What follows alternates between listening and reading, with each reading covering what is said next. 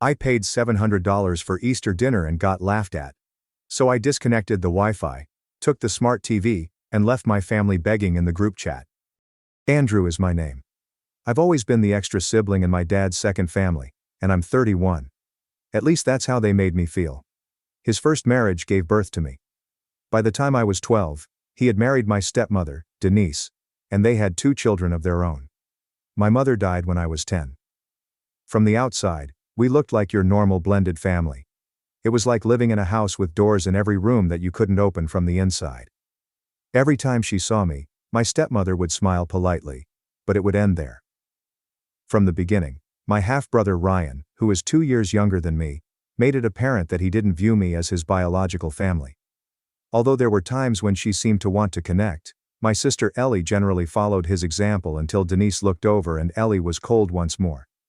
I learned how to leave that house secretly during my adolescence. My father was passive, but he wasn't mean. Denise would comply if he wanted me to be left out of something. When I pushed Ryan too hard, he would sigh and say, "Let's just keep the peace." I learned early on that I had to earn a spot in this family. I therefore did just that. I earned outstanding grades, worked part-time jobs, and received scholarships to pay for college, and after graduation, I got a fantastic position in technology. When COVID hit, I helped everyone in the family set up home Wi-Fi, got them on Zoom, even fixed Ryan's resume so he could land a remote job. Never once did I hear, "Thank you." I secretly hoped for one, even though I wasn't expecting one. That optimism was unyielding. Perhaps they would ultimately notice me if I did more, showed up more, and helped out more. They would eventually cease treating me like the specter in the group photos corner. I didn't hesitate to accept Denise's request for my assistance in organizing Easter when she texted me in the family group chat. "Could you clean up the house a bit before folks arrive? Would you mind confirming with the caterer? Oh, and the kids really love that egg hunt you did last year." She spoke it so casually, as if she wasn't giving me half the holiday. My invisible job description felt familiar. I still said yes though. Since Denise claimed she would Venmo me later, I made my own reservations for the caterer and paid the deposit in full, which came to around $700. For the record, she didn't. She commented that the tablecloths appeared wrinkled in the photos from the previous year, so I arrived early to cleanse the guest bathroom, arrange the folding chairs, and even iron them. I completed everything while they were away getting manicures or going to the mall to buy matching pastels. I was already worn out by the time people began to arrive, but I still managed to grin. I knew they looked fine in pictures, so I dressed a great button-up, and even those slightly pinching shoes. I distributed baskets, assisted the children with the egg search, and kept track of the candy to ensure that nobody got upset over missing it. With a mimosa in hand, Denise observed from the patio without ever attempting to assist. Nodding absently to whatever Ryan was babbling about, whether it was cryptocurrency, his new sports car, or how 9-to-5 jobs are for losers, my dad grilled outside. I simply kept grinning. We had a buffet for dinner. I made sure the line was orderly, refilled the drinks, helped Ellie carry a tray when she started to hurt her wrists. However, Ryan looked up from slicing into his ham when I finally sat down, barely touching the plate, and smirked at me, saying, "Funny how you think any of this makes you one of us." He laughed as if it were a joke, but nobody else did. As if he hadn't heard, my dad continued to slice the ham. Denise didn't even raise her head. Ellie gave me a quick glance before turning away. Something, just suddenly, not loudly, not all at once, broke inside of me. It sounded like the sound of threads separating from a button. A silent, last snap. I didn't weep. I didn't shout. I just sat there for a bit, staring at the dish in front of me, at the roast potatoes I'd helped arrange in a perfect spiral that morning. Then, silently, I chuckled at the ridiculousness of it all, not at anything amusing. It was ridiculous that I had worked for more than 10 years to be seated at a table that was never reserved for me. So I got up. No one noticed right away. I grabbed my laptop bag and went into the coat closet through the hallway. It served a different role today than when I had carried it in case I wanted to make a short work call. I went to the driveway and unlocked my car's trunk. There, I had a clearly labeled folder containing bank statements, signed contract copies and receipts. I took it out. I returned inside and past the dining table. Denise's flawless centerpiece, Ryan's arrogant, hollow smile. I said nothing at all. I went directly to the laundry room's fuse box and turned off the circuits for the media center, outdoor lighting, and main kitchen. After that, I started removing everything that had my name as soon as I left through the front door. I took my time. I wanted to experience every moment of taking back what was rightfully mine. It had nothing to do with revenge. Not quite yet. It was about clarity, the type that settles over you when you stop yearning to be chosen and start selecting yourself. Pulling out the list I had printed weeks earlier but never intended to use, I opened the trunk. Unless they really pushed me. Well, Ryan had done the honors with just one sentence. The outside heater is the first thing on my list.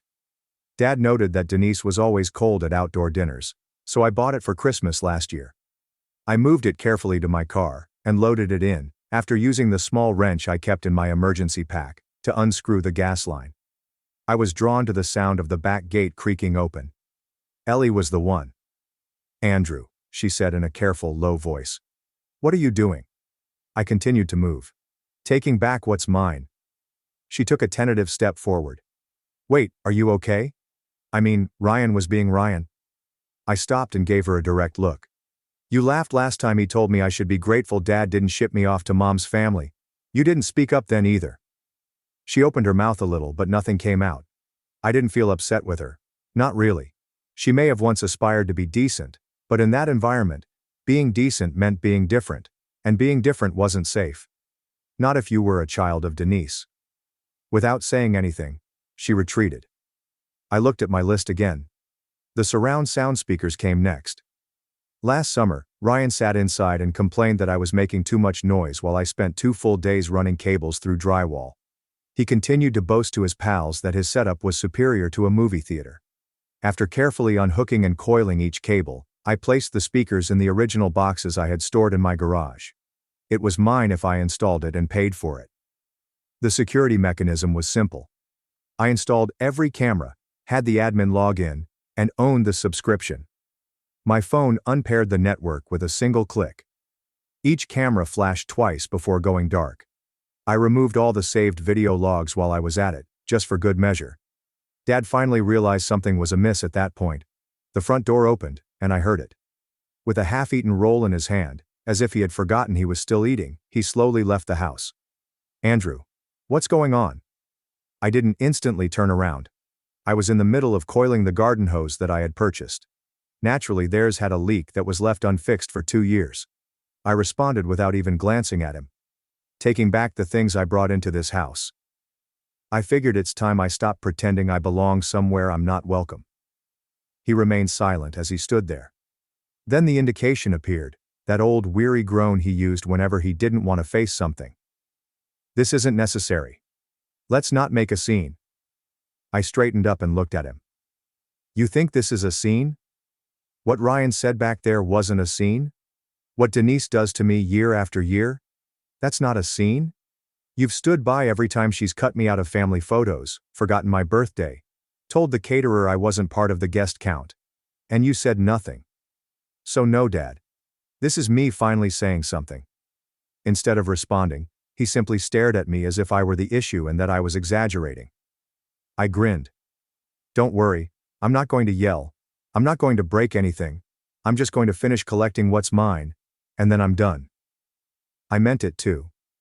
I spent the next hour taking down the patio lighting that I had given 2 years prior. Denise had requested a streamlined device, so she took the smart TV from the wall in the living room. I even took out the backup generator I purchased during the power outage the previous year. I paid for everything. They never expressed gratitude to me for any of the small things they had become accustomed to having. Ellie never returned outside. Ryan made no effort to appear helpful. Denise. She stood in the kitchen window, arms crossed, expression unreadable. She didn't appear irate. She appeared irritated, as though I were interfering with her lunch preparation. I stuffed one last box into the trunk once the car was full. It was the handmade Easter centerpiece I created with porcelain eggs and wood. After praising it to a neighbor once, and describing it as charming, Denise advised me not to bring anything so rustic the next time. Still, I took it. Nothing that bore my fingerprints was left behind. I heard the front door creak open once again as I went in and closed the trunk. It was Ryan this time. He didn't shout. He didn't grin. With a Coke in his hand, he simply leaned on the railing and yelled, "You seriously think anyone's going to miss you?" I gave him a direct glance while slightly lowering the window. "No," I replied. "But they'll miss what I brought." The house shrank in the rearview mirror as I backed out of the driveway. The house I used to imagine I belonged to. The home that had given so little and taken so much. However, none anticipated what transpired after I drove off. And the actual fallout started there. It took exactly 3 days for the first communication to come in. It came from Denise, not from Ryan or my father. It was a brief, antiseptic and frigid text. "Hey, just noticed the thermostat system is offline. Could you check it? The house feels like an icebox." I didn't respond. Rather, I took a screen grab of the message, saved it, and continued with my day. See, what Denise didn't realize, what none of them realized, was just how much I'd been keeping together in that house. My name was on the smart thermostat's registration. The mobile app that let them control the temperature from their phones was licensed through my account. I had connected the devices, configured the Wi-Fi mesh system, and ensured that the router firmware was kept up to date. Ryan was boasting about my work and money every time he boasted about how sleek and sophisticated their house was. My phone buzzed again later that afternoon, this time from Ellie. "Hey, not sure what's going on, but none of the TVs are working. Did you cancel something?" I thought about responding. Ellie was the only one who ever came close to treating me like a human. However, I recalled the numerous instances in which she averted her gaze when Denise made verbal insults to me. The way she laughed hesitantly, yet still laughed, whenever Ryan said something harsh. I owed her nothing at all. Instead, I signed into my streaming service accounts, Netflix, Hulu, Prime, and pushed the sign out of all devices option on every single one. I added two-factor authentication and modified the passwords. The group chat exploded the following morning. Dad wrote, "Andrew, is there a reason all the house lights are flickering?" Ryan sent a message. "Bro, what is this? My Xbox won't connect. Did you mess with the Wi-Fi?" Denise sent a message. "This is really immature. You're making a point. We get it. You can stop now." I didn't respond. Not quite yet. I was not prepared to talk. I did something different instead. The contractor who had assisted me in installing the backup generator the previous year was contacted. Although it was expensive, nearly $5,000, I charged it to my credit card and gradually paid it off. Even after the neighborhood lost power and their house remained completely lit during the blackout in December of previous year, they had never even tried to help. The thank you I never received is still fresh in my mind. I informed the contractor that I needed the unit moved because I was moving. "No problem," he replied. By Friday, he might have someone out. When the electrician arrived, they were still texting. At the door, Ryan attempted to stop him. "You can't just take that. This is our house." However, the documentation was unambiguous. Purchase receipt under my name. Contract for installation using my billing address. As a worker with a clipboard carefully disconnected and placed the generator onto a truck, Ryan stood in the driveway and yelled at him. It was a small gift from the cosmos to see him thrashing around like a child who has been denied a toy. Finally, that evening, I responded. At 11:47 p.m., a single message was delivered to the group chat. "Don't worry. I'm just doing what you all taught me, taking care of what's mine." After that, I turned off the conversation, but the consequences persisted. A week went by. I concentrated on my task. I finally acquired the espresso machine I'd been coveting, remodeled my room, and purchased new furnishings. Life seemed lighter and more peaceful. But then something unusual happened. My father called. Unsure of what to do, I gazed at the screen. He didn't call. He delegated the family communications to Denise or Ellie. Nevertheless, more out of curiosity than anything else, I responded. Then he continued. "Andrew, we need to talk." There was a change in his voice, not irate, not bossy, just exhausted. "What about? I didn't realize how much you were doing for this family," he admitted softly. "I guess I let some things slide that I shouldn't have." I remained silent. Allow the quiet to last.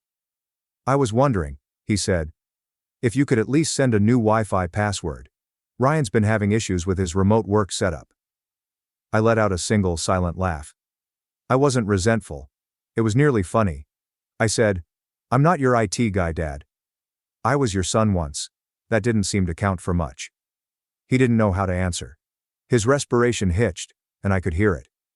"Is this really how you want to handle things?" "No," I replied. "But it's how you handled things, for years." I hung up after that. I began reviewing my accounts that evening, including those for utilities, insurance, and subscriptions. I deleted my card details from each and every item linked to their address one by one. The water bill? Lost. The electricity autopay? Cancelled. I left the usual service plans with them. No savings, no bonuses. Like everyone else, let them call and wait on hold for 3 hours. That should be the end of it, I thought.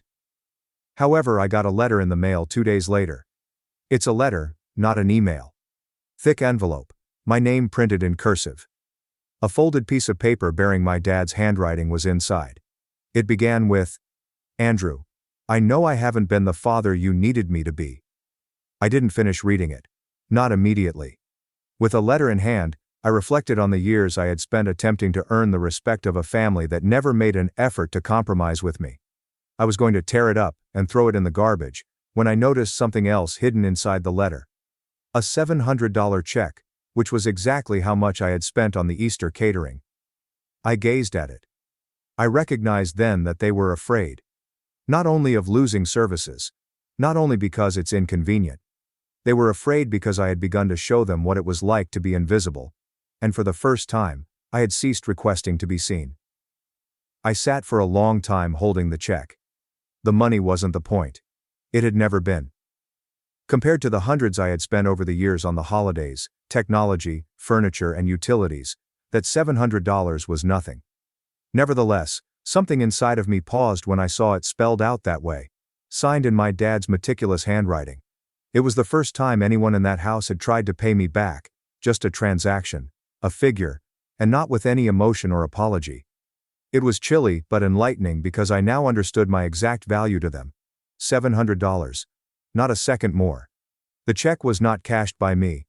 Rather, I went to my kitchen drawer, took out an old envelope and slipped the check and the unopened letter inside. I needed a reminder, so I put it behind my tax papers, not out of sentimentality. A tangible acknowledgement of my progress and my unwillingness to regress. The following week I got a call from Ellie. I didn't answer at first. I let the voicemail go. The following day she gave it another go. Then the following day. Finally, on the fourth call, I answered. She spoke gently, as if she wasn't sure if she was permitted to talk to me. Hey, I just wanted to say I'm sorry. For everything." I remained silent. Not quite yet. What she meant by everything was something I wanted to know. "I didn't stand up for you. I let Ryan talk to you like that. I let Mom treat you like help. I always knew it was wrong, but I told myself it wasn't my place to fix it. That it was easier not to stir things up. But I saw how they looked after you left, Andrew. It was like something cracked open. Everything felt exposed. Quiet. Even Ryan stopped talking for once." "I have yet to respond," she remarked. "I read your old message again. The one in the group chat. The one where you said you were just doing what they taught you, taking care of what's yours. I think that hit harder than you realized. When I eventually said, it wasn't meant to be poetic. It was just the truth." She let out a sigh. "Yeah, that's the part that hurts." We were silent for a long time, not tense, but honest. She continued by saying, "They're talking about selling the house." I sat up at that. "What?" "Yeah. Dad says it's too much to maintain now. The heating's a mess. The outdoor stuff's broken. And, well, Denise is embarrassed. She had friends over last week and the power flickered during lunch. Ryan lost a freelance gig because the Wi-Fi dropped in the middle of a call." "So," I replied slowly. "Now that things are inconvenient, they want to give up." She didn't dispute. "They don't even realize it wasn't the stuff I took that broke the house," I said. "It was the foundation." "I know," she muttered. "That's why I'm not calling for them." After another pause she said something that caught me off guard. I want to stay in touch. I don't care about Denise's side of the family anymore. I miss my brother. My real brother. For all the years I felt like I was shouting into space, this person on the other side was whispering back, and it impacted me in the chest harder than I anticipated. Softly. Then show me, I said. Not with words. With actions. I will, she said. She did, to her credit. Ellie began to visit once a week. Sometimes she'd bring meals. At times, we would simply sit and converse. At first, we kept things light. Work, novels and random TV shows. But gradually, we delved deeper. She began to tell me about the pressure she was under to be the ideal daughter in Denise's eyes as she grew up. Pretending that all of the dysfunction was normal was so draining. Every time she laughed at Ryan's jokes to keep from becoming his next victim, she felt horrible. I also admitted to her that I had spent the majority of my 20s believing that I just had to do more to win her love. Each time I paid a bill, addressed an issue, or gave them a present, I thought that perhaps this would be the moment that I felt like family. And how I finally realized I didn't have to earn anything by going away. That I had always been sufficient. The remainder of the family, meanwhile, remained largely unchanged. Denise continued to act as though nothing was wrong by sharing filtered photos on Facebook. I was having a phase, she told her buddies. Ryan made a few comments online about ungrateful siblings and drama queens, but he knew better than to tag me. My father made several calls. I let the voicemail go. He occasionally left lengthy, meandering texts. On other occasions I listened, but I never answered. Just a quiet, "Hope you're doing okay, son." To break years of stillness, I required more than voicemails and checks. My former electrician, who had taken out the generator, sent me an email about 2 months after Easter. He informed me that a realtor had gotten in touch with him about installing a new generator at the same residence. He stated, "They're getting it ready for sale. Thought you'd want to know." I did. So one time I just parked across the street and drove by. In some way the house appeared smaller. The yard wasn't tidy. The weather-stained patio furniture. One of the garden statues I had purchased had been overturned by the wind. It had not bothered to be fixed. The front yard has a "for sale" sign. Below is a smaller sign. Price cut. Driven vendor. I looked at it for a while. I finally grasped something. Not because I was resentful. It had been years since the house had been a home. Not for me, perhaps not for anyone. I had finally left the stage, which was all it was. Months went by. I became closer to Ellie. We went on sibling hikes, shared playlists, even planned a weekend trip together. Genuine memories. Created from the ground up. Without flawless lighting, food, or staged appearances. Just the two of us, rebuilding something honest. I finally pulled that check from the drawer. I didn't cash it. I put it in a frame. I hung it over my desk as a reminder that the best repayment I've ever received wasn't monetary, rather than as a trophy. It was liberty. Freedom from requiring their consent, from pursuing their love, from making myself smaller in order to fit within a flawed image. And I came to the realization that the family I had always desired wasn't the one I was born into as I stood in my own place, surrounded by things I had chosen, and people who had chosen me back. After I quit pleading to be included, I decided to construct it. And that was worth a lot more than $700. Thanks for watching and sticking around till the end. If you enjoyed these stories, make sure to subscribe and hit the bell so you don't miss the next drama-filled episode. I funded my brother's college for 4 years, but he mocked me to my face. So I shut down every account and watched him panic. I am 31 years old and have been my family's unseen safety net for the most of the past 10 years.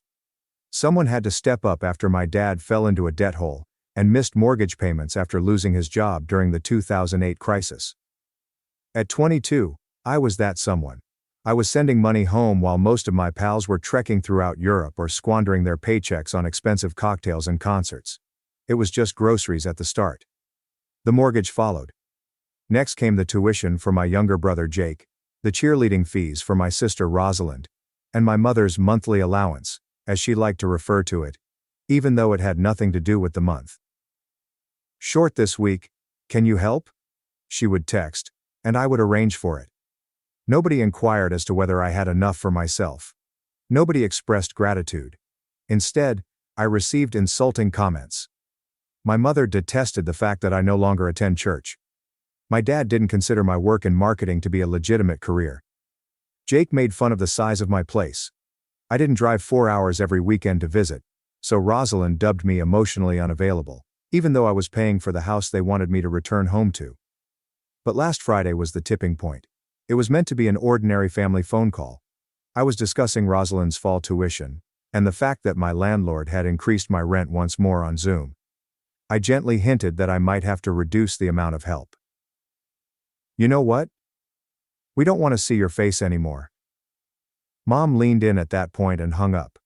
Uncertain of what had just transpired, I gazed at my computer. My text message to her bounced. Blocked.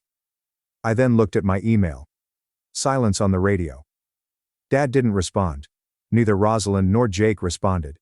As if I were an alien who had let them down, they had closed ranks.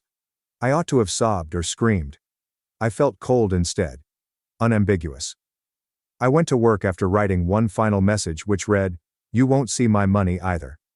Not at work, but at cutting off all of the financial support I had established for them. When you're the one pulling the strings, it's odd how easily things can fall apart. "You won't see my money either," I texted that morning, and then I sat down at my kitchen table with my laptop and a cup of coffee. I wasn't rushing, for once.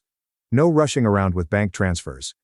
No figuring out in my head how much money I would have left over for groceries once everyone else had received their share. Just silence, the worthy kind of silence. The mortgage comes first. The payments came from me, even though my name wasn't on the deed. Like clockwork, a recurrent transfer was established years ago. 2 clicks were used to cancel.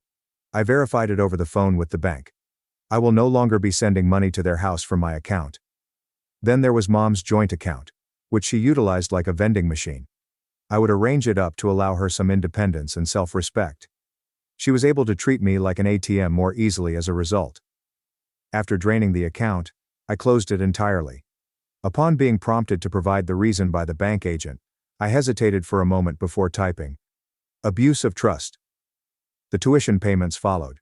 My email was still connected to Jake's college site. I canceled the saved payment method after logging in. It felt nice, so I even placed a note under billing contacts that read, "No longer financially responsible. The utilities are gone. Account for grocery delivery. Cancelled." Even so, there was a moment of awkward silence when I called the landlord of their rental home and stated, "Hey, I won't be covering the rent anymore. You'll want to speak directly with the tenants from now on." His next words were, "Understood." Suddenly, I was at liberty. Not a word. No fireworks. Just a calm, strategic withdrawal. It was odd how simple it was to remove myself from their financial lives. It was like erasing files you didn't realize you were keeping. I wasn't worried about how to do too much for the first time in years. All I was doing was breathing. That stillness didn't last long, but I didn't anticipate a response at first. That night was the beginning. My phone buzzed as I was finishing dinner. Something easy. Something for me. Unknown figure. I let the voicemail go. Then one more. Then 2 consecutive texts. Jake's tuition was unsuccessful. Mom is going crazy. Give her a call. No names. Don't say hello, only demands. As if nothing had altered. The third message was from a completely different number. As soon as I opened it, I knew the tone. Teresa, my aunt, was there. She must have been lured in by Mom. "Whatever's going on, your mom says you're being irrational. Can we talk?" I didn't answer. The calls increased the following morning. A voicemail was left from a blocked number. Rosalind was the one. She spoke in a tremulous, quieter tone than normal. "I'm not mad, I swear. I can't get a hold of anyone. My school emailed saying I have a balance or they'll drop my classes. Can you please just talk to Mom? She's not herself right now." She was in tears. Just tears. No guilt tripping, no shouting. And it broke something inside of me, I'll admit. I didn't call back though. I cared too much for too long. Not because I didn't care. Then, using a friend's number, Mom arrived. First, a text. "Please, this has gone too far. Let's talk, like a family." She called a minute later. I let the voicemail go. And based on what I heard, she wasn't exactly upset. She spoke cautiously, almost beseechingly, but with the same pride. "You've made your point, we get it. But this isn't how families act. We're not perfect. But we've always had each other. I don't know what you want from me. Do you want me to beg?" And no apology, still. She didn't acknowledge what she said to me with a single word. They didn't even acknowledge that they had gone too far. A woman accustomed to having authority realized that the floor had abruptly disappeared. Their son was still alive. Their lifeline was gone. After a few days, you would think it would be simpler to ignore them, but it wasn't. It became more bizarre. The messages changed over time. I was initially terrified, then guilt, then the history was rewritten. As if I hadn't paid for 4 years of his college tuition like it was a monthly Netflix subscription. Jake launched a wall of text messages about how I'd always made everything about money, and how he never asked for help anyhow. With a dramatic, "I wish things didn't have to be like this," Rosalind responded as though I had abruptly vanished in the middle of the night. And then Mom's voice memo. "I gave it a try. That was sufficient. You think we used you? That's not fair. We relied on you because we thought you wanted to help. You never said no. You always showed up. You were the strong one." She was correct, in the manner I'd always appeared, so that bit really got to me. Strength, however, is limited. It has become old. It deteriorates. Additionally, it's not family when people only ever support you after the checks stop coming in. A transaction, that is. I thus totally ignored them. The new numbers were blocked. All significant accounts have been moved to private. With one silent tap, I exited the family group chat. About it, I didn't post. I refrained from venting. I didn't strike back. I simply disappeared from their ledger. It's funny how quickly someone loses visibility when their name doesn't have a $sign next to it. The calls decreased at the end of the week. Silence crept in between the texts. They left a hole that didn't feel like a loss. It had the feel of vastness. Space to breathe. Space to reflect. There is space to envision a life free from obligations. I recognized then that I wasn't done giving them money. I had finished introducing myself. I slept in the morning after blocking the final number. The "no one needs anything from me" kind of way, not the indulgent, lazy kind. No phone that vibrates. No bank notifications. By Friday there was no mental inventory of who required what. Only the sound of my own breathing and the sun on my face. I brewed actual coffee. Not the instant crap I had been consuming to help pay my home electricity bill. As I sat at my kitchen table, I came to an almost ridiculous realization. I now own this money. I then turned on my laptop. I looked at my balance and opened my budgeting app, which I used to regard like a war report. I then began enumerating everything I had consistently said someday to. I'm going to travel someday. I'll start my own company someday. I'll invest in myself someday. Abruptly, someday it became today. I started by booking a flight to Lisbon, no stops over, a seat by the window. I kept it a secret. I didn't have to. I didn't need anyone's approval to disappoint them. No longer. I then scheduled a meeting with a small business advisor. For years I'd harbored a dream of opening a creative studio that specialized in branding for independent artists. I had aided countless others in creating their futures.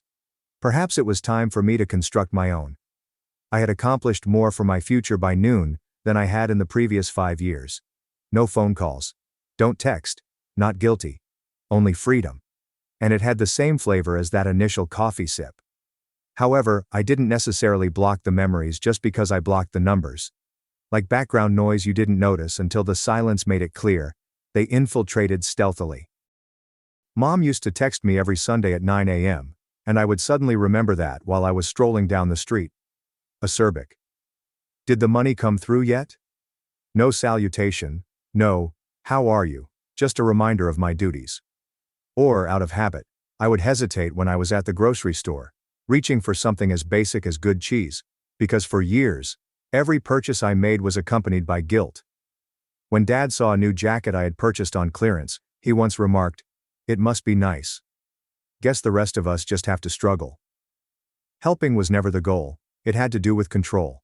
The kind of subtle, silent, sneaky control that creeps into your bones and makes you mistake it for love. It was louder than I had anticipated during that first week of silence, because I had to discover who I was for the first time without their need to define me. To be honest, I had no idea. Not quite yet. However, I was beginning to learn. I went to a museum alone, bought a new sketchbook, started drawing again. Little things, small pieces of me I hadn't touched in years because I was too busy stitching together the pieces of their lives. I occasionally still looked at my phone, half expecting to see another number that might have slipped through the cracks. But they didn't. Eventually they stopped trying. Or maybe they finally understood that I meant it this time. That I was done. There's a strange kind of grief that comes when you stop being who everyone expects you to be. Not because you miss them, but because you start realizing how much of yourself you never really knew. The truth was, I had been a ghost in my own life for nearly a decade. I had moved cities, not because I wanted to explore, but because it made it easier to send money without questions. I worked late nights, not for ambition, but to afford my brother's textbooks.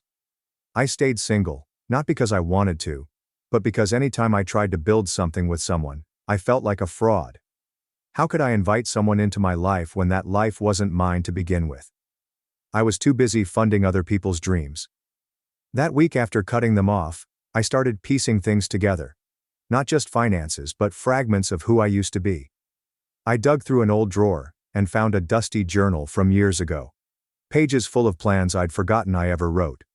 One entry read, "I want to open a space where people come to create. I want it to be beautiful, warm, a little messy, and a lot honest." I sat there rereading that line a dozen times. It was written in a coffee shop after a shift I barely survived, back when I still believed I'd have a life of my own someday. That dream of opening a creative studio was still there, just buried under years of maybe laters, and not until Jake graduates, and Mom needs new tires. But now, no more excuses. No more siphoning my energy into a hole that never said thank you. I emailed a realtor about commercial spaces in my area. I signed up for a small business course. I reached out to people I'd lost touch with. Not family, but the friends I pushed aside because they didn't understand what I was dealing with. And I told the truth. I'm finally doing something for me. The response was overwhelming. One friend said, "It's about time." Another replied, "I thought I lost you." They hadn't. I'd just been buried.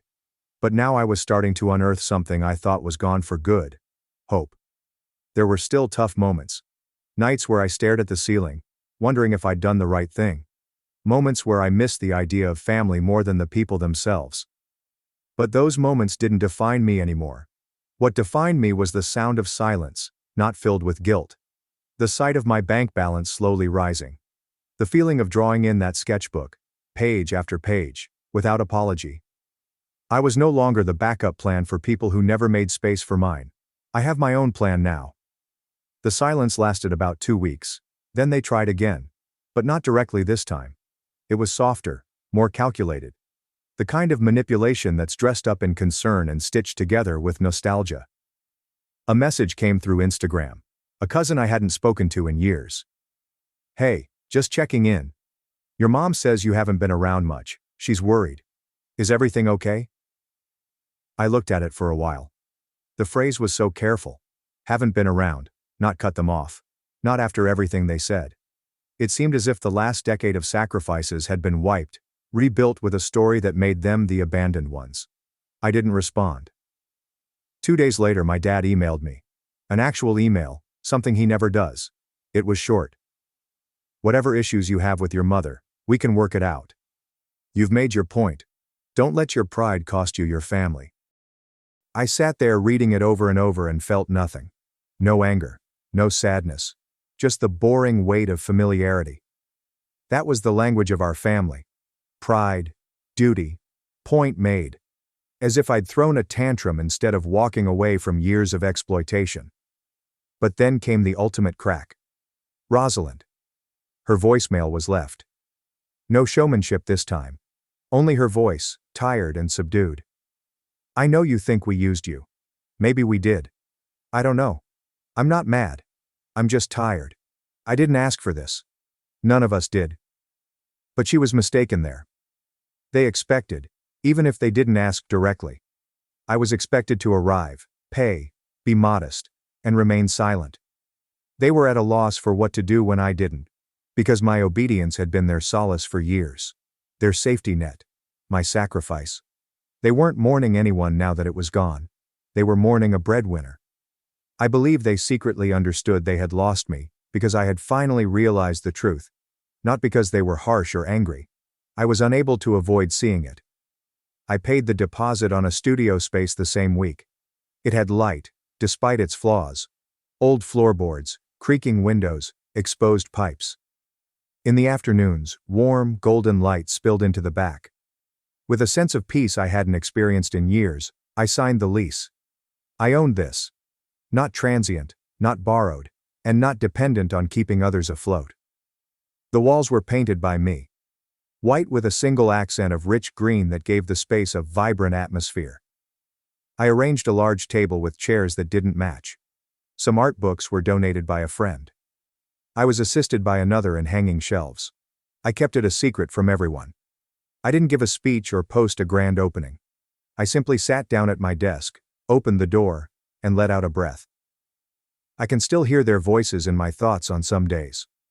Why don't you come home more? Your sister needs help with books. You know mom's not good with money. It's not a real career, but at least it pays. Now, however, they echo. Far away. Helpless. Bending is no longer my style. The wallet in the room isn't me. I'm not the handy phantom people summon when the tuition is due and the refrigerator is empty. I am who I am. And that's finally enough for the first time in my life. That year, spring arrived early. The kind of balmy breeze that fools you into believing the world is kinder than it actually is, and causes the trees to bloom too soon. I saw it as I was on my way back from my studio. My studio. A number you know. I didn't identify it, therefore I hadn't blocked it. For too long my hand lingered over the screen. Curiosity always prevails. I replied. Hey, Rosalind murmured in a faint, gentle voice. They want to have dinner. Just talk. No strings. I told them I'd ask you. A long pause ensued. She waited as if she had grown accustomed to being disregarded. Then she said, I think they miss you. I let the silence linger. Then I asked one important question. Did they apologize? She let out a sigh. They said they want to move on. I nearly grinned. It was there. Sorry, just jump right to the reunion scene and skip the bit when they confess what they did. I'm not coming, I declared. Why not? She asked in a broken voice that was not furious but rather something else. Perhaps confused. I worried that I had always meant it. Because it isn't healing to go on without taking responsibility. Denial is the cause. And that story no longer includes me. Another extended gap ensued. Then she said, I guess I'll see you around then. I didn't respond. We were both aware that she wouldn't. Almost painfully, the next weeks were calm once more. Burner texts are over. No voicemails filled with guilt. No, we must discuss emails. They seem to have finally come to terms with my leaving. Not to cover the expenses. Not to take on their embarrassment. Not to act as though it had all been completed, but rather as if it had just happened. Officially, I was no longer part of their tale. It was also serene. Peaceful, but not easy. And in that silence, I was able to accomplish things I had never permitted myself to do before.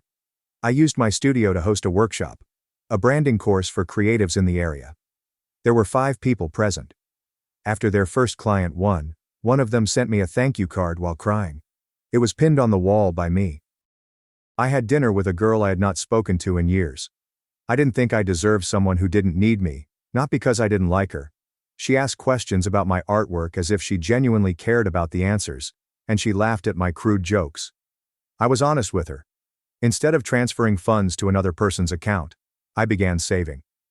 I made another travel reservation. Just to explore, not to flee. To survive.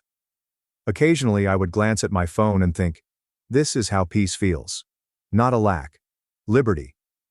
In retrospect, I have no regrets. I didn't give those years because they showed me how far I would go for love.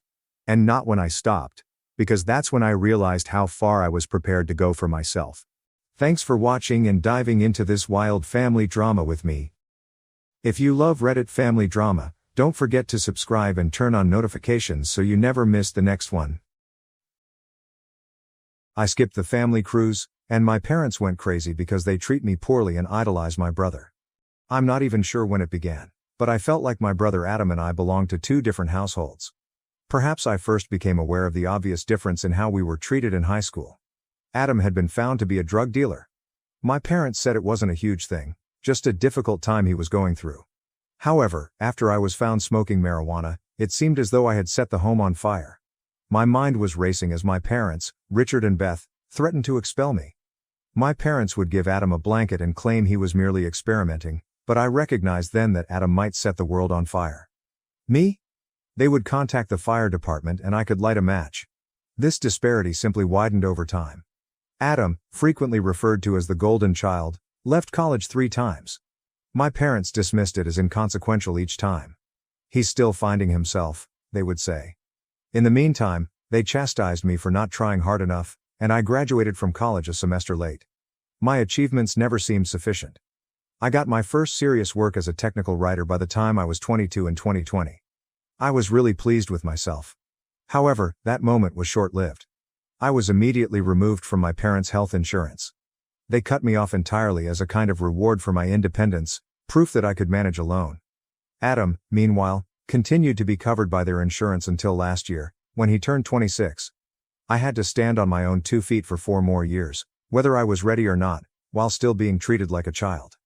The imbalance grew unavoidable over time.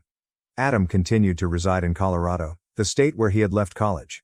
My parents paid him money for basics, bills, and rent even though he didn't work or attend school. With this assistance, what did he do? Yes, he purchased a $22,000 dog for himself. I recall listening to my parents rave about Adam's new German Shepherd, Max, as I sat in my tiny apartment making a grocery budget. The worst of it was when I was fired in early 2023 at the age of 24. Due to the company's downsizing, I was no longer able to afford rent. I was forced to return to Oklahoma City, my hometown. My parents made me feel much more like a failure than I already did. I found a new position in May 2023 after months of looking for work. They surprised me by claiming I owed them $10,000 in unpaid rent on the day I happily informed them of my new job. Yes, you read correctly, $10,000. When I moved in, we hadn't even talked about rent. My parents agreed to let me stay till I recovered. I helped out where I could by doing freelance work and contributing to groceries. But all of a sudden, they determined that I owed them for each month that I had been there.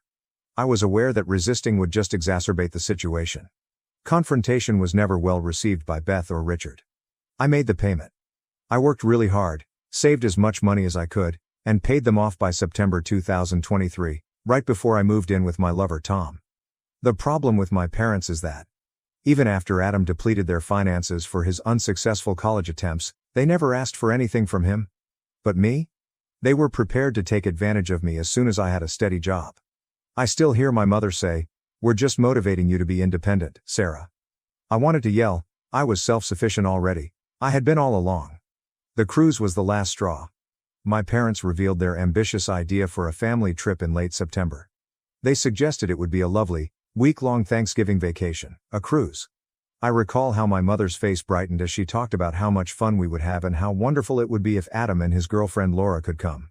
"Since you have a good job now, you can buy your own ticket," she added after giving me a quick glance. I was hit hard by the remarks. I was taken aback. "Wait, you're paying for everyone else but not me?" I responded. My mom rehearsed the statement. "Adam's still finding his way. And Laura's family isn't well off. You can afford it, Sarah. It's not like you'd need a fancy room anyway." As if I should be thankful for simply being on the boat, crammed into a windowless cabin like an afterthought, they rationalized, "Not a fancy room." I wished to draw attention to the hypocrisy. Why was Adam receiving a suite if the rooms weren't important? If he was still finding himself at almost 30, why wasn't he paying his own expenses? I, of course, argued. I could afford the ticket, so it wasn't about the money. It has to do with justice. But when it comes to Adam, there is no such thing as fairness in my family. "Green isn't a good look on you, Sarah," my mother replied, shaking her head. "Green? Jealousy? More than anything, I detest that word. They always use it as an excuse, as if my annoyance is unjustified and my emotions are unworthy simply because I don't accept their obvious partiality. That evening, I left their home in a rage. Tom, who has always been there for me, advised me not to go. "You don't owe them this," he stated. I agreed with him for the first time. I decided that I was not going. There was silence in the weeks before Thanksgiving. I always change my mind, so my parents believed I would too. They believe I'm too terrified to upset the status quo and too weak to confront them. I let them believe it this time, though. I didn't let them know I wouldn't be attending. As they confirmed their plans, made hotel reservations, and discussed all of the excursions they would be going on, I remained silent. They didn't text me until the evening before the trip. "Be here by 8 a.m., so we can drive to New Orleans. Don't be late," wrote my dad. With my chest constricted, I gazed at the message. I then replied as follows. "Since you didn't think I was worth the effort to include, I'll be spending Thanksgiving with Tom's family instead. Have a great trip with your favorite child." I then turned off the group chat. I felt powerful for the first time in years, as like I was choosing myself above their unachievable demands.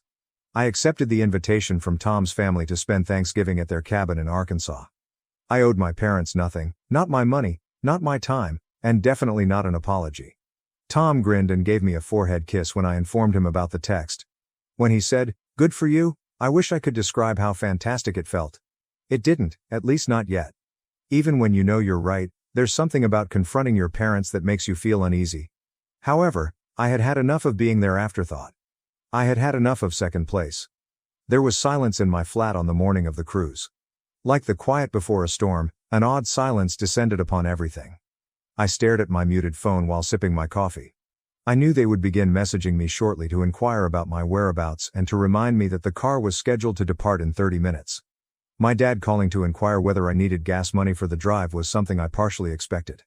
My phone vibrated on the counter at 8:15. As I let it buzz, I saw it glow against the rock like a firefly. "Where are you?" "It's past 8. We're waiting."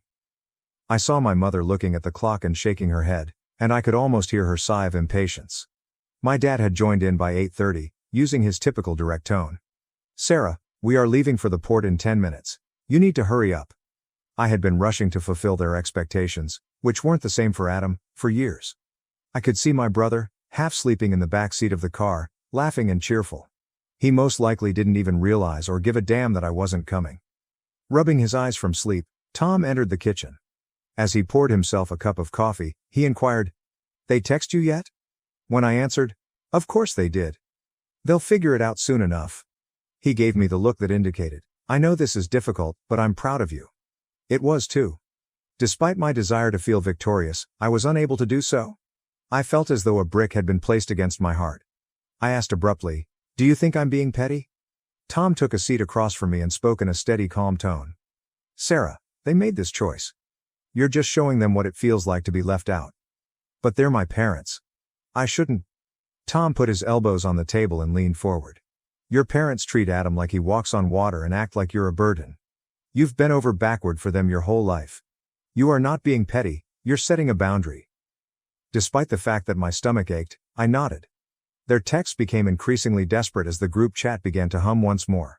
At last, I grabbed my phone, typed one message, and pressed send. "Since you didn't put in the effort to include me, I will be attending Thanksgiving with Tom's family instead. Have a great trip with your favorite child." I then placed the phone face down on the table and muted the conversation. Tom gave a small smile. "You're allowed to put yourself first, Sarah." All I could hope was that it would begin to feel that way. We prepared Tom's vehicle for the trip to his family's cabin that afternoon. Months before, almost as an afterthought, his mother, Linda, had extended an invitation to me. She had called and said, "We'd love to have you join us for Thanksgiving if you're free." I dismissed it at the moment, thinking I would be with my own family. Now it seemed weird, like if the cosmos had known all along. My chest started to relax as we made our way toward the cabin along winding back roads. The naked trees of late November stretched out like bony fingers toward the pale sky as the surrounding area opened up around us. I allowed the silence to envelop me like a blanket as I gazed out the window. After some time, Tom said, "Are you okay?" "I will be," I muttered. I wanted it to be true, but I wasn't sure whether it was. We were warmly received by Tom's family. His mother waved and smiled broadly as soon as we drew into the driveway and came out onto the porch. Like a cozy fire on a chilly night, Linda was one of those people who instantly put you at rest. "I'm so glad you're here, Sarah," she said as she came down the stairs to give me a hug. I returned her hug with a smile. Thank you for having me. Of course. We're thrilled to have you join us. Tom, grab her bags and get inside before you both freeze. The aroma of freshly baked pies and roasting turkey filled the cabin like a warm remembrance. While Tom's younger relatives raced around the living room, Tom's father, Paul, was in the kitchen basting the turkey. I couldn't recall the last time I had entered a family get-together and felt accepted and included. With a kind grin, Linda gave me a glass of wine. Your family here, Sarah. Relax and enjoy yourself. Even though it was the most straightforward thing, I almost started crying. Tom and I got up early the following day, Thanksgiving morning, to assist with the preparations. While she and Paul worked on the food, his mother assigned us to arrange the table. The clatter of dishes, music, and laughter filled the place with vitality. Like a scene from a movie I'd always wanted to be in, it was crazy in the greatest way. I smiled as I watched Tom fold napkins into tidy triangles. What? He smiled at me and inquired. Nothing, I replied. It's just nice being here. He grabbed my hand and squeezed it. You deserve this, Sarah. We went outdoors to play cornhole with Tom's cousins after supper. Naturally, I was awful. My aim was as precise as a kid throwing darts while wearing a blindfold. However, no one gave a damn. Tom burst out laughing as I missed the board entirely for the third time. He put an arm around my shoulder and teasingly said, You're hopeless. I'm trying my best, I answered, sharing his laughter. From across the yard, his cousin Ellie, who couldn't have been older than 12, spoke up. You're doing great, Sarah. My mom says it's about having fun, not winning. I grinned. I'll take it. We gathered around the fire pit that night, drinking hot cocoa while covered in blankets. Linda distributed marshmallows to be roasted. I felt calmer than I have in years as I watched the flames dance before me. I was treated like a member of Tom's family. No one made me feel alienated or asked me where I belonged. I didn't feel the need to prove myself to anyone for once. Linda smiled softly at me as we sat gazing at the flickering embers toward the end of the night. Sarah, I know this is ultimately up to Tom, but I hope you'll join our family for real someday. I was taken aback by what she said, and my cheeks began to blush. I muttered, I would be honored. Then, I meant it too. I felt lighter than I had in a long time as I laid in bed with Tom that night and looked up at the ceiling. Whispering, Thank you for bringing me here. Tom turned over on his side and gave me a look. You're welcome. But you don't have to thank me, Sarah. You belong here. His words sank in like rain after a drought, and I blinked back tears. This was where I belonged. I didn't have to plead for morsels of affection or struggle for a seat at the table. As I was sufficient. I felt free for the first time in my life. The Saturday following Thanksgiving, I felt lighter than I had in months when I woke up. With laughter, food, warmth, and no expectations other than simply being there, Tom's family made things seem so easy. You don't have to earn that kind of love, and I didn't understand how hungry I was for it. It was a quiet drive back to Dallas. As we discussed everything and nothing, including our plans for Christmas, future hikes, and how awful I was at cornhole, the trees outside became hazy striations of brown and yellow. Over the course of those few hours, I laughed more than I had all year. However, such lightness was short-lived. I finally picked up my phone when we returned to my place. I nearly felt bad about turning it back on after not checking it all weekend. With dozens of unread messages, pictures, and even a few missed calls, the group chat had blown up. As the screen filled with notifications, I gazed at it. There were photos from the cruise. One of my parents, smiling and sunburned, drinking, another of Adam and Laura on the ship's deck, with the ocean behind them like an infinite blue dream. Then the texts arrived. Sad that you chose not to be with your family in such beautiful places. In those remarks, I could practically hear my dad's voice, composed, measured, and tinged with a hint of judgment. He never used the exact words, but it was the kind of message that made me feel bad. As I continued to scroll, I came across a text from my mother. You should have been there. I hope you realize what you missed out on. What did I miss? I pondered. But what did they miss? What about how they treated me as though I wasn't important enough to start with? I read the text again and again while sitting on the edge of the couch, my cheeks flushed. Tom saw right away. He put his arm around my shoulders and sat down next to me. What did they say? To let him see, I held out the phone. Silently. Same old story, I muttered. I should feel bad for missing out, not the other way around. Tom let out a sigh. You don't have to justify your choices to them, Sarah. I answered. I know, but I didn't feel like I knew anything. My mom's name appeared on my phone a few minutes later. A tiny part of me that still yearned for their acceptance picked up the phone when I considered ignoring it. She said, "Where were you?" right away. Although it wasn't soft, her voice wasn't angry either.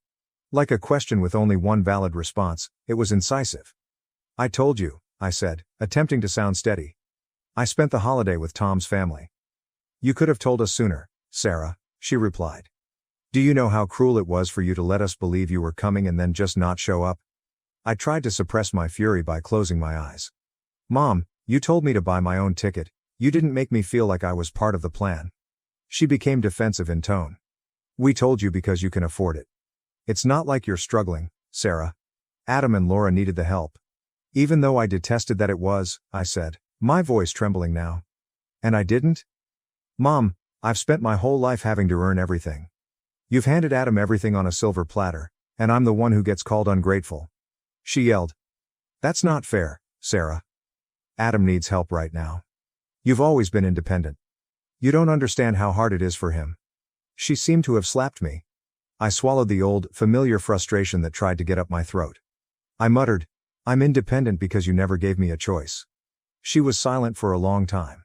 At last, she stated, "I'm not going to apologize for raising a strong daughter. You should be grateful for everything we've done for you." The phrase grateful felt like sandpaper against my flesh. All my life, I had been thankful for crumbs of affection, for unmet expectations, and for family holidays to which I was not invited unless I covered the cost myself. I was at my breaking point. "I guess I'll just leave you alone," I replied. "Since I'll never be enough for this family anyway." Before she could reply, I hung up, and the tears eventually came. With my entire body trembling, I buried my face in my hands. Immediately, Tom was there, sitting beside me and embracing me.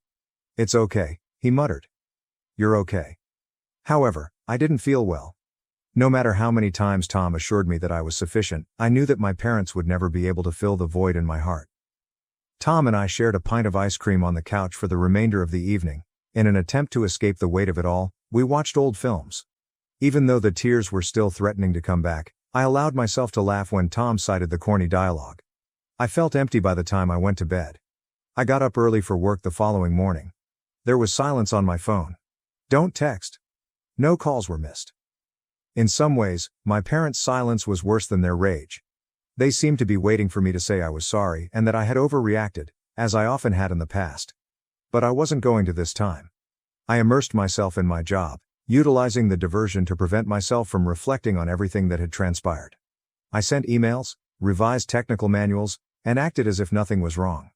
When my coworkers inquired about my Thanksgiving, I consistently responded with the same response. It was nice, I spent it with Tom's family. I kept the argument with my parents a secret from them. I kept the pictures, the texts, and the phone call that left me sobbing on the couch a secret from them. In actuality, I was ashamed. Shamed that after everything they had done to me, I still desperately craved their acceptance. Tom and I sat on my apartment's balcony that evening and watched the distant blinking city lights. At last, I said, "I don't know why it's so hard." "Because they're your parents," Tom said. "You want them to love you the way you deserve." "That's not a bad thing, Sarah." I muttered. "But what if they never will?" After a period of silence, Tom said, "Then maybe you have to stop asking for it." I knew he was right, so his comments were like a kick to the belly. I had begged for something my parents couldn't provide me with all my life. Perhaps it was time to give up. However, I wasn't yet prepared.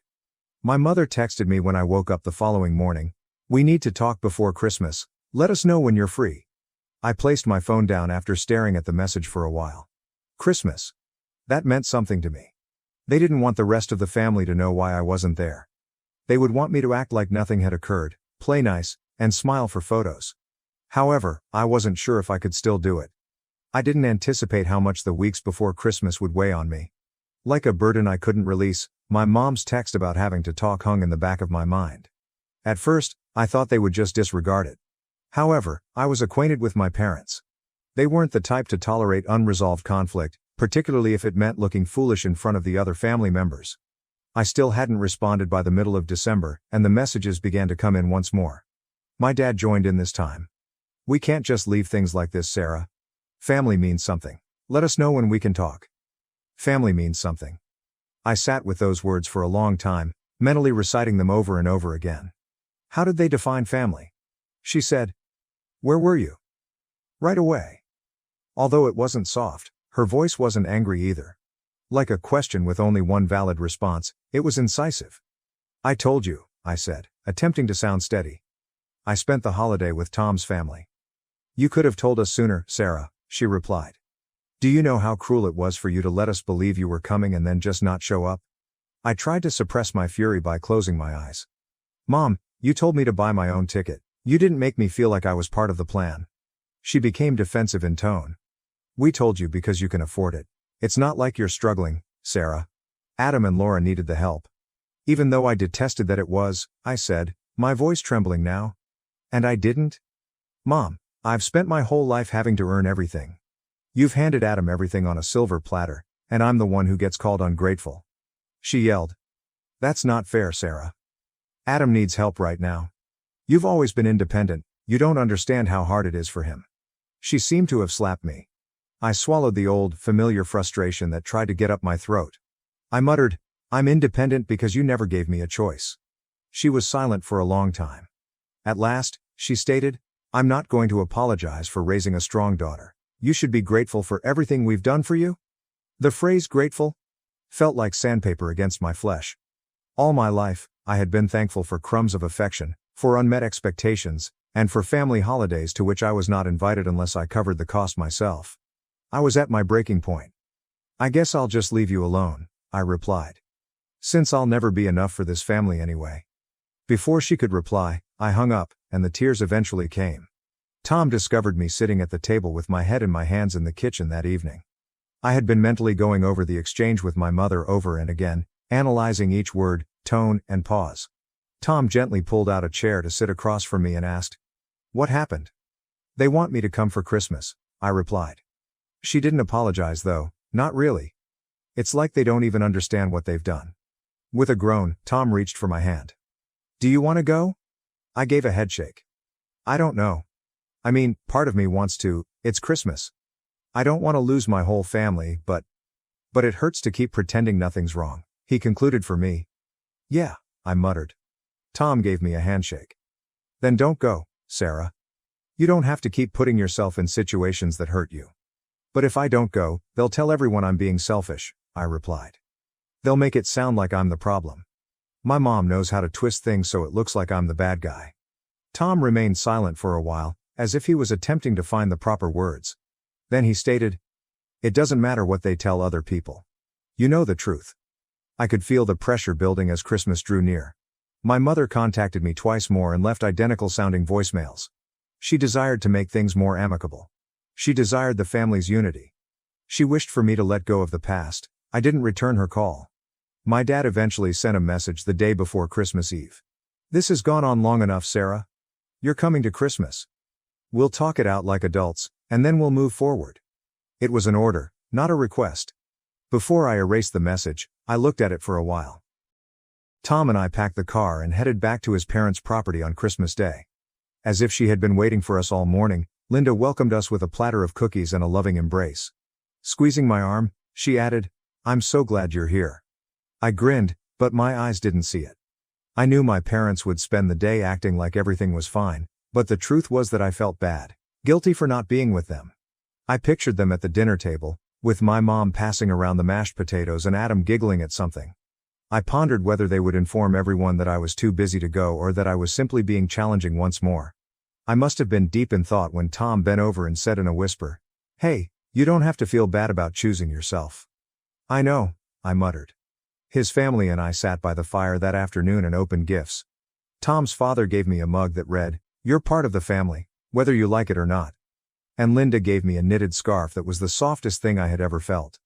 I almost started crying, but everyone laughed. I now understood what Christmas could be like for the first time in my life, cozy, stress-free, and effortless. No one was being cautious, no one was keeping score. It was love, pure and unreserved. I grinned as I turned to face Tom. Perhaps this was how family was meant to feel. For once, I didn't feel like I was stepping on a minefield as Christmas went by in silence. There were no harsh words, tight smiles, or passive-aggressive remarks to spoil the occasion, and Tom's family made the holiday feel effortless. After holding my breath for too long, I felt calm when I woke up the following morning, as though I had finally figured out what it meant to release it. However, that tranquility was short-lived. After 2 days, I turned my phone back on and discovered just what I had anticipated. Texts, voicemails, and missed calls. My absence had not gone overlooked, and my family had spent the holiday together. Late on Christmas night, my mother sent a message. "We missed you today, Sarah. Your absence really hurt your father." That was it. There were no explanations, no attempt to find out why I had avoided them, and no expression of regret for how they had made me feel so inferior. Rather, the responsibility had returned to me. The issue was me. They had been harmed by me. My parents seemed to live in a whole separate reality, where my emotions were non-existent unless they caused annoyance to another else. The shame hung like smoke in the back of my mind, but I chose to disregard the message and resume my life. A part of me knew that the decision I had taken was the right one. Why, though, did everything still feel so off? A few days later, Tom and I were watching a movie when my phone called. It was Adam, my brother. I hesitated when I saw his name on the screen. Adam didn't call me very much. He preferred to keep his hands clean and avoided getting involved in any arguments with our parents most of the time. Quietly, I asked Tom, "Should I answer it?" His words, "It's up to you," came as he squeezed my hand. After a moment of hesitation, I swiped the screen. "Hello? Sarah," Adam remarked in a cool, clipped voice. "What the hell happened?" I let out a sigh. "What do you mean?" "I mean Christmas," he continued, his voice beginning to grow irritated. "Mom and Dad were a wreck. They said you just ignored them and ruined the holiday." I saw my jaw getting tense. "I didn't ruin anything, Adam.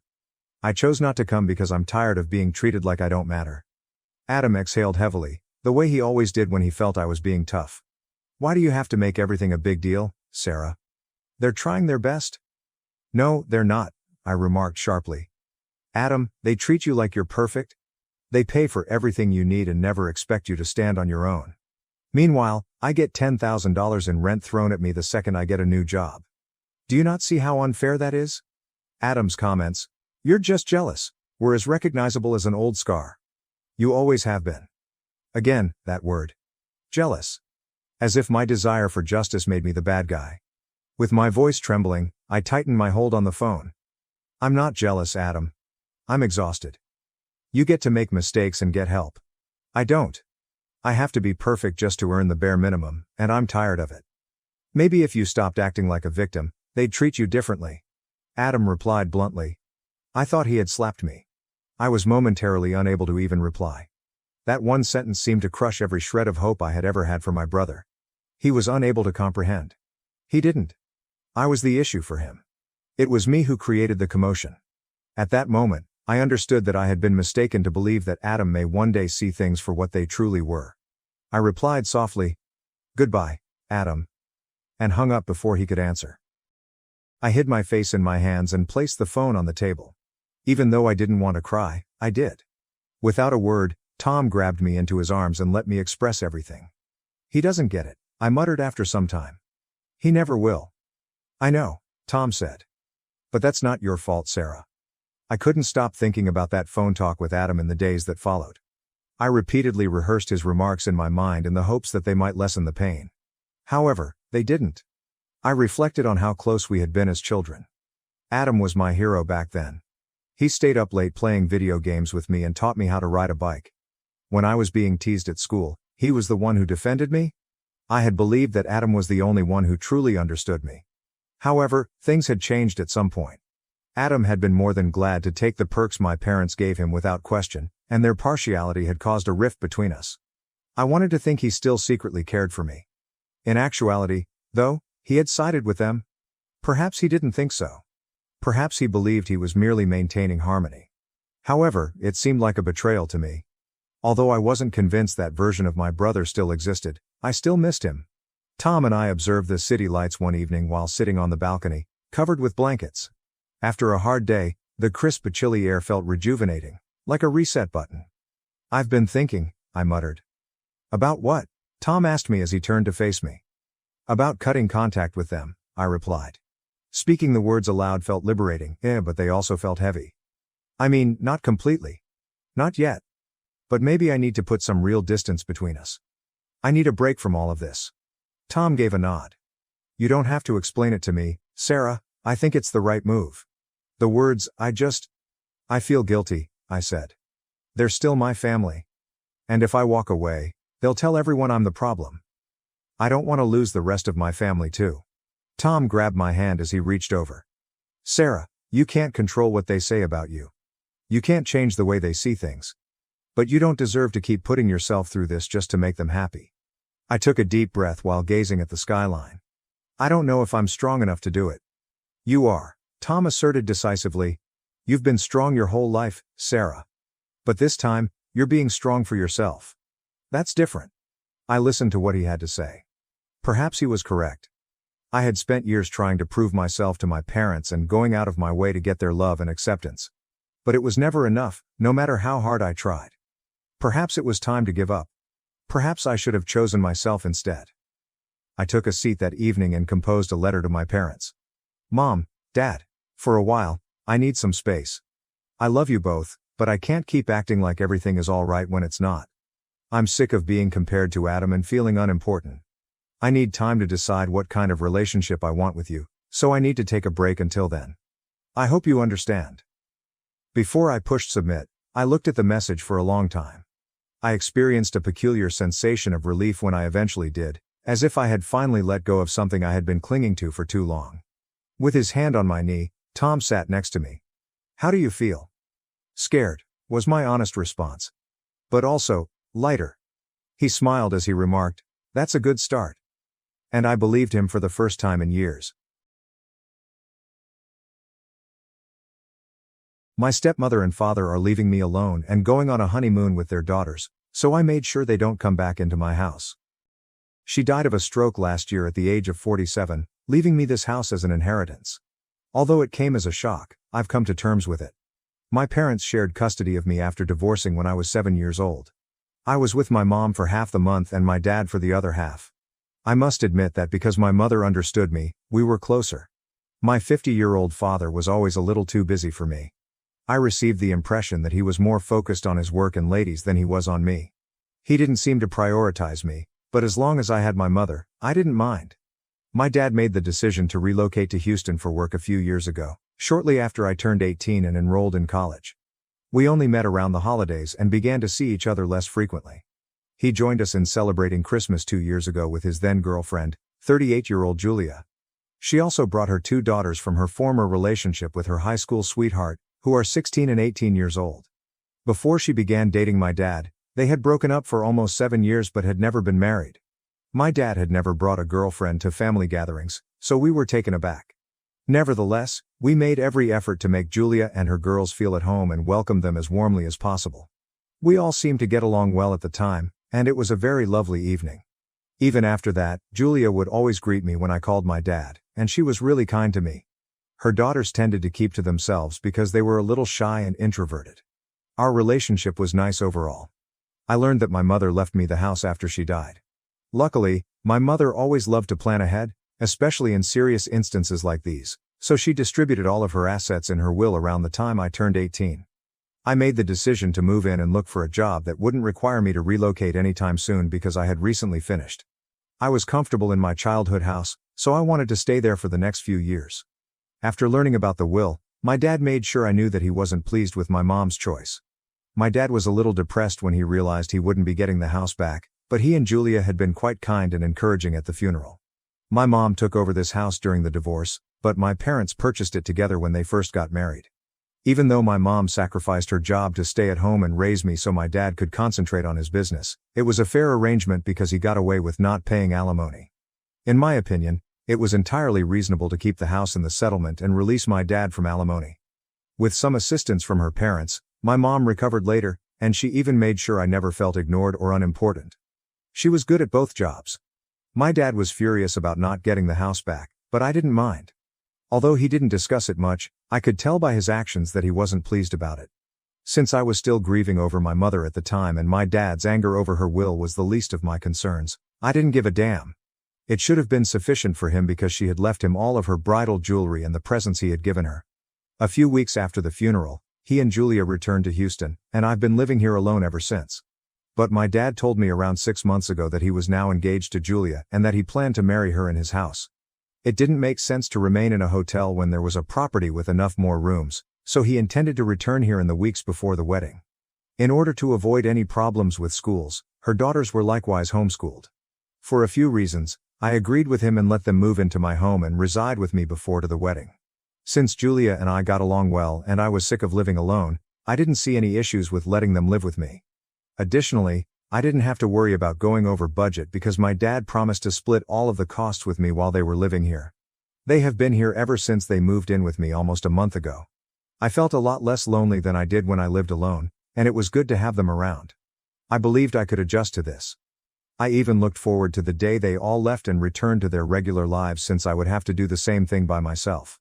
However, my dad asked me whether I would be open to letting them all reside here permanently 2 weeks ago, 3 days prior to the wedding.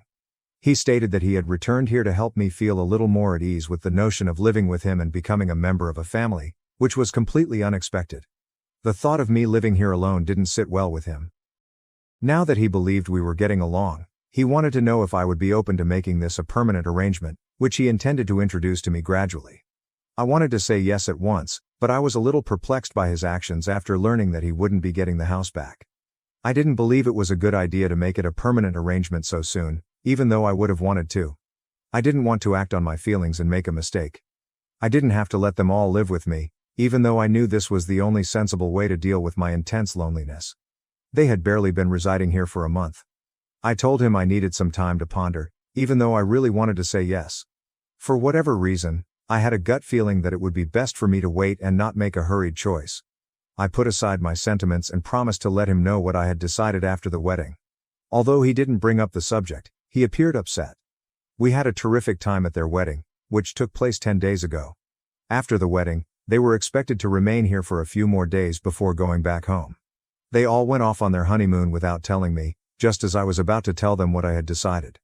Everyone had left when I woke up 2 days after their wedding, leaving me all by myself. I decided to call since many of their possessions were still at my place, but nobody picked up for a while. I kept worrying about it. For hours, I was unable to contact them, even though I had intended to inform them of my choice that same day.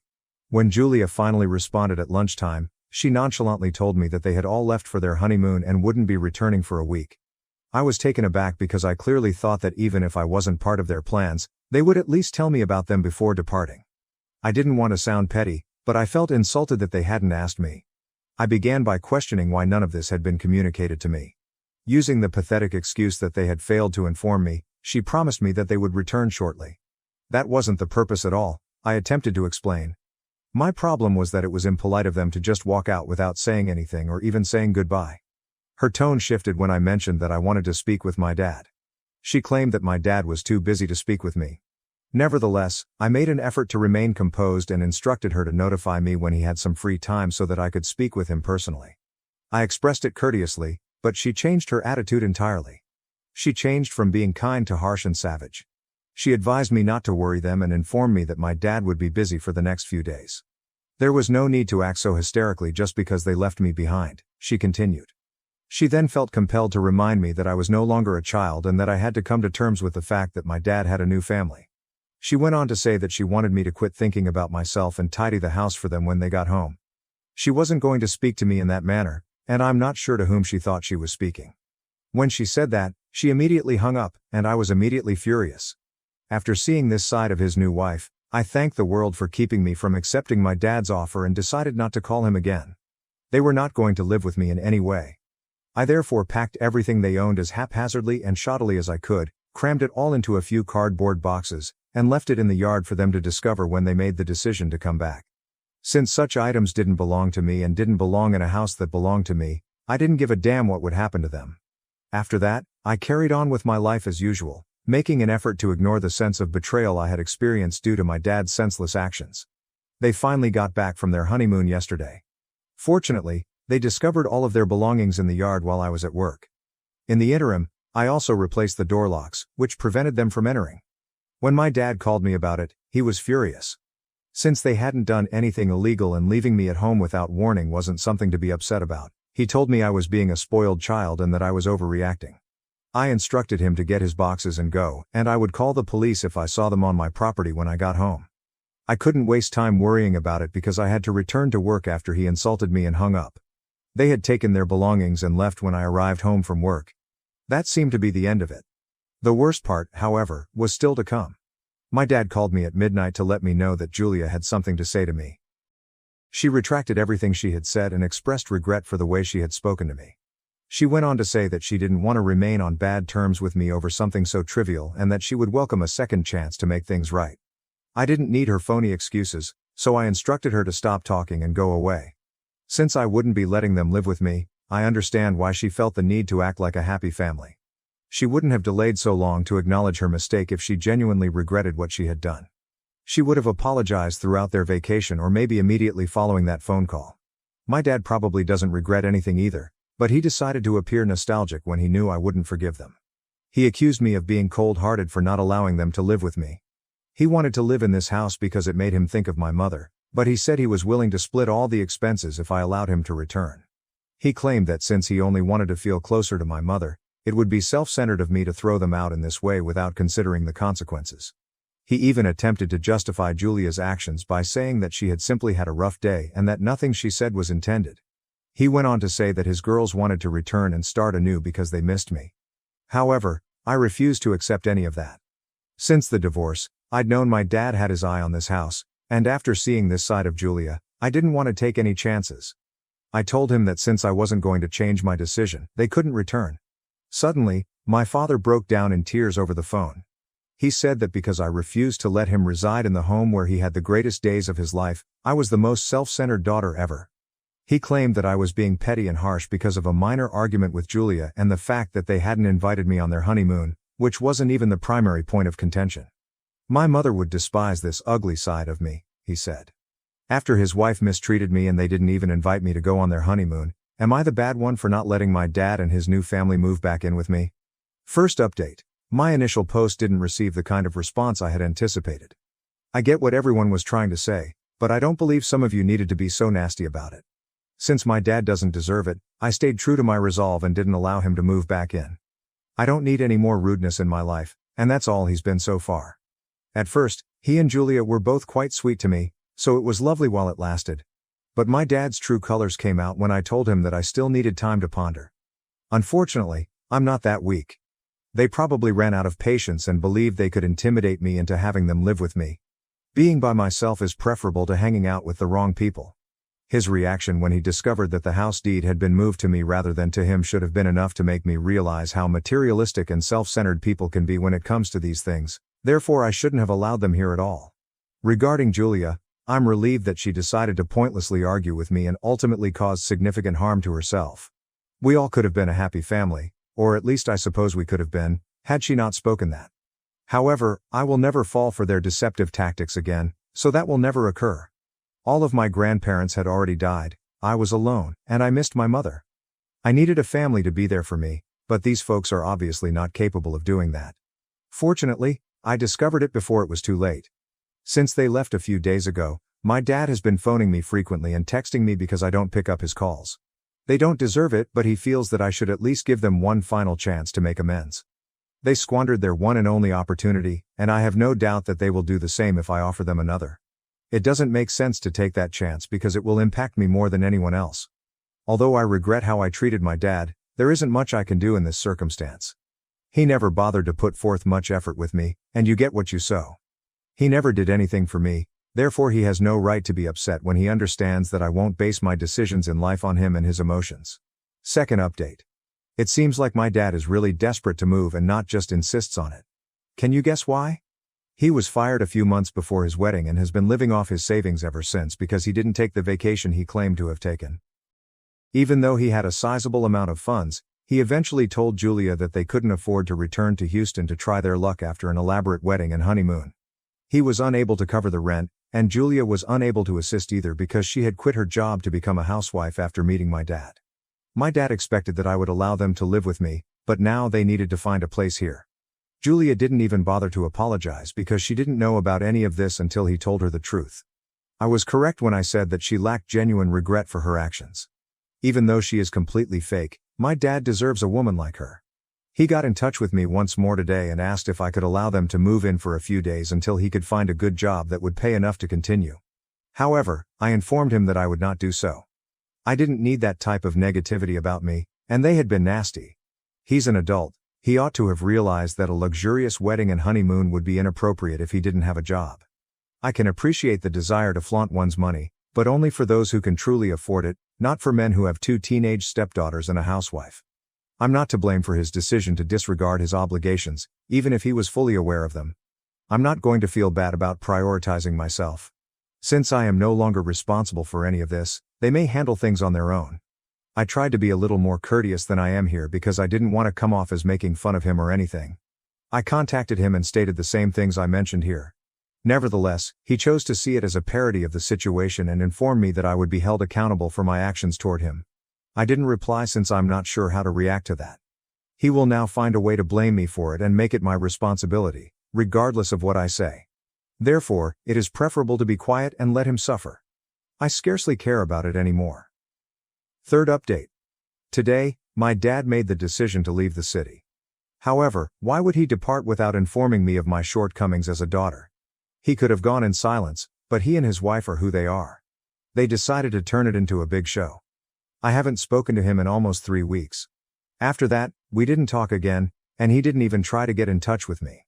However, he and Julia texted me today to tell me that they were overjoyed to tell me that Julia's ex-boyfriend had agreed to pay for their return journey and would even allow them to stay with him. He apparently had an epiphany that he needed to see his daughters as well. Although her ex-husband paid child support and Julia had full custody of her girls, he was never quite able to find time for them. After waiting long enough for my dad and Julia to resolve their differences amicably, he offered to clean up his own mess after realizing they were of no service. I guess this is fantastic for his daughters. At least some fathers do take charge, even if it's too late. I recognize that this might have been the only answer, but they didn't tell me all of this up front. A few hours earlier, they shared a photo of their girls along with a comment that included a 4-leaf clover sticker and a fortunate clover. I'm intelligent enough to deduce the possible true reason for Julia's ex's unexpected realization and the reason he's paying for their return trip. I'm not entirely sure why he would pay for all of their airline tickets, but I believe Julia's deceit and obstinacy may have played a role. I've witnessed it firsthand before, therefore I'm positive she exhibits such behavior. I'm glad they're going because this is the last time I'll see them. I'm not sure what actually happened. After reading some of the stories people posted about their wacky families, I also recognized how fortunate I was. My dad knows I won't think twice about calling the police, so you can be sure he's a little too concerned about his reputation to try to harm me in any manner. There's no need for me to worry because I've had enough training to know how to defend myself. I have even less reason to think about them now that they're going. For me, I suppose, hooray. I still get a little lonely sometimes, but I now talk to my friends instead of moping about it since I believe that's a healthier course of action in these kinds of circumstances. After my mother died, I totally shut myself off from the world, and it wasn't until I read these remarks that I realized how lonely I had become. I will attempt to live my life to the fullest now, even though it will take some time. In contrast to many individuals my age, I have a steady job, a respectable salary, and a home of my own. I'm really appreciative of my mother for it. What more could a person want, really, than wonderful friends who genuinely care about me? I'll simply return here if I get into difficulties again, and I have no doubt that the amazing individuals who read this will assist me again. Update 4. My father called me out of the blue today. He had been attempting to contact me via calls, messages, and social media, but I didn't want to speak with him, so it wasn't shocking. I finally responded because I wanted him to stop pestering me and because I wanted to know why he was so persistent. We hadn't spoken for a few months, so I knew this would be, to put it mildly, fascinating. When he informed me that Julia had chosen to reconcile with her ex, the same person who paid for their return trip, my amazement at hearing his voice after all this time changed to incredulity. She apparently chose to return to her former relationship after things with my father didn't work out as planned. My father was distraught and shocked. He requested an opportunity to make amends and mend our friendship, and he appeared sincere in his apologies for everything that had transpired. However, I couldn't help but feel uninterested after everything that had transpired. His and Julia's actions had caused me too much worry and suffering, and I no longer wanted to allow them back into my life. I expressed my regret to him, but I had already made up my mind and had no plans to change it. I remained steadfast in my stance, despite the desperate tone in his speech. I couldn't ignore the anguish they had given me, after all. My father has been attempting to reach me ever since, but I have blocked his calls and messages. I understand that it could be challenging for him, but I must put my own mental health and well-being first. That's it for now. My husband abandoned us to see the Grateful Dead's final show, Leaving me and the kids broke. I've decided to plan our divorce. Am I the asshole? My husband is a deadhead. His entire identity is built around this band and he's seen them and their various incarnations over 50 times. Normally I don't mind, but 2 years ago I was in an accident that left me unable to work. I now receive a tiny disability check once a month for it. He works, but it hasn't been easy with the cost of everything skyrocketing. My disability check doesn't even cover the full cost of our rent, even though our rent is the lowest in our area.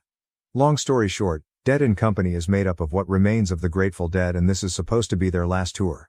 We live on the East Coast, where he's already seen them twice, which was already more than we can afford, but a few days ago he took out a loan and bought tickets to go see their final show in San Francisco along with round-trip air and hotel and whatever else he needs out there.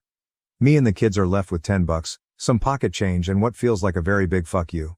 School starts back in a month and the kids both need school supplies and clothes.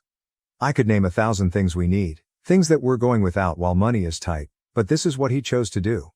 We're not going to starve over the weekend, but I don't even have enough money to go get them a pizza while their dad is having a blast on the other side of the country and hanging out with his online Deadhead fam. I understand that this band means a lot to him and I tried to be supportive of that, but I feel like he's crossed a line here.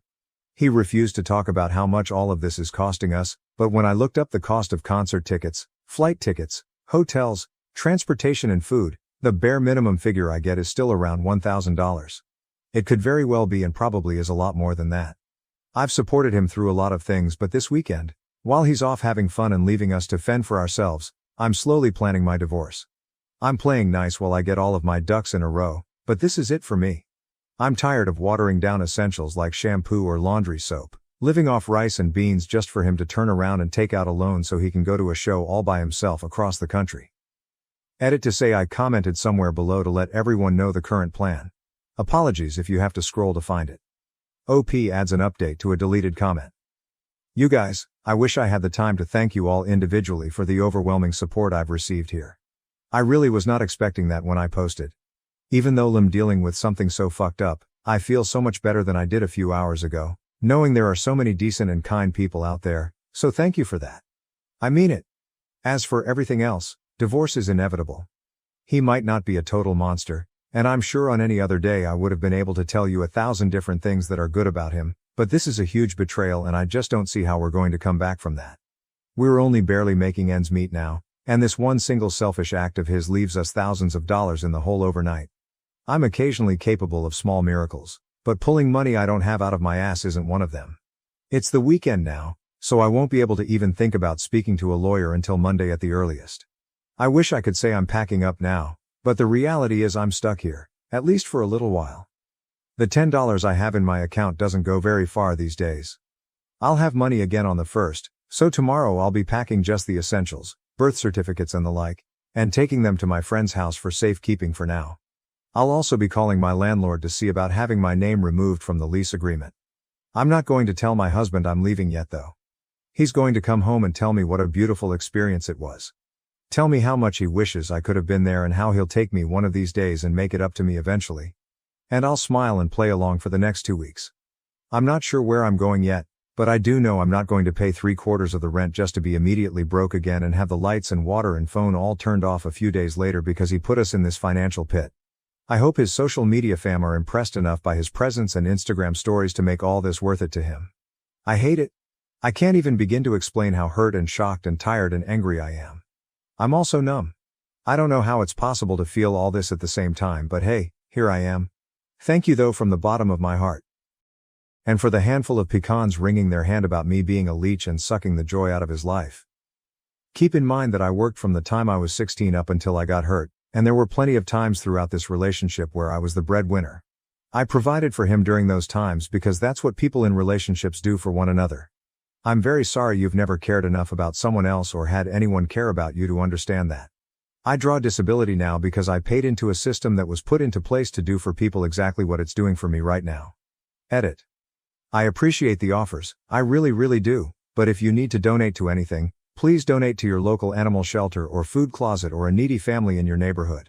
This blew up way bigger than I thought my rant was worth to anyone, but the kids and I are gonna be okay. We're leaving tonight to stay with a couple of friends. Everything is moving very quickly now, it's sort of surreal.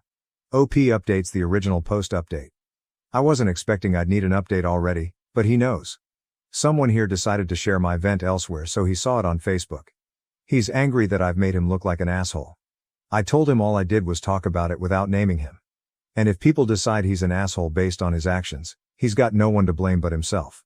I'm so nervous, I'm shaking, and I feel like I might vomit.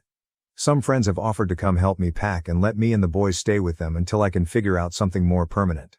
Edit. Also, please don't try to send me, or anyone pretending to be me, pretending to collect on my behalf, anything.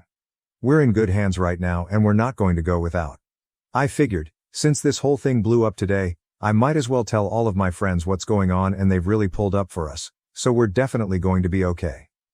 Relevant comments. Comment 1, divorce him. He has made it clear he doesn't care about you or your kids. Anyone that's selfish needs to be held accountable, and the only way to do that is by leaving him. OP, I'm finally realizing this. He's always been a bit selfish, but usually it's smaller things like buying one of his fam birthday rounds with our last $5. We were already struggling because his last 2 East Coast shows really set us back hard. He missed work for both those shows, but we could have skimmed because he used his PTO for those shows. But not only did he take out a loan for San Fran, he has no PTO left and he's missing 3 days of work, which means his next paycheck is going to be super slim, and we'll have a new loan payment to make. I'm expecting this to set us back at least 2 or 3 months, but probably more. The kids go back to school in a month. The youngest had a massive growth spurt and literally none of his clothes fit. He's got a single pair of jeans, 2 pairs of shorts, and I think 5 t-shirts that he can still wear. I have no idea how I'm going to do this, but I'm tired of making all these sacrifices just so he can go do whatever he feels like. Comment 2. That is shockingly bad. He doesn't care if you and his own children are low on food and necessities. If he's gotten this low, who knows what he will do in the future, and you said he's always been selfish. This goes beyond selfishness, and I agree with all the other comments about divorce. There's no going back from this. At least that's my opinion. I wouldn't be able to ever see him the same again, and I'd be absolutely heartbroken. I'm sorry he did this. Don't let anyone downplay his actions. OP, I keep going back and forth between heartache and rage. We've been together for almost 20 years and I cannot believe he would stoop so low to just leave us like that. Life feels so unreal right now. I have a doc appointment this week that I'm gonna have to call and cancel first thing Monday morning because I don't have the money for it anymore. This is so fucked. It's 8 in the morning and I didn't sleep at all last night worrying about this stuff. I can't wrap my head around it. Update. I was injured in a work-related accident that has severely affected my mobility, and this process has been ridiculously slow, in part because my lawyer told me we needed to know how well I might expect to recover and a slew of other things, and those things require time and doctors. I've been basically guaranteed a fairly large settlement. The problem is I'm planning on filing for divorce tomorrow. I had a fairly solid career before my accident while my husband sorta skipped from job to job.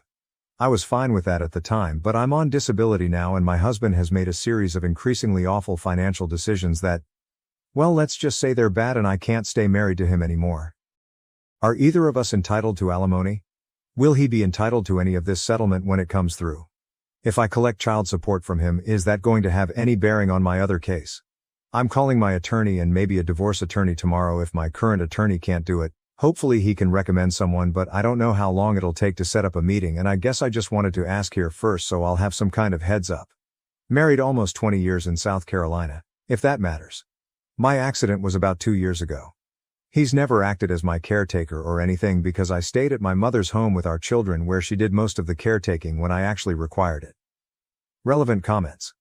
Comment 1. He shouldn't be, but this is something you should talk to your divorce lawyer about. They'll have far more information and the steps you will need to take to protect yourself and your kids. This is a little above Reddit's pay grade. OP. I'm planning on doing that ASAP. I'm just very nervous and freaking out a little because of course everything blew up over the weekend when all of the offices are closed. 9 a.m. can't get here fast enough. Thank you though. Comment 2. Congrats on moving on. It's never easy. I think that the settlement payment should be separate property if received after the legal separation. Filing date. When you file, you list community assets, debts and separate property/debts, which include things you had before the marriage and had after the separation. I would think that since you don't have a judgment or payment yet, you should be entitled to that as separate property. OP, thank you. It's been nerve-wracking and kind of scary. When you file, you list community assets, debts and separate property/debts, which include things you had before the marriage and had after the separation. This part scares me. A few days ago I found out he'd taken out a loan for personal reasons. I have no idea where or how much it was for, all I know is I didn't get a dime of it. I tried to guesstimate how much he got based on his plans, but I've been told by others that number is likely way off. I'm worried that he's done this before, because while he makes decent money, we've been so broke and barely scraping by. After bills and stuff he should have at least $500 left over every month, more if he's had any raises since starting, but we can't even afford the basics anymore. So if it turns out he's been getting credit cards or other loans and owes a ton of money without my knowledge, am I on the hook for that? Even if I didn't benefit from it in any way? Comment 3. Unfortunately, most likely the answer is yes. Sign up for a credit monitoring service and run a credit report. Better yet, sign up for 2 accounts, one in his name. You'll be able to see what loans and credit cards are taken out and account payment history and balances. And importantly, lock your credit so he can't take out more cards or loans. You'll have to lock in with all 3 credit score companies. Do this now. Stepmom falsely accused me of assault to block my inheritance at 21. Dad believed her and cut me off. 7 years later, he learned the truth. When I was 21, my stepmother falsely accused me of assault to prevent me from inheriting my father's wealth. My dad believed her and cut me off. 7 years later, he discovered the truth. Hello everyone. My biological parents divorced when I was 9, and they shared equal custody of me. I spent weekdays with my mom, who lived near my school, and weekends with my dad. Despite their separation, both parents were always kind and gentle towards me. While I was sad they were not together, I understood they both loved me deeply. A few years later, my dad met Gina, who would become my stepmother. When I was 11, my dad introduced her to me. She seemed nice, and my dad was clearly happy. He hoped we would get along well. Gina had twin daughters, Emma and Emily, who were 14 at the time. Raised without their father, the twins were quite immature and would throw public tantrums if they didn't get their way. As an introvert, I quietly observed their behavior. After a year of dating, my dad and Gina decided to marry when I was 12. Even my mom attended the wedding. I was excited to have a new family member. Initially, I thought my stepmother and I got along well. However, a few months after their honeymoon, she told me one morning that she didn't really like me. She said we needed to pretend to get along for my dad's sake when he was around. She also told me to stay out of her way when he wasn't there because she couldn't stand the sight of me, as I reminded her of my mom. Hearing her harsh words broke my heart. I had genuinely liked her and hoped for a good relationship. The twins overheard her and later teased me, saying my dad didn't love me and preferred them. I remember crying and telling my mom about it. She immediately called my dad and gave him an earful. My dad assured her that my stepmom would never say such things and that I must have misunderstood her. The following weekend, when I visited my father, my stepmother appeared upset. She stayed silent in front of my dad, but as soon as he left, she angrily whispered to me, threatening that she would ensure I no longer had a dad in my life if I ever told my mom anything about her. She also warned that she would divorce my dad and take all his money, leaving him destitute if I didn't keep quiet. At just 12 years old, I was terrified for my dad, so I nodded in agreement. From that day on, Gina made it her mission to make my life miserable in every way possible. Being a child, I felt I had to endure it silently. Whenever we were alone, she would say hurtful things to me and I would stay silent, hoping she would eventually stop bullying me. She would insult my height and weight, calling me ugly. I hoped my dad would notice, but he never did. He believed Gina and I had a good relationship and would often force me to go shopping and eat out with her and the kids. She would use my dad's card to pay for our meals but wouldn't let me eat anything substantial at the restaurant. I was only allowed to have soup or dessert, no main course. I would sit there miserably, watching them finish their meals while crying quietly. I would return home hungry and she would force me to go to bed without eating. Many nights I cried myself to sleep, both hungry and exhausted from her cruelty. At that point, I was at my wits' end, scared, angry, and frustrated with both my stepmom and my dad. This is why I dreaded visiting my dad on weekends. Every Friday evening, I would try to avoid visiting by coming up with excuses like a stomach ache so I could stay with my mom. My parents started noticing, and my dad would call, expressing sadness at not seeing me. My mom would urge me to tell her if something was wrong, but I always kept quiet, still scared of Gina's threats. When I was 14, my dad decided to take the whole family, including me, on a trip to Greece. Initially, I didn't want to go, but my mother told me it was a good opportunity to travel and see the world, so I reluctantly agreed to join them. As usual, Gina pretended to be sweet and kind in front of my dad, asking about school as if she genuinely cared. I noticed she would subtly tease me in her sweet voice, making hurtful comments that wouldn't outright portray her as mean. For example, whenever I mentioned playing basketball, she would joke that I needed to be taller for that sport, even though I was quite tall for my age. She would then say I should focus more on studies if I ever wanted to be successful. The twins would smirk and call me names like meathead, even though I had better grades than them. My dad would notice but choose to ignore it. Whenever I expressed that her comments hurt me, my dad insisted she was just teasing and that I should lighten up.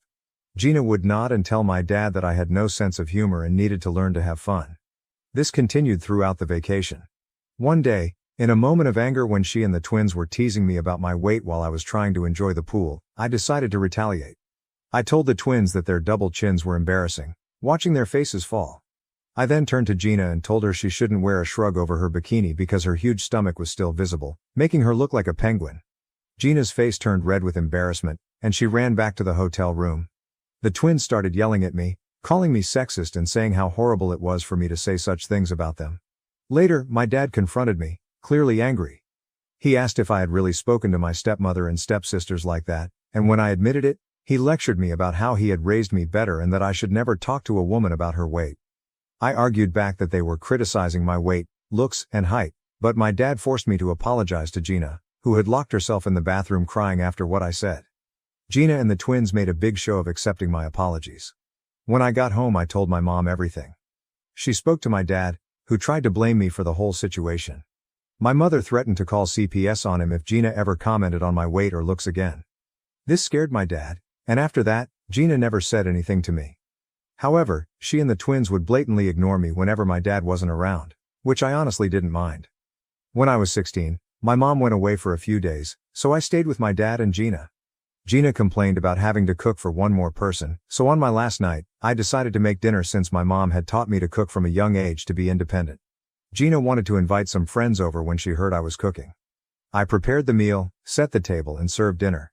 Everyone loved the food and praised me. My dad decided to do the dishes, so I went to my room. From there, I heard Gina and her friends talking loudly outside my window. Her friends were saying how lucky she was to have a nice husband and a great house. When they mentioned how nice it was that I cooked for them, Gina went on a rant about how annoying I was and that she couldn't stand seeing my face. She told her friends she couldn't wait until I was 18 so she wouldn't have to see me every weekend. When one of her friends mentioned again how nice I seemed, Gina admitted she had hoped I would fail at cooking so she could blame me for something. This shocked me because I was trying to be polite to her, even though I knew she hated me. As time went on, Gina's dislike for me only grew. During college, when I visited my dad for a few days at his insistence, Gina would completely ignore me. She would schedule family activities with just dad and the twins or her and the twins, leaving me at home. If I woke up late during my vacation, she would yell at me, calling me lazy and inconsiderate, even though I always cleaned up after myself. I knew I was always respectful to her because my dad would be furious if I wasn't. Despite being polite and careful not to upset her, it felt like nothing I did was ever enough. She was also inconsiderate of my privacy. She would loudly enter my room while I was sleeping, waking me up or barging in without knocking, making me extremely uncomfortable. She would randomly search my room and look under my bed for reasons unknown to me. She refused to pick up dinner for me but did so for the family, never inviting me to join them. Despite this, I kept quiet, tried to stay out of the way, and spent time with dad whenever possible. Now, on to the main incident. When I turned 21, my dad invited me to visit him, saying he had some important news to share. It had been a while since I last visited, so I felt a bit apprehensive, but my mother encouraged me, saying it was good news. I agreed and booked my tickets. Upon arrival, my dad greeted me warmly at the airport, and we drove back to his place. I asked him about the news, but he said he would reveal everything during the family dinner. When we arrived, I noticed the twins were home too. It had been a while since I had seen Emma and Emily. They didn't acknowledge my presence, and I didn't acknowledge theirs either. That night, during dinner, my dad started by expressing how proud he was to have 3 wonderful children. He spoke about his gratitude for having such a loving family and wanted to share some exciting news.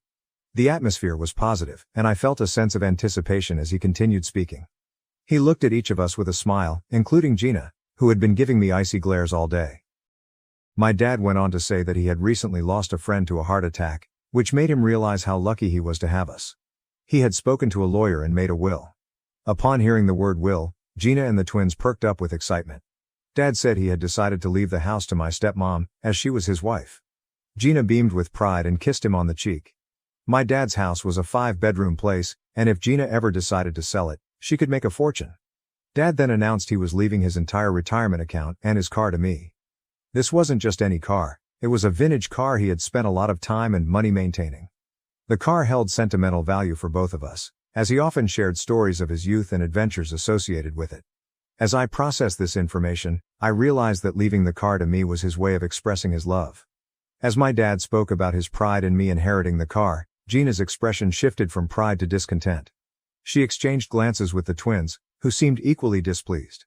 It was clear that the idea of me inheriting a significant sum of money and the beloved vintage car stoked their resentment.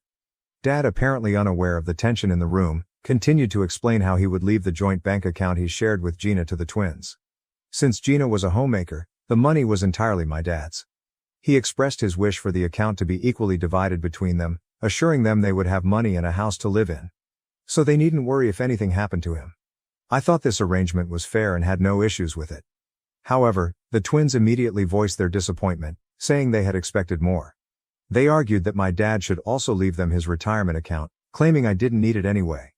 When my dad questioned their reasoning, Gina chimed in, stating that as a guy I should find my own way, whereas they were women and needed more money for financial security. My dad reminded Gina that he had already taken care of their college funds and now they were also getting a house and a bank account, so they had nothing to worry about. Despite this, Gina kept insisting that I didn't deserve so much money. My dad firmly reiterated that his decision was final. I sat quietly, observing as the argument escalated. Suddenly, Gina burst into tears. We looked at her, startled, and my dad reassured her that there was no need to cry since he had divided everything fairly. Through her sobs, Gina claimed she had kept silent for years to protect the family but couldn't hold it in any longer. The room fell into awkward silence, and my dad and I exchanged confused looks. Despite the palpable tension, he gently encouraged Gina to share what was weighing on her mind. Amidst her sobs, Gina began to recount how, a few years ago, I had supposedly tried to force myself on her, but she had kept it hidden to protect me. I was stunned, completely blindsided by the unexpected accusation. Before I could even grasp what was happening, Gina started elaborating on her fabricated story. She told my dad that after our vacation in Greece, where we had an argument about weight and height, I would constantly stare at her and attempt to enter her bedroom uninvited. I sat frozen in my chair as she continued to concoct tales of how I would try to barge in every time she took a shower or get uncomfortably close to her face when we were alone. She claimed she dreaded having me over every weekend because she feared I would behave the same way with the twins. I tried to defend myself, vehemently denying the baseless accusations and yelling at her for having the audacity to make up such lies, but Gina continued to cry as if she were the victim. She went on about how, as I grew older, I made her increasingly uncomfortable and, on one occasion when we were alone, I allegedly tried to force myself on her. My eyes widened in shock, and the blood drained from my face upon hearing such a serious accusation. My dad looked utterly confused and concerned, his eyes darting between me and Gina, clearly at a loss for words. Gina continued her story, claiming she had suffered in silence for years, afraid to speak up for the sake of the family. I yelled at Gina, calling her a psycho, insisting there was no way I had ever looked at her inappropriately, let alone touched her. Gina yelled back that she was done keeping her silence and needed to expose a monster like me. The twins began shouting furiously at me, accusing me of putting their mother through this and using words like rapist and molester. My head was spinning, and it all felt like a bad dream. I couldn't believe how a pleasant evening had turned into such wild accusations. I looked at my dad for support, but he remained quiet, clearly trying to process everything Gina had said. He asked her if what she had spoken was true, and Gina nodded, asserting that she would never lie to him about his own son and that, as his wife, he should believe her. While I tried to defend myself, my dad asked Gina why she hadn't spoken up earlier. She explained that she feared no one would believe her since I was a minor trying to do inappropriate things with her. As a stepmother who had married my dad, she felt people would dismiss her words. She claimed she had to bear this silently to protect the family. I was crying at this point, begging my dad not to believe her. I never imagined Gina could fabricate such atrocious lies, especially after what she had put me through over the years. Unfortunately, Gina's manipulation had strained my relationship with my dad, and he seemed torn between trusting me and believing his wife. The twins, influenced by their mother's narrative, supported Gina's false accusations and yelled at me to leave their house. I yelled back that it was my dad's place and they shouldn't believe their mother's lies. My dad, amidst the chaos, looked up at me and told me to leave the house until the matter was resolved. It felt like a punch to the gut. Being rejected by my own father, who chose to believe his second wife over me, left me hurt, confused, and betrayed. I packed my belongings and left the home I once thought was mine. I flew straight to my mother, who was shocked to see me at her doorstep. When I told her everything, she was furious and ready to confront my stepmom. But I asked her not to, knowing how unpredictable and dangerous Gina could be. If Gina could concoct such wild lies to get me kicked out of my dad's house because she was upset about the inheritance, she could do much more to ruin my life. I couldn't risk having her in my life any longer, which is why I decided to cut off my dad permanently. Since he chose to believe her, he didn't deserve to have me in his life. Later, my mom told me that my dad called her to express his shame in having a son like me and declared he wanted nothing to do with me. Despite her attempts to defend me, it was in vain. My dad's side of the family, convinced by Gina's story, also attacked my mom, accusing her of raising a pervert. I can't even begin to fathom the pain my mom felt hearing such words about her son. The damage was done, and Gina had won. I wish I could say my life improved after cutting her off, but it didn't.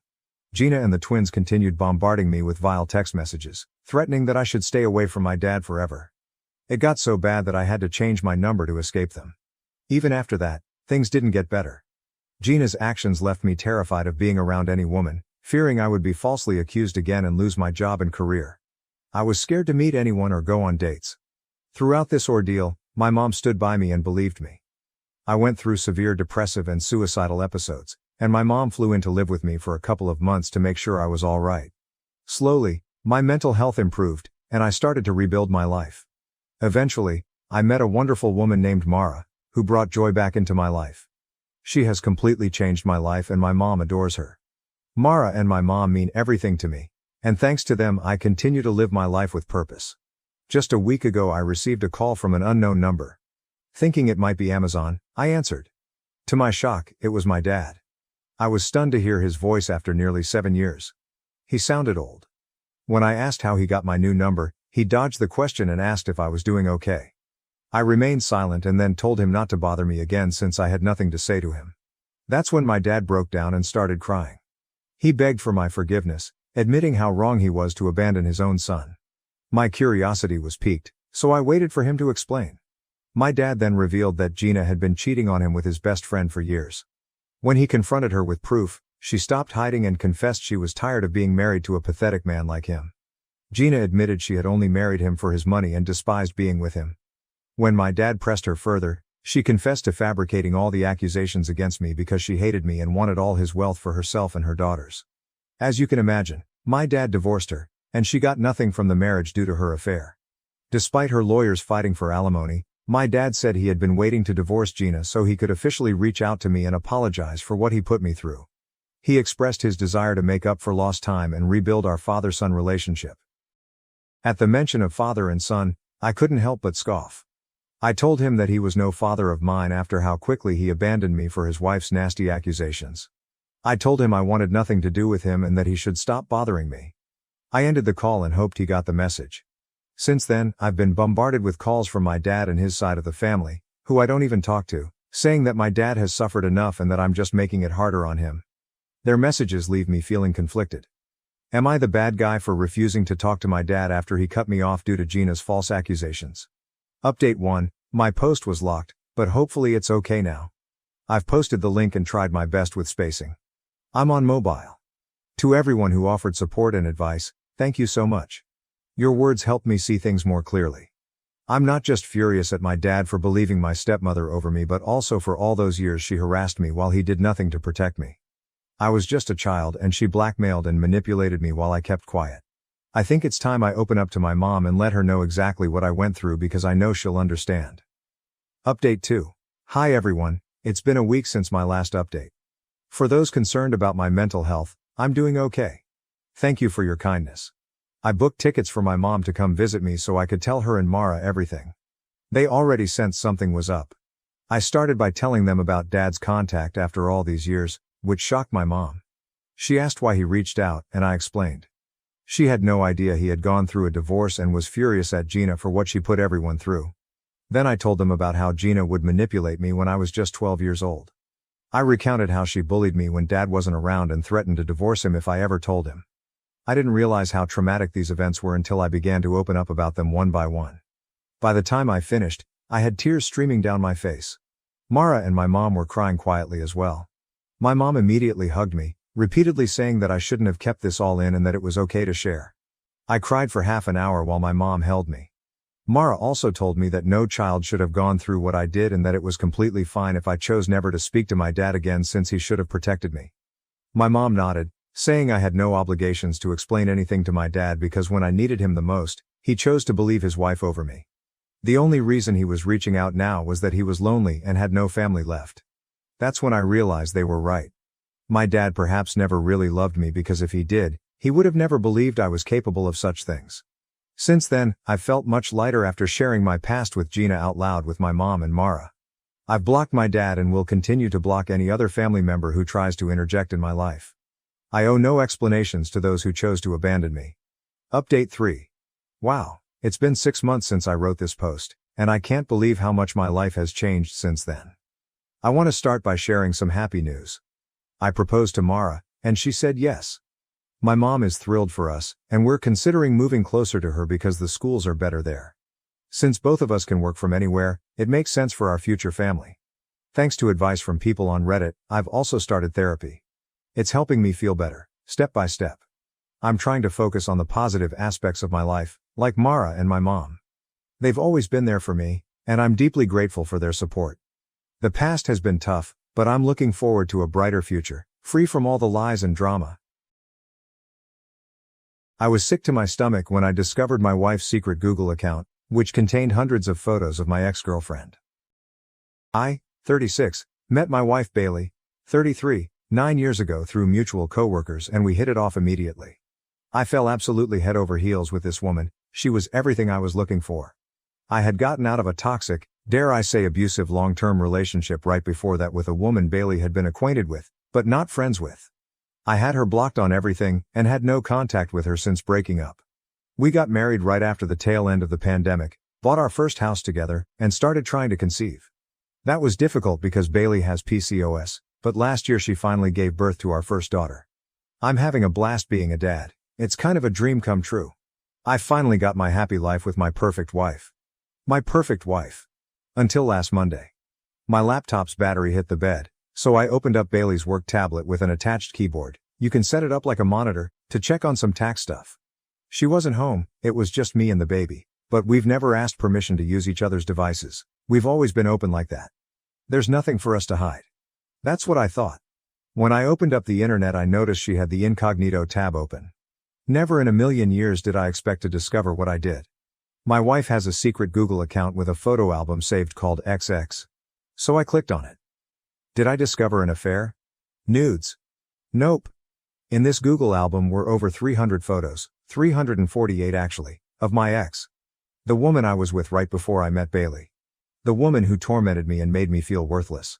The album said it was started back right around the time Bailey and I started dating, and was updated as recently as 2 weeks ago. The photos range from candid shots with family, to pictures at her work functions. There were even pictures from her yearbook. I don't know how Bailey could have found her high school yearbook photos. Photos from vacations, Idaho photos from work. Pictures of her in crowds, screenshots of videos and screen recordings of videos. Just her. The other people in the photos would be scribbled out, or the photo would be cropped and zoomed in just on my ex. There were other disturbing things I found too. There was another album with just zoomed up pictures of my ex's hair. Come to think of it, Bailey had recently started wearing her hair different and my ex had a very identifiable hair type.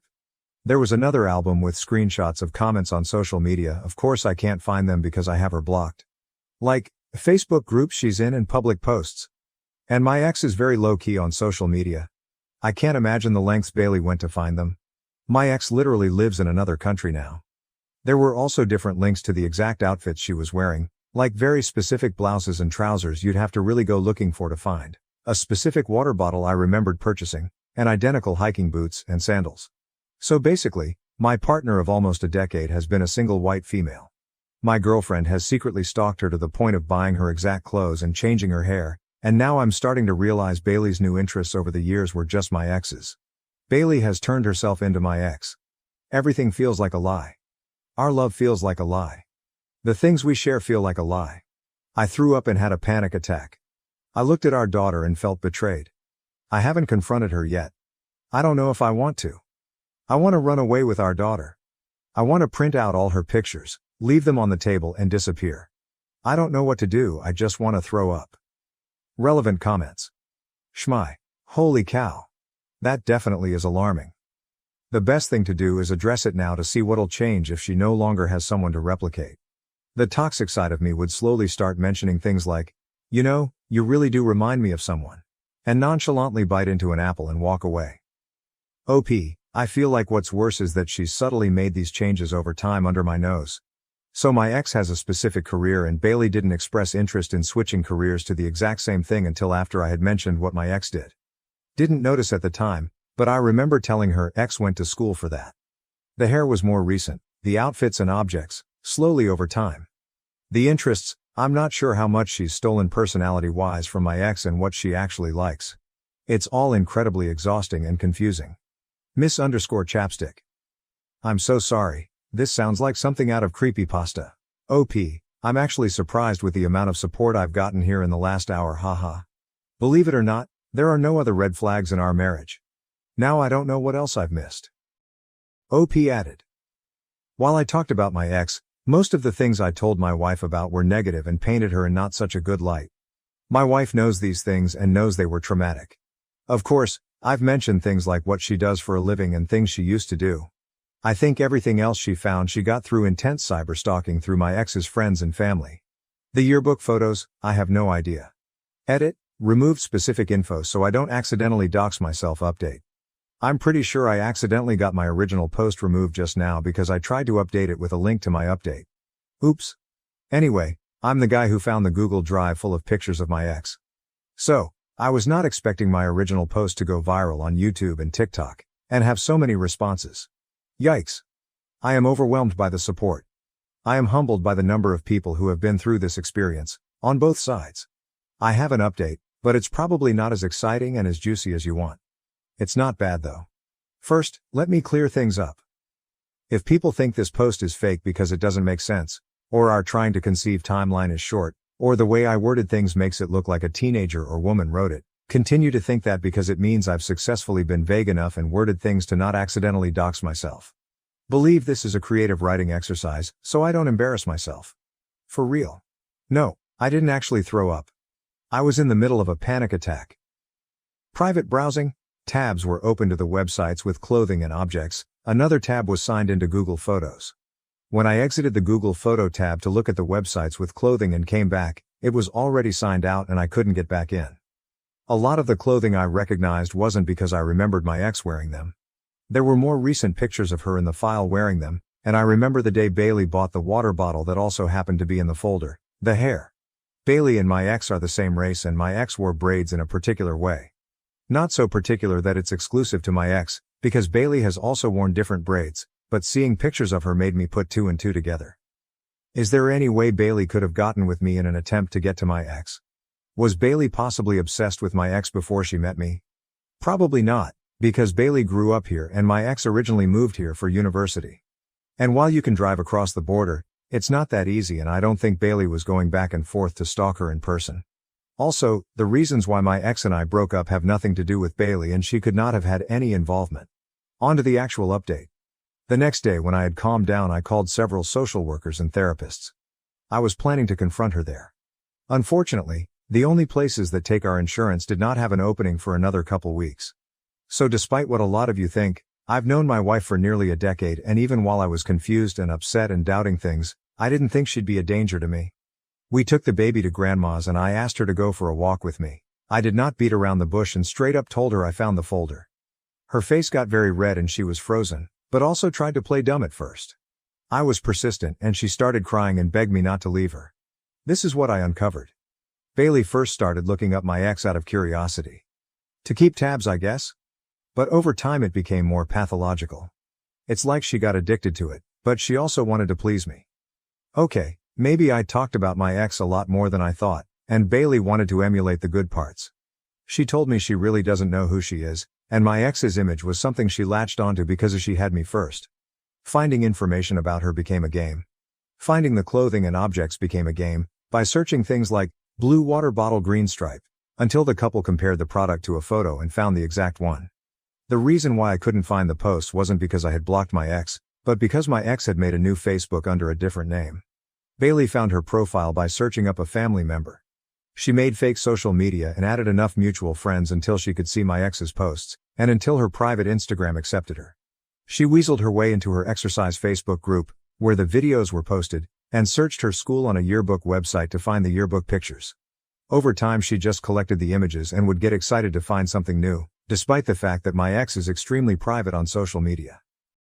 The folder had originally been called Hex the Ex. In case I discovered it, she was going to make the excuse of saving the pictures to put a hex on her. When she made a burner Google account, she deleted the old folder and named the new one XX. Then she got sloppy and comfortable, and that's right around the time I just happened to open the work tablet. We took a break.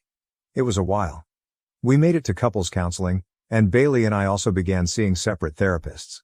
She still has not had an assessment with a psychiatrist, but it's on the list. She promised to stop and deleted the album in front of me. Slowly certain clothing items began to disappear from the closet. I still do not entirely trust her, and that is for me to work on. I'm afraid she has another secret account somewhere, like a backup. The physical mimicking is actually stopping though, including the hair change. We're still not okay. I want us to be okay, and it's okay if that takes time. If we end up not being okay, then that's something I have to deal with. What I do know is that my wife is incredibly insecure, probably mentally ill, and is misled. I don't really want to walk away from that. Although this probably isn't the most exciting update, I appreciate the private messages I just couldn't get back to, Reddit cares, and links to resources. I'm not sure how I feel about social media, YouTube and TikTok picking up on my story though. That's wild. Until next time, if I ever give another update, I hope it's a good one. Relevant comments. Biscuit Brown, the outcome does not look positive. Why stay in a one-sided relationship? At least put a plan together that runs concurrently so you're prepared should it not work out.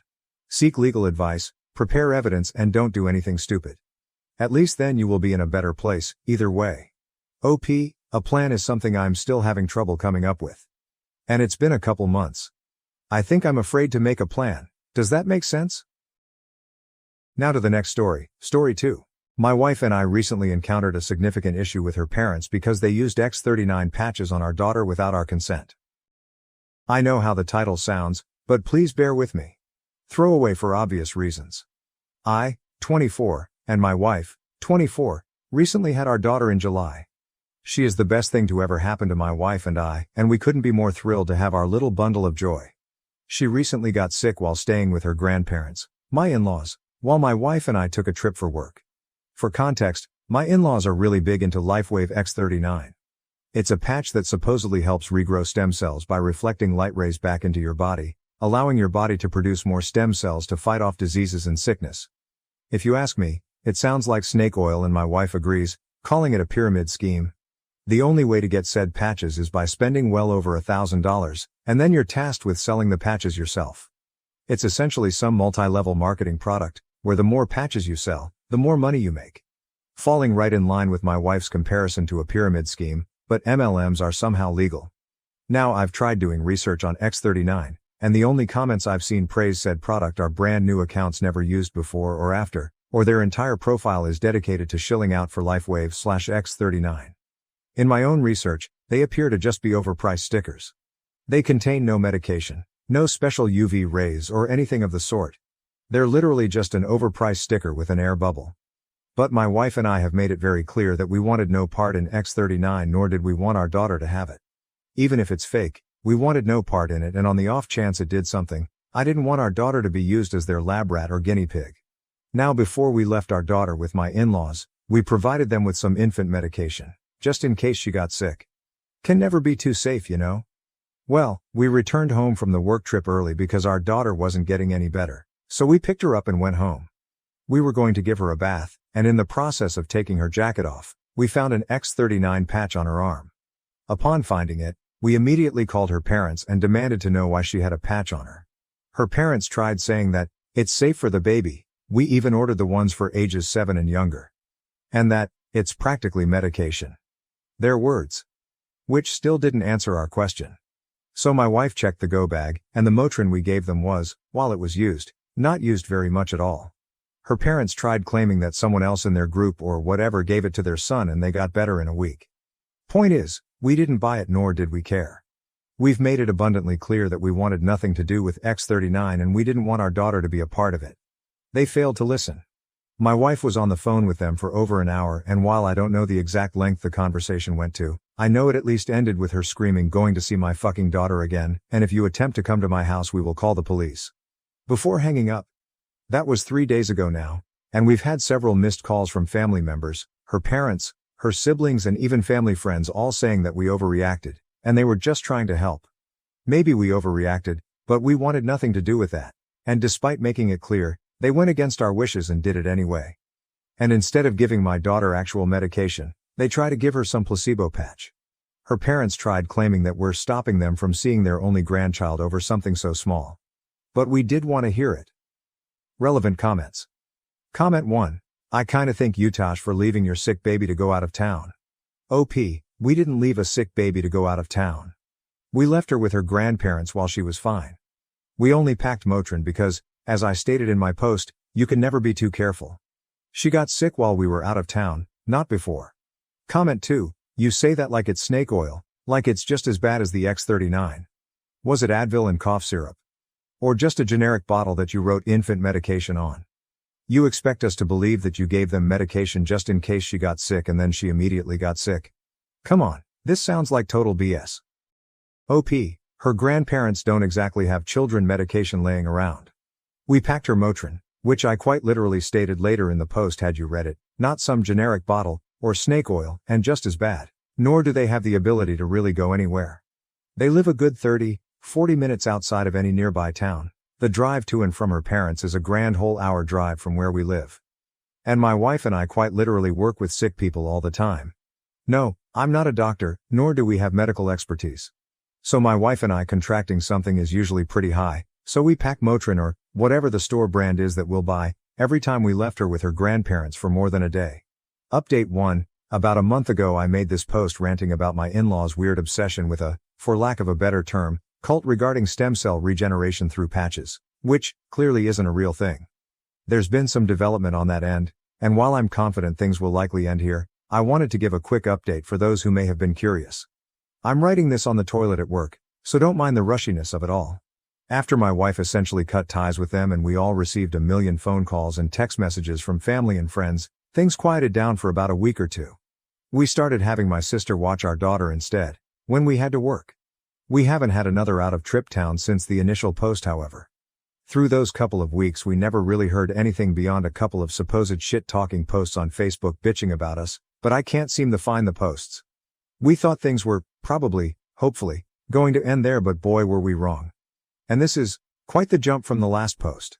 My wife and I were visited by CPS about 2 weeks ago or so, after they received concerning calls about supposed child abuse and negligence within the household. Of course, nothing like that happened and the caseworker was very quick to see that. We had asked who reported her, and while she couldn't say, we had a suspicion it was from her parents. We were completely helpful and cooperative with the caseworker, and after she left that night, my wife called her mom up and asked her if she's the one who called CPS. Surprisingly, her mother took full accountability, but, not so surprisingly, tried to spin it around in her favor, claiming that she did it for our own good because our daughter was sick and she wasn't getting any better, when she was there so clearly we were doing something awful as parents. Kids get sick, it happens, but they're also extreme anti-vaxxers. Not just COVID, I mean everything. From even something as trivial as the flu shot. Yet, they're willing to shill out thousands of dollars for some supposed stem cell regeneration sticker.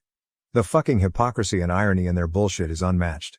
My wife didn't really know how to react to that, so she basically told her mom to go fuck herself, and she wants nothing to do with her again. I know I saw a few comments on the last post saying maybe we shouldn't have cut them out entirely, but now I'm starting to question why we didn't cut them out years ago, before our daughter was even a thought in our heads. About a week after the first audit, my mother-in-law showed up to our house on my day off while my wife was at work, and essentially demanded to see our daughter, forcing her way into our home by pushing past my arm.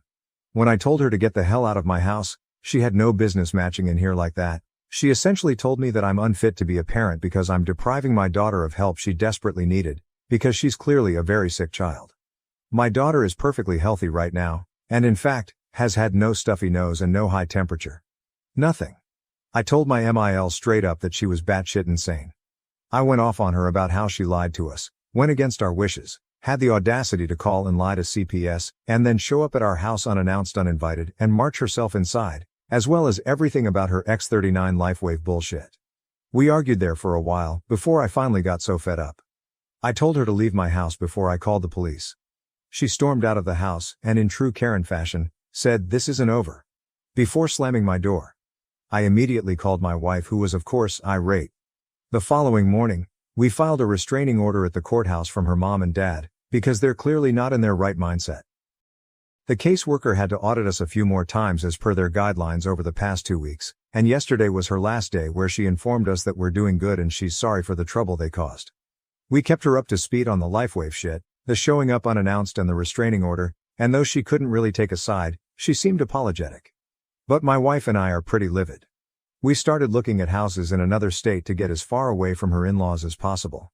Our company has offices out there, so it's entirely possible we could just be transferred. So we're crossing our fingers that all goes well, the restraining order gets filed soon enough, and we'll get a place clear across the country, so that this will hopefully be my last update. New update. Things aren't going to be as juicy in this post as the last two, but some new things have happened, so I'll just jump right in. After my in-laws called CPS on us for no discernible reasons other than we forbid them from seeing our daughter, things mostly quieted down. Some of you suggested that we should do more than just get a restraining order, so we bought some security cameras and had them installed all around our property, and our neighbors, who are pretty good friends of ours, was in the loop for the most part, and anytime we had to go somewhere, not only did we have video cameras recording every time someone entered our driveway displayed directly on our phones, our neighbors kept us updated too. She stopped coming around for the first few months since she called CPS on us, but just the month before last, as we were preparing to move, my in-laws somehow got word we planned on moving states and attempted to block our driveway as her dad tried blocking the front door. Not sure what their plan was there, because we have a back door and an extra side door leading from the kitchen, but I digress. Her mom blocked the driveway, stopping our U-Haul or car from leaving the property, and wouldn't budge, even after we told them we would call the police. They told us they'd move if we told them where we were moving to, but my wife told them that that wasn't happening and they had 10 minutes to leave or we'd be calling the police. My neighbor came over during the commotion, but my in-laws still wouldn't budge. My daughter is crying during all of this as my wife is trying to console her, as my neighbor and I are attempting to remove my father-in-law from the doorway, but he wouldn't move. Eventually my wife called the police, and I'm guessing another neighbor called them as well, because they responded within mere minutes. My in-laws kept screaming that we were taking their rightful grandchild away, and that we'd all be damned to burn in hell for this, but honestly that just made me laugh. The police kept asking them to leave, but they wouldn't. Eventually they were arrested for refusing to leave, and the police were nice enough to call a tow truck for us to be able to back out of the driveway. Lo and behold, as the police were handcuffing my in-laws, they both had on those X39 patches, and even the police questioned them about it. But whatever, what's done is done. We were able to finally leave and on to new adventures. We've been settled in at our new house for the better part of over a month, and we're enjoying it greatly. No word from her in-laws, and they have no idea where we are. We have them blocked, but we'll eventually get messages from unknown numbers or Facebook accounts asking where we moved, but there's no way they're that foolish to believe we'll actually tell them. Luckily, neither my last state or this one have any grandparents' rights, so we're in the clear there. Thank you everyone, hopefully this is my last update. Relevant comments. Comment 1, seriously look into a P.O. box and have all mail routed there. OP, hey there. We actually did get our mail routed to a P.O. box. Comment 2, why were they not arrested for violating a restraining order? OP, we informed the police they had a restraining order, I just don't think they cared. They were more concerned with getting them off our property as opposed to them violating the restraining order. I think one of their final charges after being arrested was violation of a restraining order, though the police just didn't seem to care at the time, which is unfortunate, to say the least. Am I the A for renting my house to a friend with poor financial habits? Now, she's offering to buy the house for a ridiculously low price, even just $1.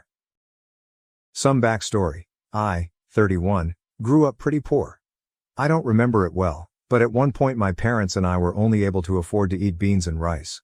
My parents have since been able to pull out of poverty, and while they aren't rich, they are comfortable, and I have used a lot of what I experienced as a kid as motivation to be super careful with my money. I got a job in high school, worked odd jobs on the side, saved up every penny, rode my bike everywhere instead of driving and paying for gas, And by the time I moved out of my parents' place I had a little over $17K in my savings. I don't have that much tucked away anymore, but I have investments and emergency funds and take my family's finances incredibly seriously as I never want my children to experience what I did as a kid. Mine and my husband's financial choices afforded us the opportunity to purchase a home in the beginning of 2015, which we bought 50/50ths with his mother. He paid his half up front. I made a large down payment and his mother covered the rest with an escrow agreement that I would pay off what she had purchased. I have since completely paid my half and the house is fully owned by myself and my husband. It's a 4-bedroom, 1 and a 1/2 bath, 2-story home with a finished basement, attached 2-car garage, on a double lot. We got the house for an absolute steal at only $118K, for sale by owners. Since purchasing we have installed a fence, updated the oven, washer and dryer, water heater, furnace, and paid for materials to have all the interior rooms repainted. The only updates it needs are purely cosmetic, as the exterior paint is an ugly brown-pink color, which we have started repainting and need to finish. The hardwood floors have some distortion due to it being a 100+ YR old house and us having dogs when we lived there. And the bathroom could use an update but structurally speaking doesn't need one. Needless to say, on a scale of 1-5 with 1 being tear down the house and start over, and 5 being it's ready to put on the market to sell for $300K today, the house is sitting at a 3.5 on a 4. Backstory complete, let's get into what has become my biggest headache for the past 4 years. I have a friend, let's call her Carly, 27, who had incredibly similar experiences to me growing up, but struggles with finances and has never seemed to get the hang of keeping any sort of savings over $50 at a time. I'm not sure if it's a lack of self-control, or that she's simply too focused in the moment when she gets paid and doesn't think to look in the long term, but she consistently makes her lack of funds everyone else's problem. I don't blame her for having issues with money, as learning to create a budget isn't exactly taught in school and it took me years to learn to find a healthy balance, and the freedom of being able to buy whatever you want with no restrictions is super tempting, but at some point you have to learn to take responsibility. During the course of our friendship, I have helped her build countless budgets based on my own. I made roughly the same amount of money as her, but each time they failed for whatever reason. We tried different ways to try to trick her brain into realizing that money sitting in her account wasn't to be touched as everything needed to be used for bills, etc., and each time she would wind up still using every penny. It finally came to the point where I refused to help her with her budget anymore, because she never listens to my advice. And when I pointed out the easiest and fastest method to get her spending under control was to get a payee, she said she didn't need to be treated like a child who receives an allowance. Fair enough. I washed my hands of that topic. Carly moved out of her mom's house a little over 6 years ago and into a mutual friend's place. Let's call her Tia, 27. As far as I have been told by Tia, Carly paid little to nothing in rent, even though they both worked at the same company and made close to the same salary. Carly's living space was an absolute disaster. She moved into the basement and it was lucky if there was even a walkway to get to the washer and dryer. She constantly asked me to come over to help her clean and organize her space, and because I'm a people pleaser I would always agree. Each time we would make significant progress, but then by the next weekend when I would come over to help again, it was as if a tornado had gone through her space in the course of the week. I have no idea how she was able to fit so much stuff into that tiny space. She would never clean up on her own or make any sort of effort to put anything away and would always wait for me to come over. And if anyone were to come down to watch us, it was always me cleaning or organizing while she sat back and dictated where everything went. Getting her to donate or throw anything away was like pulling teeth, as somehow even the smallest scrap of paper had some sort of sentimental value. After a little over a year of them living together, Tia couldn't handle it anymore and asked Carly to find some other living situation. She wasn't going to throw her onto the street, but she literally couldn't live with Carly any longer. There are a lot of other things that built up that caused this, but I won't go into that here. It just so happened that my husband and I had purchased a second home around this same time. What we had owed on the first was paid off. My husband had come into an inheritance, and we were able to look for our forever home that better fit our wants and needs. The best part for us is that the new house was literally a 5-minute drive from the old house. We had yet to decide whether we wanted to sell or rent our first house when Carly approached us with the offer of renting it from us. She and 2 other friends were looking to move in together, and with the house being as big as it was, there was plenty of space for all of them to have their own room and privacy. Since we hadn't yet decided if we wanted to sell, and there were 3 renters already lined up, we decided to use it as a means of passive income to invest in our future, and then down the road we would revisit whether or not we wanted to sell it or keep it as a rental. The red flag that I didn't initially pick up on was that Carly was already referring to the house as her house, to her 2 potential roommates even before moving in or signing a lease, So by the time it came to them all moving in, Carly had driven the other two girls to back out.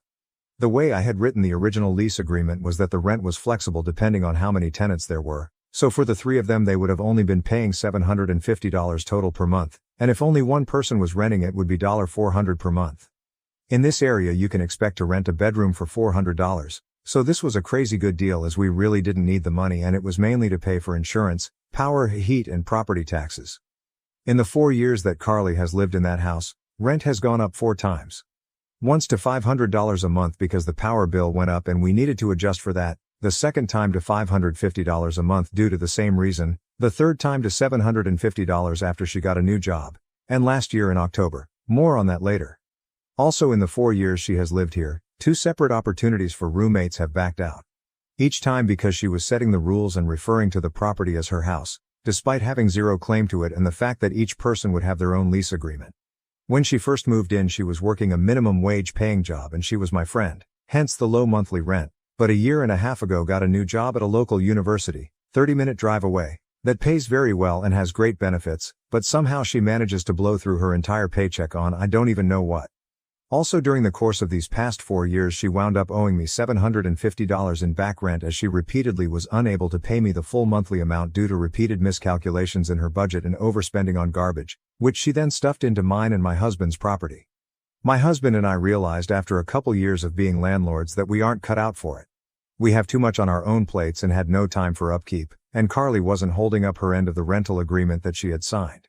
We talked about it and settled on the decision to sell, but we of course didn't want to throw Carly onto the street and informed her of our plan. She proposed to buy it from us and started going through the route of getting a loan. During this process she realized that the house wasn't what she wanted. She wanted land and the house itself was far too big for her. She told us that, and we understood, and I even helped drive her to meet with realtors so she could check out other options to buy houses elsewhere. But each one fell through as she discovered that she wasn't going to get a new homeowner's discount or bargain with any loans that she looked at, and all of the loans required at minimum of a 10% down payment, which she of course didn't have. This is where the entitlement starts. Carly wasn't going to be able to buy a home, at least not the home she wanted, and settled on buy our house. We had briefly talked at the very beginning of her tenancy that we may consider a rent-to-own situation, but no agreement had been made. No sale price had been decided, no appraisals or property inspections completed, nothing had been signed. It was simply a comment that we had made in passing and then chatted about later, again in passing. She took it as gospel truth and said that if she bought the house that she expected the 2.5 years of rent she had paid us to be computed off the total sale of the house. I reminded her that we never signed anything about a rent-to-own and informed her that wasn't how this was going to work. Her next tactic was to try to suggest that we quit claim deed the property to her, again without her paying us anything additional to the 2.5 years worth of rent she had already paid us. How this works is that whoever owns the property grants the title deed to whoever they're giving it to, and it's generally a lot faster and cheaper than going through the process of buying a house, but there is still generally something paid for the property when the title is transferred. At this point she'd only paid about $10K in rent, more than half of which went to paying for utilities that we covered instead of having her pay them and property taxes, and she was making it sound as if she wasn't going to give us anything beyond that. I again told her that this would not be a viable option. The house was in great condition, and even with the exterior paint and repairs to the floors and bathroom was worth at least what we had paid for it. $118K. She tried to spin it that she was doing us a favor by taking it off our hands, as I had expressed to her that we were tired of being landlords and it was more effort than we had time for. Her last attempt at buying the house on her own was to offer me $1. That's right, a single dollar. I will admit, I don't know if this was a failed joke attempt on her part, but it certainly fell flat and I was so mad I was shaking, though I laughed it off.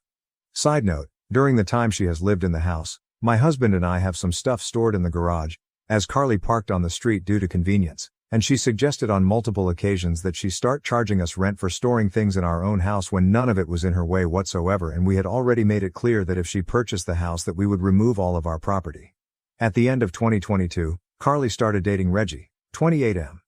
They were long distance and would take turns visiting each other, and Carly made the comment to Reggie that we were looking to sell the house, and we threw out a couple numbers, the very lowest being $100K, but said that we of course would have to have an appraisal and look at market value, etc. He offered to buy it from us and said that he would start the process in March-April of 2023. I was relieved, my husband was relieved, Carly was relieved, everything was looking great. Some information about Reggie at the time. He is a retired Marine. He gets a monthly check from the government for close to $2,000 on top of his well-paying job. I'm guessing based on what Carly told me, but at the time he made his offer he was probably making between $4,500 $5,000 a month.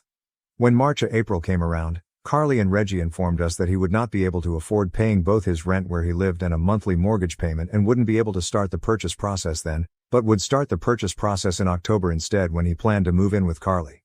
Before Reggie moved in, an ex-friend offered to rent a room in the house from Carly and pay her despite subletting being clearly stated in the lease agreement as prohibited. Carly so generously offered to pay us some of the amount that she was paid. The agreement fell through and the friend did not stay in the room. I'm not exactly sure why he chose to do things the way he did, but Reggie didn't start the purchase process at all until after he had moved and quit his job, meaning the only source of income he had to show to a mortgage company was the monthly stipend from the government, which even with a veteran's loan doesn't work as proof of income. When he moved in, rent increased to $1,000 a month, which is still under value for the size of the home, and a brand new rental agreement was written and signed stating that if they had not started the buying process to purchase the house from us by mid-April of 2024 that we would not be renewing the lease, nor would we work with them on month-to-month rental options, as myself and my husband are completely and totally over this mess. We also stated in the rental agreement that we were not going to list the house for sale as a sign of good faith to allow Reggie and Carly first choice on the house to buy it. Here's a rapid-fire list of things that have happened since October. Reggie paid the $750 that Carly owed to me in back rent. Carly and Reggie informed us at some point either late November or early December that they would not be buying the house as the repairs required amounted to more than $50K. I don't know where they got this number, as I have budgeted on multiple occasions to redo the flooring and it would be less than $15K to redo the entire house, nor would repainting cost more than a few thousand, or the bathroom remodel, as they intended to do the work themselves. We repaired the major damage in the bathroom recently for less than $500. They could not acquire rental housing due to having 3 cats and will indeed be staying in the house. We informed them we are not renewing the lease and reiterated our reasoning. I made the mistake of telling Carly what we owed on our mortgage and they turned around and offered us $50K to buy the house from us, less than 1/3 the market value of the house if we sold it as is. We politely declined and then promptly went home and screamed into pillows. They have repeatedly told Tia that they are desperate for money to the point of debating setting up a GoFundMe, all the while Carly has gotten 2 brand new tattoos in the past year and has an international trip she has paid for in full that she is going on at the end of March and Reggie has still not acquired even a part-time job. We emergency installed a water heater that Reggie paid for that I will have fully paid back by the end of March. Carly quit her job and now the only income they will have after the end of this week is Reggie's military stipend. Carly nonchalantly stated that we would have to renegotiate rent for this month and next month. There will be no negotiations. She made a bad decision and will have to live with the consequences of her actions. The most recent thing she did was text me 2 days ago asking if she could pay me in food for this month's rent. Knowing her, the amount she will pay will amount to only a couple meals and maybe $75 in groceries instead of the roughly $500 that they will owe. I owe Reggie roughly $500 left to pay off the last bit of the water heater. I jokingly answered that the electricity and insurance companies don't accept food as payment, so neither can I. She then offered to pay me what it would cost to pay these expenses and then the rest she would pay in food. I have not responded. It's been a day and a half. They will pay me in cash and nothing else. I'm done. No discussion. My warning to all of you, don't mix business and friends without getting to know said friends very well first. If I had known what I would be walking into, I never would have allowed her to move it. Relevant comments. Comment 1. Why are you allowing her to dictate anything? Evict her. OP. I'd love to, but where we live requires 60 days notice and that gives them an in to stay past their lease. They conveniently dropped the news on me that she quit her job when it was too late for me to give the required time for written eviction notice. Comment 2. Have you been inside the house since these 2 freeloaders moved in? I am thinking that they may have destroyed some parts of the house, which is why they came up with the $50K in repairs. Let them know that either they get all their crap out or you will just put it out for the trash. If it is worth anything, you could sell it for some of the money that they owe you, but I would bet most of the stuff is just crap. If they don't move out when you say the contract is over, it is 100% time to evict them. But if that happens, check with a lawyer, and see if you can cut off all utilities, water, electricity, gas and any other utility. You want them out before they destroy the inside of the house. If they do, make sure to take pictures and put them on social media and let every one of your friends know exactly what she did. Make sure that no other friend is dumb enough to let them move in with them. Luckily I have been inside the house. I was there on Sunday, and was able to do a quick walkthrough and everything seems to be okay right now. But I'll keep that in mind for when we deliver the eviction letter update 1. I should clarify. The reason we let Carly move in the first place is because she made it sound like she literally had nowhere to go. She'd spun a tale that her home life with her mom was not safe. Untrue. She made it sound like Tia was literally kicking her out that day. Also untrue, and she panickedly hounded me relentlessly in person and over the phone until my husband and I made a super quick decision to let her rent from us. I've learned this is a method of manipulation. I've reached out to an attorney. We talked about everything that's happened. They read through the lease and gave us a few options. We wait until May 1st when Carly and Reggie are supposed to be out of the house. If they're not out, delivery intent to sell notice. That gives them 90 days to vacate the property after the lease is up. Not ideal. We deliver the intent to sell now. That means they have until mid-June to GTFO. Still not ideal, but better. If they're still in the house past the 90 days, we file an unlawful detainer and the cops forcibly kick them out. We can't evict because we don't have the grounds. Even with all of this, the courts just about everywhere are against landlords and in favor of tenants. The minute their rent is late, we then have grounds for eviction. That gives them 14 days to pay or GTFO. But if they pay, the eviction process ends. So still not ideal. They can't get squatters' rights because they haven't been here long enough. I'm going to be telling her mother everything she's done, because I'm pretty sure she has no idea. I'm also telling all our mutual friends. I've done a lot of self-reflection lately before writing this post and came to several conclusions. I know she's not my friend. I had a false idea that I was helping someone that I saw as a friend and in the end I enabled her shitty behavior. I'm aware I'm a doormat. I know I don't know how to set boundaries. I spent a lot of time on the phone and in professional offices over the last few days. I'm on a waiting list to see a therapist and learn to set boundaries, because I don't ever want to teach my kids my bad behaviors and habits that got me into this mess. And for all of you who mentioned that it is a miracle my husband is still with me, he was with me along the whole process. I never did anything without his consent, since we own the house 50/50ths. I'm taking most of the blame because Carly was my friend. I apologized to him and we had a deep conversation about working on communication. He apologized for not seeing that my friend wasn't who she claimed to be and didn't warn me I was being manipulated. Update 2. This is hopefully the last update. Sorry it took so long to get back on here. They're out and have been since April 1st. And no, it wasn't a joke despite the date. Life's been insane and I've been so overwhelmed with this whole situation that it's been hard to get back on here and face it all again. They left the house a mess, but that's not surprising. They claimed they didn't have the time or money to finish even though there was a whole month left on their lease. Honestly, I'm happy that they're out, though I am pissed about the mess. I'd rather clean up a bit instead of fighting them in court to kick them out. I told her mom and showed her everything. And her mom was angry as well and told her off a couple times for 1, leaving the house in the state they did and 2, treating me, and others, the way she has. I've also started therapy and am working on setting boundaries and getting over my people-pleasing. The last I spoke to Carly was yesterday because I learned from a friend that she joked about leaving the house a mess on purpose because she was mad at me. I confronted her and asked why, even if it was a joke, because even jokes have some basis in truth.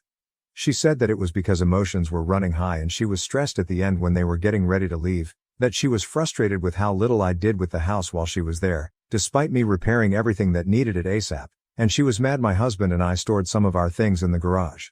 I explained that 1, it's our house, we can do that, 2, there was plenty of space in the garage for her things as well, and 3, none of her vehicles would have fit in the garage anyway as they were all too long and none of them ran, so she couldn't have even gotten them into the garage. Carly also had to junk out 2 of the vehicles she left behind, even though she'd explained she had someone who could keep them on their property so she could work on them. I don't understand any of her logic. I'm done trying to figure it out. Last thing she said to me was that she was sorry, though I don't believe she genuinely is and is just saying it to make herself feel better. Thanks to everyone that's read and commented and given advice, it's been greatly appreciated. Sorry if it's a bit anticlimactic of an ending, but I'm relieved that it's done. Some good news is that we're working with a buyer now and are making steps towards selling for what the place is actually worth. I found out my daughter is pregnant. Am I a bad mom for refusing to raise the soon-to-be-born child of my non-binary daughter? My daughter came to me at 16 and said she was non-binary, but only sometimes. Like, some days she would feel more male than female and some days she would feel like neither. She wanted me to ask her every day what day it was and then refer to her as that pronoun of the day. I told her that wasn't going to fly. Growing up, I spent a lot of time on LJ, LiveJournal, during the Olban Self and Zen Self-Sir Self days. People who think this is new to this generation are fooling themselves. I told her that I would call her the pronoun she wanted and do my best to remember it day to day, but she was going to have to tell me what she wanted for that day. I wasn't going to play a daily guessing game. This went on for about a week or two until she finally seemed to grow tired or bored and just said I could call her her. Though she still identifies as non-binary. Fine. At least when it was going on she wanted she, he, or they. I'm sorry, but I couldn't have done fox self/fox them with a straight face. So that's the pronoun story, and looking back where I think things started to go off the handle. Here's my real question. My daughter is now 18, pregnant, and seems to have lost her goddamn mind. Or I'm an asshole. You choose. This year has been a struggle. She wanted to take a break year before she goes to community college, but can't keep a job. Apparently, retail situations are too phobic against her non-binary state. My child looks/acts/dresses exactly as a young adult female BTW. When I ask how people are being phobic against her, she gets as prickly as a cactus, so I really don't know the details. She's been through 4 or 5 jobs this year, quit all of them. She won't consider call centers that aren't face-to-face because she doesn't like to talk on phones, and is apparently looking for a remote job without any luck. She's been unemployed since Thanksgiving. She quit her last job on Black Friday, in fact, and I was on the verge of laying down the law, telling her she either needs to go to school this upcoming semester full-time or get a full-time job or move out with her friends. But now she's come to me and she's 5 months pregnant. She's very angry at me, says it's my fault because I didn't put her on puberty-blocking hormones when she came to me 2 years ago. She believes I'm in fact trying to feminize her by getting her birth control. The pill. She's been throwing her prescription away. This is where I might be the asshole. I called her a little idiot. We don't use that sort of language in my house, and I never call people names, especially my own child, but at that moment I could just see red. The hormone thing is a non-issue IMO because this is the first time I ever heard of her wanting hormones. What was I supposed to do? Go back in time?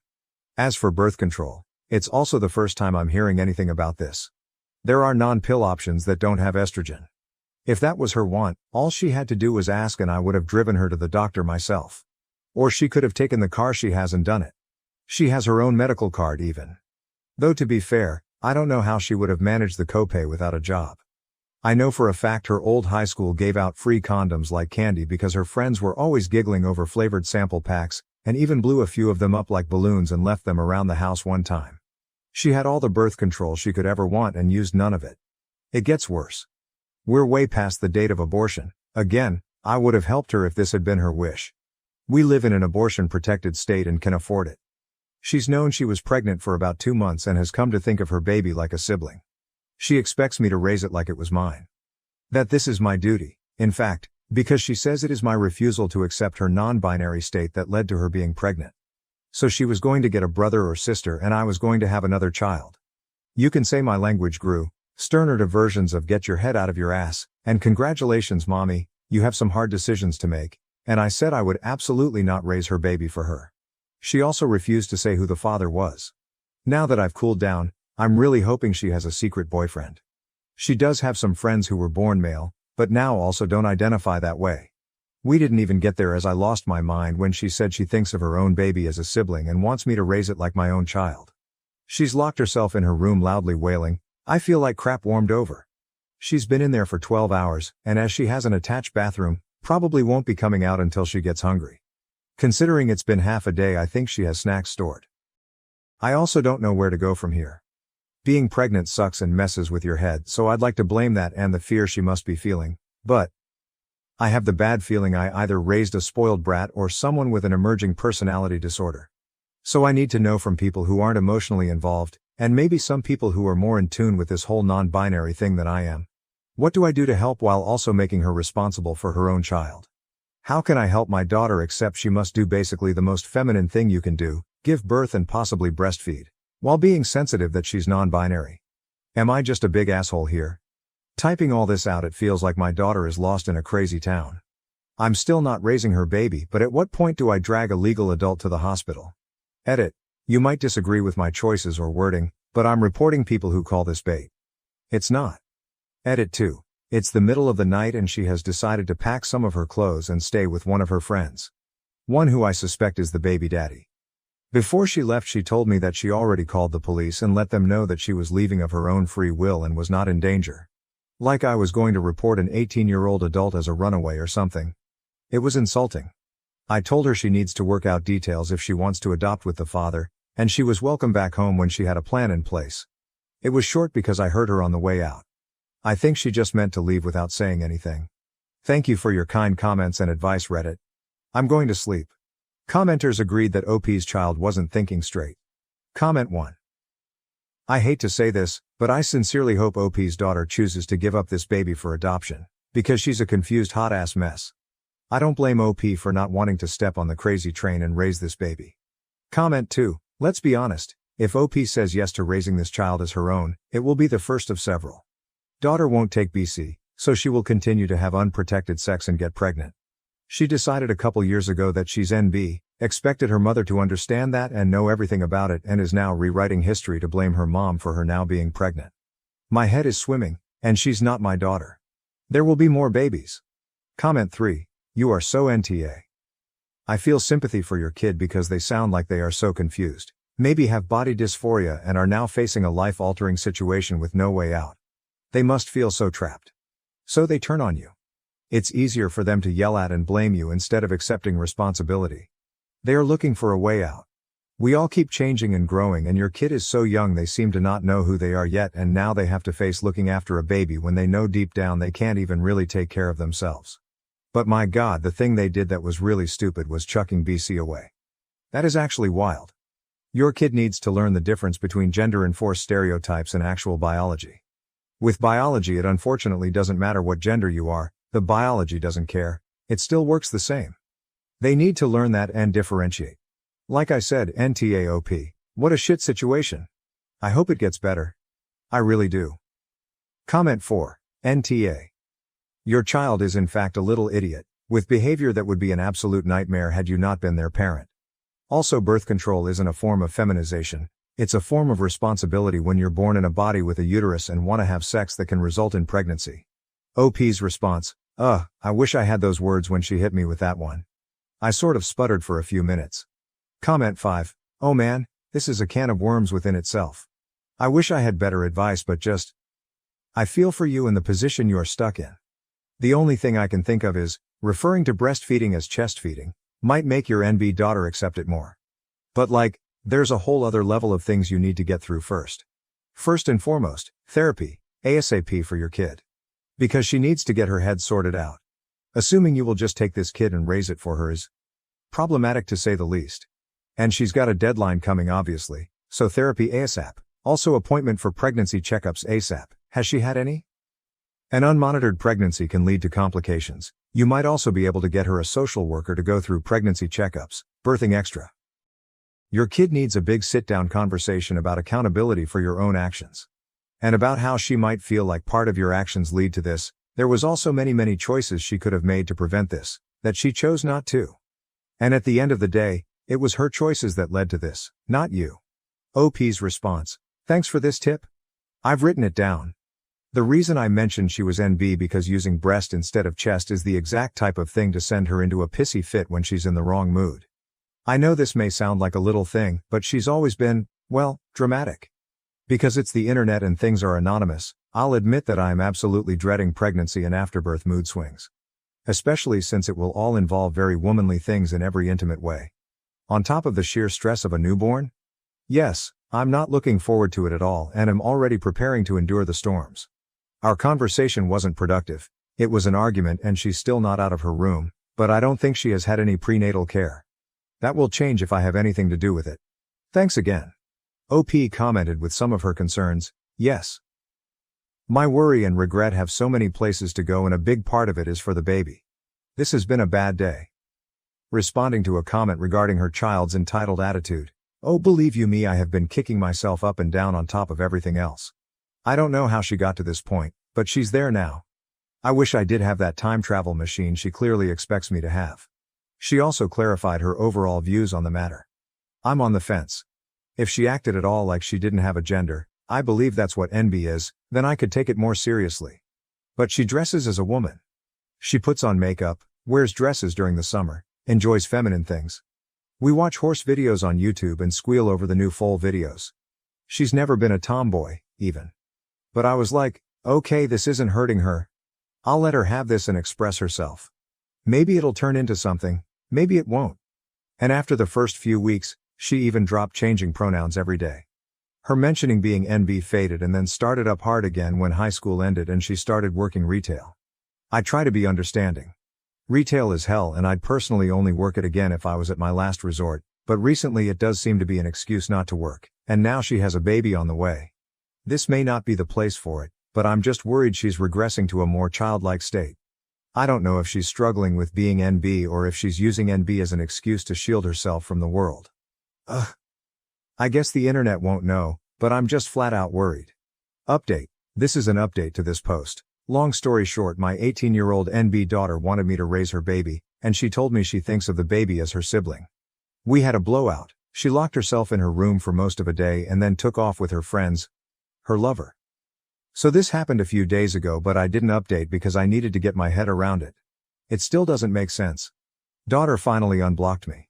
She and the person who got her pregnant wanted to talk to me at a public place. We chose IHOP.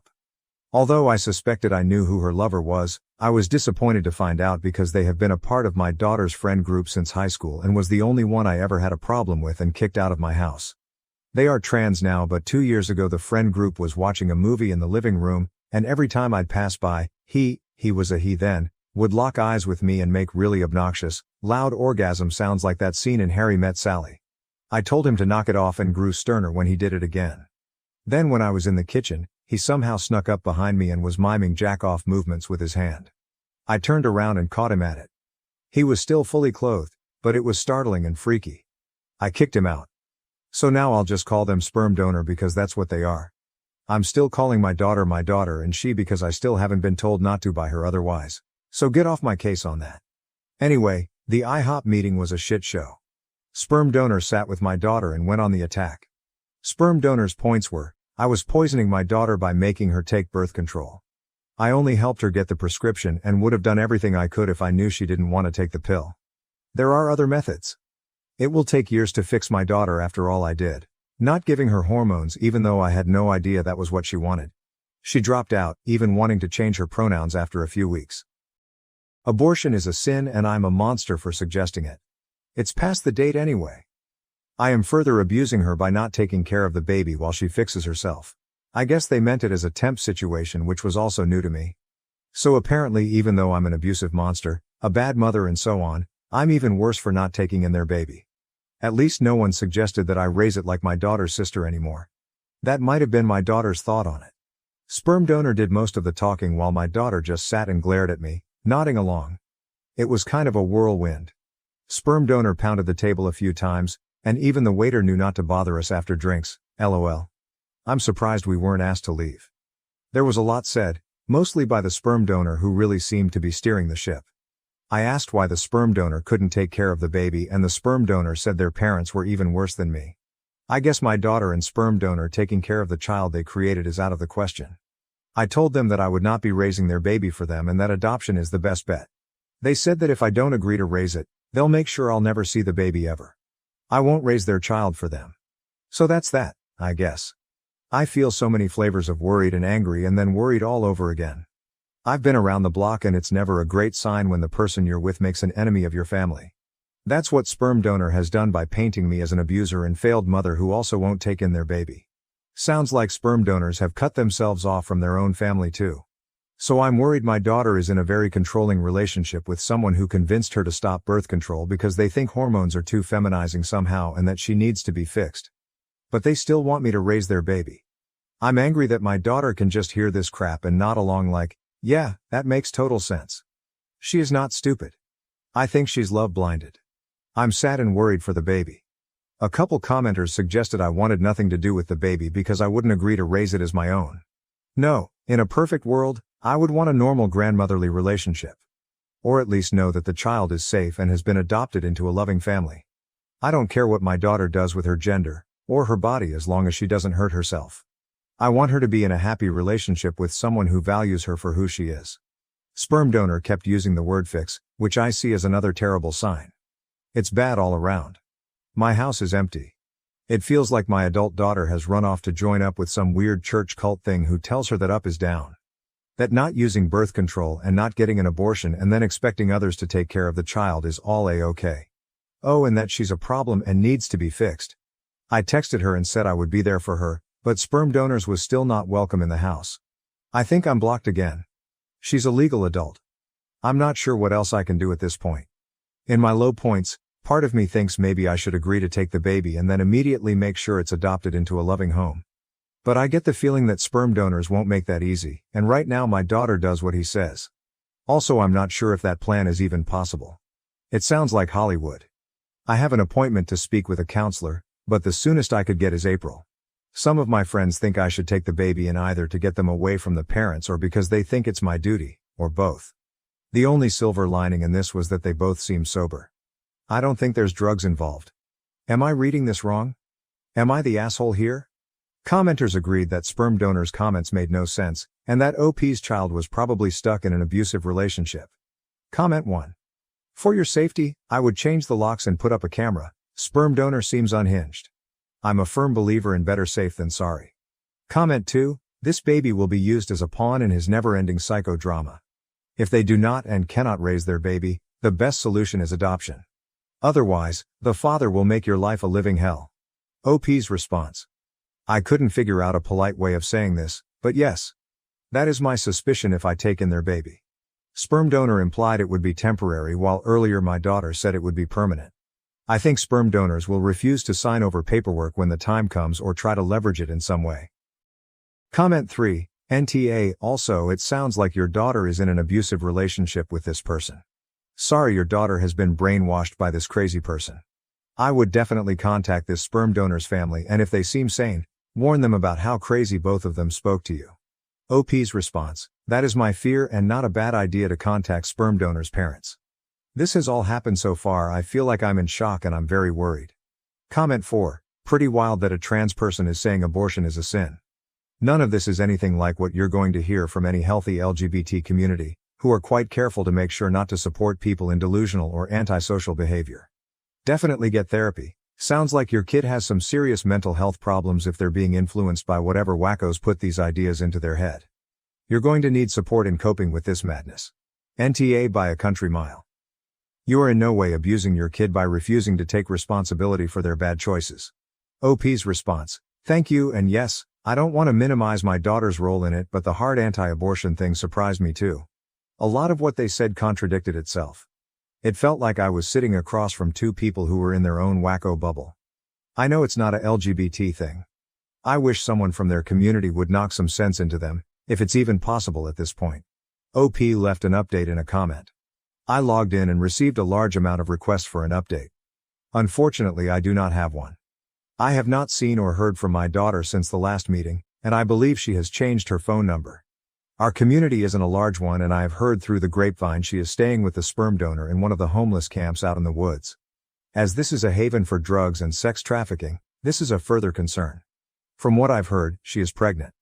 Myself and a few friends and family members have driven through the camp area a few times on the lookout for her, but it's very large and there aren't exactly marked roads. Also recently other people have been shot at while walking their dogs around there, or riding ATVs, so every time we go it's a risk. So that's it. I'm stuck hoping she's safe and under some kind of shelter. There are a lot of plywood houses and broken down RVs out there, and waiting to hear news when she has the baby. Yes, CPS and the local police are aware of my concerns. I'm worried the child will be born addicted to drugs because I don't know anyone who doesn't live out there who isn't a meth head. Thanks for your concern all. I'm unsure what I'll do when the baby is born. I might have to take in the baby after all just to make sure it doesn't live in that camp, and it may make me an asshole. But I am not looking forward to the hard work and drama that will come with it. New update. I posted another update in the comments a while back. It's on my account. Basically my pregnant daughter shut me out of her life completely and rumor had it she was living in a homeless camp with her weirdo lover out in the woods. It's a huge place and my friends and I searched a few times but weren't able to find her. It's also dangerous because there aren't laws out there and the homeless shoot at ATV riders and hikers and send dogs after people who come too close to what they consider their territory. To be clear, I don't think my daughter was part of that group, The camp is huge and full of meth addicts, sex traffickers, and drug labs. Anyway, the full story is in my account if you care.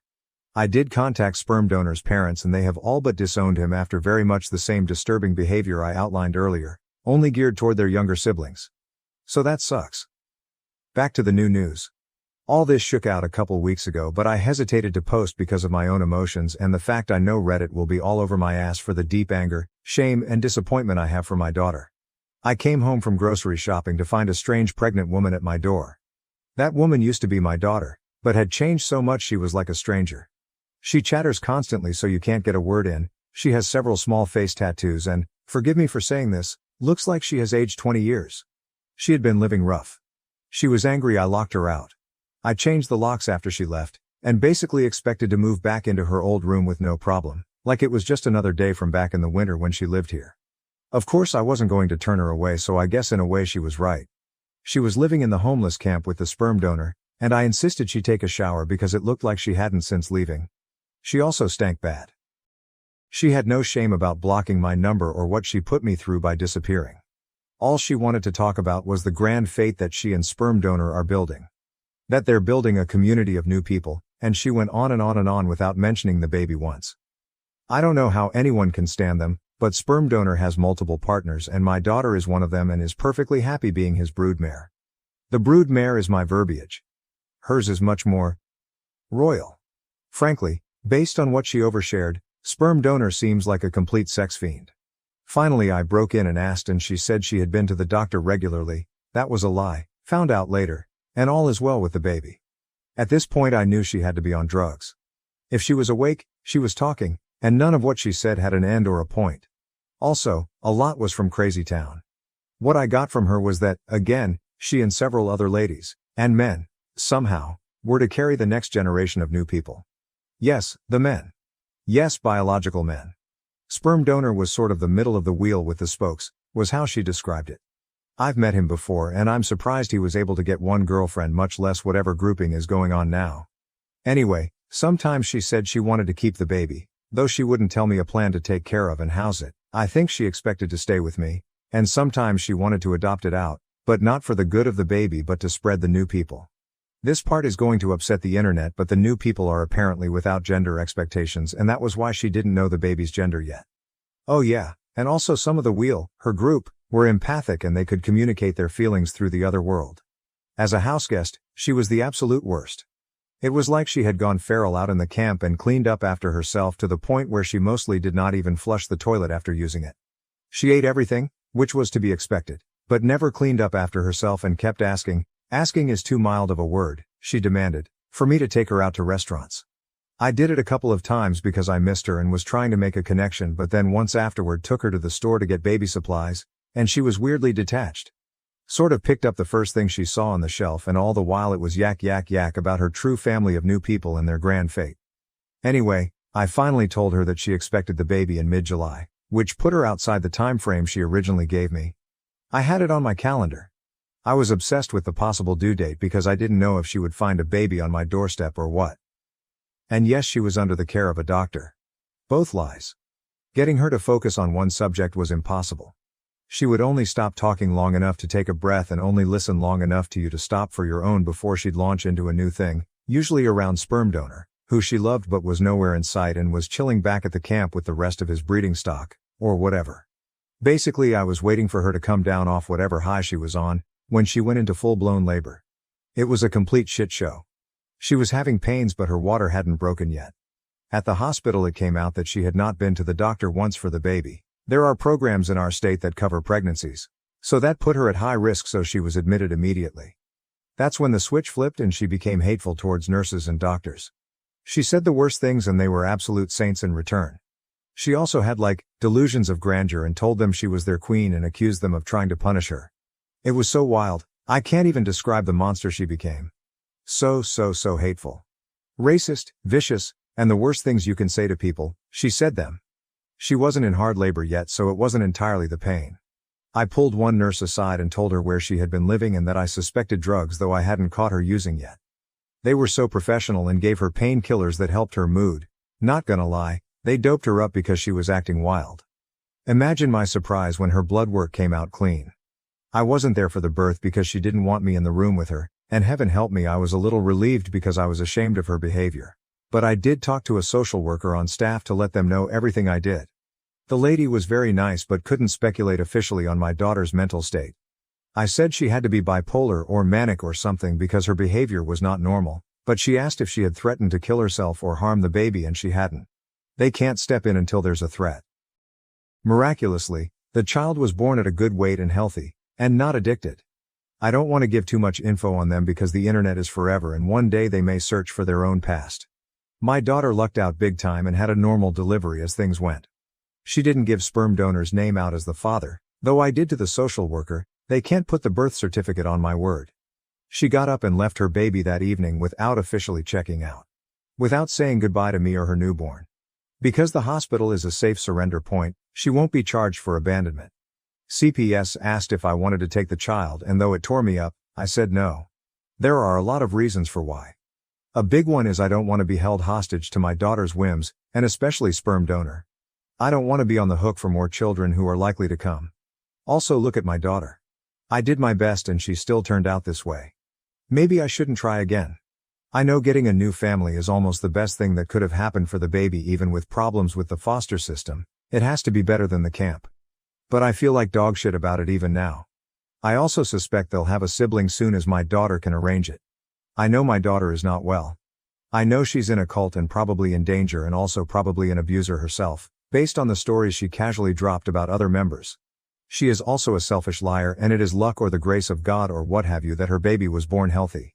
She is rolling the dice on her life and the life of her future children. She's sick and under a sex fiend's control and now thinks she has magic thought powers, but she has some responsibility in this too. All the rest of the transgender stuff with her lover, and if she is NB or not from the past doesn't matter. She's an adult and is making some bad choices. It's hard for me to type out, but the way she treated the hospital staff was so cruel. Seriously, I had to use a thesaurus to describe it because I can't even fully describe how bad it was. It showed me that whatever else, she thinks other people are below her. It's more than the mania. I'm just there to serve her, whenever she sees fit. She knew she would be giving birth soon, so she came home and expected me to take care of her. I did, of course, because she was 9 months pregnant. And the second she didn't have any more need for me, or the baby she had just given birth to, it was easy to take off again. I listened to her for days and she expressed no feelings of hope for the baby other than a vehicle to spread their movement. No worry about their future life, and no more comments on me raising them as a sibling. She made the choice to leave and go back to sperm donor's harem or wheel or whatever. Sick or not, I'm ashamed to have raised someone with these kinds of values. Mentally ill people aren't bad people, but she has gone beyond merely bad choices. I haven't totally written her off and she may come back to sanity, but since all indications are that I'm blocked again, I'm going to think long and hard about boundaries and possibly moving. I'm worried about one day finding a bunch of curtly weirdos on my porch. So that's it, I don't know what to do. It's not like I have the resources to pay someone to deprogram my daughter, and that sounds very Hollywood. I need a realistic goal. It's more than just a cult. She needs a checkup from the neck up and I don't have the legal standing to do anything. At least the baby is safe. That's the one bright spot. Thoughts are welcome and, forgive me, any realistic suggestions, or just tell me if I'm way off base and I'm the asshole here. This has been a hell of a year and such a spiral. A year ago I had a somewhat of a slacker teenager under my roof. Now all of this. My parents favored my younger brother over me. They even chose to attend his game instead of coming to my wedding. Buckle up guys, this will be kinda long. So I, 27, have a younger brother, Mike, 21. He is the definition of a man-child and a mama's boy, always complaining, always expecting others to bow to him. Just overall, an asshole. Ever since he was born, my parents fussed over him for everything. He's not special needs, or had a traumatic birth or anything of the sort. He was just, born. And my parents completely discarded me. My mom, 5, especially. She went from a loving mother to one of those boy moms that people make fun of on the internet. My father, 50, still showed me love and support, but he's always been too much of a coward to stand up to my mother and let me win at least once. The only one who stood for me was my grandpa, 76, who always called my parents out on their bullshit, and never liked my brother. I remind him of his late wife, my grandma, and we have a very special bond, but he lives on the other side of the country and I could never see him often.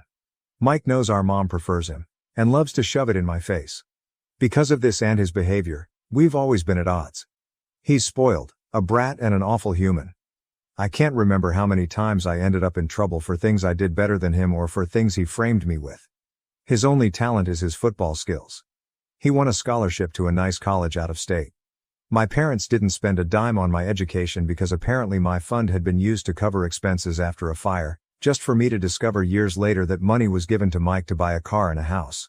It's at a public university that I met Lucas. He was the first person I was really drawn to there. Of course I met new people who are now my dearest friends, and thanks to them and Lucas, who was my best friend for years before we got together, I managed to move out of my parents' house. Now both Lucas and I are well known in our fields and have very good salaries. Now, to the main issue. Lucas proposed to me a year ago. We're very private people, so we didn't post it on social media or anything, and when I told my parents they dismissed it with a "that's nice." I'm starting to think they downright didn't listen to me at all. We decided that we wanted a nice but simple ceremony and reception with our friends and relatives. Lucas convinced me to invite my parents and brother, but they never responded to the invite. And whenever I went to visit and began to talk about my wedding, without mentioning it was a wedding, my mom would always speak over me and about my brother's accomplishments and wild adventures. At one point I got fed up with it and interrupted my mom to tell her that there was an event I was planning to organize, whose date was unmovable. She told me that they couldn't attend, because my brother was playing the last game of the season that very same day, and wanted them to be there. Of course, this favoritism didn't surprise me. They missed my ballets, shows and both my high school and university graduation for things about him. At this point, I wanted to be petty. I told both my parents that it wasn't a problem to miss this event, purposely omitted the fact that this event was my wedding, and didn't insist further. Flash forward to a few weeks ago, I got married. It was perfect. My family, Lucas's family and our friends were all there and we had a blast. My grandpa was happy to give me away, and it was just perfect. My relatives asked me multiple times why my parents weren't there with us. I was honest and simply said they had my brother's game to attend, and couldn't come. They gave me a few looks, and my grandpa was visibly angry for a while, but otherwise nothing strange happened. After the reception, Lucas and I left for our honeymoon, and were phone-free for the whole duration of the trip. But once we got back, we discovered that a shitstorm was welcoming us home. I turned my phone on and was unable to even unlock it before a storm of notifications popped up. Most of them were from my mother and brother. Mike called me all sorts of nasty names and insulted me because, apparently, one of my paternal aunts posted the photos of the wedding on Facebook, and captioned it with a very obvious dig at my parents, especially my mom, for missing the wedding. The post apparently went viral in my parents' community, and they've been publicly shamed for their mistreatment of me.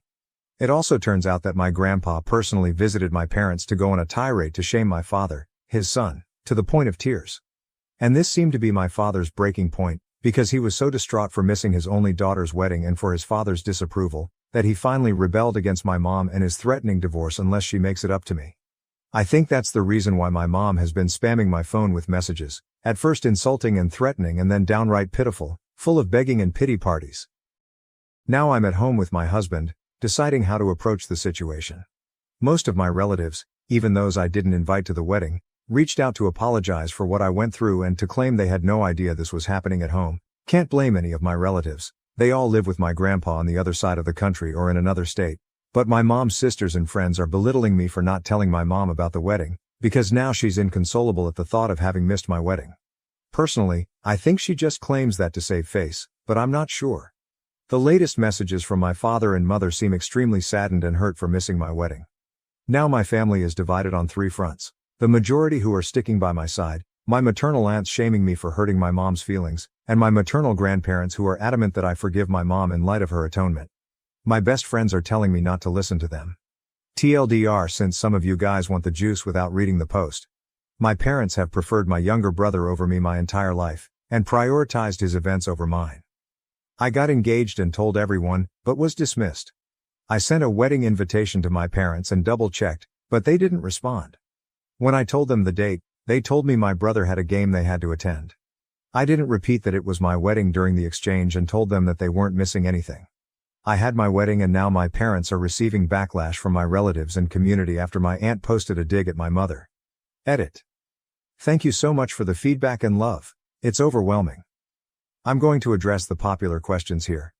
I did inform my parents about my wedding. I sent traditional on-paper invites to all my guests, and was notified that all invites had reached their addressees.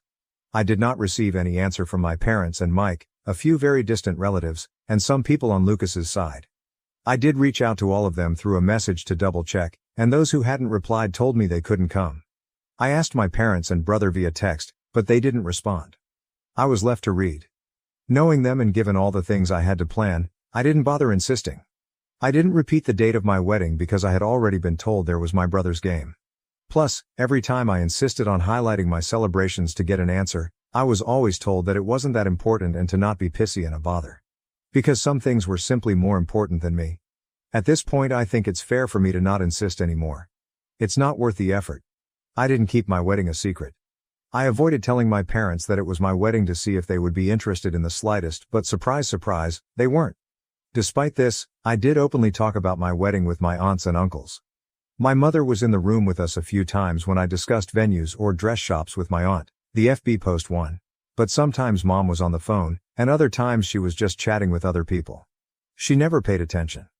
When I talked about it during reunions, she smiled and said, "That's great, dear," and then would change the subject. Radio silence on Dad and Mike. I kept in contact with them because, well, all the times I tried to go NC in the past years I've been harassed.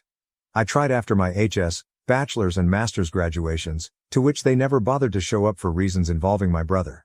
Every time I was shamed for daring to turn my back on family by my parents, my brother, my maternal aunts and my maternal grandparents. I think the turning point here is that, all those times, Lucas wasn't by my side. We started dating a little after my last attempt at going NC, and now that I have him here, I feel more confident in my stance. But before that, I want this confidence. As I already stated, all my paternal side lives on the other side of the country and wasn't aware of how they treated me. I did try to expose my parents once, at 14. My aunts, uncles and grandpa reprimanded them, they faked being sorry, and then once home I got the beating and gaslighting of my life for lying. After that, Elle kept in contact regularly with my paternal side, but omitting my parents' abuse out of fear, which still haunts me to this day. Only grandpa knew, but he was always threatened to be alienated from me if he tried anything. My parents and I are not from the same city. I live in a city an hour drive from my parents' small town, and they don't know my new address because once, my brother tried to break into my apartment to steal some cash and my mother backed him up, claiming that siblings share their goods. Now I moved, and I'll be sure not to tell them where I live. My parents didn't buy my brother a car and a house before he even started high school. They bought him a car for his 16th birthday, and a house near his college when he began freshman year. They didn't spend the money from my fund right away, they just lied to me to use it later for my brother, keeping it stored for later in the meantime. Relevant comments. Commenter, do you think it would have been different if they knew it was a wedding and not just an event? OP, well, I am pretty certain my parents would have been a handful at my wedding anyway. They ruined a cousin's wedding by making it all about how my brother had just given his first university exam, and he got drunk and trashed part of the cake. So, I'm wondering what made me want to add them to the guest list in the first place, but then again in my family going NC or even LC is considered shameful. The cousin whose wedding Mike trashed cut my family off, and they've been dragged for turning their back on family over a minor accident. OP on her father missing her wedding and why it was a big deal for him. OP. Giving daughters away is a big deal on my father's side of the family. He only has me, and has made a big deal since birth despite how he treated me. Appearances, that's what matters? Make of this whatever you wish to make it. Update.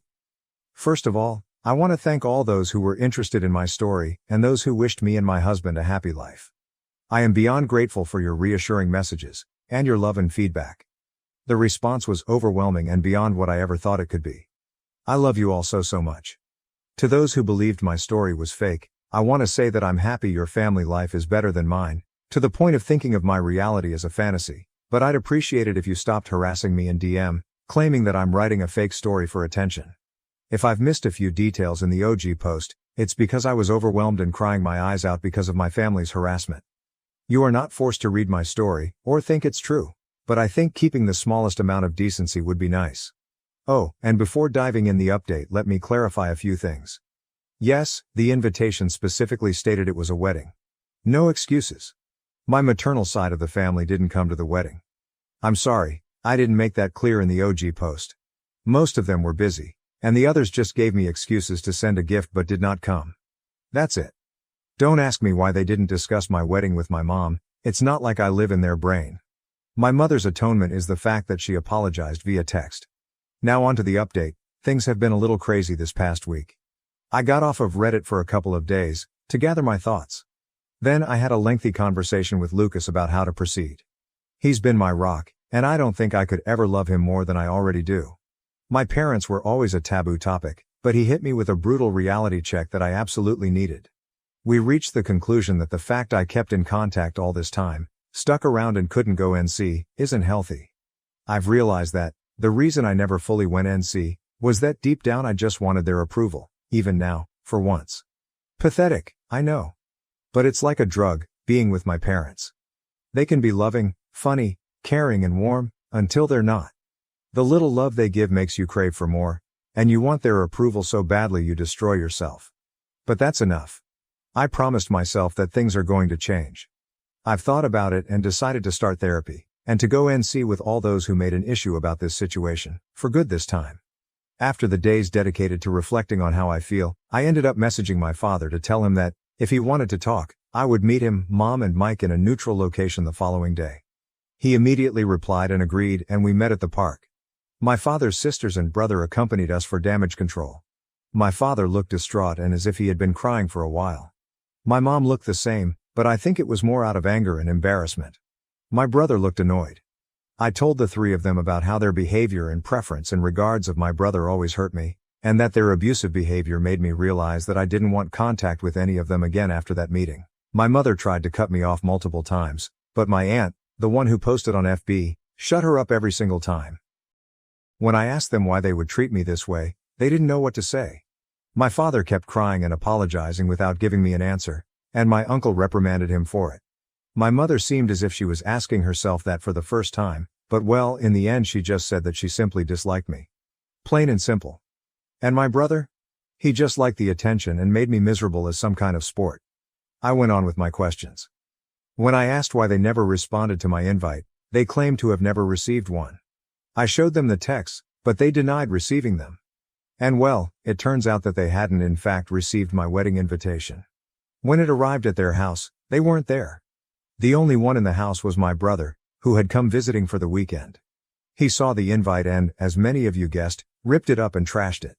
And then, when I texted my parents, he deleted the messages. Wasn't hard to do. According to him, they kept my chat archived and didn't get the notification. So my parents never actually got a formal invitation. I was just distraught. I asked Mike why he would do that, and he just shrugged, and claimed that it wasn't as important as the stuff they had in the program anyway. I had to stop Lucas from punching him in the face. Strangely enough, my parents were upset and started reprimanding him. He actually began to throw a tantrum and cry crocodile tears, and I must admit that I was kind of satisfied.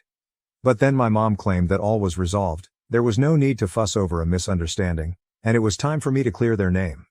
That set me off, and I interrupted her, telling her that they weren't forgiven at all, that just because Mike trashed the invite, it didn't mean it automatically canceled all their neglect out.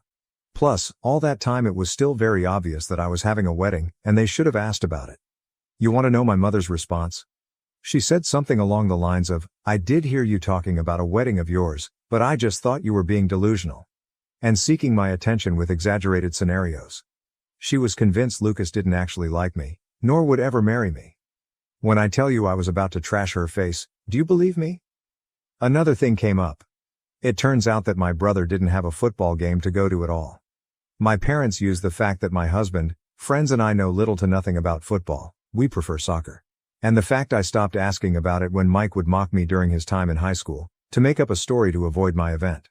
At the time I wrote the OG post, I couldn't confirm or deny the presence of a game because my brother has private social media and Lucas and I are blocked, and I foolishly trusted my parents' word. But no. You want to know where they went with that man-child? They went to Disneyland, because Mike wanted to go. They used the football story to cover for my brother's 100th tantrum holiday, and apparently they did it multiple times in the past months.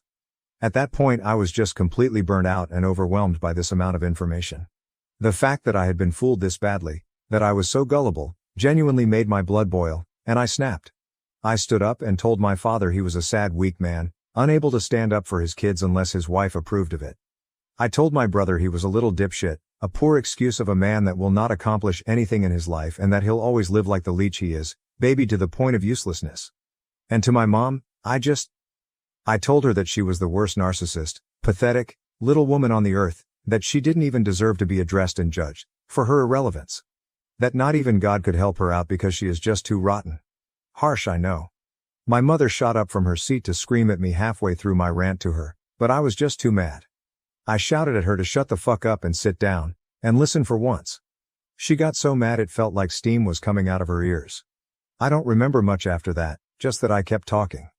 And talking. It felt as if all my anger and hurt just flooded out. At one point I'm pretty sure the whole park was silent. I spat at my parents and Mike that I was disowning them all, and that if they're smart, they'll think before reaching out again. I took my purse and left with Lucas, Anna and Francis, leaving my parents and brother at my aunt's and uncle's mercy. I think at some point the reality of what I had just learned and said finally hit me, because I ended up having a panic attack on the way home. Lucas was driving, so Anna helped me through it until we stopped in a parking lot to calm me down. I am beyond grateful for their help. Once home I just fell on the bed and went to sleep. I really wanted to go with you guys' advice, and post the whole thread on FB, but given my work and career I couldn't expose myself like that. One thing is sharing my story from an anonymous throwaway on Reddit, the other is on FB, with my name and face plastered everywhere. I couldn't go down that path. Instead, I did something better. I made a folder with all of my mother's insults, messages and awful comments, and sent it to the woman in charge of my mom's church. It's a tight-knit community my mom worked her ass off to enter in, but that is also extremely judgmental, and being shunned by them is a death sentence. And well, that's exactly what happened. Just like clockwork, the scandal spread like wildfire, going out of the church and reaching the rest of the small town. You can imagine what this means for my mother and father. Because of my little spill, I did find other messages from my maternal side of the family, belittling me even more for upsetting their sister or daughter and insulting her. I just didn't care anymore at that point, so I followed you guys' advice, and told them that from now on, they will no longer be part of my life and that they can talk shit all they want, I just won't care. Instead, they should be grateful I don't send their nasty texts to their employers and spouses. I blocked every single one of them, grandparents included, on everything. I did find a lengthy message from my father. He apologized for not being strong enough to face my mother, agreed that what I said was true and couldn't believe that he had lost so much of my life because of her. He told me he is going to divorce her no matter what my decision will be, because he is tired of being controlled. He would like a relationship with me to make up for all the years that passed. I did reply to him, to tell him that as of now I really don't want to see him or forgive him. He has replied that he'll try his best to win me back, and that he loves me. I replied back that, as of now, I find that hard to believe, and then blocked him too. Frankly, his slimy way of trying to get out of this situation by throwing my mother under the bus is pathetic. At least, she was hateful and owned up to it. He is only able to blame others for his choices. I don't want to surround myself with people like that. My mother and brother are blocked similarly to my maternal side. Mike wrote other messages to taunt and insult me, and I just blocked him. My mom threw herself a pity party for being shunned by her community and for her marriage going into shambles, and I just replied, good riddance, before blocking her too. As for my grandpa, he has decided to stay with us for a while, to stick by my side. He really is the best, and has read some of your comments. He isn't going to admit that he's flattered by them. Since then a few days have passed, and all has been quiet. Lucas is spoiling me rotten, and I'm starting therapy soon. I know this isn't the drama-filled, revengeful update you hoped for, but well, this is it. I'll let you know if anything changes or evolves. Thank you so much for the love and support you showed me. I think I'm going to log out now. As for now, goodbye. I've decided to start therapy. I confronted my parents and brother about their behavior and ended up disowning them. I sent my mother's nasty messages to the leader of her church, and now she and her husband are shunned by their community. Relevant comments. Commenter. Maybe once your father is actually divorced and gone NC with her and your brother, there's a basis for some rekindling of your relationship. But wow. OP, perhaps, but as of now I don't want to think about it.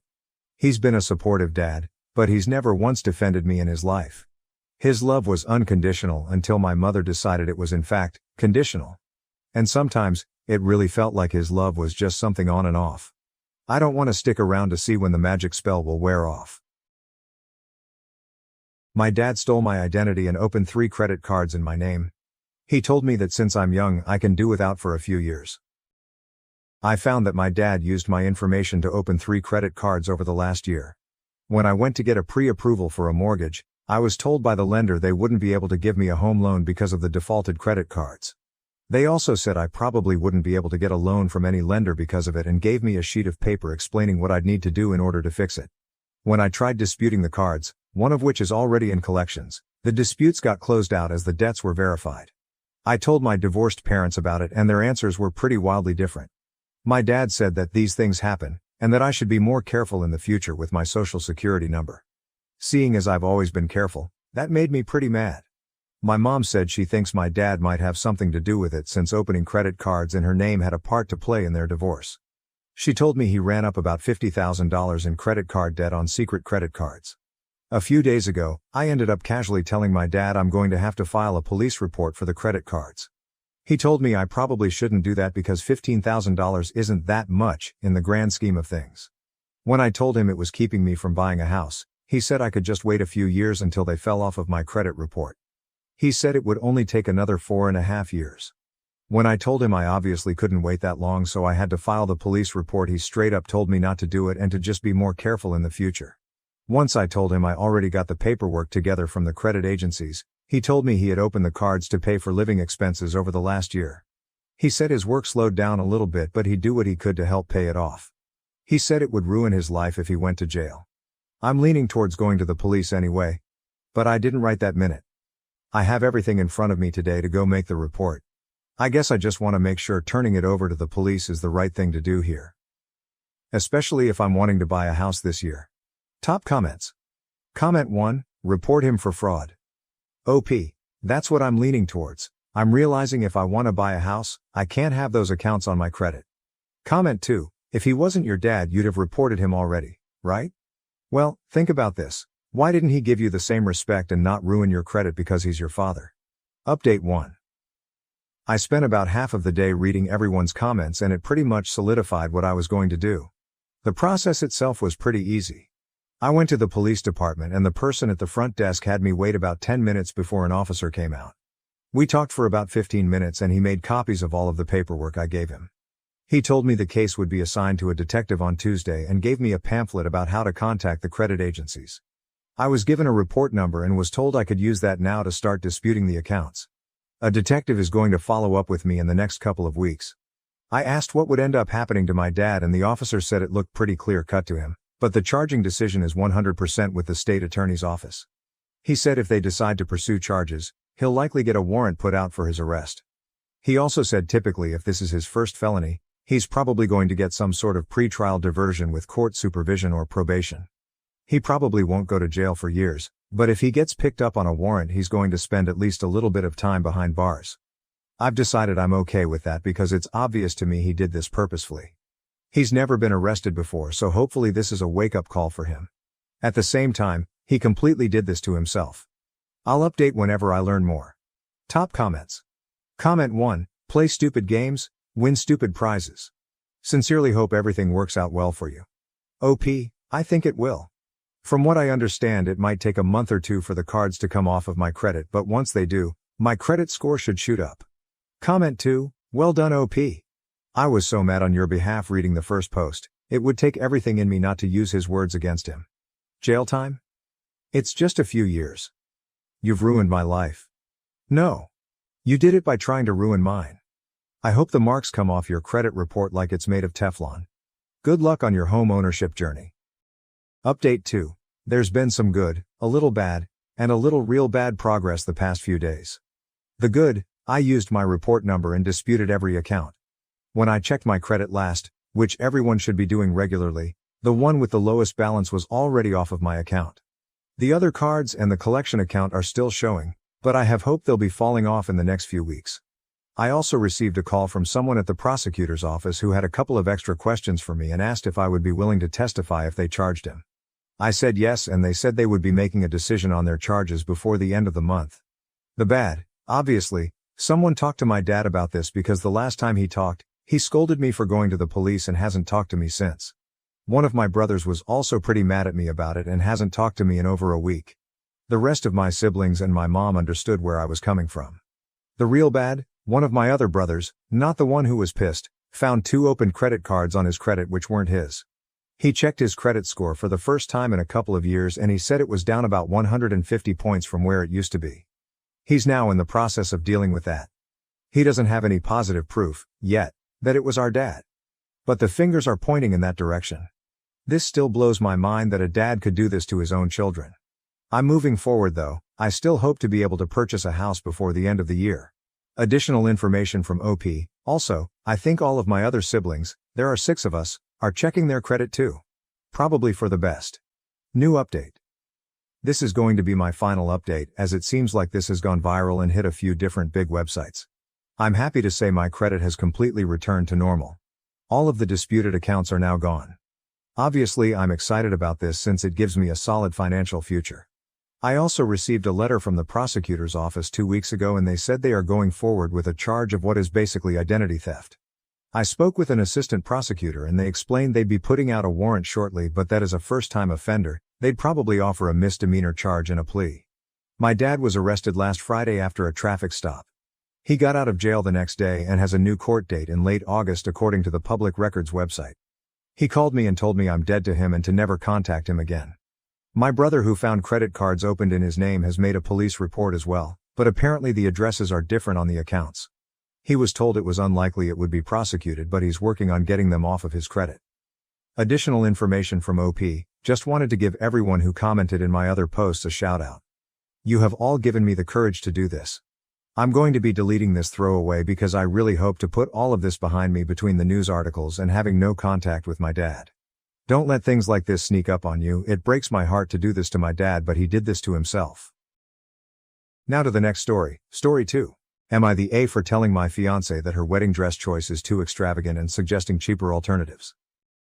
We are getting married in July of this year, the venue is booked and the wedding is pretty much sorted. Emma has been researching dresses and has a little scrapbook of lots of dresses she likes for ideas but is now looking to buy. All that's left to get is the bridesmaid dresses and her wedding dress. We jointly put aside $10,000 each for the wedding. Everything is paid and we have $6,000 left over, which I think could go towards the honeymoon on top of the honeymoon fund we already had. We aren't the extravagant type at all. Then comes the time for Emma to pick her dress. I know everything is more expensive when it has the term wedding attached to it. What I wasn't expecting was a $950 dress plus $120 veil. I'm using my dad's old tux he used for his wedding to my mom, just had it taken in a little. Emma can't use her mom's dress as her, and her mom both say the style hasn't aged well, which is fair. I had a quick Google around at dresses online and there were so many. And so many just like the one Emma wants for like $50 to $100. I'm not trying to get her to cheap out on her dress, but she will literally wear it once. One dress for over $1,000 is just insane. That would fund our honeymoon. I tried to show her some dresses I found on a recommended app called Wish and others on websites, but she was having none of it. She is very slender but apparently wants it specially fitted. It turned nasty unfortunately because I said I refused to drop such a large amount of money on a dress and she argued that she is using her own money for the dress. Which isn't strictly true as we ain't about to marry and our finances will be joined. Then her mom had to get involved. They offered to pay for the dress, but it's not a case of not being able to afford it. It's a dress. There are identical ones online at a fraction of the cost. I thought she would be ecstatic to learn there are identical dresses for a fraction of the cost, but she was really angry and upset. Is there something I am seriously missing? Because after we argued about the dress, Emma has been extremely cold towards me. Then yesterday she said if I want her to cheap out on her wedding dress on her wedding day that she needs to really consider if we're a good match for marriage. I was blown away that she would say that over a dress. I told her she's like a toddler throwing a tantrum over a sparkly toy she can't have. That was a mistake as she left to stay with her parents, who called to tell me I am much more than an asshole. TLDR fiancé can get a similar dress for around $100 with shipping online but wants to blow over $1,000 at a local wedding dress boutique. Am I the asshole for saying to get a cheaper one online? Edit. Emma found this thread. It was a mistake to post here and I'm sorry I posted our problems on Reddit. IATA the top replies from OP. Comment 1, but the gowns I found on Wish looked very professionally made, and very similar to the one she's picked. Comment 2, I mentioned the second-hand wedding dress store and she said no without even going to take a look. Comment 3, that's not fair. I would never tell her what to wear. She can wear what she wants. It is the absurd price that I'm against. Comment 4, see, I can definitely understand caring about the quality of a dress if it's a work dress or a regularly worn formal dress. I think what everyone's missing is that this will be worn for one day only. Relevant comments. Emma, Ask yourself if your fiancé's behavior here is a one-off. There are some concerning things here. His insistence on controlling your purchase, made with your money, even if it's funded by your parents. Is he controlling in other ways? Has he ever been insistent on you spending your time and money only in ways he approves of? And does he usually lash out when you don't do what he wants? The way he's resorting to name-calling because you wouldn't capitulate to his demands, calling you a toddler throwing a tantrum, instead of communicating with you respectfully. This is made especially worse by the fact that his demands are unreasonable and stem from a fundamental ignorance about the subject, wedding gown cost, what knockoffs are and why they're a bad idea, etc. And that he's shutting down your attempts to educate him. Does he normally communicate with you openly and respectfully? Does he normally get angry and verbally attack you when you disagree with him? Are you normally able to have conversations with him on difficult topics that are calm, respectful and productive, even when you disagree? Maybe you're both cracking under wedding planning strain, and this is an out-of-character moment that you can work through, but maybe this is pointing to a larger pattern. Proceed with caution. Remember you're about to enter into a pretty intense legal and social contract with this man, and that you're signing up for a lifetime of conflict resolution with this person in particular. The way you both approach disagreement and handle conflict now reflects how you'll be likely to continue to do so going forward. Now may be the time to double-check with yourself if this is the right move. Edit. After reading through the comments, I would also encourage you to look at his behavior here, on this Reddit post. His response to new information is not to take it on board and process it, but to double down, plug his fingers in his ears, close his eyes, and refuse to listen. The lengths he'll go to avoid admitting he was mistaken are a bit troubling. It may also be worth asking yourself if there's a reason someone who is so insistent on always being right may have for seeking out a partner who's a decade younger. I'm wishing you all the best, and I hope this works out for you. OP, I thought I'd have a look through the comments to see if anything explained why Emma has blocked me and her phone is ringing through to voicemail. I seriously can't believe people started a witch hunt over a dress. I watched some YouTube videos of Wish wedding dresses, and yes, wishes are trash. I got it, I was wrong about that site. But to end up blocked because you have all told her I'm abusive and manipulative is just vile. I called her parents' house and the line's off the hook, so if you see this Emma call me, please, I won't shout, I won't get mad, I just want to end this crap. Get whatever dress you want, I see that I was wrong. I'm sorry. Spelling bad had some whiskey, can you blame me after this? Edit 2. Based on Josh's newest comment about you blocking him on Messenger, it sounds like you're taking some time and space to think things over. I think that's a really good move.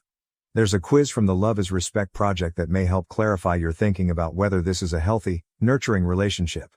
I hope everything turns out well for you, Emma, whatever you decide to do. There's a whole community of people here rooting for you to be happy. Edit 3. It looks like OP has been banned from AETA. He just sent me a furious, invective-filled PM blaming the sub for what's happening in his personal relationship and reiterating that abusive behavior is normal and fine, so I guess he's learned nothing. According to the PM, Emma's dad just called him and chewed him out, so it sounds like at least she has a strong familial support system. Transcript of the PM banned. I'm now banned from Am I the Asshole and good fucking riddance. Her dad just called to cuss me the fuck out. Can you believe I've been trying to not fucking cuss so I don't get banned so I can at least defend myself then banned for no reason. I live in the real world where when people are angry they yell, they save money where they can and they don't fucking run away and block you. Fuck this fuck. It, all and fuck Emma for believing strangers on the internet over her fiancé of 2 fucking years cupcakes _ vodka. Emma, if you see this, run for the fucking hills. Men who are almost 40 marry 27-year-olds often because they are manipulative and going to pull shit a woman his age won't put up with. He's too old for you. You are seeing signs of this behavior now. $950 for a wedding dress ain't shit. He is already trying to control and manipulate you and your finances and you aren't even married yet. Don't go through with it. OP, you are a massive asshole and she shouldn't marry you. OP. Wow, thanks. Seriously, she has been keeping up with this thread because she told me not to take it down. She wanted to read the replies, and now she's blocked me on Messenger and my calls go to voicemail. So thanks a lot, everyone couldn't have left it at YTA, legitimately out for blood, mob mentality if ever I saw it. The Bride. I will change the name despite his inability to do the same. I don't really care if he sees this, but he isn't sub to relationships. I literally don't know where to start. My fiancé will call Greg. I don't know what came over him, it's completely insane. We are getting married this summer. The argument started over my wedding dress. I picked a very simple and traditional gown that was already discounted as it is an example gown. My absolute idiot fiancé decided to post to a subreddit asking for opinions or more likely validation on whether was being unreasonable. My dress is under $1,000 but will come to around $1,500 with alterations. We have over $7,000 left over in our budget. That's another thing that seriously upset me, that he lied in his post multiple times. I make a much higher salary than him, so we agreed he would put $5,000 towards the wedding and I put in the rest, but why lie? Why ask opinions if you've skewed the details? I had absolutely no problem with this as he makes just above the minimum wage. The thread got way too much attention. I had already gone to my parents because I was angry about him calling me immature and shouting about me being spoiled. I also happened to find the thread shortly after he made it because not only did he use my real name, his throwaway was his real name followed by his alarm pin. He sent me a text saying that he wasn't the asshole in this situation and I just knew he would post it on Reddit. It's not the first time he's posted on Reddit about stuff. But nothing of this magnitude. Anyway, I don't know what to do. There are people online now claiming to be me and it's been shared on Twitter and Facebook and I'm just absolutely mortified. He got totally hammered last night and called my parents. My dad had to hang up on him because he was screaming down the phone and my mom was disgusted. I can't get my money back on the venue or anything. I recently started taking antidepressants because I've been feeling low, but now I just feel empty. This whole thing was about the cost of my dress and he suggested I use the Wish app to get an identical gown. First he refused to listen to me saying that Wish is garbage, but he also argued it to death in the comments.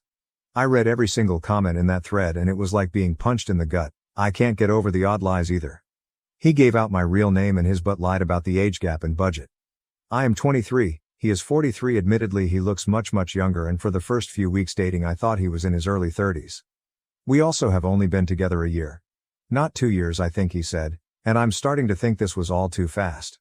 I need help. I need advice. I know I'm quite possibly pot calling the kettle by posting to Reddit, but I post here a lot usually anyway, and all the fake accounts claiming to be me might throw him off anyway. I might be slow replying as I start work in an hour. Thanks all. Tell Dr. Fiance posted to Reddit to get opinions on the price of my wedding dress but used my real name and it all blew up. People are creating fake accounts pretending to be me and he has devolved to calling me names and getting drunk and calling my family. He also lied about a lot of details in the post. How do I handle this calmly? 3 months later to ex-fiance made a post. A few months back I was going to be married, and long story short things were called off. She wanted to end things, I didn't. And I feel like I've lost all of my trust in women. I don't want to feel like this anymore. I was dating someone called Isabel until last week. She's really amazing and kind, but the second she heard about my ex and the fiasco that surrounded it, she ghosted me. And it becomes a pattern. At some point, no matter how close we get, they hear about it from a friend, it comes up somehow and they bail. I just want to know how to behave, or what I can do to make things work. My last GF, Casey, when she broke up with me, she said that I hadn't changed from who I was when my fiancé left me, but I have. I hardly drink at all now, my job is steady and I'm a good guy, but I think the issue is that I'm suffering from small town syndrome. Everyone knows everyone here, back ass words, little town it is. Please give me advice on putting this behind me. I am honestly desperate. My life was about to move towards a phase and now I'm stuck in limbo. I need a girl to fill that place so I can move forward with my life. My ex-girlfriend claims my current girlfriend manipulated her into ending our 4-year relationship. Am I the asshole? I, 28 years old, am really confused about the events of the last month. My ex-girlfriend Julie, 29 years old, thinks that my current girlfriend Mindy, 28 years old, is manipulative and sabotaged our 4-year relationship. I was in a loving relationship with Julie for the last 4 years. We met through some mutual friends. Julie and I were very compatible in terms of our love for outdoor activities and running. We have very similar lifestyles and supported each other well for the last 4 years. We have also been living together for the last 3 years. We even discussed getting married during the summer. Everything was great and I was planning to propose to her over the holidays. However, I started to see changes in behavior in Julie around September. She was acting distant and looked stressed. It was quite noticeable and I was worried. I trust her with all my heart and I could not imagine she would be cheating on me. However, she did spend more time by herself. Around the same time, Julie's friend Mindy messaged me privately and asked me if I could meet her secretly, as she wanted to tell me something about Julie. Mindy and Julie work together and I've known Mindy ever since I started dating Julie. I was surprised, but to be honest, I assumed the worst. I met her at a cafe after work. She asked me if things were going on between Julie and me. She told me that Julie told her that she was planning to leave me soon. This was a total shock to me. I asked her if there was anyone else that Julie was interested in and she told me no. Julie confided in her that she was not sure about marrying me. She told me she just had to tell me this as she did not want me to be blindsided. I was devastated. I started putting more effort into making our relationship more exciting and planning more dates, etc. Mindy was also helping me through this time, and telling me more about what Julie told her. Eventually, before Thanksgiving, Julie told me that she loved me, but she wanted to take a break for a month to live alone. She said that she just wanted to live alone for a month to make sure she wanted to marry me. I was completely heartbroken. I asked her if she wanted to pursue someone else. She told me that was not the case, and I better not do anything stupid either. She loves me with all her heart, but she just wants to stay away from me to make sure that she is marrying me for love, and not because she is used to being with me. I did not understand that at all. I told her that if she is not sure after 4 years, if she wants to marry me, then maybe we should just break up. We had a big fight and broke up after a few days. As our lease was ending, we decided to part ways in December. She got a new apartment and I kept our old apartment and just took her name off the lease. After the breakup, I was feeling very lonely, as I was not used to being in the apartment alone. I didn't want to keep on being sad and hence invited a bunch of friends for a New Year's party. I also invited Mindy. We had a good time, and my friends were doing their best to cheer me up. Mindy also mingled with my friends and it was good. Mindy decided to stay back to help me clean up and we hooked up that night. I felt guilty, but Mindy did cheer me up. Since then, we have hung out almost daily at my place. I am still sad about Julie, but I won't lie that being with Mindy does make me feel happy. She is sweet and caring. Last Sunday, we woke up and someone was banging on the door. I went to open it and it was Julie. She looked furious and started yelling at me. She kept on accusing me of cheating on her. I told her I most certainly did not cheat on her, and she was the one who broke up with me. Mindy was also at my apartment. Julie was just angry at both of us. She started calling Mindy a manipulative bitch and told me that Mindy was the one who suggested to her that she should take some time away from me to understand her true feelings. I calmed her down and asked her to explain herself. She told me that ever since our marriage talk, she told Mindy about it and Mindy kept on asking Julie if she was sure about marrying me. Mindy suggested she take some time to herself to understand her true feelings and that I will understand and give her space. When I said no, Mindy convinced her that I was so controlling that I could not even give her 1 month to herself and convinced her to break up with me. Mindy told me that she did not say any such things, and these were all Julie's ideas and she was just there during these conversations. She did tell Julie that she told me about some of the things so that I get a chance to make things right with her over the last few months. That made Julie more angry and she started accusing me of emotionally cheating on her. Julie told me that the last few weeks have made her realize that we were meant to be together, but she now cannot believe I could move on from a 4-year relationship in a week. On one hand, I want to believe Julie, but she broke up with me for no fault of my own. Mindy was there for me when I was down, but now I also doubt her. She suddenly started talking to me out of the blue as we were never really close before, and immediately became my support after the breakup although Julie was her close friend. Am I the to emotionally cheat on Julie? Should I have told her about Mindy's texts? Should I have not moved on from her so quickly, even though Julie broke up with me? I was just hurting and Mindy was right there to support me. I need advice from someone with a clear mind on what the fuck is going on. Relevant comments. Comment 1. Sounds like you and Julie need to talk privately and discuss what Mindy said to each of you. As others said, this sounds all too convenient. Mindy was in both of your ears telling you both what she wanted you to hear to orchestrate this whole thing. Please reach out to Julie and ask her to talk to you alone. Even if you both don't get back together, I'm sure you care for each other deeply and she would want you to be with someone who cares about you and won't manipulate you, and her. Her manipulation of you is more direct but Julie is the victim as well. OP, you are right. If Julie is right, I just threw a 4-year relationship under the bus in 2 weeks. Comment 2. So what's your reason for sleeping with your ex's good friend weeks after the breakup? It's understandable you wanted to move on, but why her? OP, I was not planning on it. But she just stayed back after the party and things happened. Did I feel guilty after that? Yes. I felt discarded and unwanted after a 4-year relationship and was not thinking straight. Update 1, 28, posted last week regarding my girlfriend Julie, 29, accusing her friend and co-worker Mindy, 28, of sabotaging our relationship. Julie broke up with me in December after a 4-year relationship and Mindy reached out to me when I was feeling down. However, when Julie realized Mindy was talking to me, she confronted both of us last Sunday morning and told me that Mindy manipulated her to break up with me. The worst part was I was not thinking straight after the breakup and ended up hooking up with Mindy after a New Year's party. After the incident, I asked Mindy if I needed some time and did not meet her. Since then, I made the following post on Reddit and had 3,000 people call me an idiot. I am sorry for the long post, but I wanted to say that we were not idiots to not see what happened. You guys read an abridged version of events in 5 minutes, while we lived it for the last 7 months. I messaged Julie every day since then, to try and talk to her. She did not reply to my messages. I was not sure if she blocked me. Mindy was constantly trying to message me, asking if we could meet and talk about it. On Wednesday, one day after posting, I decided to message Mindy. I told her to tell me everything she said to Julie truthfully. I told her I would go and see if I found out that she was lying. Mindy wanted to meet me in person or talk to me on the phone, but I wanted everything in writing. She messaged me that Julie always said good things about me for all these years. When Julie told her about us talking about getting married in 2024, she was happy for both of us.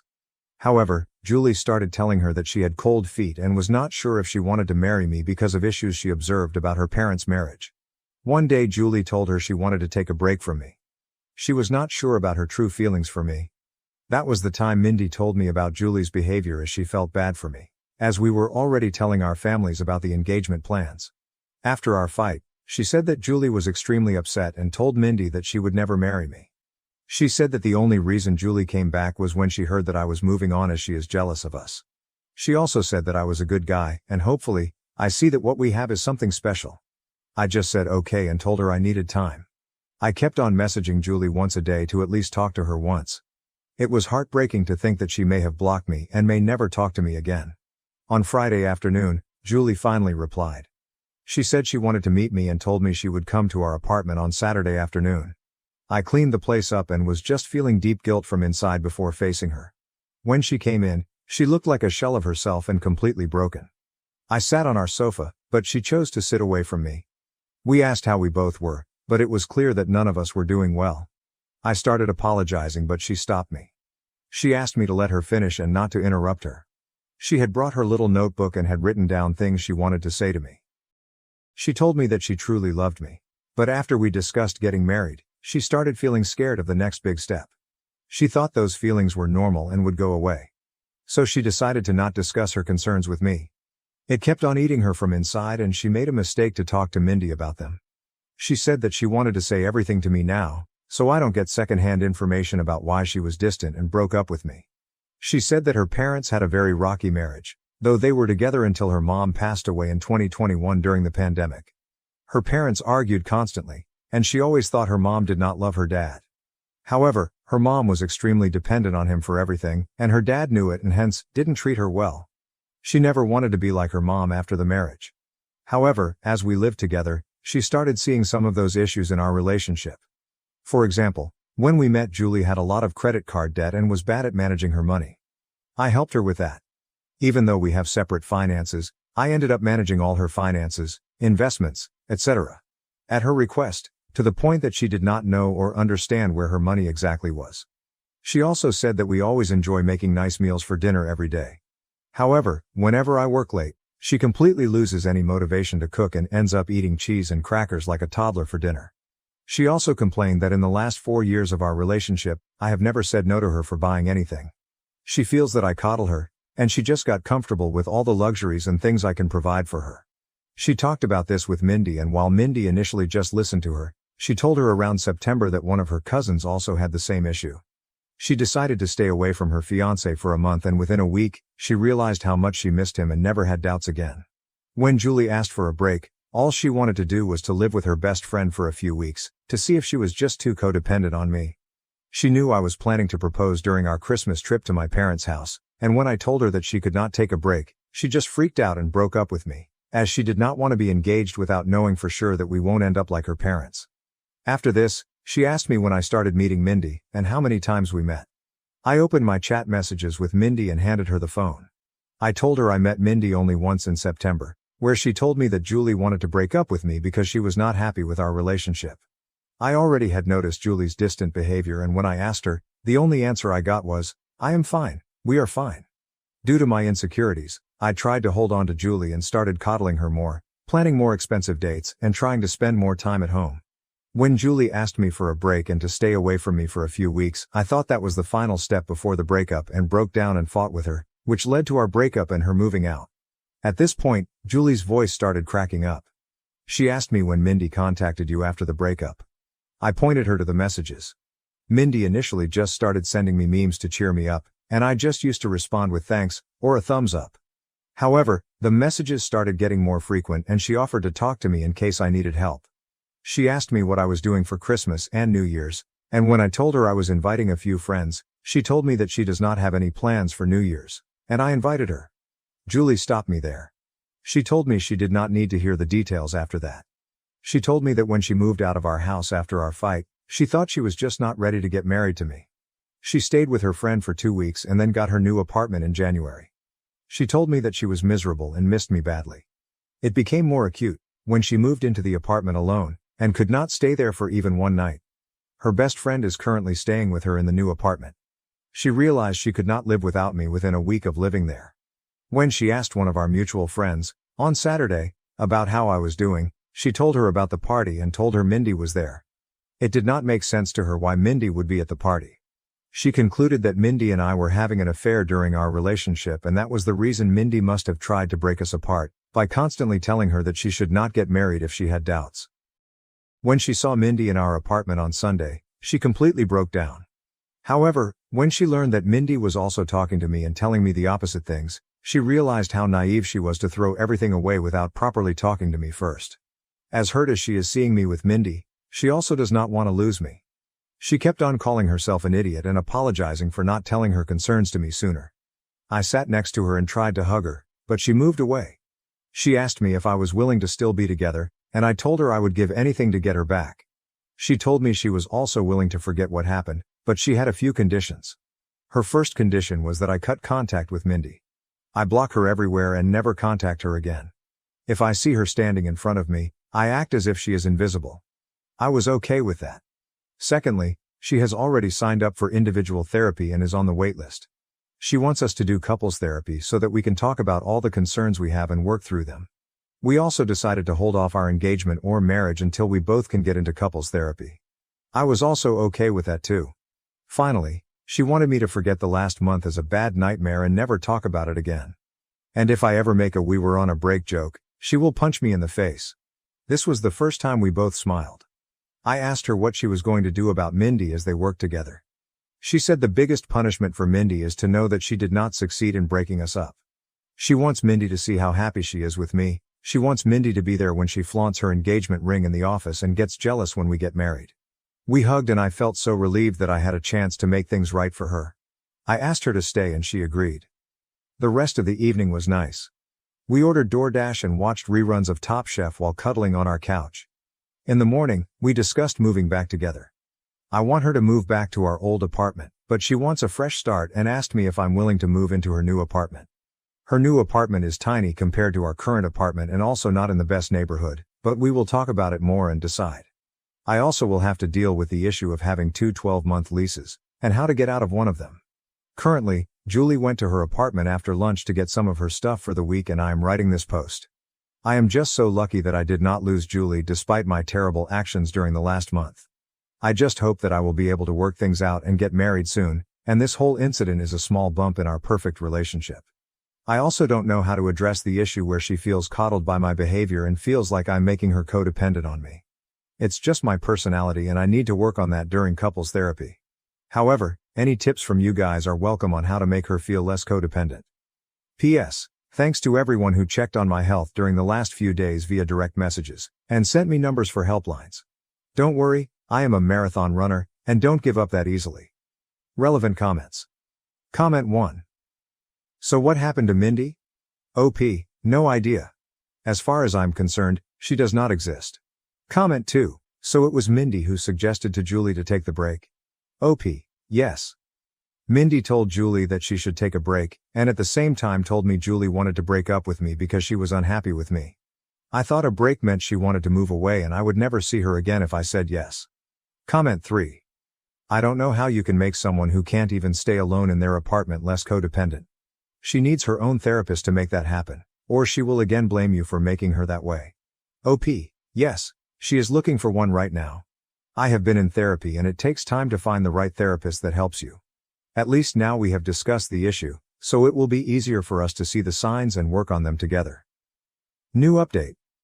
I wrote a few posts 6 months ago regarding breaking up with my then fiancée Julie because she asked me for a break and then hooking up with her friend Mindy. It turned out that Mindy was the one who encouraged Julie to ask me for a break and also befriended me and told me about Julie's intentions in advance. They were the worst few weeks of my life, but Julie and I reconciled and got back together. A lot of you have been asking me for an update, and I feel this is a good time to give a final update. After the incident, Julie told me that she wants to get back together and forget about the whole thing, but I could see that she was still hurt by my behavior. I tried to not love bomb her and give her space as that was the reason why we broke up in the first place. Julie had a mental breakdown, and had a panic attack, during the week after she saw Mindy with me in our apartment. She got an online therapist who she still sees once a week. We also looked for couples counseling and were able to see one almost a month after the incident. We decided to put our plans for marriage on hold until then. I could feel that Julie was making a lot of effort to act normally, but something was not right. I was optimistic about us, but it was hard to see her suffer because of my actions. During our first couples counseling session, we both opened up about our relationship and talked about the incident. Julie apologized to me for not communicating what was in her mind and how bad she felt for putting me through all the drama. She told me that she did not know how to process her thoughts and did not want to unload all her negative feelings on me and panicked in the moment. I also apologized to her about everything, and at one point we were in competition on who gets to take a bigger blame for what happened. There were a lot of tears, and I found the experience very healing. The counselor told us that she could see how much we love each other and should take baby steps towards talking to each other about what is in our mind. She gave us some exercises to do after going home and discussing certain things. By the time we left her office, I was so sure that I wanted to spend my life with Julie. I told her that, and she also said that she cannot imagine a life without me. We decided to go ahead with our wedding plans. Mindy tried to contact me several times. She messaged me, but Julie blocked her on my phone and all socials. She also contacted Julie and sent some nasty messages to her. The worst was 15 days after the incident, when Mindy started posting pictures of me and her on Instagram every day. Some of those photos were intimate, non-nude, and it caused a lot of pain to Julie. Julie reported her to HR and got a transfer, and promotion, to a different department after a month. The last I heard from Mindy was when she sent me a long email on my work email, but I deleted it without reading. The photos Mindy posted did cause a lot of drama, and we had to explain to our parents and friends about what happened during that time. As you all may have guessed, I was unanimously nominated for the Idiot of the Year award, but I am sure my sister would give me a good run for it before the year ends. The whole issue lasted for a month, and then we never heard from Mindy again and just moved on with our lives. Julie has been talking to her therapist about her codependency issues and concerns. I think it's childhood trauma, and the therapist feels that it might have amplified after her mother's sudden death. I have been trying to help Julie slowly take interest in our finances, recommend Ramit Sethi podcast. But she is allergic to money talks and always changes the subject.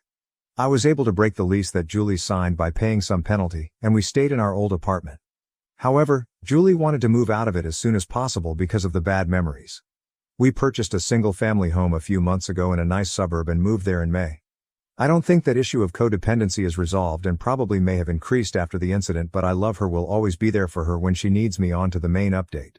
Julie and I got married last Saturday in a nice intimate ceremony held at my father's country club. All our family and friends were present, and I could not have asked for a better evening. I wish I could share photos of Julie in her wedding dress because she looked stunning. We plan to leave for our honeymoon next week, and I could not have been happier about how things turned out. Hopefully, in 25 years, Julie and I would look back at this incident as a small blip in our perfect life. Relevant comments. Comment 1, looks like a happy update after all. Make sure to keep communicating about any issues either of you might have, and don't be afraid to go back to counseling if it's needed. OP, thanks. We did attend couples counseling for 2 more sessions, and it was good to talk through our expectations about each other. I know not everyone needs it, but would highly recommend it to any couple getting married. Comment 2, I'm sorry, how are you the idiot for her leaving you because her BFF got into her head? Also, how is your sister trying to take away your championship belt? OP. I feel like an idiot because I should have taken some time before moving on to the next girl willing to be with me. Julie and I were in a relationship for 4 years and I almost threw everything away in 15 days. I feel if you read the first post in isolation and the 3K+ comments, you would also see why I am an idiot here. My sister is a goofball. I am sure she will do something more stupid before the end of the year. There is no way in hell I will win that title when she is around. After being engaged for 7 months, I struggle with my fiancé's abusive family. Am I wrong for wanting to leave? I've been dating my fiancé for 4 years and have been engaged for 7 months. We are trying to plan out a wedding for roughly fall next year. Her childhood was terrible and abusive, to put it mildly. Her parents were raging narcissists, and she was the scapegoat for her 2 brothers. She was abused and thrown out the moment she turned 18. She was, however, a great student and hard worker, so with some scholarships and a part-time job, she has a great career and is pretty independent. The problem is that she still had contact with her family. None of them have changed. Well, actually something has changed. They have become more financially dependent on her. They enjoy slowly creeping back into her life and emotionally blackmailing her for support or whatever she can do. They're not pleasant about it either.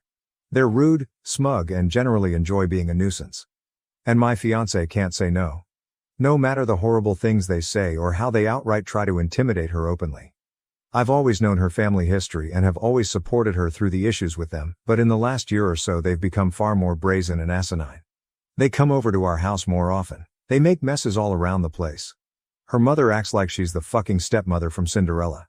Her dad drinks all my fucking beer and empties out half the fridge.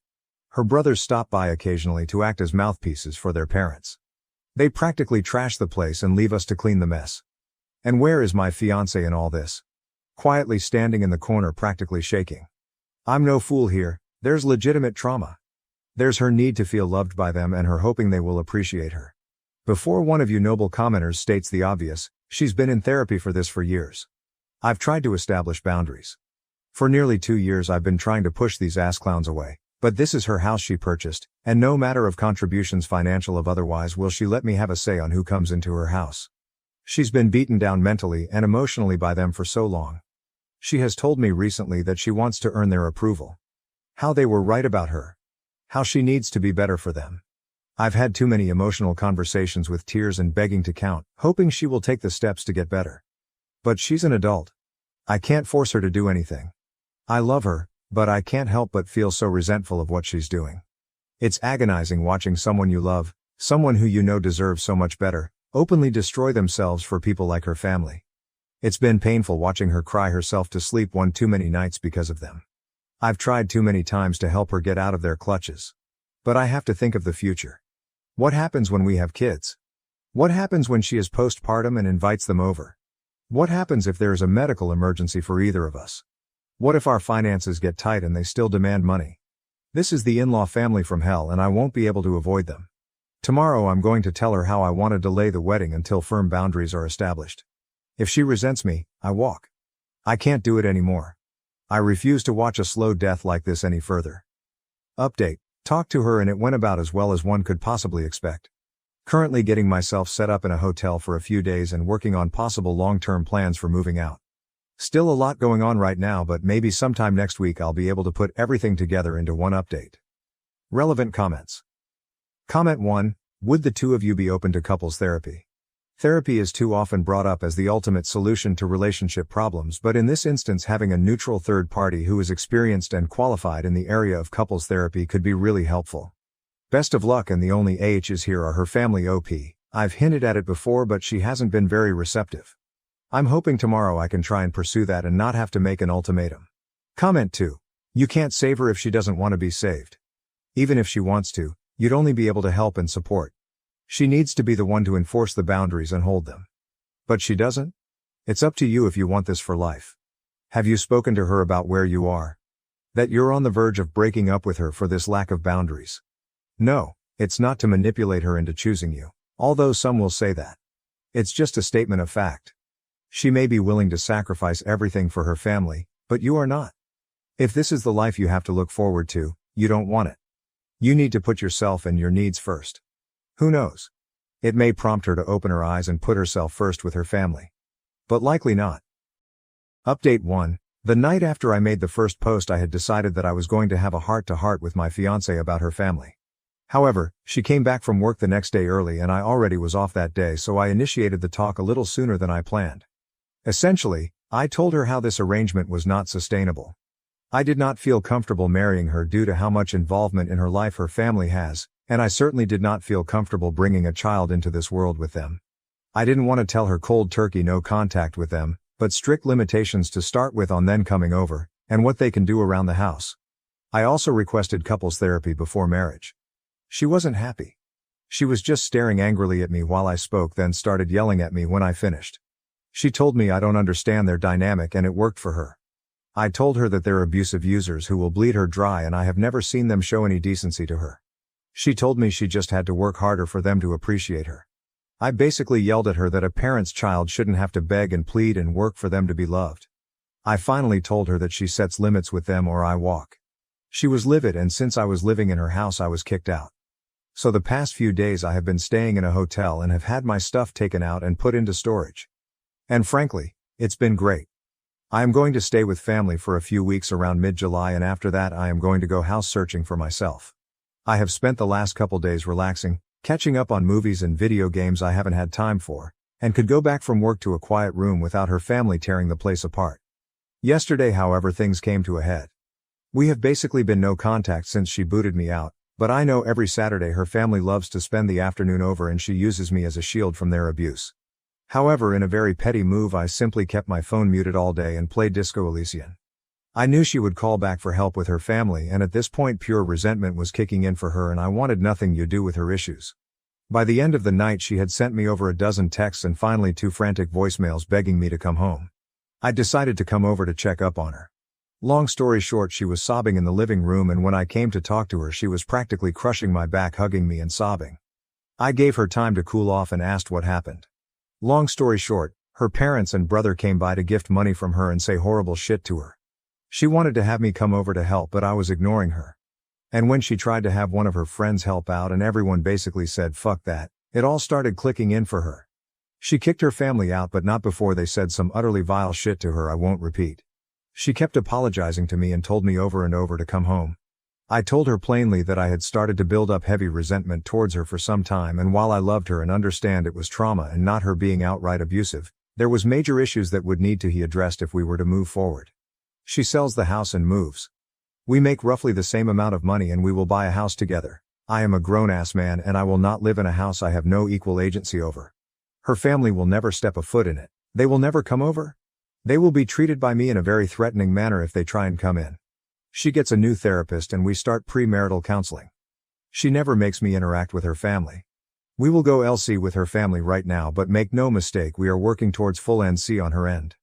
I told her I love her. We have been together for a while now and have beautiful memories together, and I know she is suffering from abuse, but these are non-negotiable, and if she has a problem with any of them then we have to go out separate ways. She told me she's realized for a while now that her family is toxic and unhealthy. She wants to make changes. She has accepted, but some of these will take a while to see through. For now I am going to stay in the hotel until I head back to stay with my family. She is welcome to come over, but I have made it clear her house is not somewhere I want to go. Her and I are both off tomorrow, so we will spend the day here and maybe go out. This is obviously not over yet, but I might not post anything else until mid-August or so. Relevant comments. Comment 1. It's cute you think she won't continue to choose her family over you, but it's going to be even worse once you're legally bound by a home purchase. Comment 2. She isn't going to follow through. She is going to do anything she can to keep you around as her shield, but she isn't going to cut them off. And if you get a house together and God forbid have a child, you're then tied to them and your child is tied to them for the rest of your life. The best thing you can do is step away. Update 2. Despite all intentions of not updating until much later with the hopes of an improved relationship with my fiancée and her establishing boundaries with her toxic family, we are now broken up. Essentially what happened was, after last weekend where I left her for the time to deal with them herself, she seemed to finally grasp the situation and was open to changes, including boundaries and a possible move. We spent Monday and Tuesday hanging out in my hotel that I was staying in until I went back to my family for a couple weeks. The other night she was being very vague with texting when she originally was supposed to come over. She came much later than expected and I knew something was up. She basically unloaded on me how I was abusive, controlling, overly demanding and unsupportive. It took me 5 fucking seconds to figure out she was repeating verbatim some sort of rehearsed speech from her parents. And to be honest, I was so agitated at this point, despite making a huge gamble on her, I decided to be a prick about it. I asked her if her family told her to say this. She said they suggested it to her, but she came up with it herself. Sorry. I asked her to explain in detail what I did. She said I was living like a parasite off her. I reminded her that I'm paying 50/50ths for her fucking mortgage, 50/50ths for utilities and groceries as well. I have my own car I pay for. A job that makes just about as much as hers, unlike her fucking leech parents who demand payments on the weekly and raid the kitchen on the weekends. I told her to try again with something better. She looked flustered and said I was trying to isolate her.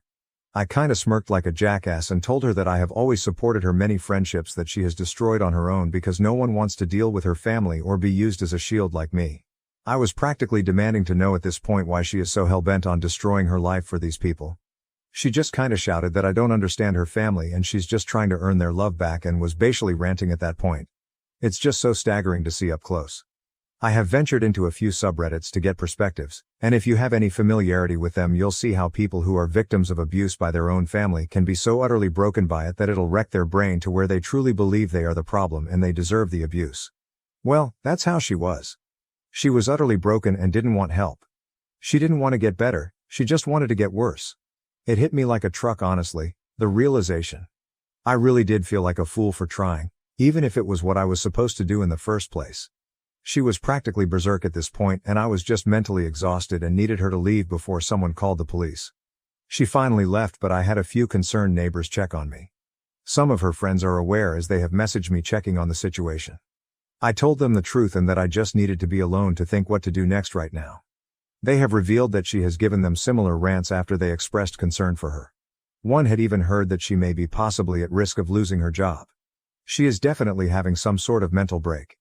From my understanding, she is now completely isolated. She is actually sprinting into a horrible lonely life right now. There's nothing I can do for her at this point and as selfish as it sounds I'm just glad it's going to be behind me. Relevant comments. Comment 1, move out, cut all contact, move on. You can't make someone help themselves. Comment 2, sorry it went this way, but you can't help someone who doesn't want it. In many ways, she sounds like an addict, and her addiction is to the vile treatment she gets from her family, and to the faint hope that they'll love her someday. She has to hit rock bottom, just like any addict, but you shouldn't be around when that happens. Update 3, things have kinda wrapped up but there were some loose ends. I completely forgot to change my mailing address which I should have done ASAP so a couple important things got sent to her house. I had to go pick them up plus a final couple of items I want for my move that I left there and decided I wanted to actually take. She was being difficult and not responding to messages in regards to them, so I had to go get them from her myself. I brought a mutual friend just in case. Thankfully she was at least cooperative in letting me get my stuff and it wasn't much of an issue. Everything else was though. She had a lot of nasty things to say. Telling me she was already sleeping around. Telling me how happy she was now that I was gone. Telling me she's finally free of me, how she's going to be so much better off without me. A lot of generic insults and horrible things you would commonly expect from a nasty breakup. And you know what? It was so fucking obvious it was a rehearsed script from her family and you could easily see how miserable she was. She looked like a mess, like she hasn't slept in days. The house was a mess. She wasn't even yelling it. She sounded so exhausted and broken when she said it. She didn't even smile when she said anything. Just a face contorted in hate and anger. She was not the woman I knew anymore. That person was gone. When I was getting ready to leave she was still going on. I was fed up and told her something along the lines of, "Congratulations. Your friends are gone. Your human shields are gone. Your engagement is over. Your support is gone. Anyone who ever treated you like a decent human being is gone. It's just you and your family. I hope you're happy while they bleed you dry." It probably didn't go like that but something like it. She just stood there. Literally just stood there and looked at me with indifference and walked away as I walked out the door. As we were leaving the mutual friend Tiffany asked if I was okay. I reassured her I was and I'm just trying to get myself set up to go home next week. She also confirmed that she hears my ex did lose her job for not showing up for several days and basically ghosting them. They're going to try an intervention next week and asked if I could participate but I'm not delaying my travel because frankly I just want a clean break. I know for a fact that if I stay involved in only going to be witnessing the slow descent to either a full break or a suicide. I just can't do that. Despite all this I'm actually excited for the future, and I have realized that I ignored way too many red flags at the beginning. Even with everything that happened I know I'll be doing good and I'm going to be alright. I expect this to be my final update. I'm still in town until Sunday afternoon so something could happen while I'm still here but if anything does it won't be exciting. Comments. Comment 1, not participating in the intervention was the right choice. Maybe it'll help her but not your problem. She's proud of sleeping around? Comment 2, she's becoming her family. You did the right thing. I come from a family much like hers. I've watched multiple cousins evolve into the next generation of abusive AAs after once swearing they'd get away. They cared more about their family's approval than they did their mental well-being, and now they're miserable and just like their parents to their own kids. I punched an autistic kid after he groped me and now everyone hates me. Am I the jerk? That grope was the last straw. I have known Troy since nursery, kindergarten for Americans, or just anyone, and he has always been a baby. It was always his autism that made him who he was. I don't know why, but he always had a crush on me. I rejected him gently multiple times but he never took no for an answer. As we grew older, he got worse. He started commenting on my chest. Asking to touch them. Asking to see them. His friends kept trying to convince me to show him because nobody would be nice enough to give him a chance. And in year 7, 6th grade, he started groping me. I told teachers but they kept saying that his autism doesn't make him know any better. It was only me. He got jealous when I was in the presence of another guy. He would have meltdowns and I got into trouble because I knew how upset he would get. No, I didn't. It was like my only purpose was to be his. I wasn't allowed to be my own person. The groping continued. I kept telling him to stop. He didn't listen. I remember crying on the floor and teachers just kept saying that his autism makes him like this and that I'm being a good person by taking care of him. His groping hurt. I don't know how to explain it. He just grabbed my chest and butt hard. And it hurts.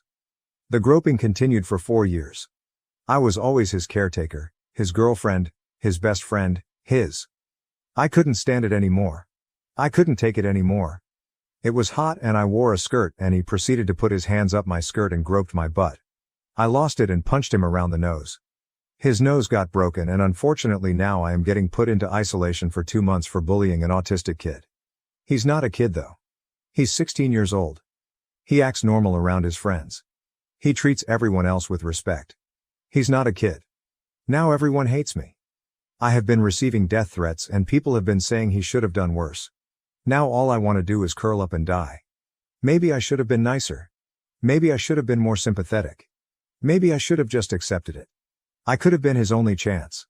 For the record, I don't despise autistic people. He is not a representative of them. He is just an awful person. Troy is just a horrible person. Thank you for letting me vent. Edit. Hi all. I didn't expect so much attention, so thank you for the validation. Giving my context.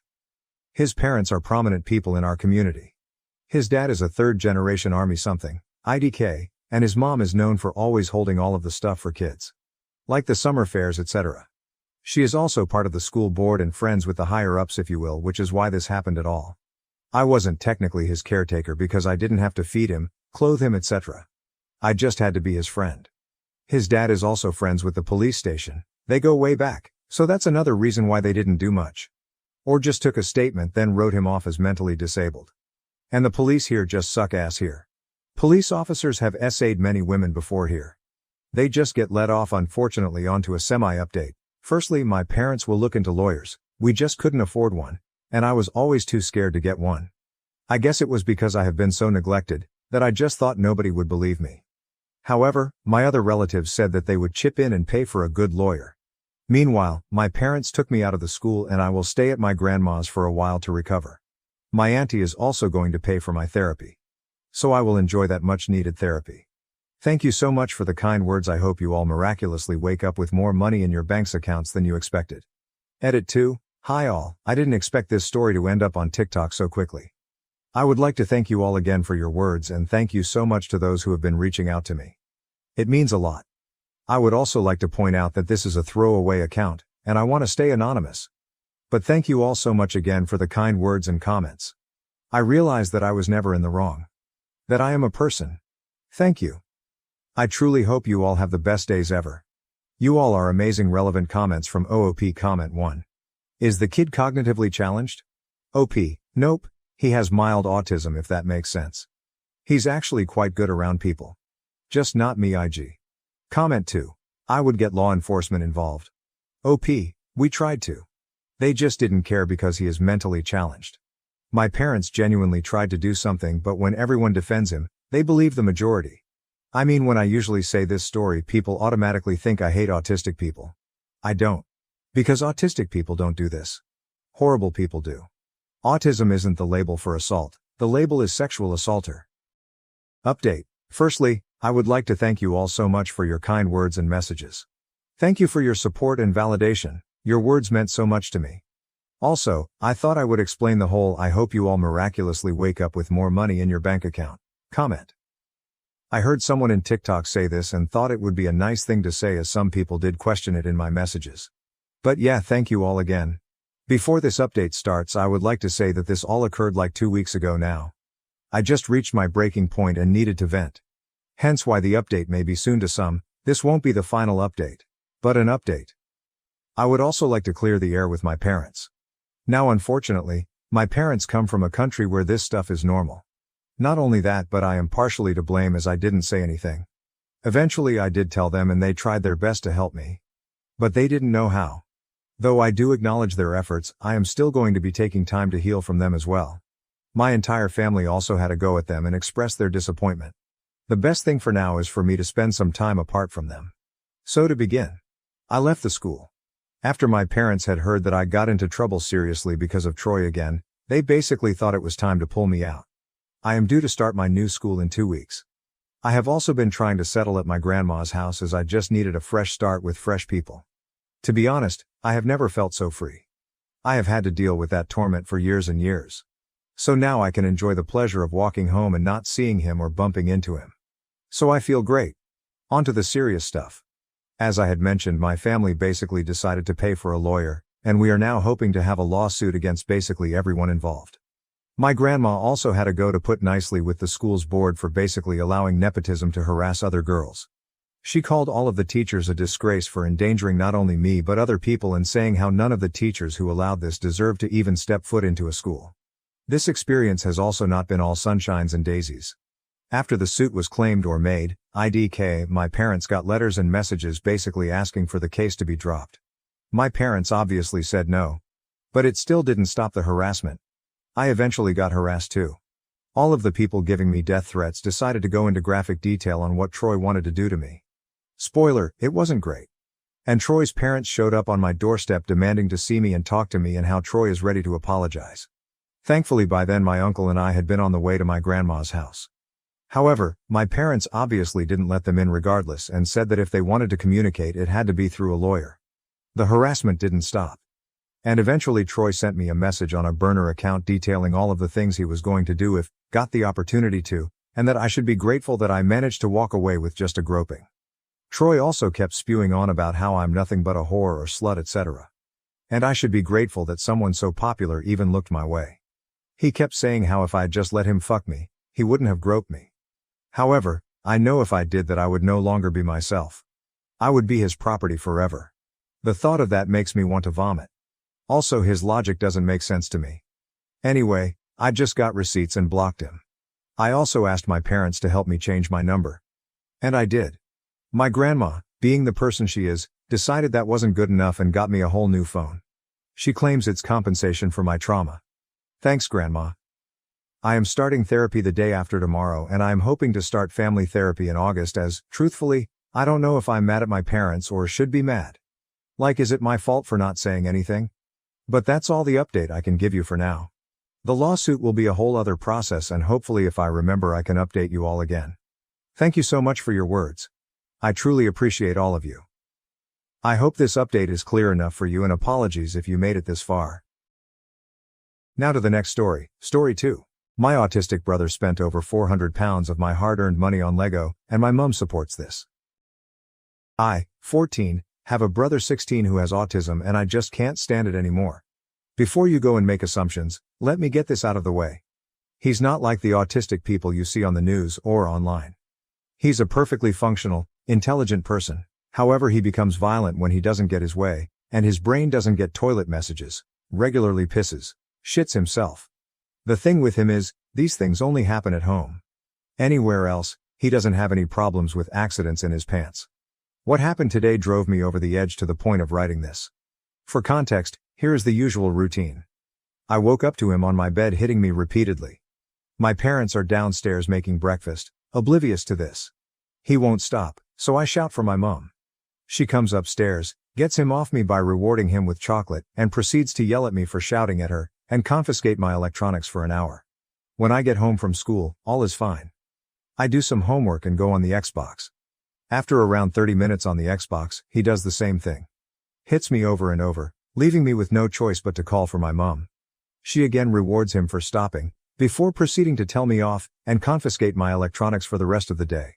I'm writing this with the phone one of my friends bought for me, which I keep under my bed, as this is the only way I get to use technology for over 40 minutes a day. A reminder that this is the daily routine and has been occurring for at least 5 years. However, what happened today was even worse. He'd seen a Lego set that he wanted and beat me up until he got it. I shouted for my mom, but this time, she did something different. She let him order all the Lego he wanted, from my debit card. I've been saving up doing my paper round for 2 years to buy a PC, and he just blew 400 pounds of my money on Lego. I hate this. I hate my life. It feels like I'm only living to suffer. This post is purely me venting, and will likely not go anywhere, but I don't care. With all that said, is there anything I can do about this? I'm a minor in the UK if that helps. TLDR, my autistic brother spent over 400 pounds of my hard-earned money on Lego, and my mum supports this edit. Thanks for all the supportive comments. I didn't think anyone would care. Edit 2, 2,000 upvotes. You guys are insane. I didn't think anyone would care about this, but obviously you guys do. I'm writing an update to answer some of your questions, and explain my next moves. Again, thank you all so much for all of the support update. First, I just want to say thank you. Thank you all so much for all the support on the original post and all of your ideas in the comments. I tried to reply to every comment, but there are so many that I can't do that, although I do read them all. Second, I want to do a quick FAQ as many comments are asking the same thing. So here goes. Move in with another family member, tell another family member. They all live 100 plus miles away and don't believe that it's serious. You can get your money back as you're the cardholder. Nope, I need a legal guardian to go into the bank with me to do that. And finally, hit him back. I am a weak, 5 foot tall 14-year-old. He is a strong, 6 foot tall 16-year-old. This would cause more harm to me because he would attack back harder, and my mum would punish me more. Next, to the people who have offered me money in PMs and the comments. Thank you all so much for the offer, but I'm not going to accept anything. As I've come to realize, the assault is far more serious than the money at the end of the day. Finally, on to my plan. After reading literally 100s of comments, I've decided that the best course of action is to leg it out of school to the police station on Wednesday, and show them my collected video evidence, and the bruises on my arms. Again, thank you all so much for your advice. Please let me know if this is what I should do or if there's a better alternative. Edit. Just got 3 videos of this story in a row on TikTok. That's absolutely crazy. Am I the asshole for criticizing the name my cousin picked out for her baby and ruining her excitement? My cousin Stephanie and I are really more friends than relatives. An important note is that she's not really online much, so can be out of the loop on certain memes and jokes in internet culture, and TBH, doesn't really understand the concept of viral internet references or how they work. Stephanie is pregnant and just found out it's going to be a girl. About a week ago she told a gathering of her best girlfriends that she's going to name her daughter Karen. The room instantly went cold, but after an awkward silence, everyone else politely said it was lovely. I couldn't bring myself to respond at all. Later in the evening, when Stephanie was out of the room, everyone was immediately like, OMG, that poor kid, and why would she pick Karen of all names? I was uncomfortable with this conversation, given that everyone had been so positive about the name to her face. I thought more about it over the next couple of days, and just felt really weird about the whole thing. The name is really loaded, to the point it could be detrimental to the baby, and Stephanie had no idea of the connotations to make an informed decision. So a couple of days later, I tentatively brought it up. I told her I was so excited for the baby, and just wanted her to have all available information when picking a name. I then started to explain that Karen has some negative connotations and has become sort of an internet joke to describe a specific kind of entitled middle-aged woman. Stephanie instantly was furious and started talking over me, saying, "Why are you saying this? This is so mean." I was really surprised by her reaction. It felt very, very out of character, so I immediately stopped and said, "I'm really sorry. I didn't mean to hurt your feelings. I just wanted to tell you something I thought you might not know." She replied, "That's the name I picked for my daughter. And you think I picked it as some kind of joke? I don't understand why you'd say something so hurtful." When she said that, I felt like it signaled that she didn't really understand what I was trying to tell her, so after agonizing for a second about whether to press the issue even though she was so angry, I felt like in for a penny. In for a pound. And since she was already mad, I wanted her to at least understand what I was trying to explain to her. I googled Karen Know Your Meme on my phone and tried to show her the screen of results while saying, "Look, I'm just saying that there's more meaning to the name than you may realize." She stood up, pushed my phone away and shouted, "Wow!" She then stormed out of my home and drove away. My aunt and mom have been berating me all week, because Stephanie told them that I made fun of her baby name. Stephanie has not spoken to me or responded to my text since. I can take a hint and I'm not going to broach a topic again that caused so much distress, but I keep going back and forth on whether I was TA here by bringing it up in the first place. Note, in the original post, OOP was overwhelmingly given a YTA judgment in response to this post. Edit. Thanks everyone. I have been properly schooled, and I accept my judgment that I was TA here. Stephanie and I have a history of being extremely open and honest with each other. I was the maid of honor in her wedding, which we planned on being the case from a young age, and we always joked as teenagers that part of my duties would include talking her out of the marriage if the groom she picked sucked. And so maybe I was too flippant with approaching this topic due to our history, and was unempathetic in underestimating how much she was already invested in the name she chose for her future daughter. I admit I'm a bit frustrated that Stephanie still doesn't understand what I was trying to tell her. She still thinks I was making some kind of weird, cruel joke accusing her of picking the name as a joke. But I have messaged her a sincere apology that she accepted, and I will never speak of this again, to Stephanie or baby Karen. I'll also stand up for Stephanie if her other friends shit talk the name around me again. If they're not willing to voice their thoughts to Stephanie directly, they need to not say the kinds of things they were saying behind her back. Edit 2. One more thing. I definitely was not trying to tell Stephanie to not name her daughter Karen. I just wanted her to make the decision either way knowing the connotations, since I'd want someone to do the same for me if I picked a baby name with cultural baggage I wasn't aware of. I realize now I handled it poorly and was hurtful to Stephanie in the process, but I just wanted to be clear that I wasn't actively trying to talk her out of the name. I just didn't want her to be blindsided if it came up later. Additional context from OP's comments. Stephanie and her husband have a deal on baby names where she picks girl baby names, he picks boy baby names, and they each have unlimited veto power for the other person's choices. He's on board with Karen Efek. We're all the same age, late 20s, but neither of them spends time online or is even particularly tech-savvy. Update 1. My post last summer wasn't the most exciting or dramatic on AITA, but I wanted to provide an update if anyone is interested. Baby Karen was born healthy and happy back in October. She's an absolute sweetheart of a baby, and I'm totally in love with her. Between March and May I didn't get to see her at all in person, but I was doing regular FaceTime, house party calls with Stephanie and Karen, and over the last few weeks, I've been going over to Stephanie's house to sit in her backyard and chat with Stephanie coo at Karen from a lengthy distance. I have 2 reasons for updating. First, I've realized since Karen's birth that her name has taken on new meaning to me. When I'm with her, Karen just means her, and I don't think about the other connotations. In other words, you guys were right. That said though, my second reason for updating is that Stephanie got back into her years unused Facebook at the beginning of the pandemic to keep in touch with people. She's been on it pretty regularly lately for the first time in years. Historically, she's not really been into social media. Most people in our area, social circle have been posting really heavily about BLM and the protests happening right now, as well as racial justice issues more generally. As a result, Stephanie has now come into contact with a deluge of Karen memes for the first time, and found them confusing and horrifying, especially the use of Karen as shorthand for a racist. I've basically just declined to talk about it with Stephanie, because it went so poorly last time, but both my mother and her mother have hounded me about it because it's upsetting to Stephanie, and said things like, "Is this what you were talking about before? Why didn't you say so? Why didn't you explain it better? You should have told Stephanie." And Jesus wept. You really can't win. Thanks again for all your feedback on my last post. It was very helpful in giving me some zen about the situation. Edit. Wow, I've been super overwhelmed by the flood of very kind, heartfelt PMs, and just 1 or 2 not so kind ones, as well as the comments on my other post.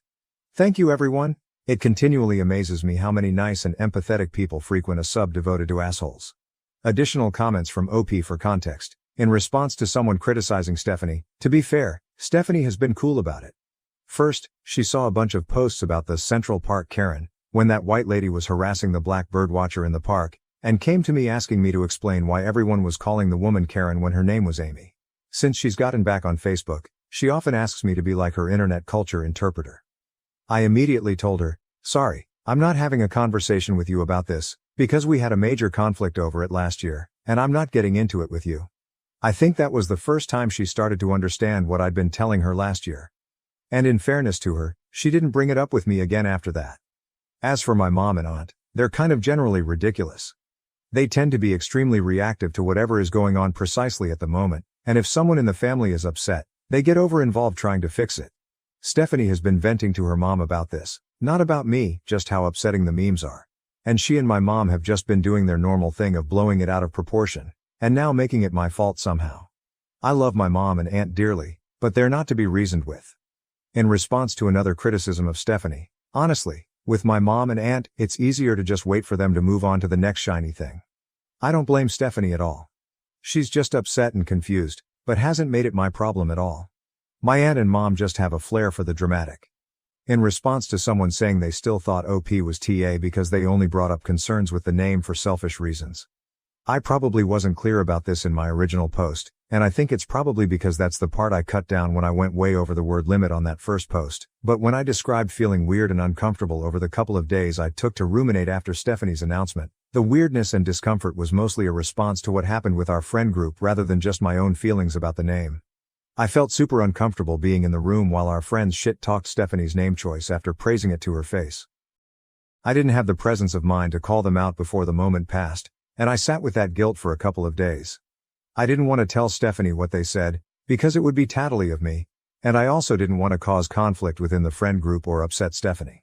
So raising the topic on my own seemed like a good compromise at the time. I did wrestle internally with how to handle it, and clearly I missed the mark. In response to the comment, do you understand that there is a massive difference in being upset with your friends for their response, and approaching Stephanie because you say you want her to be fully informed of her name choice? These are two different things that you're conflating. No, to be clear, I didn't raise the conversation with Stephanie in lieu of scolding our friends. I brought it up because I thought they owed it to her to raise those points to her face if they were going to say them at all. Ultimately, I thought Stephanie was owed the knowledge of those connotations, whatever she chose to do with that knowledge. Also, I don't know how to explain the context of our relationship, but Stephanie and I have a lifetime of shared radical honesty with one another, from the inconsequential, telling each other when outfits are unflattering, to the difficult, when she gave me a come to Jesus talk years ago about how someone I considered a close friend was super shitty to me and that I should end the friendship. Based on our extreme closeness and shared history, this conversation felt like the right move at the time, even though it ultimately backfired. Update 2. Hi all, I've gotten a few PMs over the last couple years asking for updates, and since we just celebrated Karen's 3rd birthday, I wanted to circle back to anyone following this story. First of all, baby Karen, not so much a baby anymore, is doing amazingly on her developmental milestones. She's a very bright child, sharp as the sharpest tack, and extremely tuned into her environment. Some of what she says is already fully in complete sentences, which just makes me want to cry when I hear it, because it seems like Stephanie was giving birth just yesterday. Karen loves books already, and will intently study the pictures in them for huge stretches of time and claim to be reading. And you would not believe the uncomfortably incisive questions she's already asking. I am fully convinced this child is going to grow up to be an actual genius. Regarding the name, unfortunately, when Karen started daycare earlier this year, she started getting grief for her name pretty quickly from the older kids. The daycare she attends mixes the ages together at a couple of different points throughout the day, and while there fortunately wasn't much direct bullying, 2 of the age 5s must have heard and internalized the derogatory connotations of the name Karen at home. As a result, they found her name absolutely hysterical, and they kind of spread the idea to the other kids that there was something funny wrong about her name. Karen was too little to understand what was happening, but found the other kids' behavior toward her generally upsetting. The daycare staff made every effort to shut it down, and let Stephanie and her husband know right away. After about a month of this, where the daycare wasn't having much success putting the kibosh on this behavior, and the kids weren't dropping it, Stephanie and her husband made the decision that Karen would be going by Carrie from now on, which was already an established nickname that a lot of family and friends were already using, and that Karen already recognized as referring to herself. Stephanie and I never really fully revisited what happened during her pregnancy, but when she was telling me about what was happening in daycare, she apologized to me. I immediately felt terrible and reassured her there was no reason to apologize. Emotions are complicated when you're pregnant, and that I thought having Karen go by Carrie was a great solution. Though changing what you're used to calling someone is fucking hard, I've found. And I'm still directly addressing her on manual mode, every single time. A lot of the responses I got to my last post were gleeful and leaned into the schadenfreude of the situation. And I have to say those responses really bummed me out. I would much rather live in a world where I was wrong about the impact Karen's name would have on her. I cannot emphasize enough what a sweet-dispositioned, smart, curious, loving little girl Carrie is, and how much she deserves every good thing in life. Also, a lot of people didn't like Stephanie in my last post. But I need you to understand that this is a tiny snapshot of a very emotionally high-strung time in her life, and overall, Stephanie is a wonderful lifelong friend. She has gotten me through so many personal crises over the years, and she will never fail to show up for the people she cares about. Being pregnant and having a strong emotional attachment to the name you've picked out for your daughter is completely understandable, and her pregnancy was pretty rough on her moods. She once wept uncontrollably at a cat food commercial when she was about 7 months pregnant. I also think my approach for trying to explain the name issue those years ago was very clumsy, and I could have done a better job of bringing it up. That said, with the distance of time, I am really glad I broached the topic. I feel like I owed Stephanie that information, and I can feel good about giving it to her. If I'd chosen not to bring it up at the time, I think I'd have a lot of regrets now. The only thing I'd change now, looking back, is that I would try to bring it up more gently somehow with Stephanie so I could have had the chance to explain. In summary, all is well. We've run into a little bump in the road with other kids' reactions to Carrie's name, but in some ways, it's better to get this out of the way now, when Carrie doesn't really understand what's happening, than have this happen in kindergarten or elementary school down the road, when full-on bullying could be a risk. She's adjusting really well to going by her nickname full-time, and Stephanie and her husband are planning on enrolling her with Carrie as her preferred name in all future schooling. And since schools around here go by preferred name rather than legal name in things like classroom roll calls, it's possible she can get through K-12 without it ever really being widely known among her peers that her legal name is Karen. And I really hope this common usage of the name Karen dies down in the next few years. Edit. Really disappointed to be getting hate messages directed at Carrie, wishing that terrible things befall her and calling her the C word. Please remember she's an innocent child. Edit 2. Point of clarification. The boys at daycare apparently didn't know that Karen was a name. The way they'd heard it used at home made them think it was just a term used to insult people, and that it might be a bad word. That's why they found it so funny, because in their worldview, it was like meeting someone named Fartface, or Asshole. The daycare staff explained to them that Karen is a real name, and that lots of people are named Karen, and of course they tried their best to curtail the mockery, but nothing really helped until the name change and a little bit of time had passed. Things at the daycare are now back to normal, the other kids are calling her Carrie, and everyone has, fortunately, moved on. Edit 3. Please don't harass Redditors who gave a YTA judgment on my first post. They gave their honest judgment at the time in an online space specifically set up for the purpose. I didn't post on an advice sub, I posted on a judgment sub, and there's no reason to call people to the mat for judgments I asked for, made in good faith, from 3 years ago. A comment defending Stephanie in response to someone commenting that she's a bad friend to OP. Stephanie is genuinely a great friend and a good person. She once dropped everything and drove 300 miles because I had just been in a, relatively minor, car accident in a city I lived all alone in as a young adult. She once gifted me $1,500, no questions asked, and insisted I never even think about paying it back, when I needed to get out of a really bad cohabiting situation while broke. When we were teenagers and the cool boy she had a massive crush on made fun of me for something I was extremely sensitive about. Instead of keeping quiet, she blew her top, stuck up for me and told him off, then led me away to comfort me away from him. She is loyal and kind and has incredible character. This post is such a tiny snapshot of who she is as a person. When I raised my concerns, Stephanie was emotional, very pregnant and somewhat sleep deprived. Her pregnancy was rough on her body, and on top of hormones, I think she was just genuinely confused by what I was trying to tell her. Final update.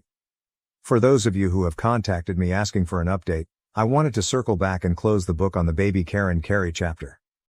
As of last month, Carrie is now legally Caroline, last name, and she has even been issued a new birth certificate with her new legal name. The daycare bullying issues had already died down since Stephanie and her husband switched to calling her Carrie. But this legal name change now means that the Karen issue won't crop up again when she starts school.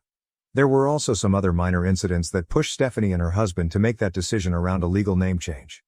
They were getting to the point where, almost any time they were having to provide Karen's legal name to get a service, they were getting an immediate reaction, even from adults. It was usually just a meaningful look, but barbed comments were not unusual. The final straw was when they were at the airport getting ready to fly to visit Stephanie's in-laws with Carrie. The TSA agent at security made a snarky comment, and then later when they needed to ask the gate agent about their seats, the gate agent rudely laughed at seeing Carrie's ticket, then showed the gate agent standing next to her, who just shook her head and said, "Poor kid," to her co-worker while fully ignoring Stephanie and her husband. And they had this interaction in front of Carrie. Something about that day in the airport was a turning point for Stephanie and her husband, and they started the name change process as soon as they got home. It was much easier than they were expecting, and cost a grand total of $30. Carrie is a joyful, sociable little girl, and while it's impossible to know right now if these negative experiences caused any lasting damage, and I sincerely hope they did not, I'm happy to see that she continues to be a very outgoing, confident child. The conversation with Stephanie I mentioned in my October update was awkward and brief, but we've actually gotten back into it a few times since. Stephanie has apologized profusely for her initial reaction when we first talked. I've apologized for approaching things so poorly, and not telling her right away about what our friends were saying behind her back, and in those conversations, we mainly ended up focusing on the resulting spiraling of my mom and aunt and what a mess that turned into. Together we've started to unpack some of the intergenerational shit around our family issues. To provide some of that context, our maternal grandparents were a nightmare. Our grandfather was an authoritarian revivalist preacher who was physically abusive and referred to himself as the spiritual leader and ultimate authority of the family. Our grandmother was a manipulative narcissist, who psychologically tormented my mom and aunt for their entire childhoods. As a result, my mom and aunt's trauma bonded considerably during their childhood and grew into extremely anxious and reactive adults. Any whiff of conflict sends them into panic mode, and in our family, we have these well-worn grooves of behavioral habits with my mom and aunt overreacting to anything that feels like discord, and scrambling to clumsily smooth things over. As a result, Stephanie and I have both been working hard to build better boundaries with our mom's generation, and have agreed to be really cautious about what information we give them, especially anything that is highly emotional. I've been in therapy for a couple of years now, and Stephanie also started therapy late last year. We've been talking about the ways that my grandparents traumatizing our moms caused intergenerational issues that impacted us, and Stephanie is determined that the cycle ends with her, and that these issues will not go on to touch Carrie. Thank you everyone for your kind words, both here on my profile posts and on the Best of Updates reposts, which I've also been reading. I've gotten some incredibly thoughtful and kind messages, which have meant a lot to me, even if I haven't had the chance to respond to all of them. For those who may still want to be critical of Stephanie, I again want to emphasize how out of character her initial reaction was, and how much physical, hormonal, and emotional upheaval she was in at the time. These posts are a teeny tiny window into just one aspect of the dynamic, funny, kind, caring full human being that is my cousin and best friend. Stephanie has been my most loyal and trusted friend for pretty much my entire life, and she has fully earned some grace for reacting less than perfectly to my extremely clumsy approach when she was sleep deprived, hormonally wrecked and brain fogged. Stephanie has read these posts now as well, along with most of your comments, and, after I explained to her what Reddit is, they were helpful to both of us in our talks about our weird family dynamic. I can't imagine I'll have any more updates down the line, but thanks for following along the last few years. I discovered my so of 3 years was texting back and forth with another person every day and was sending nude photos to each other. A little bit of backstory. SO and I have been together for 4 years, and about 2 years ago when the Rona hit, I moved in with him as we both lost our respective jobs and needed to save a bit from gas and utilities. Since then I have found a new office job and so take some odd jobs online, but he basically stays at home most of the time. So has always been on the controlling side. He wanted me to cut all my male friends from my life. Hindsight is 20/20, I know, but in his defense, he also cut all contacts with women, or at least to my knowledge. So has always been very adamant that he doesn't condone cheating, and even if someone else in his life was a cheater, he would cut them out of his life. The relationship has had its ups and downs. We have had a fair share of arguments, and a few months ago we hit a rough patch, but recently things were looking okay for a while. Or so I thought. So has become quite guarded with his phone lately, including hiding it if I look over his shoulder. He has never done this before, and it's very not like him. I am very open with my personal tech items. He's always welcome to look through my phone and laptop because I have nothing to hide. We even know each other's phone passwords. My gut feeling kept telling me that something was wrong, so when I got up for work this morning while he was still sleeping, I admit, I shouldn't have done what I did. I took his phone from the nightstand and checked out his conversations. So has been chatting with a girl he met online, 25. I only skimmed through the last few messages as I didn't want him to wake up and catch me snooping, but they have been texting back and forth every day while I was at work and sending each other nudes. I was so shaken and disgusted. I don't know when it all started, but I assume it's been at least a month because that's when I first noticed the suspicious phone guarding behavior. Honestly, no matter how much I look for a solution, there's no coming back from this. I know I have to leave. I haven't confronted him yet because I don't want him to try and persuade me to stay or spin it that it's my fault. I also don't believe in closure, so there's really no use in telling him that I know. Here's where I need advice. I have a place to move to and I have to move all my stuff. I don't want to have him damage my stuff to spite me or something. He has a history of throwing my possessions when angry, so I'll have people come help me move when he's not in the house. We have separate finances, so that's not an issue. The problem is, we have a dog. I adopted him with his approval when I moved in with him. I'm saying it's technically my dog since I do 90% of the dog activities. He rarely takes him out and I buy all the dog toys and dog food. Basically, he's the fun parent that gets only the pets and hugs. I know he loves the dog and the dog loves him, but I don't think he'd be able to take care of him and get up at 6 a.m. to walk him. My baby is also too used to the house and us, and he'll probably be stressed out if I move him. Should I take the dog with me without telling my soon-to-be ex, or should I leave the dog with him? Another thing I need advice for is, should I leave him a note or a message with any explanation?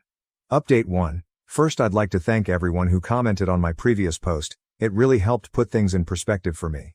A few people asked for an update. It will be a lengthy one, so brace yourselves. One particular comment stuck out to me, that my pet doesn't know what's best for them and they could roll in literal shit and be happy, which really solidified my decision. As a preface, I'd like to apologize. I was paranoid that I could be found out, so I altered a couple of details in the original, one of which was that we owned a cat, not a dog. However, I was still doing 90% of the caring for the cat. On to the update. After reading all the comments and making the decision to take the cat, I called my best friend, her boyfriend and my parents to tell them I'm breaking up and discuss logistics. I also told them to not mention anything in writing on the off chances that SO sees the messages. It took me quite some time to put everything in motion, 3 weeks to be precise, in which time I was doing my best to act like everything was okay while secretly moving some of my stuff to my parents' place to ease the final load. Finally, last Friday morning, my best friend, her boyfriend and my dad came. We loaded up everything on my father's truck and left. The whole ordeal took 1.5 HRS. I was honestly amazed how much stuff I managed to accumulate for just 2 years. I took everything that I paid for out of my pocket, including a monitor and a headset that I lent him due to his equipment breaking, and he never bought new ones. The only thing I left was a queen-size bed I bought shortly after moving in. I also made sure to log into X's World of Warcraft account to cancel his subscription, which was paid from my bank account. I left a note on his desk that basically said, "Do not panic, you have not been robbed." I just took all my stuff and left. I'm taking the cat with me because I don't trust you to take care of her properly. Do not call me, my friends or my family. We have already had the talk, so there's nothing else to say. Have a nice life, your ex. I didn't tell him I knew about the cheating because at this point it was irrelevant. In retrospect, it was just the last straw on top of many other problems. But hindsight is always 20/20ths. I blocked his number and never looked back. Sure enough, he messaged me on WhatsApp as soon as he came back to the empty flat.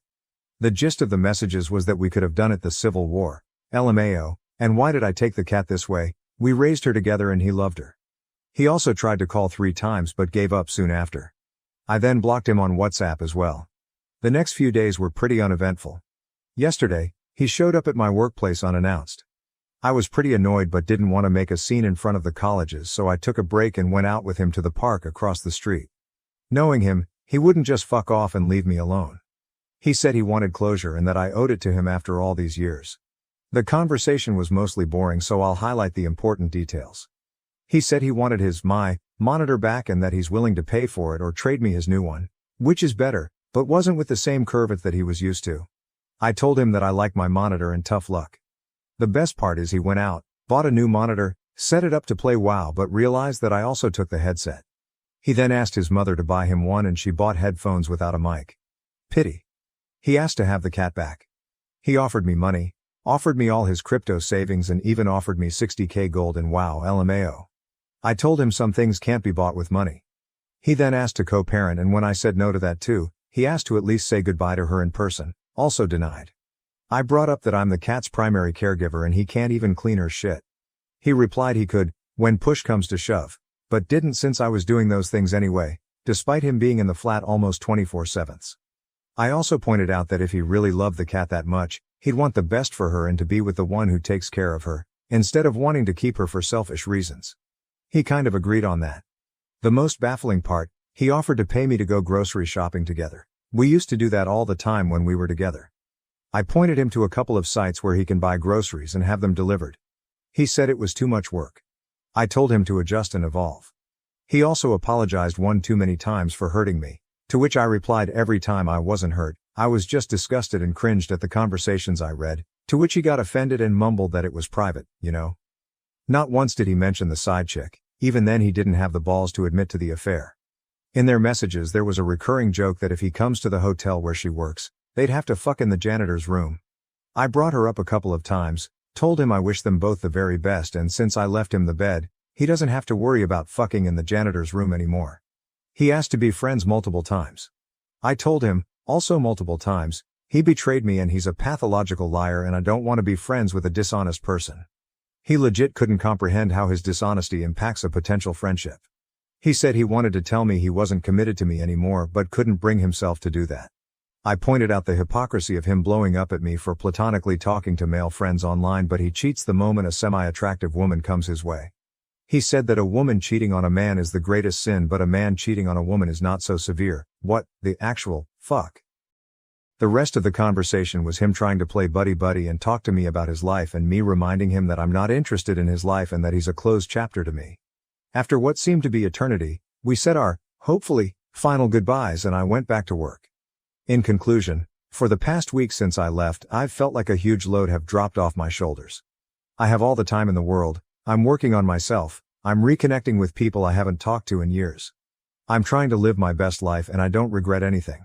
There were good times, there were bad times. It was a valuable experience and a lesson learned what to look for in a partner and, more importantly, what not to overlook. Huge thanks to everyone that commented on my post. You really gave me the push I needed to make what I hope is the right decision. Update 2. I was contemplating whether to write this last update or not. A bunch of things have happened since I last posted and eventually, I figured we are all more or less people who laugh at their own farts and enjoy the occasional justice boner, so I decided y'all might appreciate how karma has caught up with X. Disclaimer and some background. I left out a lot of information in the original post and altered a lot of details to make sure X does not find the post and connect the dots. Our real ages are 28, him, 33 me, and 34, side chick. X and I were together for almost 7 years. Note 4. X had a chronic disease, nothing fatal if treated, very manageable and a lot of people with the condition can work. He was of course using it as an excuse not to work, even online work, and mooch off me. We lived with his mother who was supporting his narrative that he is too sick to work. X was abusive, first only verbally but it progressed to physical abuse.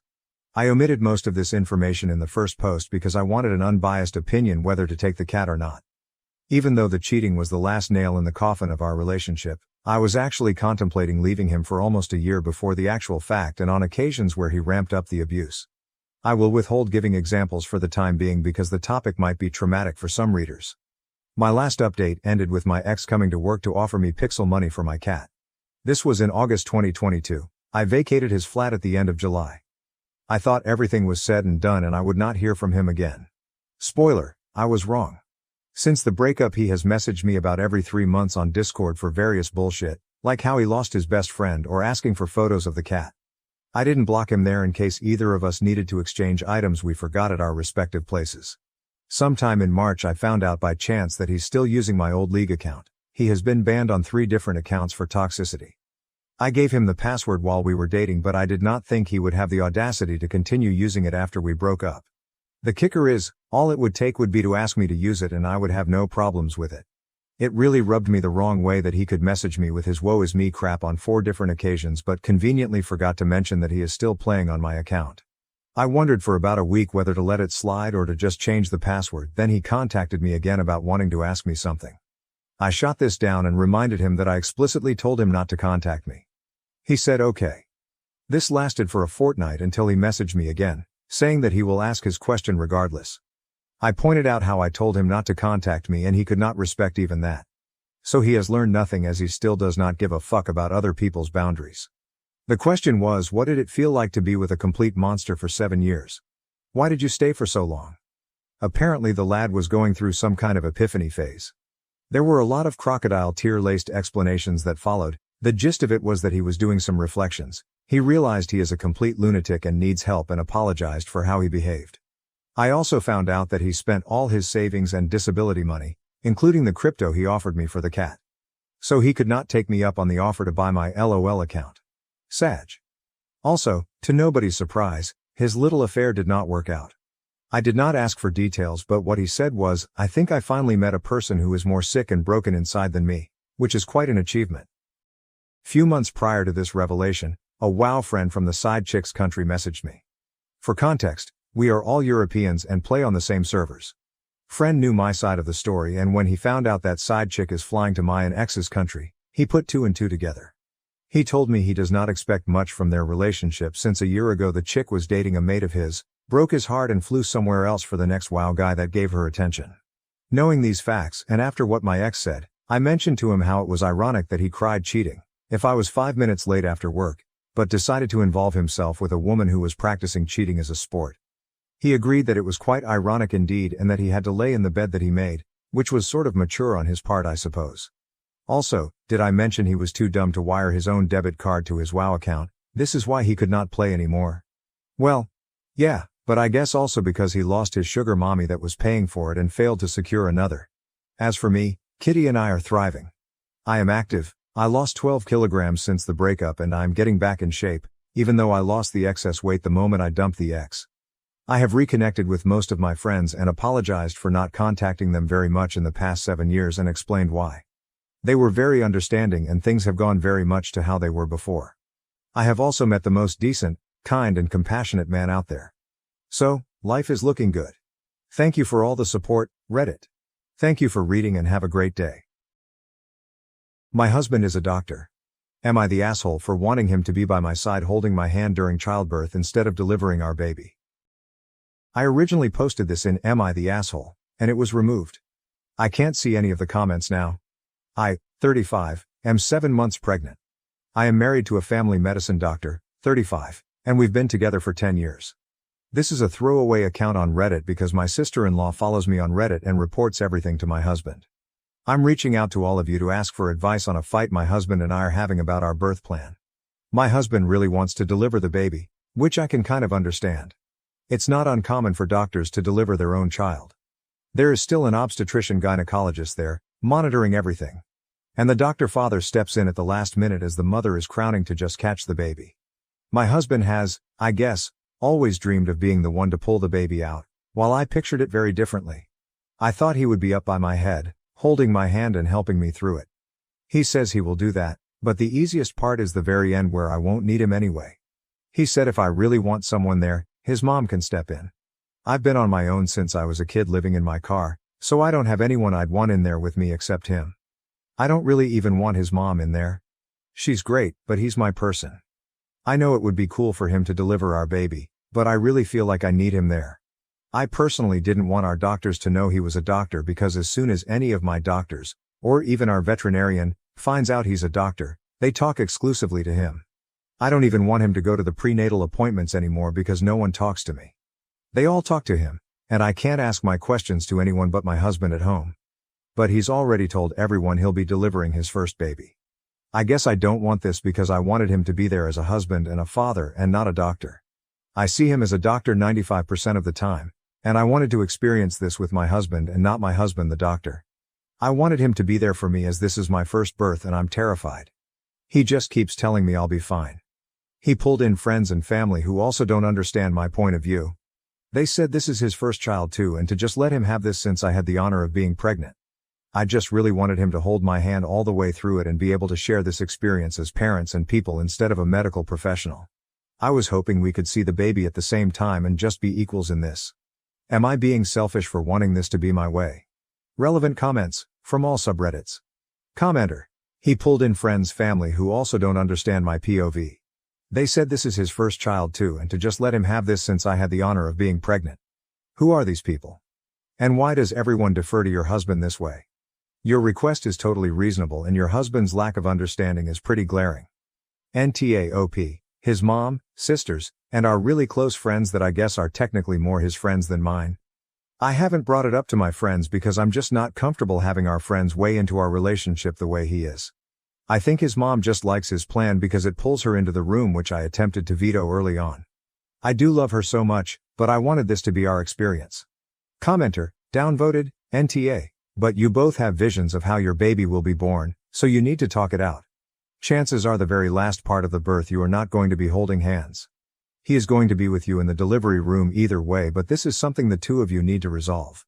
It's not enough to say, I want. Find a compromise. For example, if he holds your hand the entire time you're in labor and only steps in as doctor for a few minutes of actual birth, wouldn't you both have a win? Focus on having a healthy baby and creating a happy family instead of on scenes you've created in your imagination. And that applies to both of you. OP, I don't see that as a compromise. That's exactly what he wants to have happen. But the entire birthing process is incredibly emotional and exhausting. I don't want him to step away for those moments because they are what I picture to be the most painful and exhausting. I want him with me until the baby is out and we can hold her.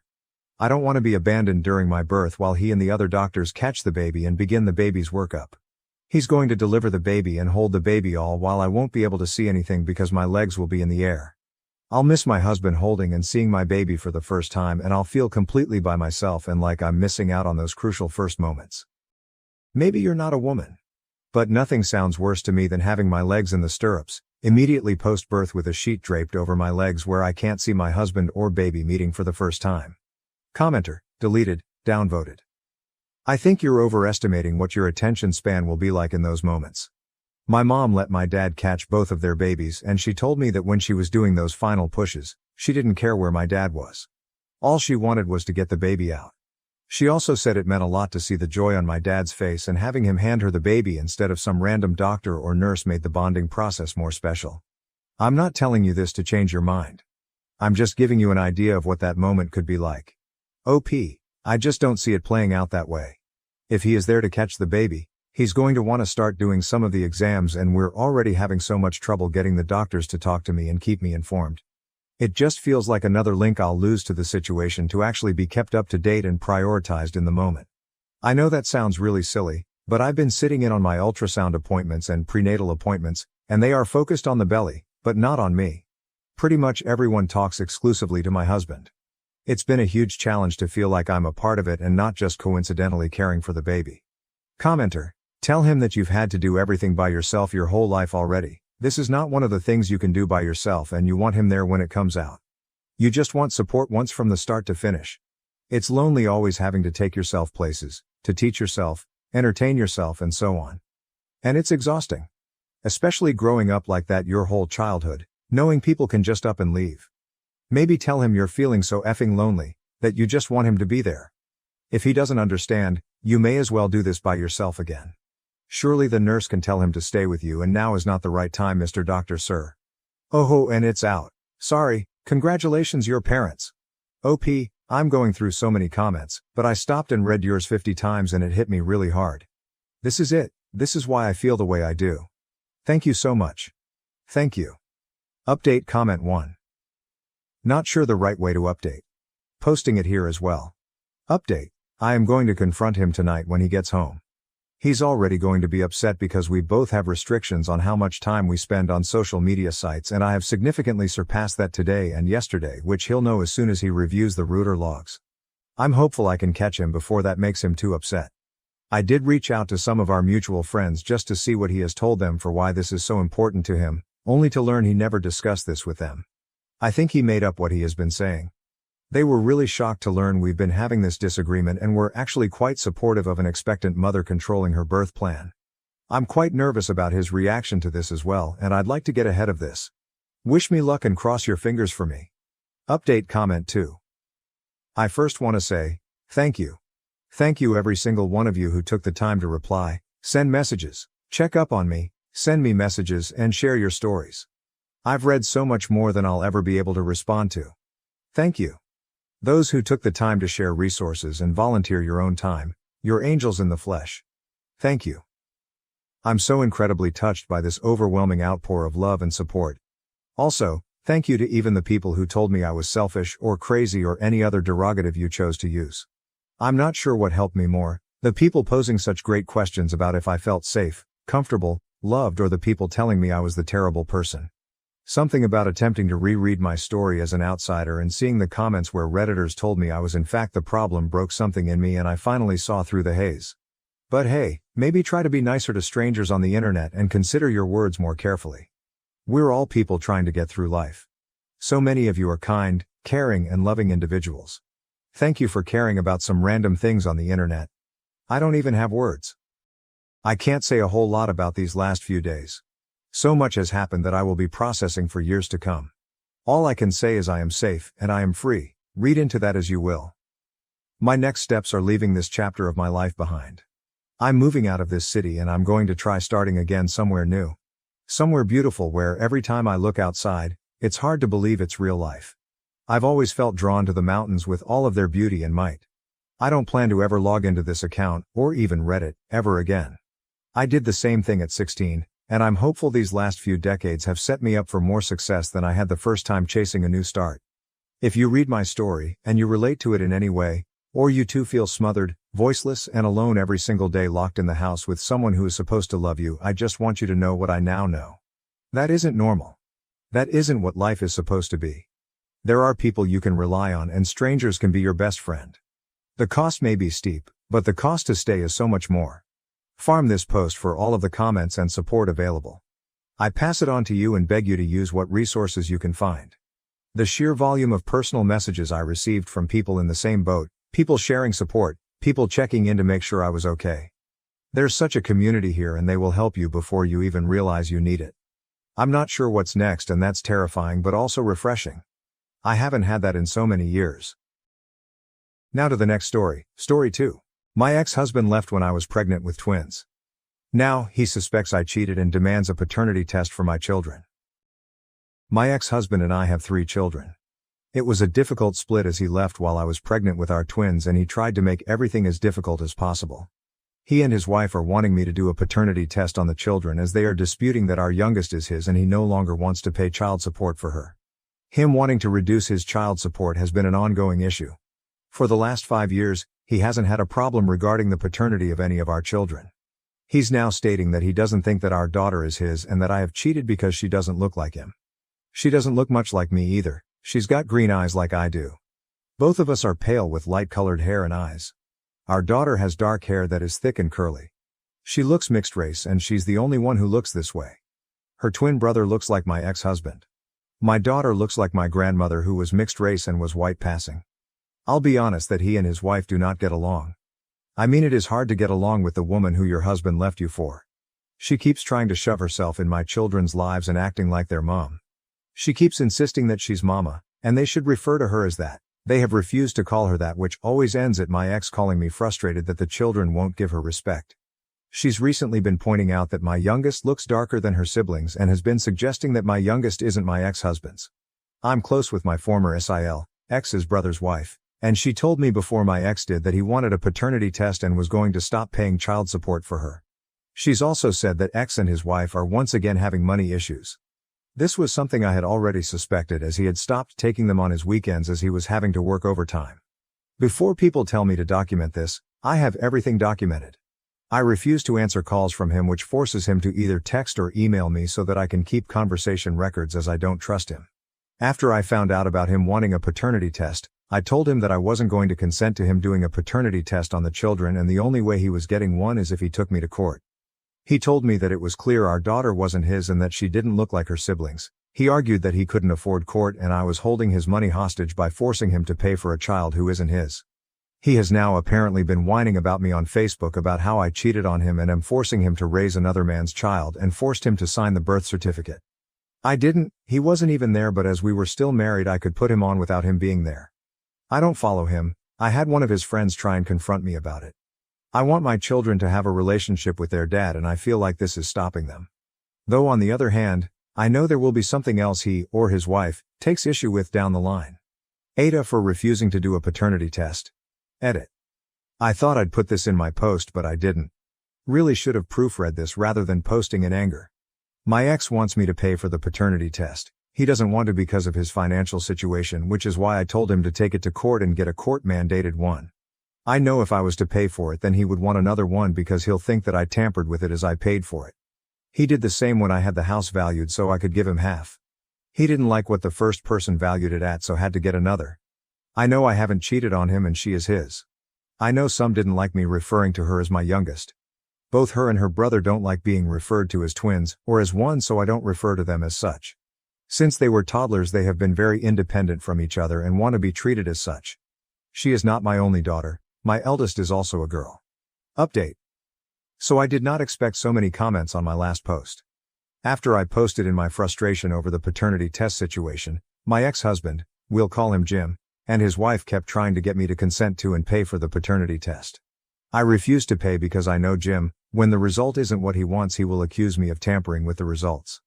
When I kept saying no, they ran to whoever would listen complaining about me and how I was forcing them to pay for a child that wasn't Jim's. For those who may not have read my last post, the child in question is my youngest daughter and a twin. Jim does not contest that her twin brother is his. But apparently along with being a bitch over this, I'm also a cat. News to me. Honestly, I didn't think he was that much of an idiot, but here we are. Jim kept complaining to his dad, Mick, and brother about me and how I was being financially abusive by taking money from him for a child that wasn't his and refusing to pay for the paternity test. Now Mick and I get on very well. He adores his grandchildren. They also adore him. And I have never attempted to stop them having a relationship, unlike Jim who often attempts to weaponize the children.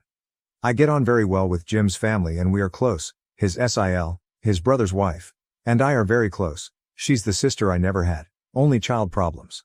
Mick asked if he was to pay for a paternity test, if I would allow it to happen.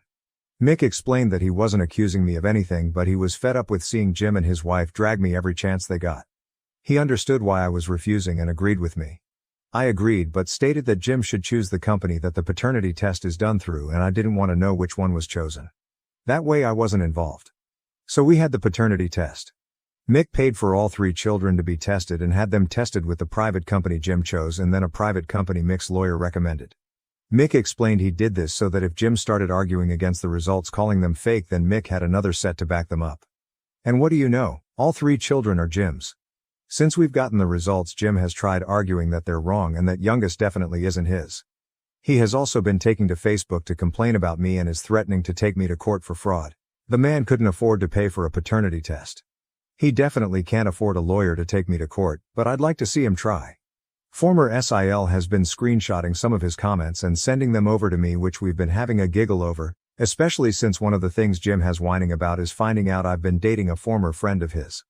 I say former because he, along with some others, were cut out by Jim's wife. Jim's upset because I'm alienating him from the children by dating someone new, coming from the man who left me when I was pregnant for his now wife who keeps trying to insist she is mama to my children. My children only met my boyfriend for the first time this weekend, after we had been dating for a year. Before people jump to Jim's defense and claim I'm alienating him, I've never stopped him seeing or communicating with the children. He's the one that decides when he's interested in being their dad. So yeah, unsurprisingly my children are Jim's. Jim's still an idiot. The children are happy as they're off to have a sleepover at their granddad's with cousins, while I get to have wine and spend the evening catching up with former SIL. Jim and his wife are still mouthing off on social media but it's falling on deaf ears for the most part. Relevant comments. Comment 1, he left when you were pregnant with twins but doesn't believe the youngest is his. I didn't read past that because that doesn't make sense to me. Wouldn't the twins then be the youngest? OP, that's correct. She is the younger of my twins. Comment 2, so he thinks only one of the twins isn't his? OP, yep, he only thinks one of the twins is his. I wish I could explain why he thinks that, but he was never the smartest. My foster family of 11 years is kicking me out by the end of the week. I have nowhere to go and I feel broken. I, 18 male, was told earlier today that I need to pack up and leave by the end of the week. I still feel in shock. I was removed from my biological family when I was 7 due to issues with my parents. I was then placed in foster care and then matched with a couple who I will call the Peters. It's not their real name. No matter how much I actually want to blast their real info, I won't. The Peters were always really nice to me, and since I moved in when I was pretty young, after a while I started to consider them my parents. I called them mom and dad, treated them as my parents, treated their biological son as my brother. I wasn't their only foster child, they also have a 9-year-old boy who has lived with us for a little over a year. I was never adopted by them. I know why, because they live off the fostering allowance. Something that never really bothered me, They told me that it didn't matter, and that legality didn't make us a family. Which I believed. I went on their agency website earlier today and I found out that they are getting paid at least $2,400 for me per month. Or at least they were. Since I turned 18 they stopped getting the allowance. However, they applied for a staying put arrangement for me, which meant they would continue getting paid something as they continue to support me and let me live with them. It wasn't as much, I think it was like $1,000 per month. They told me they had it approved until I was 21, so I thought I'd be able to stay at least until I finished uni. They sat me down today and told me I had to leave. They told me that fostering is a business and that they couldn't afford to keep me on just the stay put arrangement allowance. They told me I had until the end of the week. 4 days. How generous of them. They said they need my room because they want to get a new foster placement. They literally told me it's not personal. Like that makes me feel any fucking better. They said they would still consider me like a son, not their son anymore. Like a son, and that they want to keep in touch. What a joke. They choose to kick me out. An 18-year-old with no job, no income, no nothing. About to start university. Yet their bio son who is 25 gets to stay? So yeah. I guess fuck me, right?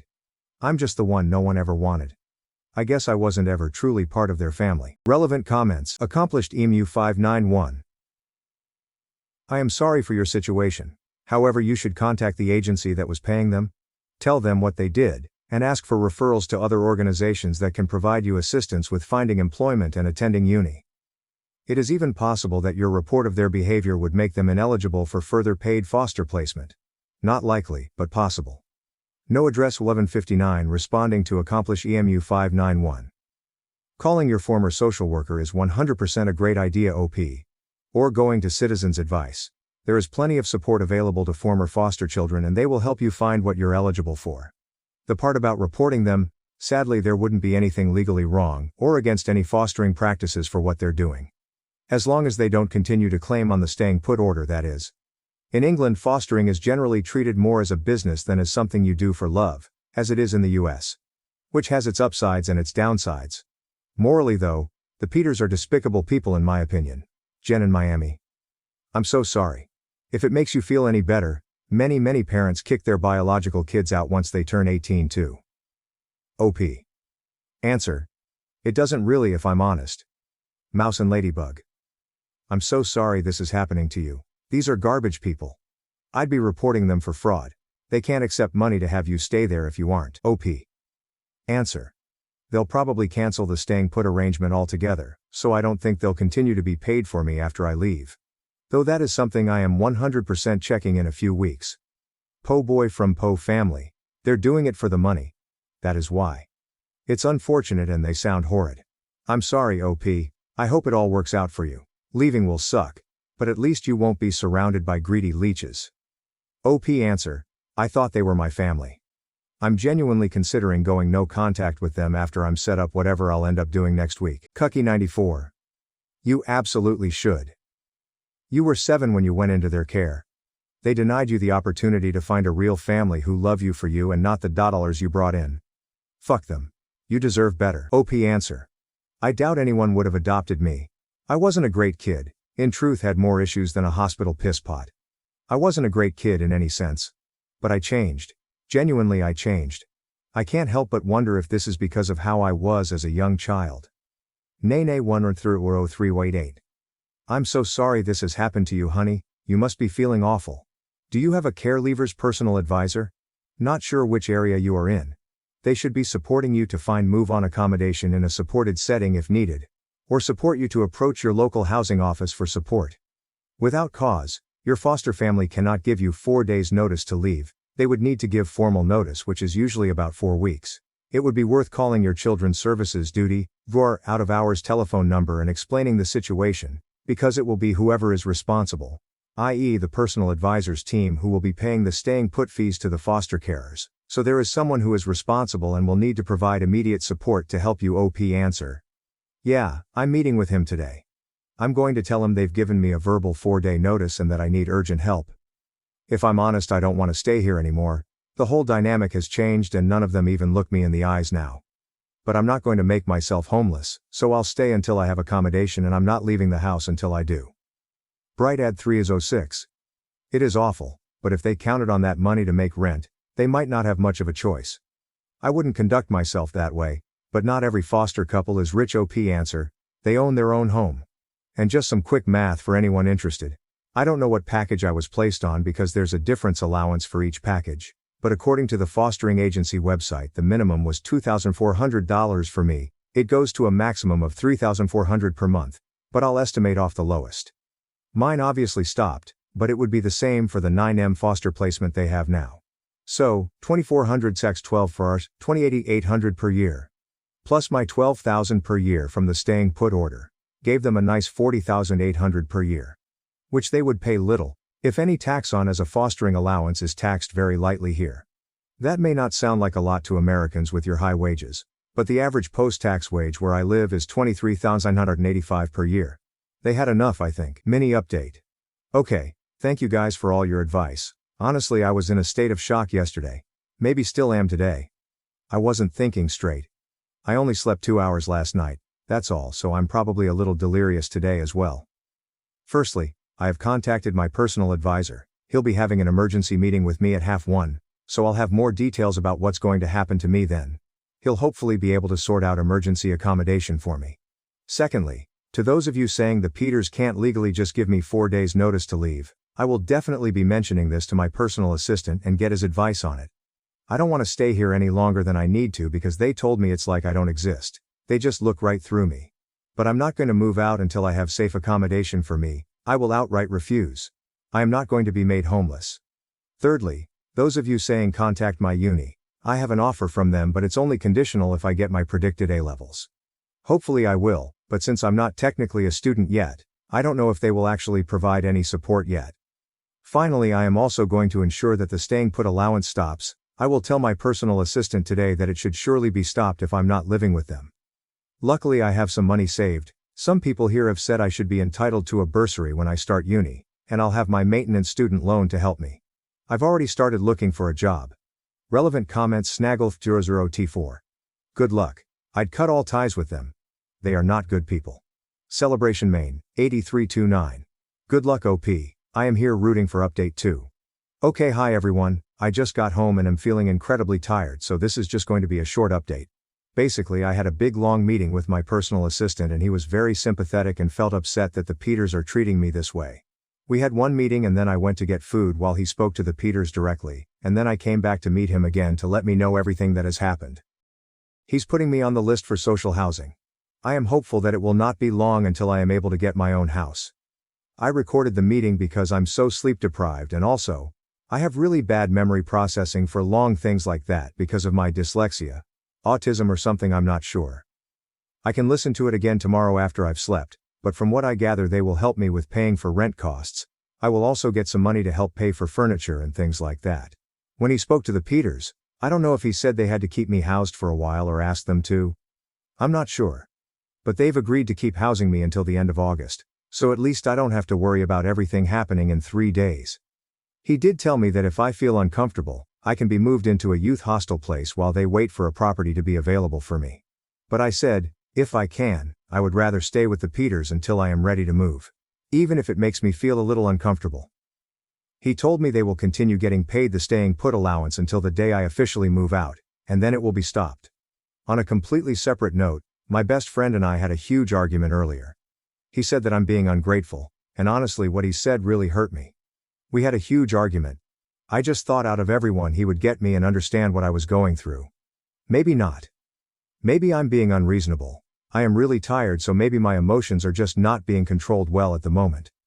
I am going to talk to him tomorrow after I've slept, and I'm hoping this argument will just blow over because I need him at the moment. I don't feel like I have anyone else. Oh, and I haven't read all the comments because I didn't expect to get so many. Thank you everyone who has offered support. It is genuinely so sweet and I am so thankful. Relevant comments Gen 820. Glad things are working out. Don't worry about your friend. Right now you are in survival mode. Trying to make sure you aren't on the streets. Hope everything keeps working out for you. OP answer. He said I should be grateful that they kept me that long anyway. Like the fuck? I'm not a pet. He also said some other things like how it's good that they're going to help another child like I was. Which is true, and I get that it's a good thing what they're doing to help people. But him saying those things make me feel like I'm being crazy for wanting to stay like I was promised by them. Ugh, I'm too tired and maybe I'm being irrational. I'm going to talk again with him tomorrow and say I'm sorry. Long and unimportant rant. It never bothered me that they were paid to keep me before. Genuinely never bothered me at all. I always knew I was a foster child. I was about 15 when I learnt that they were paid money to look after me, and I told myself it was a good thing. And it probably was. I have had loving parents for 11 years, which is more than some people can say. I just didn't ever think they'd make me move out when the payments stopped being as high. I found out that when I was still a child they were paid $111.82 per day for me. That's $40,114 per year. I had never felt different to the family. I had always felt loved and secure. I don't understand why they have changed their minds about me. None of them will even look at me in the eyes anymore, and it's gotten to the point where I can't leave my room anymore because all I feel is the absence of the love that used to be there. I didn't come down for any meal times, which was a rule that you had to before. If I didn't go down before, I wouldn't have gotten any food. But Mum brought it up to my room and knocked on the door to say she was going to leave it there for me. I've used that 100 times over and over again in my head, to try and convince myself that they still love me. I called her by her first name when I came home yesterday. Not Mum, Claire. She looked upset when I did that, and a part of me is happy about that, and a part of me feels cruel for it. I knew it would hurt her and I did it anyway. In some ways I wish she wakes up to the pain she's causing me. I hope she takes it back and says that it is a lapse in judgment, and that she loves me and wants me to stay. But if that were going to come, I think it would have already. I guess I'm not worth the $76 per day they lose by not replacing me with another foster child. When I feel bad about hurting them, I remind myself they're kicking me out to get an extra $76 a day. That's what I'm worth to them. $76 per day. Relevant comments. OP respond. I don't expect anyone to read this or care, but I want to say thank you for the immense love you've all shown me. I feel nothing but gratitude to you all. My in bad book. I'd like to think, at least a part of the reason for their lack of eye contact and emotional withdrawal is due to their feelings of absolute embarrassment, guilt and shame. That she seemed upset with being called her name, I feel, somewhat supports this. And they should feel this way. However, I really do hope they can put these feelings, and their egos, to the side and take steps to actively make amends and rebuild the relationship. I really am sorry this is happening, and I'm so very happy you had a secure and safe childhood. Edit. To add, I follow you and read your posts because I really want you to be okay.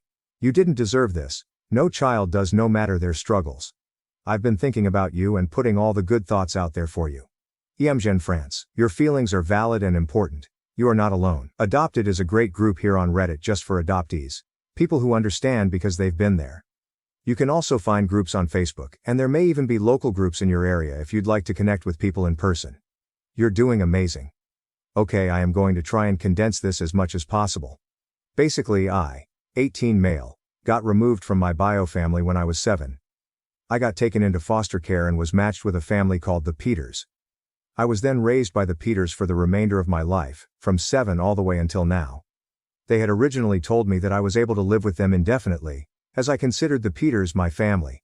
And they applied for a stay order with me, which basically means they continued to get paid something like $250 by the government to recognize that they're continuing to support a former foster child, me, after my 18th birthday. As I said before, I was always told by Peters I could stay as long as I needed to set myself up in life.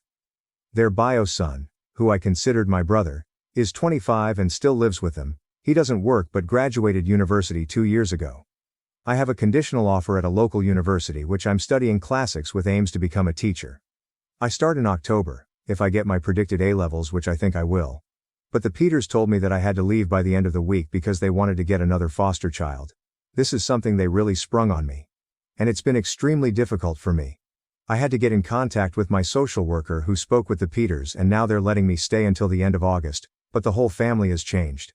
I explained all this to my best friend, and I said I was considering going no contact with them after I moved out. He ranted to me about how ungrateful I'm being to them. And how they raised me for 11 years and now they want to give that to another child in a position like I was. I get that, and that's part of the reason why I feel so guilty. My friend isn't speaking to me now, calling me selfish for wanting to stay with the Peters like I was promised. And for them trying to get rid of me with 4 days' notice. There were plans they could have taken to transition me into independent living before I turned 18, and they chose not to take part in them, because they told me I could always stay with them. The one time of my life I needed my friend, and he's gone too, and I feel so alone, and I can't understand why he's taking their side over mine. I understand the argument that they will continue to help another child, but at the same time I just wish they didn't have to throw me out to do so. When I suggested to my friend they could have asked their bio son to move out instead of me, and he just said, "I'm being selfish." I still don't even know if I am going to go no contact with them. I just said I felt like doing it, and I wish I didn't even say that because I didn't expect it to cause such an argument. So, am I the A? Relevant comments. Top reveal 847. You poor kid, your friend is an AH, and you're certainly not. Even if there is another kid waiting and desperately in need, they could have and should have at least let you plan ahead more than a few days in advance, and don't let anyone tell you otherwise. Are you foster parents at least helping you find a place? Edit to add that you should let someone at the university know. IDK how it's done where you are, but some universities have programs for stuff like this. Wardog 1983. You not the A. The Peters are using the fostering system to support themselves. They do not care about helping the kids. They say that to justify their callous treatment of you. They should not be foster parents. I'm sorry about your friend, his point of view is a betrayal because it is simply wrong. Scott's way. Hey. Dude, my cousin used to foster kids. She fostered 3 sisters and 1 other girl. I use the words because she adopted them as she wasn't in it for the money. OP answer. I don't really even care that they were looking after me and getting money for it. It doesn't bother me. I never knew how much they were getting to look after me, but I did know they were being paid. It does make me hurt and betrayed that they're kicking me out for a difference of 70-something pounds a day. Material, Cellist 4133. Not the A. Also, you are far from ungrateful. You were 100% grateful until they made it about money. You thought they took care of you because they were good people. Instead, they took care of you for money. It's an even exchange, nothing to be grateful about. Peters found my Reddit posts. The Peters' son, Jamie, has found my original Reddit post. I guess I should have been more careful with the details, but my mind was so frantic at the point of writing it I just couldn't think straight. I'm not sure how he found it, but considering it has almost 10k upvotes, and Jamie was the person who introduced me to Reddit, I guess it might have just popped up on his page. Does anyone know if it might have popped up to him because we're on the same network, in the same location? A few hours ago, Jaime came to my room. He showed me the original post and asked if I had written it. At first I tried to deny it, but I'm an awful liar, so he just knew. He asked why I didn't tell him about this, and I said I thought he knew. He told me he had no idea and would not have supported his parents throwing me out if he did. He was told I requested to move out. He genuinely seemed shocked and appalled at the details in the post. Against my wishes, he shared the post in the family group chat. He did this out of a place of wanting to defend me. Mom, Dad, I really think you should read this and see the impact this is having on. But I really wish he didn't do it. They've both read the message, but neither have responded. I have not left my room since. I'm really anxious right now.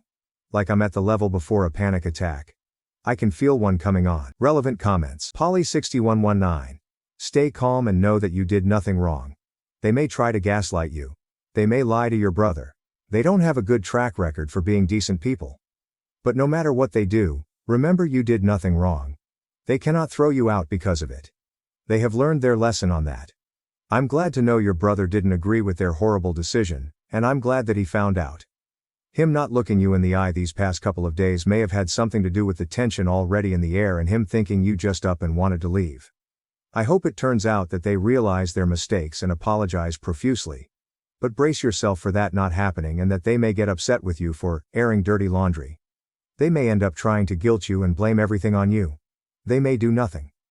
Please remember, no matter what they say and no matter what your ex-best friend said, you did nothing wrong. Your feelings are valid. You deserve love.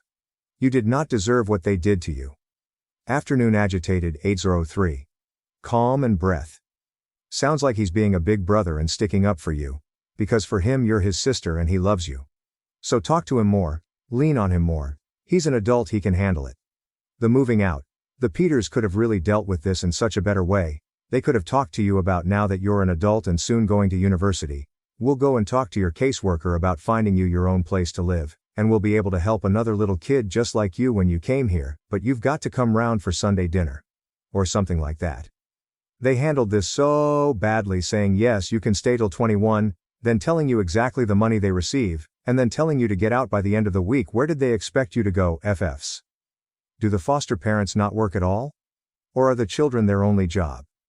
And although he's being a good brother to you right now if he finished uni 2 years ago, why isn't he working or getting training or something? 2 years of not putting his degree to use will show those in whatever field he did the degree in that he has no work ethic at all. I've just tonight been reading through all your posts and I completely understand why you're thinking of going LC with foster parents. They've handled it really badly, and next time you see your caseworker, ask them, do foster parents not get training or anything on how to handle this situation of when a child is reaching 18? Tell the caseworker you want notes or something put on their file of how badly they have handled this, so that any future foster kids they look after their file shows. This is what they do when the money drops down, so that a future caseworker can put the child's needs first and they don't go through what you went through. With your friend, he's being a bit of an asshole. I'm guessing by the language used he has the privilege of living with his birth parents his whole life and is in no danger of being told he has to get out in 5 days? He is not acknowledging he's in a position of privilege in this situation. I'd message him and say, these last few days have been crazy, and although you wouldn't know what it feels like to be in this position, I was just looking for a friend to listen to. It's been a stressful and upsetting few days and I don't want to fall out with you. And just suggest something you usually do together if you play a computer game or just hang out. End it with, do you want to play comp hangout tomorrow? And leave it at that and see what they say. Fairy Rebels Wild, to the Peters. From OP's posts, it sounds like you had a genuine relationship with him, or at least he felt you did. It's good that you were able to provide a stable family life for him. Considering that you had originally told OP he could stay and you had applied for him staying put, I'm going to assume that somehow your circumstances changed. That sucks. But you handled this in the worst way possible. You should have approached OP in a collaborative manner, explaining the situation. Phrased it as not being able to support him anymore, rather than fostering being a business. Explored if him getting a job and financially contributing would have helped. Actually help him connect with his personal assistant for those transitional services and with their advice, making a realistic move-out date. Everything you did was wrong. Saying fostering as a business taints every family interaction or affection as fake and transactional. I dare say pretending to be his family is worse than if you had kept it businesslike from the beginning. Verbal 4 days notice is actually heartless. How cruel and frankly, unrealistic, especially as you knew, being the ones to have originally allowed him to stay, that he wasn't applied to the transitional services yet. You can't expect him to continue treating you as family while you treat him as a former business colleague. Again, heartless and unrealistic. I hope you learn to be more empathetic to your future foster kids. Or at least, be honest to them about your intentions from the beginning. What I'm going to send in the family group chat. Is this a bad idea? To Matt and Claire. I came to you as a 7-year-old. A 7-year-old who had never felt love or affection, or anything remotely nice. I was taught at a young age to fear those in authority. To fear the sudden changes in the moods of my birth parents. I was taught to bottle up my emotions and my pain and never show it. When I first came to you, my life was ruled by fear and anxiety. I know my behaviors back then were awful, and were a struggle to manage. I had been taught there were no consequences for some actions. And firm, scary and hard consequences for others. The worst part was that those actions never seemed to be consistent. I could do something one day and be praised by my birth family, and another day I would be beaten. Love was not something given, it was something earned. It was conditional and shallow. You both showed me another way. You showed me love and affection, and at first it felt confusing and hard to comprehend. I couldn't see myself as anything more than a nuisance. I couldn't see why someone would love me. I couldn't understand why you weren't beating me. Do you remember me telling you, you can hit me if I am naughty, I won't mind. Slowly you taught me to trust and love myself, and those around me. You showed me that no matter what I did, you wouldn't give up on me. You wouldn't send me away or hate me. And I really tried to make you. I know that. I was scared. You made me realize that it wasn't my own fault I was in care, and that I wasn't to blame for the things that happened to my birth family. You showed me appropriate outlets to my fears. You showed me love, compassion, and kindness. The first day I remember feeling truly safe was when I was sitting in your arms at 8 years old watching Shrek. I still think back to that moment. It probably just felt like another day to you. But to me, it is a core memory in my life. It's a moment that shapes the way I see myself. You sat up with me when I was worried about moving up to secondary school. You comforted me when my birth mom told me she no longer wanted to be part of my life. You were there when XX broke up with me when I was 15 years old and I felt like my whole world was ending again. You encouraged me to go beyond my studies and apply to university. The most important thing you showed me was that I was worthy of being loved and respected. You never gave up on me. I am who I am today because of what you did. I look at myself and I see compassion, care and kindness. And in those traits I see you. You weren't my birth family, but you were my family. My only family. I don't know what changed. Why has there been a switch? Why have you gone from the loving and caring parents you were? When I leave my room now, I no longer feel that love and kindness that brought me out of the pits of despair as a child. It's almost as if you have completely altered the way you see me, and I just can't understand why. A few days ago you told me I had to move out. You gave me 4 days notice to leave my family. You sent me back into feeling like that child at 7 years old. I'm not saying this to guilt you or to ask you to let me stay. That is past now, and unfortunately, I don't think I'll ever be able to see you the same way again. I understand if you were hard on money or if you wanted to help another child like me. But why not talk to me? Why spring it on me and then act like I don't matter? Why tell me it's just business? Did you think that would make it hurt less? Since you told me my whole life has been turned upside down and I don't know how I will make it to the other side. If I had felt like this a few weeks ago, do you know who I would have gone to? I would have gone to you. I would have told you my worries and my fears, and you would have said the exact right thing, and then we'd sit together and watch some awful TV show. And now, I have no one again. I feel like I'm being told for the second time in my life that I don't deserve a family. And this time I have no one to pick me up off the edge. That was always you, Mom and Dad. It was always you I could rely on. Why are you giving up on me now? Relevant comments. OP respond. I really feel like today the whole thing has just hit me in the face again. I think the emotions I was feeling were being blocked, and today they've been let out and I've done nothing but cry all day. Jay loves writing. Send it to them. Let them know how you feel, how they hurt you, and that they cannot expect you to ever contact them again after you leave. They need to know how you feel. Send it to them, and if you want to, leave the GC. Because they may try to justify their actions, and you don't need to hear it. OP answer. The sad thing is I don't think I even want that. I want them to love me again. I've contacted my personal assistant, and I'm moving out today. My personal assistant is allowing me to store my things I can't take with me in his garage. It's kind of him. He's found me a place at a local hostel. I'll get my own room apparently, which was a big deciding factor on if I wanted to move in or not. The hostel works with the LA and houses a lot of care leavers, the English term for someone who has aged out of foster care, while they wait for their own houses. I haven't sent the message yet, but I know my foster brother Jamie has seen it. Yesterday I felt overwhelming emotions, today I feel none. I don't know which is better. I'll send it once I'm moved out. I have a room, so I'll be gone in a few hours. I still haven't spoken to them, but I just can't face it anymore. I am sick of being anxious and stressed about this. I guess they did get their 4-day notice after all. Edit 1. I have just left Peter's house for the last time. The room is ready for me at the hostel. I feel so weird and sad and lonely right now. I've ordered myself a pizza to have for dinner today. And my PA even paid for it. I just want to get in bed and cry. My head is spinning thinking about everything I need to do. Wish me luck, everyone. Edit 2. I want to clarify something. I was hurt and in shock when I wrote my first post, but I want to make it understood that I was never eligible to be adopted. At first the end goal for me was to reintegrate myself into my birth family. By the time we knew that was never going to happen, I wouldn't have accepted adoption as I wanted to keep my legal ties with my birth family. The Peters always told me it didn't matter that I didn't want to be adopted, and they loved me the same anyway. Maybe it wouldn't have changed anything, or maybe it would have. They were paid fortnightly for caring for me, and they would get 1,565.48. That's 4,702.48 per year they got just to raise me.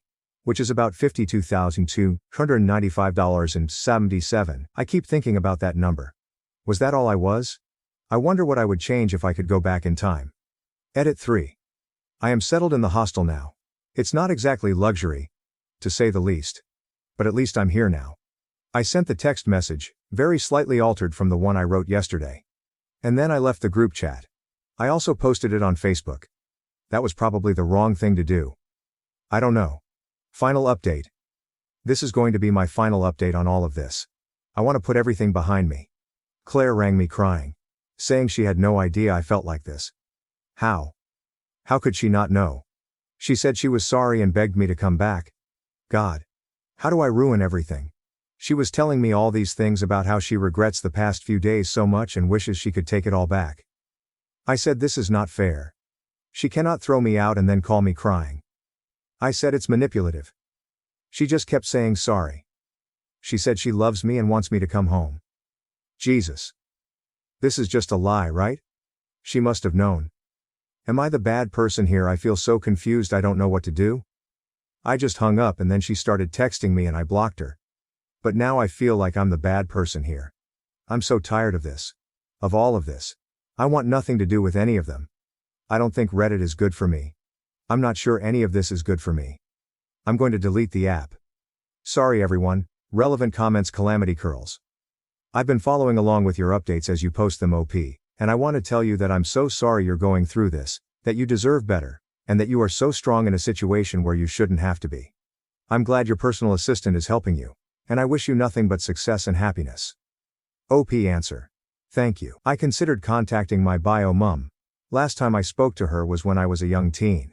But I think it might just be seeking out something to make myself feel more hurt, and I don't think I could deal with any more rejection. To bigger and better things. 8 marshmallows. I can't believe the Peters were too cowardly to even say anything to you. Will this whole situation make them ineligible for future placements? I would think there is a reporting structure and your personal assistant would be obligated to flag their file for this. OP answer. Doubt it. My personal assistant didn't even seem shocked by the situation as a whole, and I think my parents have framed it as us falling out to their social worker. Despite me making it clear that's not the case from my POV. I had a baby as a result of an affair and now his wife is reaching out to me. I'm so stupid. I, female 26, had an affair with a married man, male 42 a few years ago. I had no clue he was married when we first met and hooked up. I obviously looked him up on social media, and while he did have photos of his kids on there was absolutely no mention or photos of a wife at all. I found out that he was married about a month after we first got together, but he told me it was just a marriage on paper and that they basically lived separate lives and agreed to remain married for practical purposes until the kids were older. They owned a business, which she really ran and he was just financially involved in. I knew at the time that I probably shouldn't believe him, but I convinced myself it was true. I was in my early 20s and so attracted to him and I guess almost infatuated with him. He made me feel so good. I know now that I should have ended it immediately, but I didn't realize what I was getting myself into. I was addicted to all of the attention he gave me, the great sex, the places he'd take me. I felt special. I was so naive. I got pregnant about a year into seeing him. I had always been so careful with preventing pregnancy, but during my relationship with him I took stupid risks. I was so high in lust with this guy, it's embarrassing. The things he'd asked me to do, I'd say yes to almost anything, even when I knew it was a bad idea. I was in love with him, or I thought I was. I hadn't intentionally wanted to get pregnant. I would of course dream about being his wife and having a family, but I knew that wouldn't be a possibility while he had this arrangement with his actual wife. I didn't get pregnant on purpose with any intention of him leaving her for me, even if I wished that we could be a real, normal couple. I was surprised by how excited I was to be pregnant with his baby. I wanted that baby once I found out I was pregnant. The thought of carrying this baby of the man I loved was so special to me, but I knew he probably wouldn't feel the same. I told him I was pregnant and he told me I couldn't keep the baby. I expected his reaction, but I was devastated and it hurt me to my core that he didn't feel the same way I did. He offered to pay, to make a whole weekend of it somewhere exciting, what the F, and to buy me something special if I'd just please get rid of the baby. He explained that he didn't want any more kids and that he couldn't openly be a father to another kid when he and his wife were still pretending to be happily married to the outside world. I agreed to do what he wanted and we made plans for him to pick me up and find somewhere out of town to go get it done. I was all packed the night he was going to pick me up, but I started to feel really scared and really unsafe about the whole thing. I took my bag and checked myself into a hotel to hide because I couldn't go with him. I texted him to say I promised to never contact him again and to never name him as the father or go after child support if he'd promised to leave me alone. At first he tried to sweet talk me into doing what he wanted. When I didn't cave in, he said some very nasty things to me and that I essentially better never contact him again or show up at his door. I have a 2-year-old now. At times, it's been difficult, but overall we are thriving as best we can. I have kept my word about not naming him as the father or requesting child support. His wife contacted me on social media. Well, she's his ex-wife now. She wants to talk to me. She found out about me and told me that she divorced him 6 months ago. She wants her children to know their siblings and for my child to know his siblings.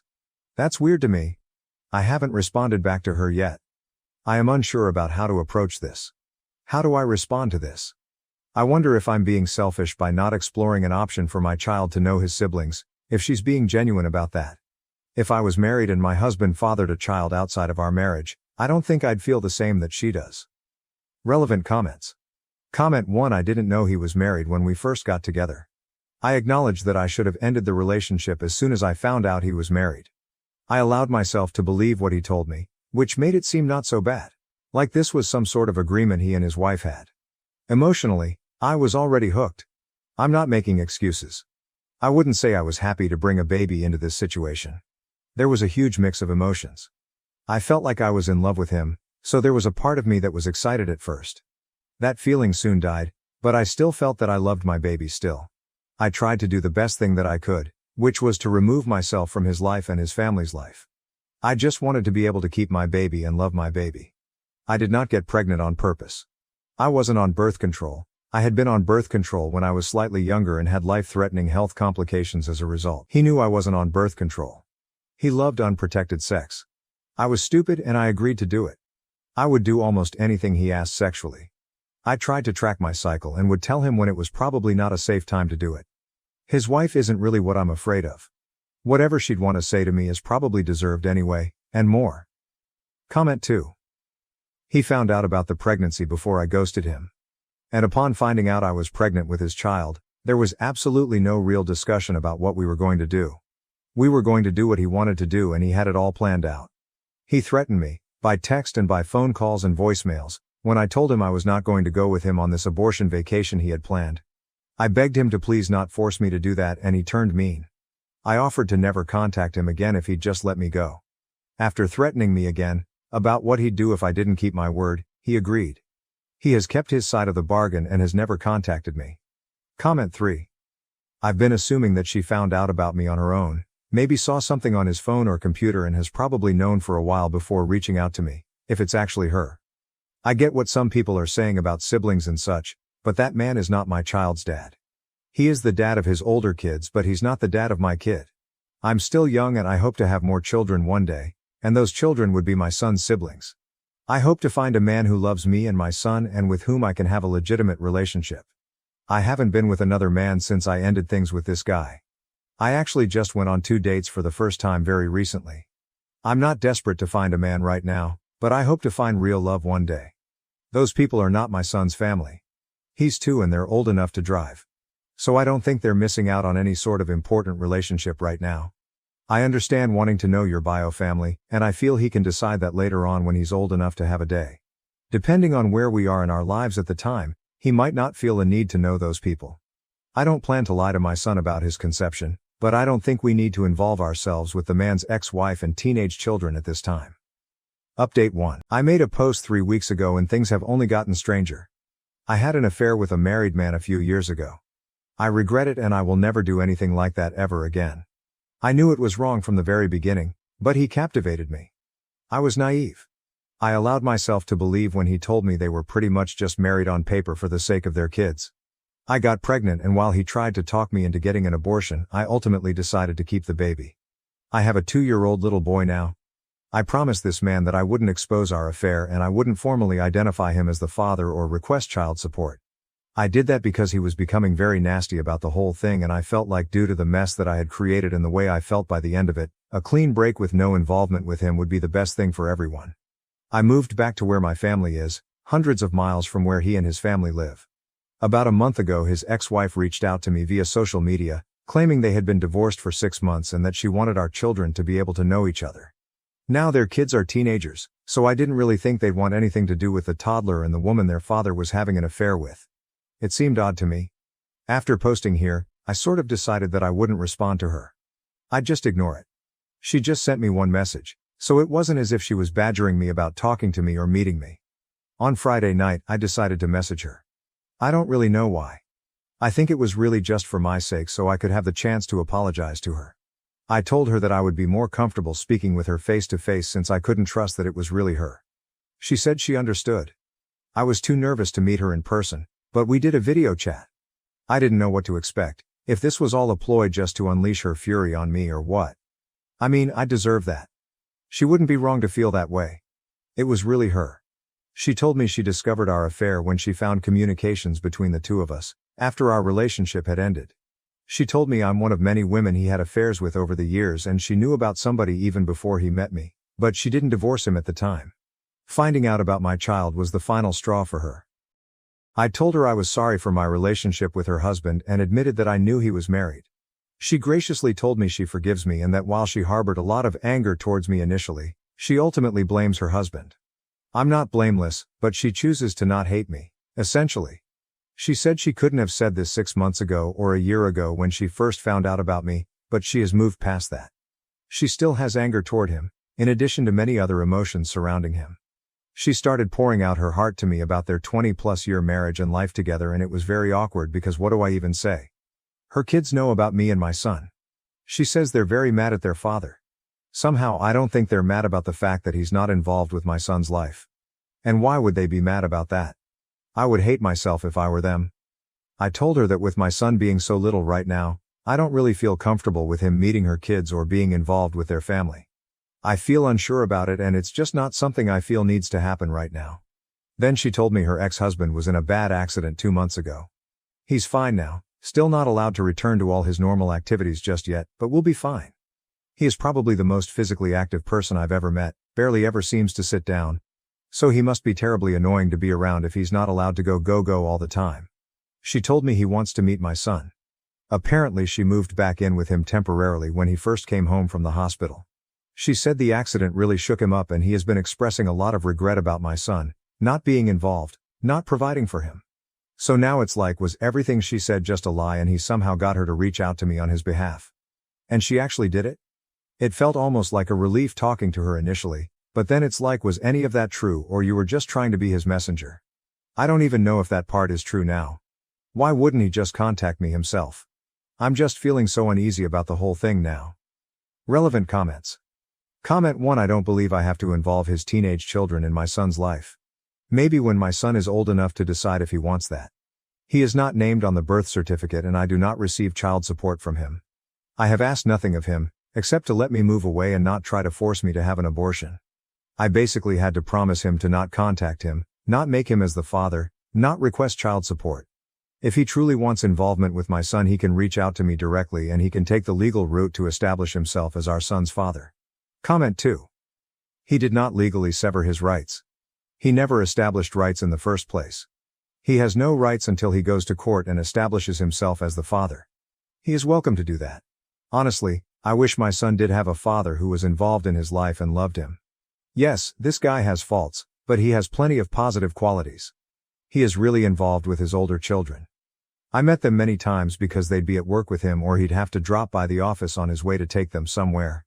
He was always doing things with them. They seemed like good kids who really loved their dad. I wish my son could have that experience too. I didn't think it was an option based on how he behaved when I was pregnant. He wasn't interested and wanted me and our baby to go away. That's what I did, and I accepted it. Comment 3. He is not legally my son's father at this time. This means that currently he has no legal parental rights or responsibilities regarding my son. I cannot stop him from taking the legal steps to establish paternity if he wishes to do so. He will always be my son's biological father. I can't change that fact. Regardless of whether or not he ever legally establishes paternity, my son will likely be curious about his biological father and who knows, maybe they will establish a relationship one day regardless of legal paternity. There is no way to say if I will meet a man who may want to adopt my son one day, thus becoming his legal father. It's something that I think would be nice, but nothing that I'm intent on doing. By choice, I've only been on 2 dates since my son was born and that was only within the year 2024. I realize that it will not be as simple as signing a piece of paper. Update 2. I posted about this a few months ago. To summarize very quickly, when I was fresh out of college I had an affair with a married man and father. I became pregnant. He wanted me to get an abortion. He had arranged to take me away on a vacation, to get an abortion. I wasn't really sure what I wanted to do but I agreed to go along with what we wanted. At the last minute, when he was on his way to come pick me up, I told him I couldn't go through with the abortion. I just really didn't feel comfortable about his plan and how he was orchestrating everything. It scared me. I realized at that time how deep I had gone with this mistake, how screwed up the whole relationship was. He was really mad. He threatened me, said a lot of nasty things to me. I told him if he just left me alone and let me have my baby, then I'd leave him alone and wouldn't name him as the father or seek child support. I moved back home. I was living in a different state when I met him. I kept my word and I didn't name him as the father or seek to establish paternity. I have never sought child support. My child is 2 now. A few months ago his wife contacted me via social media. At first she made it seem like she wanted my child to have the opportunity to know his siblings. It was sort of weird since the siblings are teenagers. She said she had divorced him 6 months prior. I agreed to talk to her virtually, not in person. I felt that I owed it to her to apologize for what I had done. I do feel bad about it. But at the end of the conversation I told her that I didn't feel it was the appropriate time to connect my son with her kids. He's a toddler and in their teens, plus I had promised her husband to stay out of his life. That's when she told me that he was recently in a bad accident and she had been helping to take care of him. Supposedly he was going to be fine and was fairly recovered at that point, but she said he had expressed interest to meet our child. So she was basically his messenger. I have not been in contact with her since then. I deleted my social media. I don't know why, but the whole thing just really made me uncomfortable. Since I last posted here. Then I received a handwritten letter from him. In it, he expressed how he wanted to get to know our son, he wants to be a father to our son, he wants to provide financially for him, he'd like us to come visit him. He asked me to sign a paternity affidavit. I refused to do so. I know he is my son's father, but I'm not going to make this that easy for him. After the things he said to me and threatened me with, he at least has to work for this. At that point, my parents felt that we needed to meet with a lawyer. All communication from me has gone through a lawyer. I have never responded to him personally, directly. Now I have a court order for paternity. I have to present my son to have a specimen taken tomorrow. I already know what it's going to say. It's not that I don't want my son to have a dad in his life. It's just, the whole situation is a mess. And he lives a few states away from me. I don't know what to do. I can't really do anything. He's doing things legally. Next, I'm sure he'll petition for some form of custody or visitation. He's not married anymore, supposedly, but he's a lot more established than I am. He has considerably more financial resources. I also know he has all sorts of connections where he lives. Luckily they don't hold as much weight here in my state, but it's still so scary to me. I'm a bad mom. I brought my son into this world knowing it was a messy situation. I just got so comfortable with it just being the two of us, and now I don't want to give that up. Relevant comments OP on if the father would be moving closer to her and her son now that he's divorced from his ex-wife. OP answer, to touch on just a few things. I don't think he'll move away from where he lives. He has way too much established there. He's in his early 40s. I don't know how this supposed accident, if that even really happened, has affected him, but he was incredibly physically active when I knew him. He only slept like 4 hours a night, took a 20-minute power nap daily, and rarely ever sat down. He was also highly involved in his children's lives. I'd even say overprotective, like a helicopter dad instead of the typical helicopter mom. Careless_welder_4048, how did he have time to cheat? OP answer, he only slept a few hours a night and moved at about 1,000,000 miles a minute. Everyone joked about it. Somehow he always had time to get up at 5 a.m., go surfing, do some work, take his kids to school, do some work, take his power nap, get coffee, pick his kids up after school and take them wakeboarding or some other sort of thing like that, do some more work, be at his kids' basketball game and so on and so forth. He literally never ever stopped. I was just another thing to help fill out his calendar to prevent him from getting bored.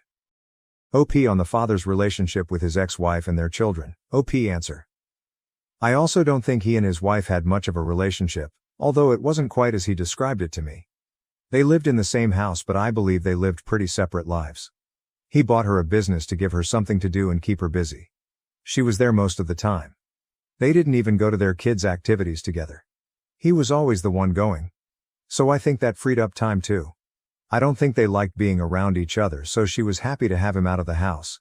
She admitted to me that I wasn't the first affair he had and she knew about most of the time we were together. Another update on how stupid I am, or I had a baby as a result of an affair and now his wife is reaching out to me. I won't rehash the whole thing here.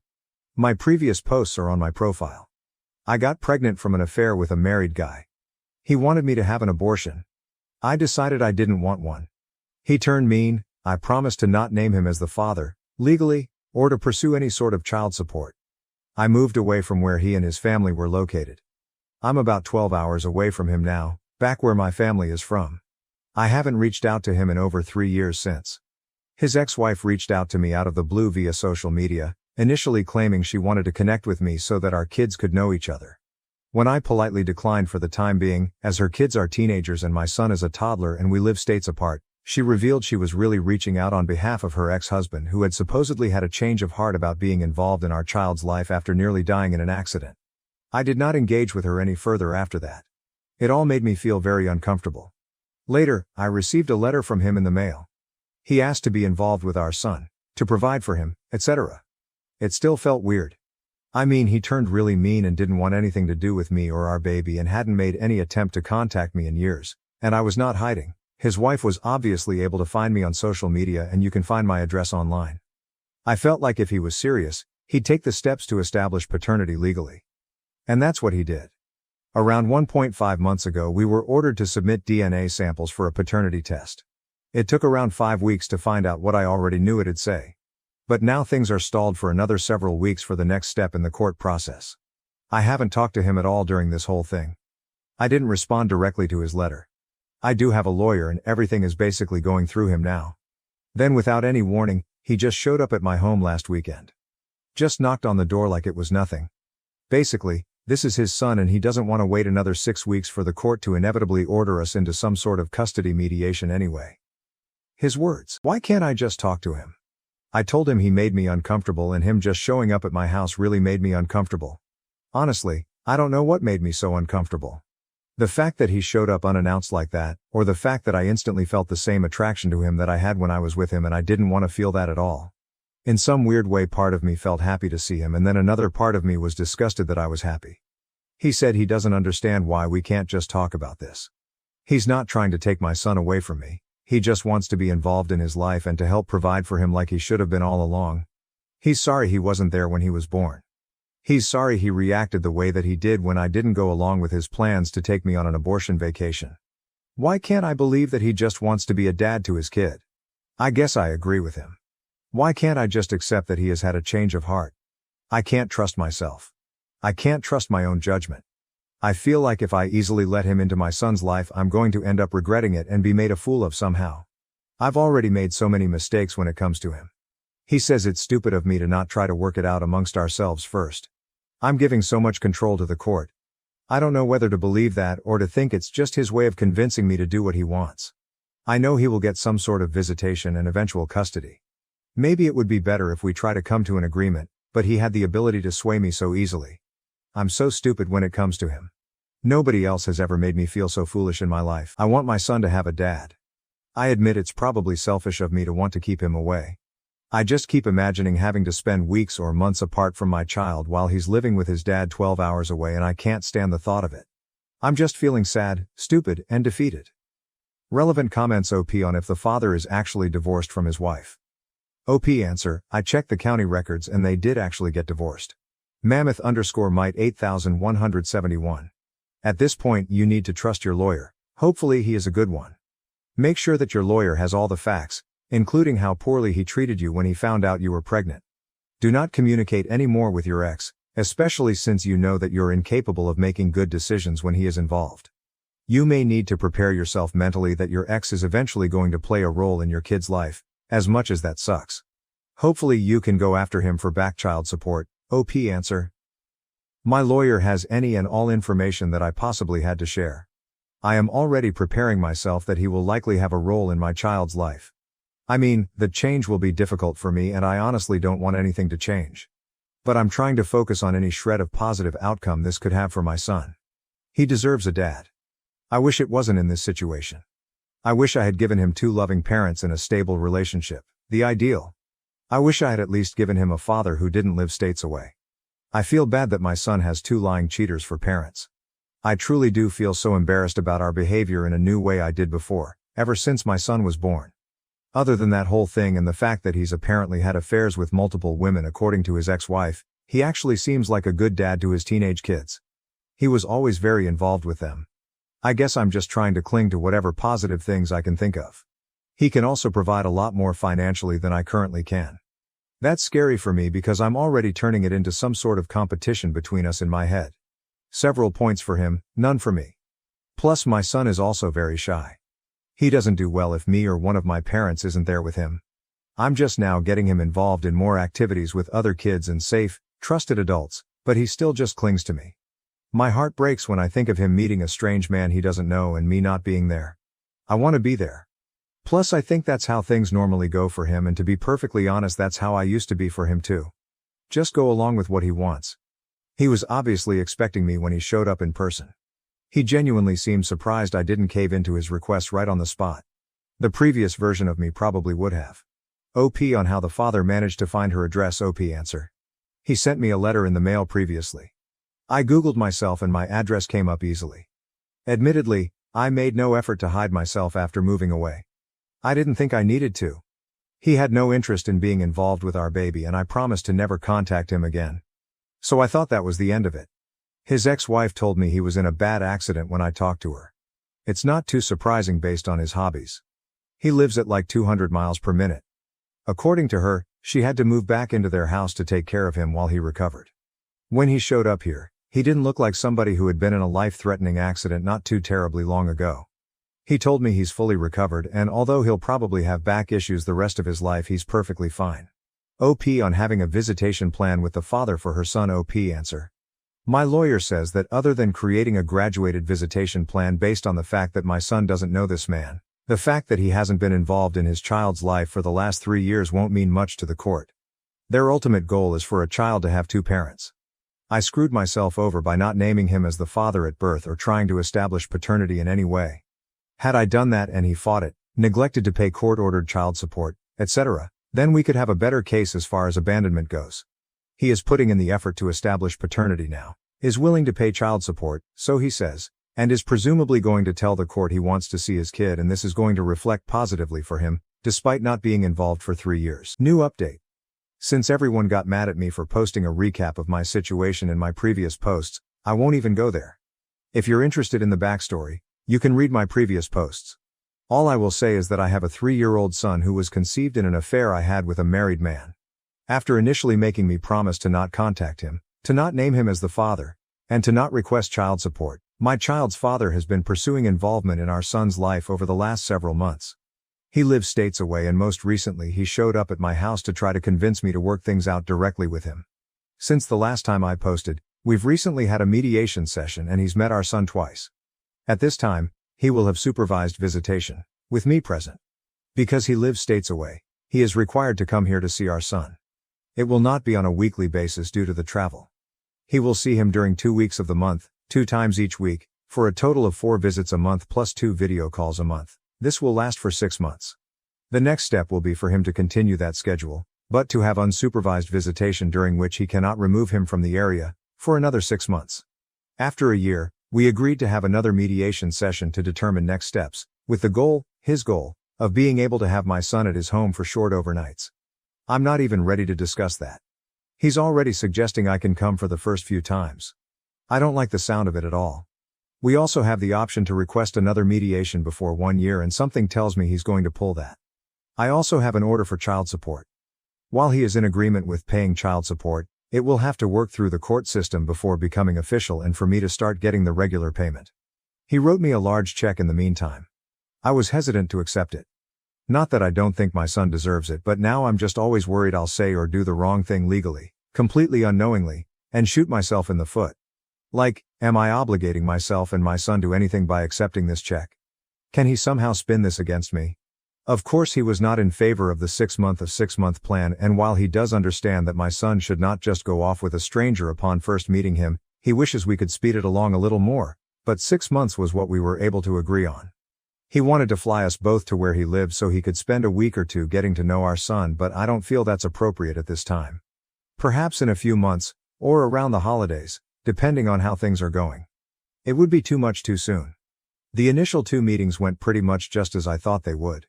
My son is extremely shy. He wanted to hide behind me most of the time. Then when he would venture out from behind me, as soon as his dad would say anything to him, he would scurry back behind me and just stare at his dad blankly without saying anything.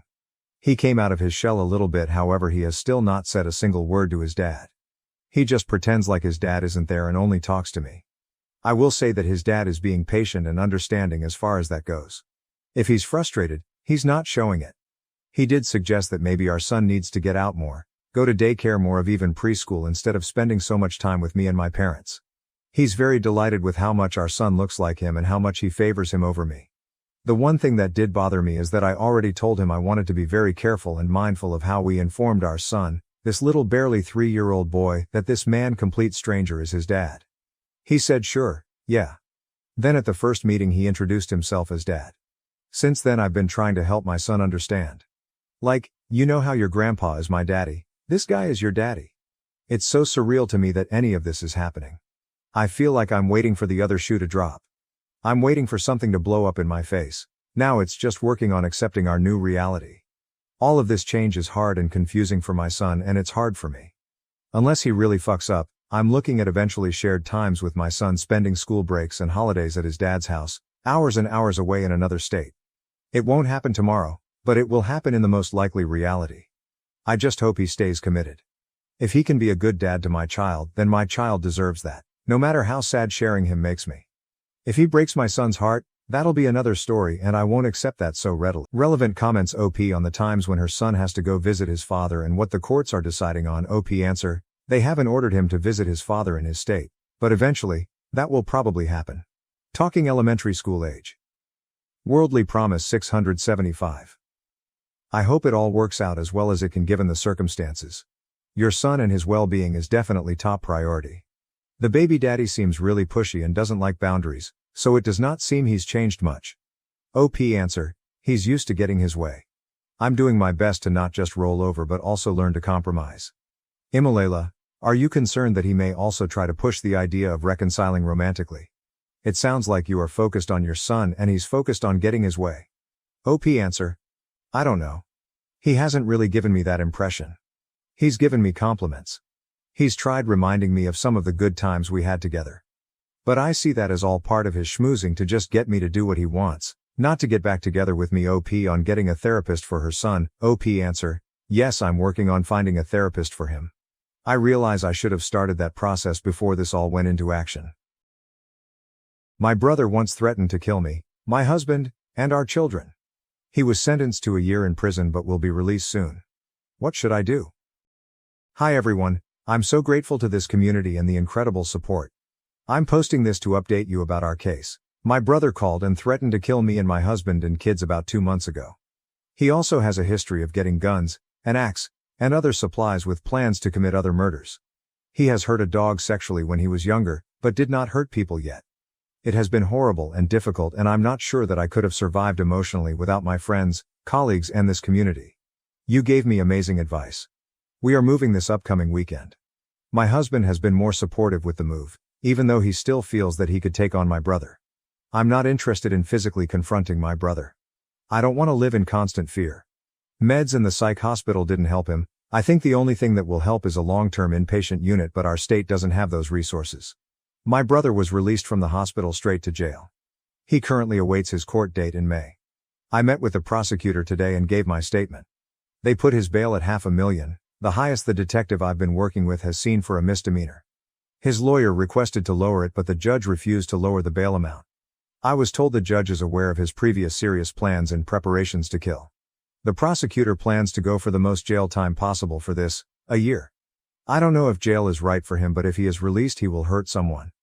I spoke with my dad, and he was so mad at me for speaking with the police.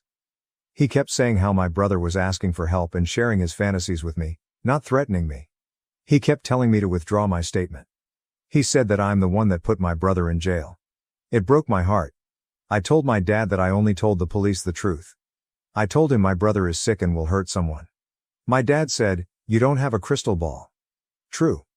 But he's made his intentions clear again and again and again. His doctor said he has no empathy.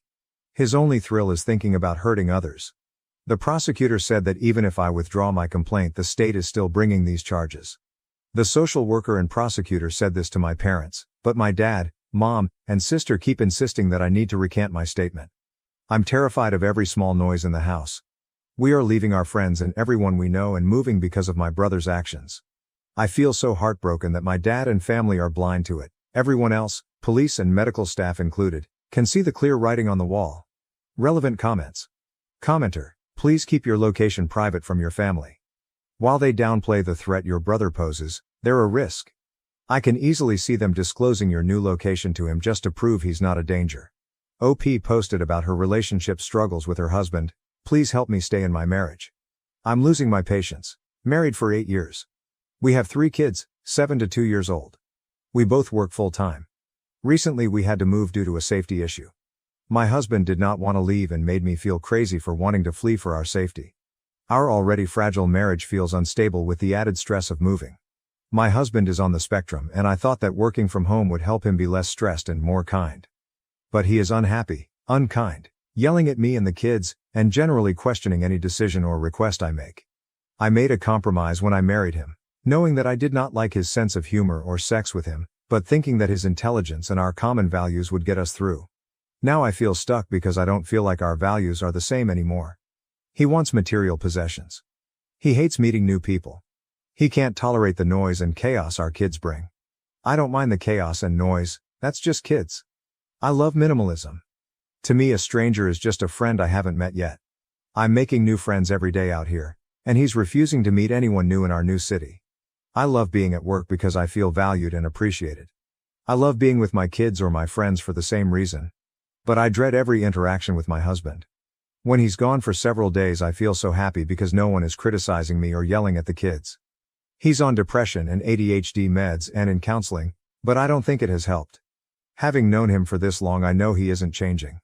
I keep trying to convince myself to stay. I want to stay for our kids. I don't want to ruin their lives.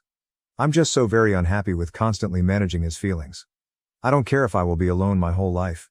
I don't care if I'll ever be loved. I just don't want to feel miserable. But I need to stay for our children. I feel so lost. I just want to not feel bad. Relevant comments.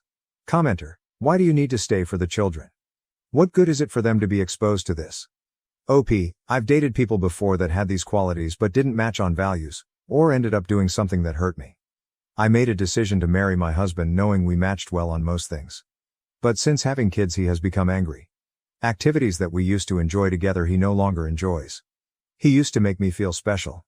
I'm hoping that things change and he becomes happy and fun again. Update 1. We have 3 young kids and we both work full-time. We moved to a high cost of living location and my husband has encouraged me to get a second job because I have a profession that pays well. I told him that I enjoy working and I do, but I manage appointments for the kids and already feel stretched thin. I use lunch breaks to pick up meds for the kids or make phone calls for appointments for the family. My days off are used to take kids to appointments. I clean the house in the evenings. I let him know he'd have to take over the appointment coordinator role, start cooking more, and do more childcare if I'm working 50 or more hours a week. Well, I got off of work at 7 tonight and ran by the pharmacy to pick up our son's prescription. I was there over my lunch hour, but they messed it up so I came back after work. The line was long and I texted him updates.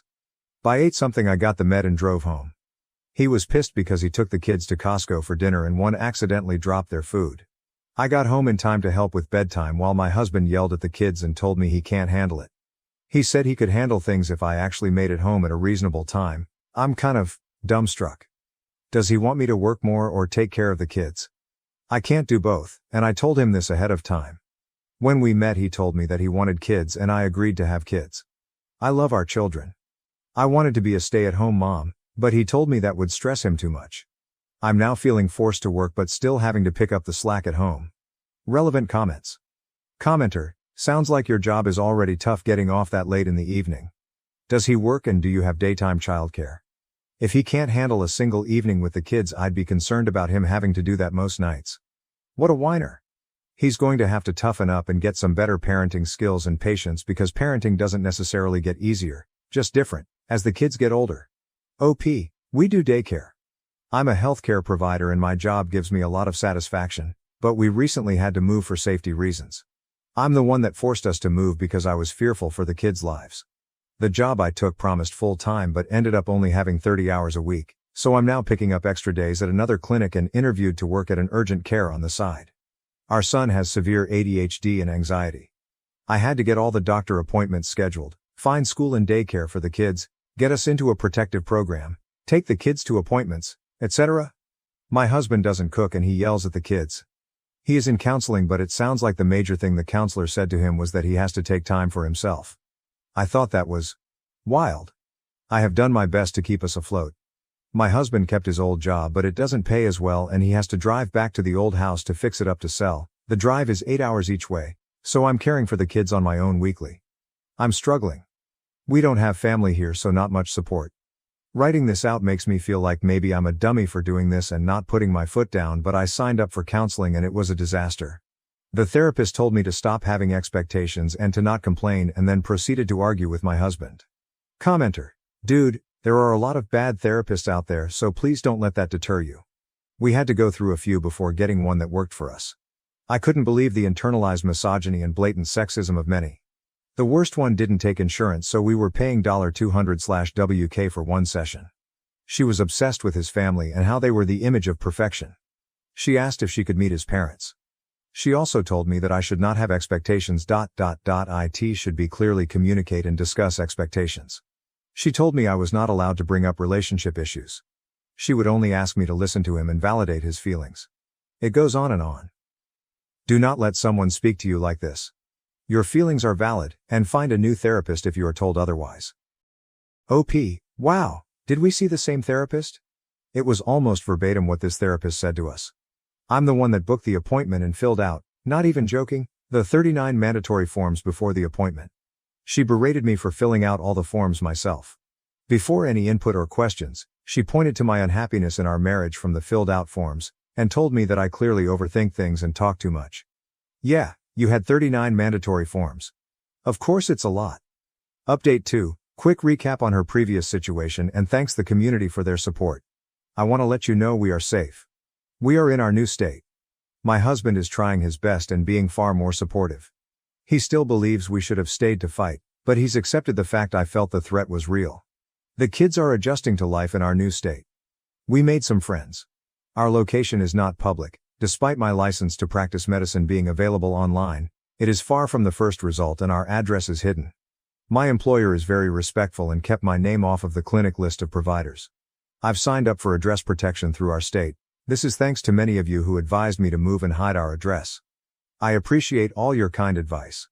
I am flying back to our old state today to testify against my brother tomorrow. He decided to go for a jury trial on advice from my parents. I'm an anxious mess and have tons of conflicting feelings.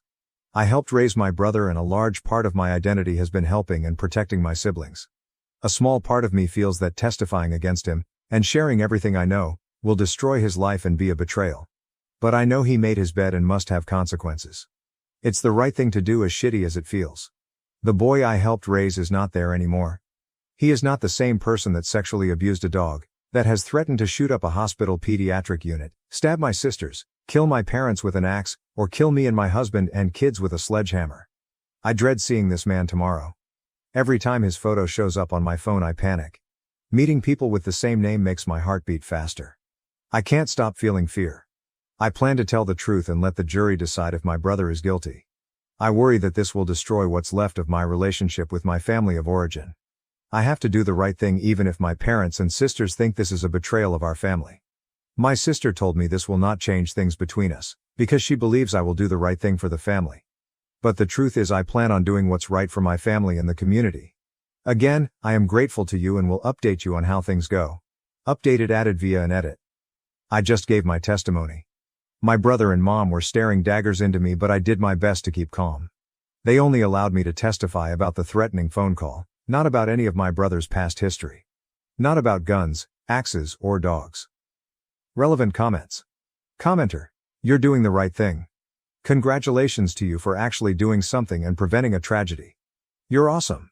I don't know about American law, but is there a possibility to testify without the defendant in the room? Like, remove him from the room while you can testify. I've asked for this and I've seen it happen many times as a lawyer in another country. OP, I do not think there is a way to testify without my brother being in the room. I know that my family will also be there, and in a way, knowing how much they do not want me to testify is the worst part. My family is Soviet with a history of alcoholism, abusive behaviors, and secrecy. I'm trying to break that cycle for my own kids and to raise them to tell the truth, even if it is difficult or scary. It's heartbreaking that my brother grew up to be this person and threw all of us into this horrible situation. I wish that I didn't have to go against my parents' wishes, but I truly don't have a choice. Commenter. Your brother is desperate for help. And your parents and sister want to ignore those cries for help because IDK they don't want to look bad. If your brother is released and hurts or kills someone, what then? OP, my parents were mad at me for taking him to a crisis center initially when he admitted to being suicidal. They thought I should have brought him home to them to take care of it themselves. I think their approach would have allowed him to hurt someone. They think him buying guns and an axe, and tactical gear and scoping where to shoot people is just fantasies he had. My dad said it's no different than watching World War II movies, or reading historical fiction. My parents also don't believe that he sexually abused their dog even though he admitted to it multiple times and the police and FBI told us about it and the social workers confirmed it. I didn't want to believe it either, but my brother admitted to it himself to my face and he looked very sheepish, and embarrassed that he did it. He didn't expect that his doctor would reveal it to the police but they did. My parents care more about their son and how the family looks than the actual well-being of their daughters or grandkids. Update 3. Hi everyone. Thank you again for your kind support. Here is a hopefully, final update. I testified against my brother today, in the case of threatening to kill me, my husband and our kids. My brother was found guilty. I gave a victim statement and my husband gave one virtually. I was able to provide more background on his past threats and guns and other weapons. My testimony at trial was very limited to the phone call, so it felt good to be able to say all the reasons we have to take him seriously. My mom gave a tearful character statement saying he was so gentle and would never hurt anyone.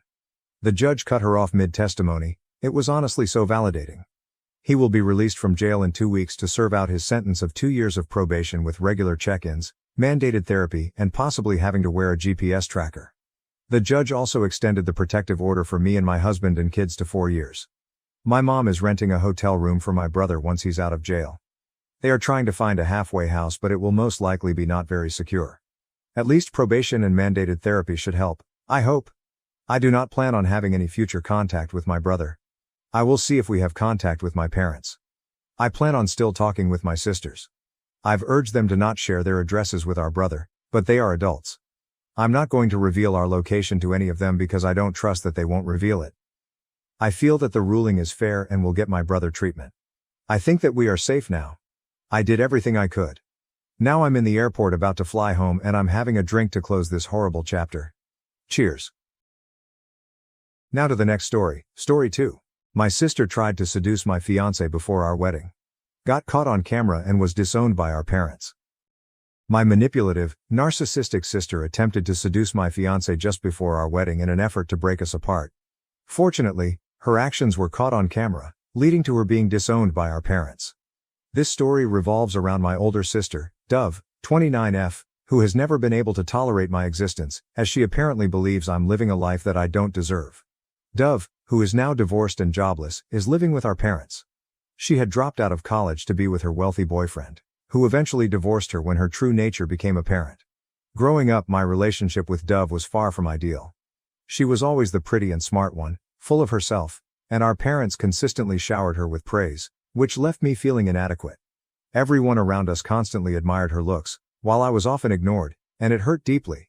Dove used her popularity to mess with my mind, telling me that no one liked me, which made me incredibly insecure. My parents never supported me or acknowledged my feelings because Dove always lived up to their expectations. This led me to distance myself from them throughout my childhood and teenage years. Dove frequently had friends over when our parents were at work, and they would often mess with my room. On one occasion, they even ruined a school project of mine, nearly causing me to fail. When I threatened to tell Mom about it, Dove blackmailed me, saying she would share embarrassing pictures of me with my classmates. At just 14 years old, I was terrified. Dove never took responsibility for her actions, and it was pointless to tell my parents because they never paid attention to me. My mom never had my back, although my dad would occasionally call Dove out. For instance, one time she used my phone to send strange pictures to my friends after I'd complained to Dad about her. Another time, she spilled coffee on my prom dress and then played the victim, crying and claiming it was an accident. After that, I stopped confiding in him altogether. I never really understood why she harbored so much hatred towards me until later when I realized that she was a narcissist, and her behavior had nothing to do with me. She was a walking red flag in her relationships, cheating on every guy she dated. As much as I hate to admit it, she was also a gold digger. Something her ex, who remains a friend of mine, can fully attest to. Essentially, she was pretty awful as a teenager, and nothing changed as she grew older. If anything, her behavior only got worse. It was entirely my parents' fault because they never bothered to discipline her. After school, things finally started to look up for me. I worked incredibly hard to get into my dream college, and after a few years of struggle, I landed my dream job.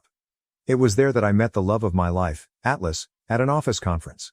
He was smart, kind, and handsome, and we hit it off instantly. Within a few months, we started dating. We traveled a lot, which only strengthened our bond. Atlas was very close to his family, so he introduced me to his siblings and parents just a few months into our relationship.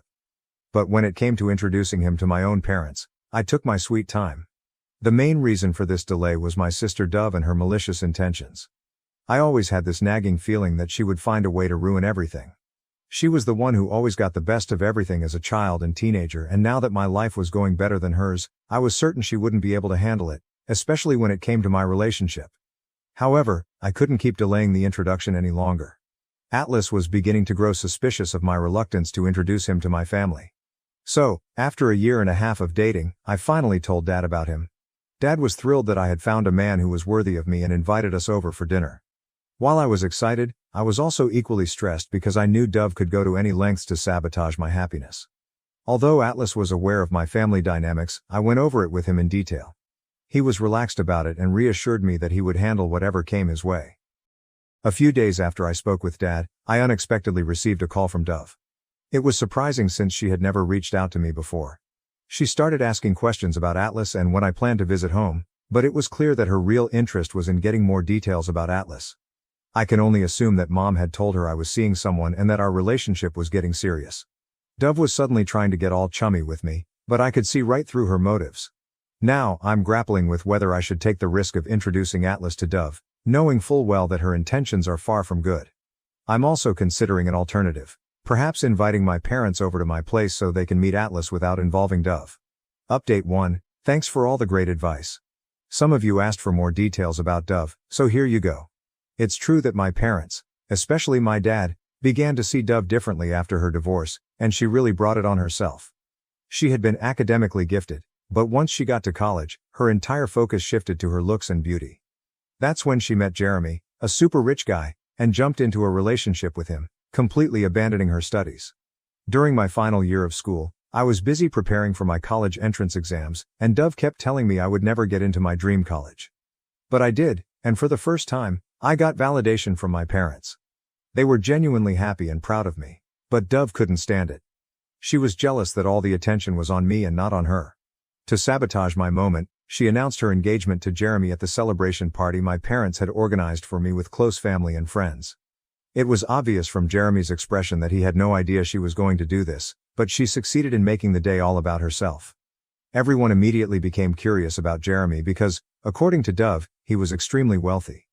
Dove loved to show off the expensive gifts he bought her and would constantly tell me that I'd never find a rich husband because I was ugly and no one would want to date someone like me, always trying to make me feel bad. I eventually told her that I wasn't a gold digger like her and that I could pay my own bills, so she could have the rich husband if that's what she wanted. In truth, she was incredibly selfish and downright evil, the most selfish person I've ever known. A week later, Dove and Jeremy got engaged, but by then I was already off to college and didn't attend the engagement. During my time in college, I had no communication with her. It actually felt good to come home for the holidays, knowing that Dove was living with Jeremy. Even during the holidays, she would often be away on vacations to exotic locations with him. After a year of dating, they had a lavish wedding, with most of the expenses covered by Jeremy. Dad chipped in for the remaining costs as a courtesy since Dove wasn't earning anything. Their marriage didn't last long, though. After 3 years, they got divorced. The reason, as I later found out, was that Dove didn't want to have children, while Jeremy was eager to become a father. Although he assured me he never pressured her, he was frustrated that she never disclosed her feelings about it beforehand and had avoided the conversation for 3 years. He also mentioned her drinking and partying habits, flirting with guys at bars, and that she had married him purely for his money, with no emotional connection. I couldn't help but wonder how he remained blind to her true motives for so long. Jeremy even showed me videos of Dove out drinking with guys who were touching her inappropriately, and she did nothing to stop them. I was relieved he finally ended things with her, but my parents took Dove's side, blaming Jeremy for pressuring her about having kids, never acknowledging her faults. After the divorce, Dove moved back in with my parents since she wasn't working. She had dropped out of college to marry Jeremy, and now, After 5 years, she had no degree and no work experience. She pretended to be traumatized by the divorce, but in reality, she was happy to be free. Within a month of the divorce, she was back to her old habits, clubbing and hooking up. Her life seemed to revolve around weekly dates and ditching people, and her Instagram stories made it clear what she was really up to. 2 years into my career, I landed my dream job with a great salary, and my parents were thrilled. After receiving the job offer, I visited home, and Dad was so proud of me, I couldn't have been happier. We were having dinner when Dove returned home, looking partially drunk. Dad was upset at the sight of her and commented that Dove should have focused on her education like I did, instead of ruining her life over Jeremy. He pointed out how much I was earning and how Dove was still dependent on them for money. Mom tried to get Dad to stop making such comments, but hearing this, Dove lost her temper and slammed the door. That's when Dad finally realized just how spoiled Dove had become. He told Mom that it was time to knock some sense into her, insisting that Dove needed to start taking her life seriously and get back on her feet instead of continuing to leech off them. By this point, I was completely fed up with her. Later, Dove barged into my room and smugly told me that no matter how much money I made, I could never be like her. She even went as far as to body shame me, pointing out my belly fat and chubby cheeks. As a teenager, those kinds of comments used to break my heart, but now, I just didn't care. I laughed in her face and told her that I had no desire to be like her and that she clearly needed to work on fixing her attitude. That set her off, and she demanded that I leave the house. I calmly reminded her that this was our parents' house, and she had no authority to boss me around. The next day, as I was packing to leave, I noticed that 2 of my dresses had been badly torn, clearly cut with scissors. I went downstairs and showed my parents what Dove had done. Dad was furious and called Dove out, but Mom, as usual, tried to make excuses for her, claiming Dove was in shock and didn't know what she was doing. Dad wasn't having any of it. He warned Mom to stay out of it and then unleashed his anger on Dove, telling her that she needed to get her life together because he was done providing for her or tolerating her narcissism. This confrontation didn't sit well with Dove, and she ended up hating me even more because of it. From that point on, I was subjected to Dove's wrath, but her hatred didn't bother me. It only became unbearable when she started making advances on my boyfriend. After much consideration and talking it over with Atlas, I decided it was time to visit my parents with him. There was no point in hiding him from Dove any longer because, no matter how hard I tried, she would eventually find a way to get to him. My friends advised me that it was better to test his loyalty now than to risk losing him later. Dove would only succeed in her malicious intentions if Atlas allowed it. With a sense of dread, I showed up at my parents' house with Atlas. I tell you, she was practically throwing herself at him. As he was exchanging greetings with Mom and Dad, Dove almost forcefully pushed herself onto him for a hug. I have no idea what made her think Atlas would fall for her looks. She had completely transformed her appearance, dyeing her blonde hair black, getting all dressed up in a new outfit, with her nails and hair perfectly done, as if she was on a date with him. She tried to force her way into the conversation, but it was clear that everyone was ignoring her. At the dinner table, she quickly rushed to sit beside Atlas. When I asked her to move so I could sit there, she gave me an annoyed look but eventually complied. She kept asking Atlas about his interests, and if he mentioned liking something, she would immediately claim she liked it too, even if it was obvious she didn't. Then she'd go on about how she and Atlas were so compatible, winking at me as if to suggest I shouldn't take it seriously, though it was clear she was trying to cover up her intentions. Atlas was visibly uncomfortable, and he ignored her, continuing his conversation with Dad and Mom. Her desperate attempt was so blatantly obvious. After dinner, I decided to take a shower, leaving Atlas by himself. That's when Dove walked in, asking him to call her number because she claimed she couldn't find her phone. It was obvious that this was just a ploy to get his number. How twisted. Atlas also told me that while I was occupied with other things, Dove tried to play the victim, telling him her sob story about the divorce and how much mental distress it had caused her, dragging on about how it took her years to recover. To make matters worse, Mom even chimed in, blaming Jeremy and speaking ill of him. After a while, Atlas asked me if I wanted to go for a walk and give him a tour of the neighborhood. Before I could respond, my sister quickly stood up and said, "Sure." Atlas looked at her, surprised, and firmly stated that he wanted some alone time with me. Her face turned red with embarrassment and she quietly retreated to her room. It's only been a few days since that visit and I can already sense that Dove is planning more schemes to lure Atlas into her trap. I can't deny that it worries me, but at the same time, I trust my man and am curious to see how he handles her advances. Update 2. Hello everyone, I'm thrilled to share that I'm engaged. Atlas proposed to me last month during a trip and yes, he got down on one knee with a ring, and I couldn't stop gushing over it. But even after our visit to my parents, Dove didn't stop with her manipulative tactics. She started texting Atlas, asking how he was doing. Knowing that Atlas is a huge cat lover, Dove began flooding his inbox with cute cat videos, even though she never cared for cats before. After discovering that Atlas adored cats, she went so far as to get one herself and began recording videos of it to send to him. For the first few weeks, Atlas showed me Dove's desperate attempts to appear caring and concerned, sending messages that pretended to inquire about his work and well-being. After a while though, he stopped sharing her messages with me. I assumed she had finally given up on him and moved on, and we both shifted our focus back to more important things, especially with our busy work schedules. One day, as I was scrolling through social media, I noticed that Dove had added Atlas to her account. She was liking and commenting on nearly all of his posts, using silly heart icons. She even went back and commented on old pictures and videos from 7 to 10 years ago. I immediately felt uneasy about it, so out of the blue I checked his phone. I discovered that Dove was still texting him occasionally, but her messages were unread and seemed odd. She was clearly trying hard to get Atlas's attention. In his call logs, I saw missed calls from her, including one that came in around 3 a.m., which made me feel anxious. I confronted Atlas about why he hadn't told me that Dove was still texting him. He got a bit nervous and explained that he had been ignoring her and thought it was better if we didn't talk about her. I pressed him further about the calls, and he remained calm. Then he sat me down and explained that one day, Dove had called him, sounding really upset. He got scared, thinking something might be seriously wrong, but it turned out she just started talking about traumatic experiences related to Jeremy, saying she needed someone to talk to. Atlas told Dove that she should talk to her parents instead and that it wasn't appropriate to call so late. He also mentioned that she should have let me know first. That really struck a nerve with me, and I told him that keeping this from me wasn't okay and could lead to me losing trust in him. He reassured me that he would never fall for her tricks and that I had nothing to worry about. Even with his reassurance, I had read too many stories about husbands falling into similar traps, and I didn't want to be naive by blindly trusting him. I told him that the next time Dove called, he should hand the phone over to me so I could catch her in the act. Sure enough, one night, her call came through, and Atlas woke me up in the middle of the night.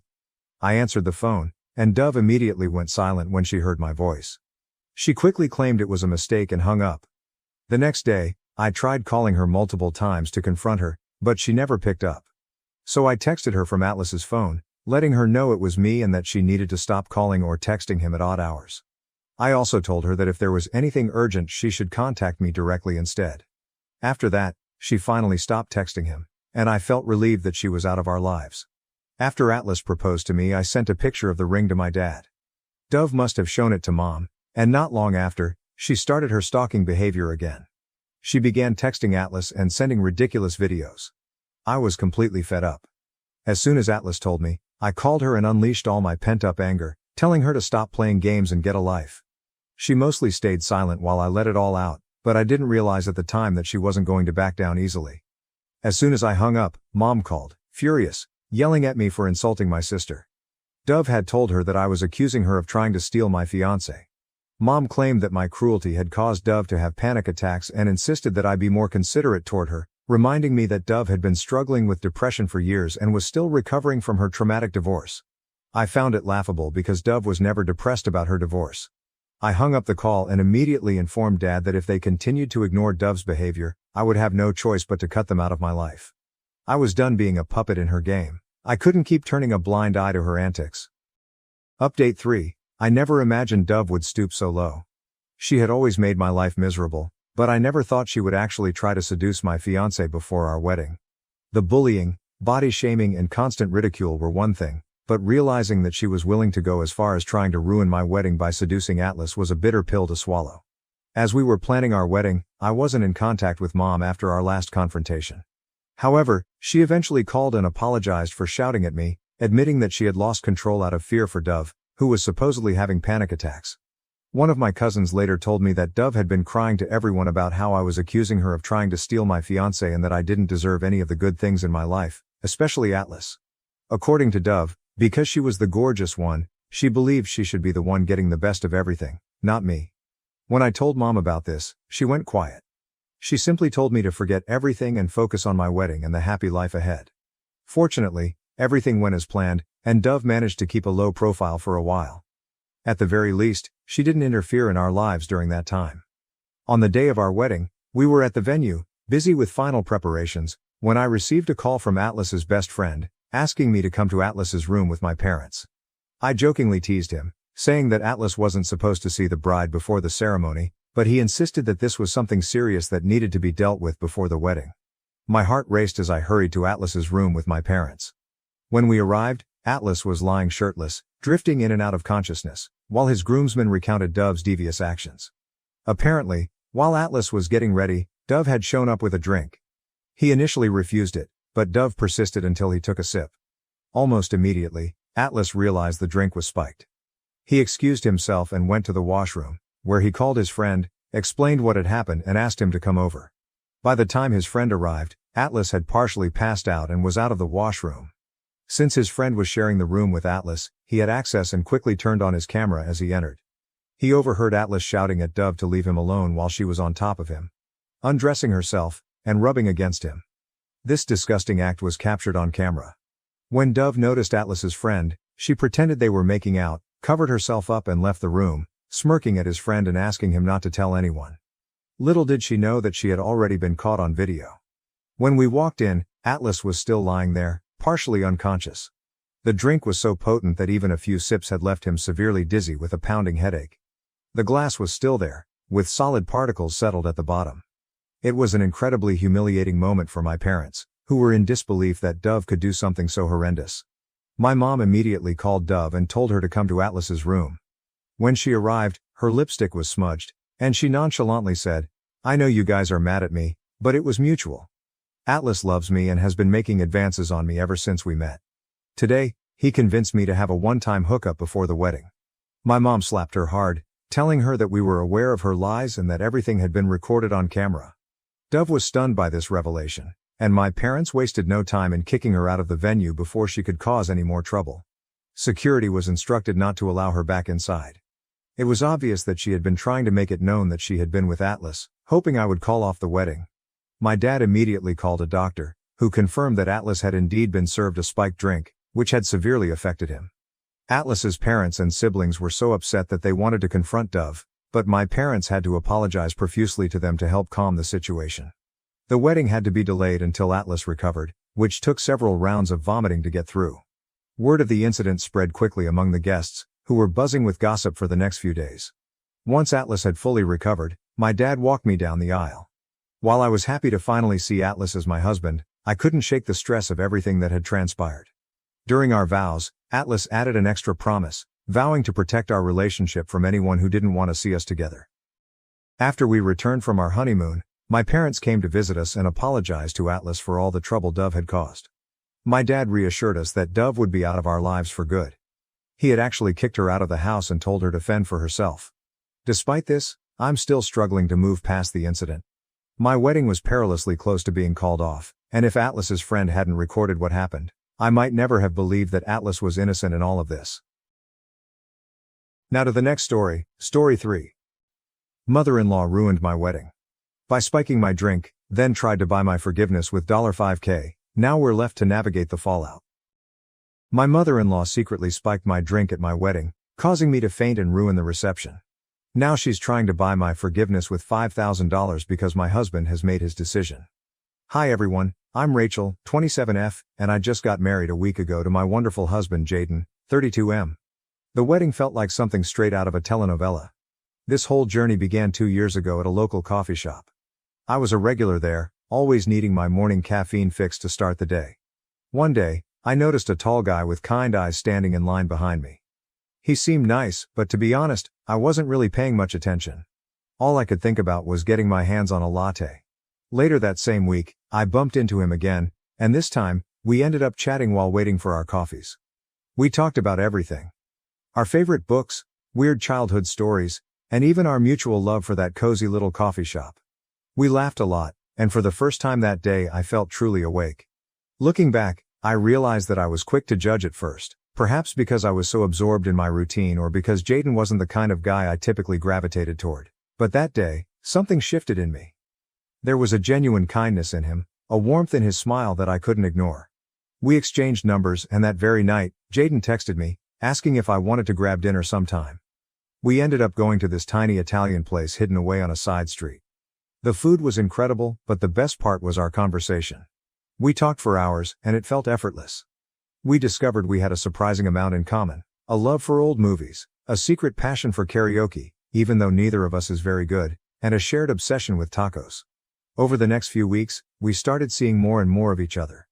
We went on hikes, explored museums, and even tried, and failed, to take a pottery class together. The more time I spent with Jaden, the more I realized how special he was. He was funny, intelligent, supportive, and always knew how to make me smile. He pushed me to be a better person and made me feel like I could be completely myself around him. Then, on our second anniversary, Jaden surprised me with the most incredible proposal. We were on a weekend getaway to a charming cabin in the mountains. It was snowing softly outside, and we were cuddled up by the fireplace when Jaden got down on one knee and pulled out a ring. I don't even remember exactly what he said because all I could focus on was the love shining in his eyes. Of course, I said yes. As soon as we got back from our cabin trip, I dove into planning the wedding with so much excitement. But this is where things took an unexpected turn. After Jaden and I got engaged, I met his mom, Maria, 57, for the first time. She lived a bit out of town, so we hadn't had the chance to meet before. At first, Maria was incredibly sweet to me. She talked about how thrilled she was to finally have a daughter-in-law. Jaden was her only child, and she mentioned that she had always wanted more children, so having me join the family felt like a big deal to her, almost like gaining another child. She even hugged me warmly and said she couldn't wait to get to know me better. However, things began to change rather quickly. That weekend, Maria came to stay with us to help with some wedding planning and to spend more time together. Initially, I was thrilled, thinking we'd bond and grow closer. But as the weekend progressed, her attitude shifted in a way that made me uncomfortable. The first passive-aggressive remark came during breakfast on Saturday morning. I had made a batch of my favorite pancakes, and while Jaden was outside enjoying his coffee, Maria looked at me with a smile and said, "Oh, I guess you don't worry too much about carbs, huh?" I laughed it off at the moment, assuming it was just a casual comment, but it stung a bit. Later that day, as we were flipping through some wedding dress magazines, Maria pointed at a model and remarked, "This dress is stunning, but it's meant for someone with a very specific figure. Not everyone can pull it off." She glanced at me as she said it, and it felt like a subtle dig, suggesting she didn't think I could wear something like that. I just nodded and tried to brush it off, but the comment lingered, making me feel self-conscious. The remarks kept coming. When we were out shopping for some decorations, she casually mentioned, "You know, my friend's daughter lost 20 pounds for her wedding. She looked so stunning. Have you thought about doing something like that?" I was taken aback and didn't really know how to respond. I mumbled something about being content with my body as it is, but it left me feeling judged, as if she thought I should be trying to lose weight for the wedding. The next morning, while she was looking through my kitchen cupboards, she commented, "Oh, you have a lot of snacks here. I'd try to keep my house a bit more on the healthy side. You don't want to gain weight before the wedding, do you?" I couldn't believe she was still harping on about my weight, and it was beginning to really hurt my feelings. It felt like she was picking on me, even though she always had a smile on her face and spoke in a seemingly kind tone. What struck me as odd was that Maria never made those comments in front of Jaden. It was as if she had a switch she could flip on and off. When Jaden was around, she was all smiles and sweet words, but the moment he stepped out or was in another room, she'd start making those passive-aggressive remarks. I felt like I was living in two different worlds, one where I was accepted and loved, and another where I was constantly judged and criticized. Initially, I didn't think it was necessary to bring this issue up with Jaden. After all, it was his mom, and I didn't want to create any tension between us, especially since we had just gotten engaged and were in such a blissful place. I kept telling myself that it was just a minor inconvenience, something I could handle. Besides, I'm not exactly thin. I have curves, and I'm proud of my body. I've worked hard to feel confident in my own skin. Maria's remarks were more annoying than anything else. It felt like she was trying to undermine my confidence, but I was determined not to let her get to me. However, Maria started coming over more frequently. It felt like she was around every weekend, and it was beginning to drive me a little crazy. I worked from Monday to Friday and only had the weekends to focus on wedding planning. But every time I turned around, there was Maria, offering to help or just hanging around. It was tough to concentrate on wedding preparations with her constantly there, making little comments and acting like she knew better than I did. One weekend, she called to say she'd be coming over again. I felt a knot of anxiety in my stomach because I really needed some time alone to plan without her input. So I told her I was going to be busy and wouldn't be at home. She asked what I was up to, and before I could stop myself, I blurted out that I was going to look at wedding dresses. I think I just wanted her to know that I had important things to do. To my surprise, she got really excited and said she'd love to come along. I didn't know how to say no without sounding rude, so I reluctantly agreed. The next thing I knew, she was at my door, beaming and eager to help me find the perfect dress. I tried to smile back, but inside, I was dreading how this shopping trip would unfold. We visited a few bridal shops, and from the moment we stepped inside, Maria was in full mom mode, suggesting dresses that didn't appeal to me and making comments about how certain styles wouldn't flatter my figure. It was utterly draining. I felt like I couldn't even breathe without her casting judgment. When I tried on a dress that I genuinely loved, she remarked, "It's nice, but don't you think it's a bit snug around the waist? Maybe something more flowy would suit you better." I was crushed because I adored that dress, but her words made me second guess myself. By the end of the day, I hadn't found a dress, and I was feeling pretty low. Thankfully, Maria went back to her place, and I finally had a moment of peace. For the next few days, she kept texting me, asking when I would be looking for dresses again. I just kept saying that I didn't know when I'd have the time. I was determined not to tell her when I planned to go shopping, but my plan unraveled when Jaden mentioned to his mom that I'd be going dress shopping the next day. So she called me, asking what time she should come over. I found myself at a crossroads. Maria had already made so many remarks about my body that I dreaded the idea of her tagging along. I knew that if I took her with me to the bridal shop, she would ruin the day with more comments and judgments, so I decided to come up with an excuse. I told her that the bridal shop had a rule allowing only 2 people to accompany me, and my mom and maid of honor were already on their way. I realize now that it was a pretty lame excuse, but at that moment I couldn't think of anything else. Maria quickly pointed out how ridiculous my explanation was and said, "What kind of bridal shop only allows 2 people? That's just silly." I fumbled for a response and said, "I know it's weird, but that's what they told me." I was sweating bullets because I knew how flimsy my lie sounded. I hurriedly told her I had to go and ended the call before she could ask any more questions. As soon as I hung up, a huge wave of guilt washed over me. I hated lying, especially to Jaden's mom, but I just couldn't face another day of her making me feel bad about myself. I decided to focus on the positive and remind myself that this day was supposed to be fun and exciting. My mom and maid of honor picked me up and we headed to the bridal shop. I did my best to shake off the lingering guilt and just enjoy the moment, and in the end, I found a dress that I absolutely loved. After that, Maria didn't call, text, or even visit our house. She still kept in touch with Jaden, which was a bit of a relief since it avoided any awkwardness between them. I sent her a picture of me in the wedding dress, hoping to share some of my excitement with her.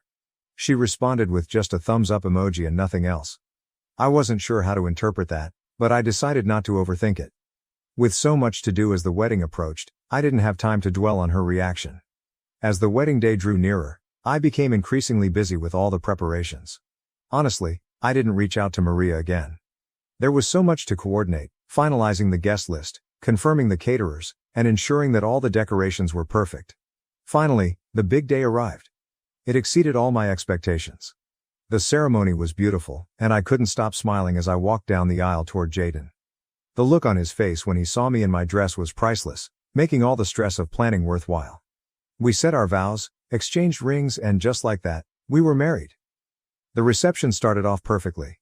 The venue was gorgeous, the weather was ideal, the food was delicious, and everyone seemed to be having a great time. I loved our first dance. Jaden and I had taken a few dance lessons and we managed not to step on each other's toes. It felt like a fairy tale, and I was on cloud 9. Everything was going smoothly until I decided to get a drink. I walked over to the bar for something refreshing, and there was Maria, standing right there. She turned to me with a big smile and said, "You look like you're having a wonderful time. Let me get you a drink, just relax and enjoy yourself." I was a bit taken aback by her sudden enthusiasm but thought maybe she was trying to make up for all the awkwardness. She handed me a Shirley Temple, and I thanked her and took a sip. A few minutes later, I started feeling drowsy, but I assumed it was just because I was tired. Then, I fainted on the floor and lost consciousness. Everything went black, and the next thing I knew, Jaden was panicking and calling for an ambulance. I could hear the worry in his voice as he tried to keep me awake. People were gathering around, but it was all a blur. When the EMTs arrived, they quickly brought me back to consciousness and began asking questions about what I had eaten and drunk that day. I told them everything, including the meal I had at the reception and the Shirley Temple that Maria had given me. They expressed concern and asked if there was anything unusual or if I had taken any medication. That's when Maria, looking a bit guilty, stepped forward and admitted that the drink she gave me had alcohol in it. She explained that she didn't think it would be a big deal and thought it would help me relax. I was stunned. Why would she add alcohol to my drink without telling me? The situation became even more complicated when my maid of honor, Emily, spoke up. She informed the EMTs that I had taken some anxiety medication just minutes before walking down the aisle. I had been so anxious about everything going off without a hitch that I took a small dose to calm my nerves. It turned out that the combination of the medication and the alcohol in the drink was what caused me to collapse. There must have been some kind of chemical reaction that knocked me out. The EMTs explained that mixing alcohol with certain medications can be very dangerous and that I was fortunate the outcome wasn't more severe. After the EMTs left, Jaden turned to Maria and demanded that she leave. His voice was shaking with anger, and Maria looked completely shocked. She tried to explain, insisting she hadn't meant any harm and that it was all just a misunderstanding, but Jaden wasn't having any of it. He shouted at her to leave the reception immediately.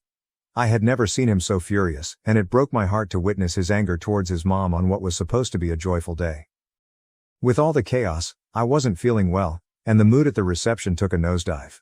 Guests started to feel uncomfortable, and the joyous atmosphere we had worked so hard to create just vanished. People began leaving one by one, and before we knew it, the reception ended early. It was devastating to see everyone leave so soon, and I felt like the day I had been dreaming of for so long had been ruined. Jaden and I went back to our hotel room, and I was left trying to process everything that had happened. I felt numb, exhausted, and overwhelmed with sadness. This day was supposed to be one of the happiest of my life, but instead, it had turned into a nightmare because of a careless prank. I couldn't believe that Maria's actions had destroyed our special day. Maria kept texting and calling both me and Jaden, but neither of us responded. We needed some time to process everything and figure out our next steps. I could see that Jaden was deeply troubled by the situation. He loved his mom, but he was also incredibly hurt and angry over what she had done. It was a difficult situation, and I had no idea how to fix it. When we finally returned home, I tried to put the whole incident behind me and focus on starting our new life together, but it wasn't easy. Every time I thought about our wedding day, I felt a pang of sorrow. I kept replaying the events in my mind, wondering how things could have turned out differently if Maria hadn't pulled that prank. It felt like a dark cloud hanging over what should have been a beautiful memory. Thankfully, we soon left for our honeymoon, and it was such a relief to escape all the drama and stress. Jaden and I had an amazing time exploring new places and creating beautiful memories together. It was the perfect getaway, and for those 2 weeks, I felt like everything was back to normal. We laughed, relaxed, and enjoyed each other's company without a care in the world. When we returned home, reality hit us hard. The moment we pulled into the driveway, there was Maria, standing at the door. My heart sank, and a wave of anxiety washed over me. I had anticipated this confrontation, but I wasn't prepared for it to happen as soon as we got back. What made it worse was that she didn't offer an apology. Instead, she kept insisting that it wasn't her fault and that it was all just a prank. She tried to justify her actions, saying things like, "I didn't think it would hurt you. And I just wanted to lighten the mood." It was infuriating to watch her refuse to take responsibility for what she had done. I couldn't believe she was trying to downplay the whole incident as if it were just a harmless joke. Jaden couldn't hold back any longer. He snapped and told her that enough was enough. He said she had crossed a line and needed to own up to her actions. He made it clear that the only way he would talk to her again was if she apologized to me. He told her that she had hurt me deeply, and it was not acceptable. Maria tried to interrupt, but Jaden didn't let her. He went on to say that from now on, they would only be seeing each other during holidays. No more random weekend visits, no unnecessary calls. He told her it would be like they were distant relatives who only met on special occasions. Maria was shocked and started to cry, but Jaden remained firm. I could see how painful it was for him to have to set such boundaries with his own mother, but he was determined to support me and ensure I felt safe and respected. Yesterday, while I was at work, I got a call from Maria. It caught me off guard because we hadn't spoken in a while, and I wasn't expecting her to reach out, especially during work hours. She told me she was outside my office and wanted to meet. I was surprised and didn't want her coming inside and causing any unnecessary drama, so I agreed to meet her outside to avoid a scene.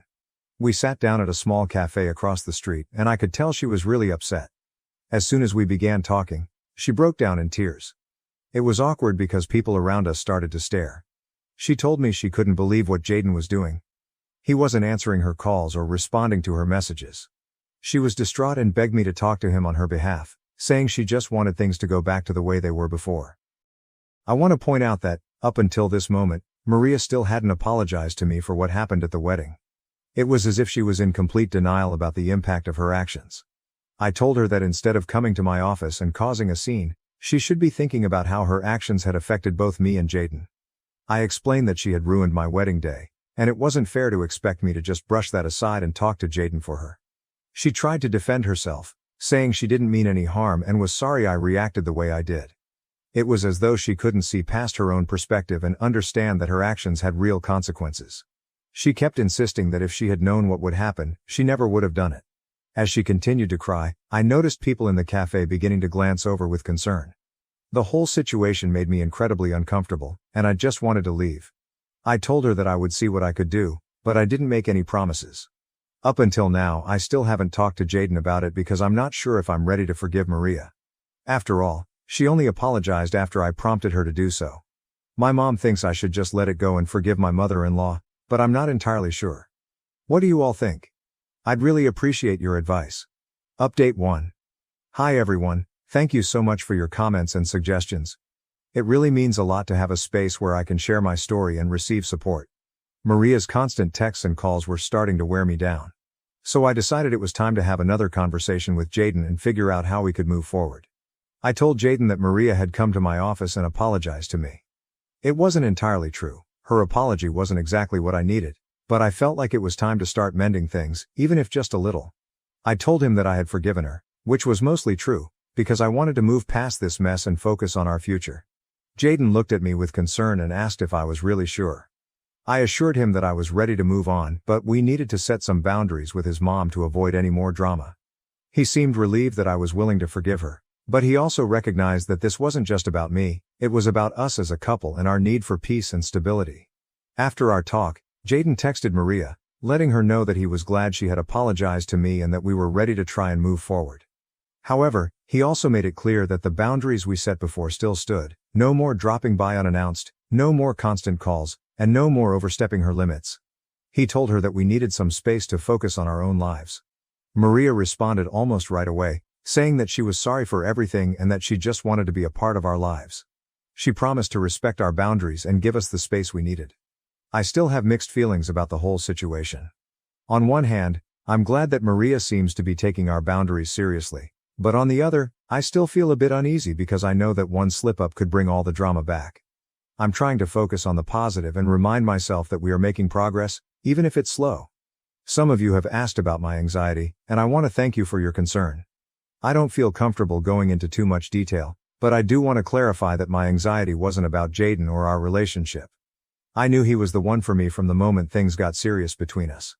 The anxiety was more related to the wedding day itself and the immense pressure that comes with planning such a big event. We had over 200 guests attending, and I was determined for everything to be perfect. I worried endlessly about all the little things that could go wrong, like the food not turning out well, the music not being enjoyable, or the decorations not living up to my expectations. The thought of any detail going awry made me incredibly anxious. I wanted our guests to have an amazing time and to remember our wedding as a beautiful and joyous celebration. Update 2. Hi everyone, something unexpected happened, and I'm still trying to figure out how to feel about it. Things were going smoothly until last weekend when Jaden received a call from Maria inviting both of us to dinner at her place. She mentioned that it was important for us to have this dinner to start getting things back to normal after everything that had happened. Jaden told me about the invitation and asked what I thought. I told him it would be okay and that we should go.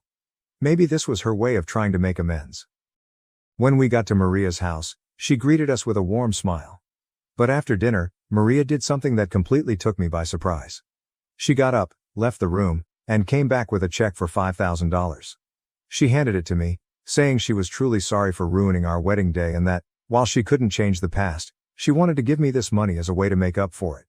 I was completely taken aback and immediately felt uncomfortable. It was such an unexpected gesture and I didn't know how to respond.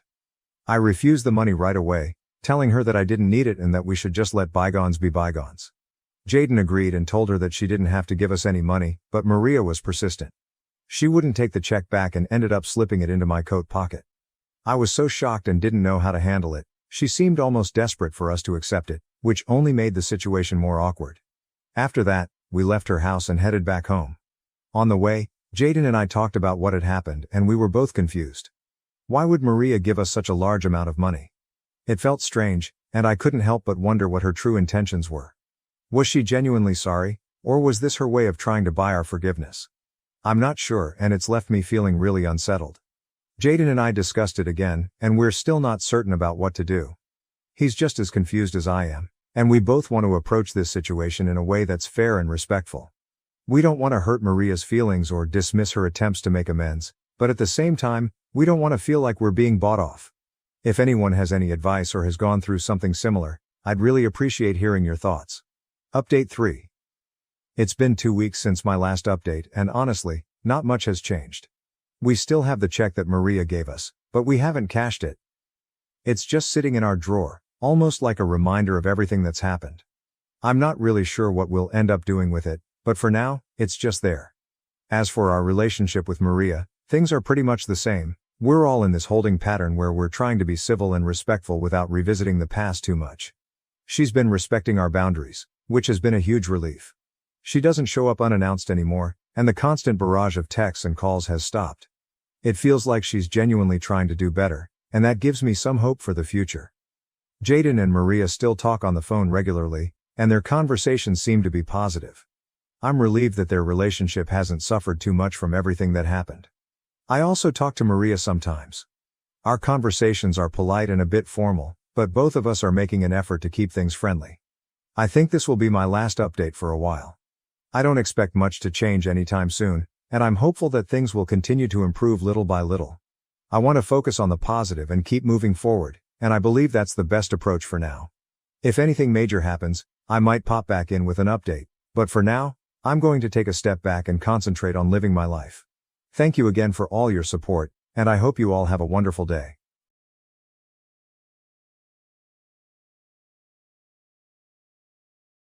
My husband is cheating on me with my best friend, betraying both our marriage and my trust in the most painful way. I'm honestly not sure where to start, so I guess I'll just start. My husband and I have been dating since I was 19 and he was 22. We've been married for 6 years now. We have 2 kids and I'm 6 months pregnant with our third. 2 years ago I found out my dad has stage 3 colon cancer. My dad is my only parent as my mom passed away when I was 12. He's my favorite human and life without him doesn't seem as colorful. His laugh is contagious and he gives these big bear hugs that seem to make all of your broken pieces feel like they're perfectly in place again. Whenever I've had a hard day he doesn't poke and prod and just lets me vent and listens. About 5 months ago we discovered the treatments aren't working for him and in direct quote from the doctor he said months not years. Since then he's gotten progressively worse and now is losing memory. He looked at the dog he got for me on my 21st birthday and said, "Wow, that's a nice dog. Where'd you get it?" My husband has been my absolute rock. He has been there for me holding my hand and helping me through this. He's been so loving and attentive to both my kids and I. Don't get me wrong, I am a mother first always. I don't allow myself to wallow. My kids are still loved, cared for, played with, and I haven't let my load slack around the house.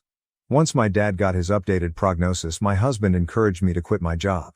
About a month later we discovered we were pregnant again and I still hadn't let go of my job. I kept holding out for some reason. After finding out I was pregnant again he assured me it was still okay to quit my job, that honestly it would save us a small fortune on daycare costs anyways. So I did, I quit my job. My best friend and I have been friends since diapers. Her family is like my family and vice versa. My mom and her mom grew up together.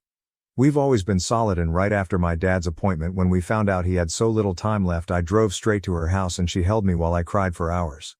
If there are soulmates in friend form, she was mine. Thick as thieves, is what my mom used to say. This morning as I was up with my 3-year-old, he's sick, my husband's work alarm was going off. He has a few he sets so I turned that one off and gently woke him up. He said he was up late working so he took the morning off. Rolled over and went back to sleep. As I went to turn off the remainder of his alarms I saw a text from my friend on his lock screen that said, "I'm assuming since there hasn't been an angry pregnant lady on my doorstep you haven't told her about us yet?" Time froze at that moment. I took his phone and walked away and just read their conversations. 4 months this man has been fucking my best friend. 4 months these people have been lying to my face. And I know what you're going to say, you should have seen the warning signs. But I've been clutching this phone in my hand for 2 hours and nothing. He has been so loving and attentive to me, but he always has been. So kind and gentle. There have been no late night work nights except for once in a blue moon, there has been no lingering touches between them or even glances. They act as they have since the day I first introduced them. How sick is it that she calls him her brother but she screws him? I know so many people get a moment of clarity in situations like this, but I have none. Aside from being sad about my dad, I haven't changed. I'm still a loving wife and mother. I still doted on him and my children. I talk to him about how he is doing and how his day is every freaking day. I haven't allowed the ground to swallow me whole. I know what I have to do now, but I just don't want to. I'm about to lose my family and my support system in one blow. I'll confront him tomorrow. Today I just need this last 24 hours of peace. As for her, I won't give her the satisfaction of a response. I don't care why she did it. She did it and it's done. I was always the friend who cleaned up her messes. After today I will cut her out of my life like she never mattered at all.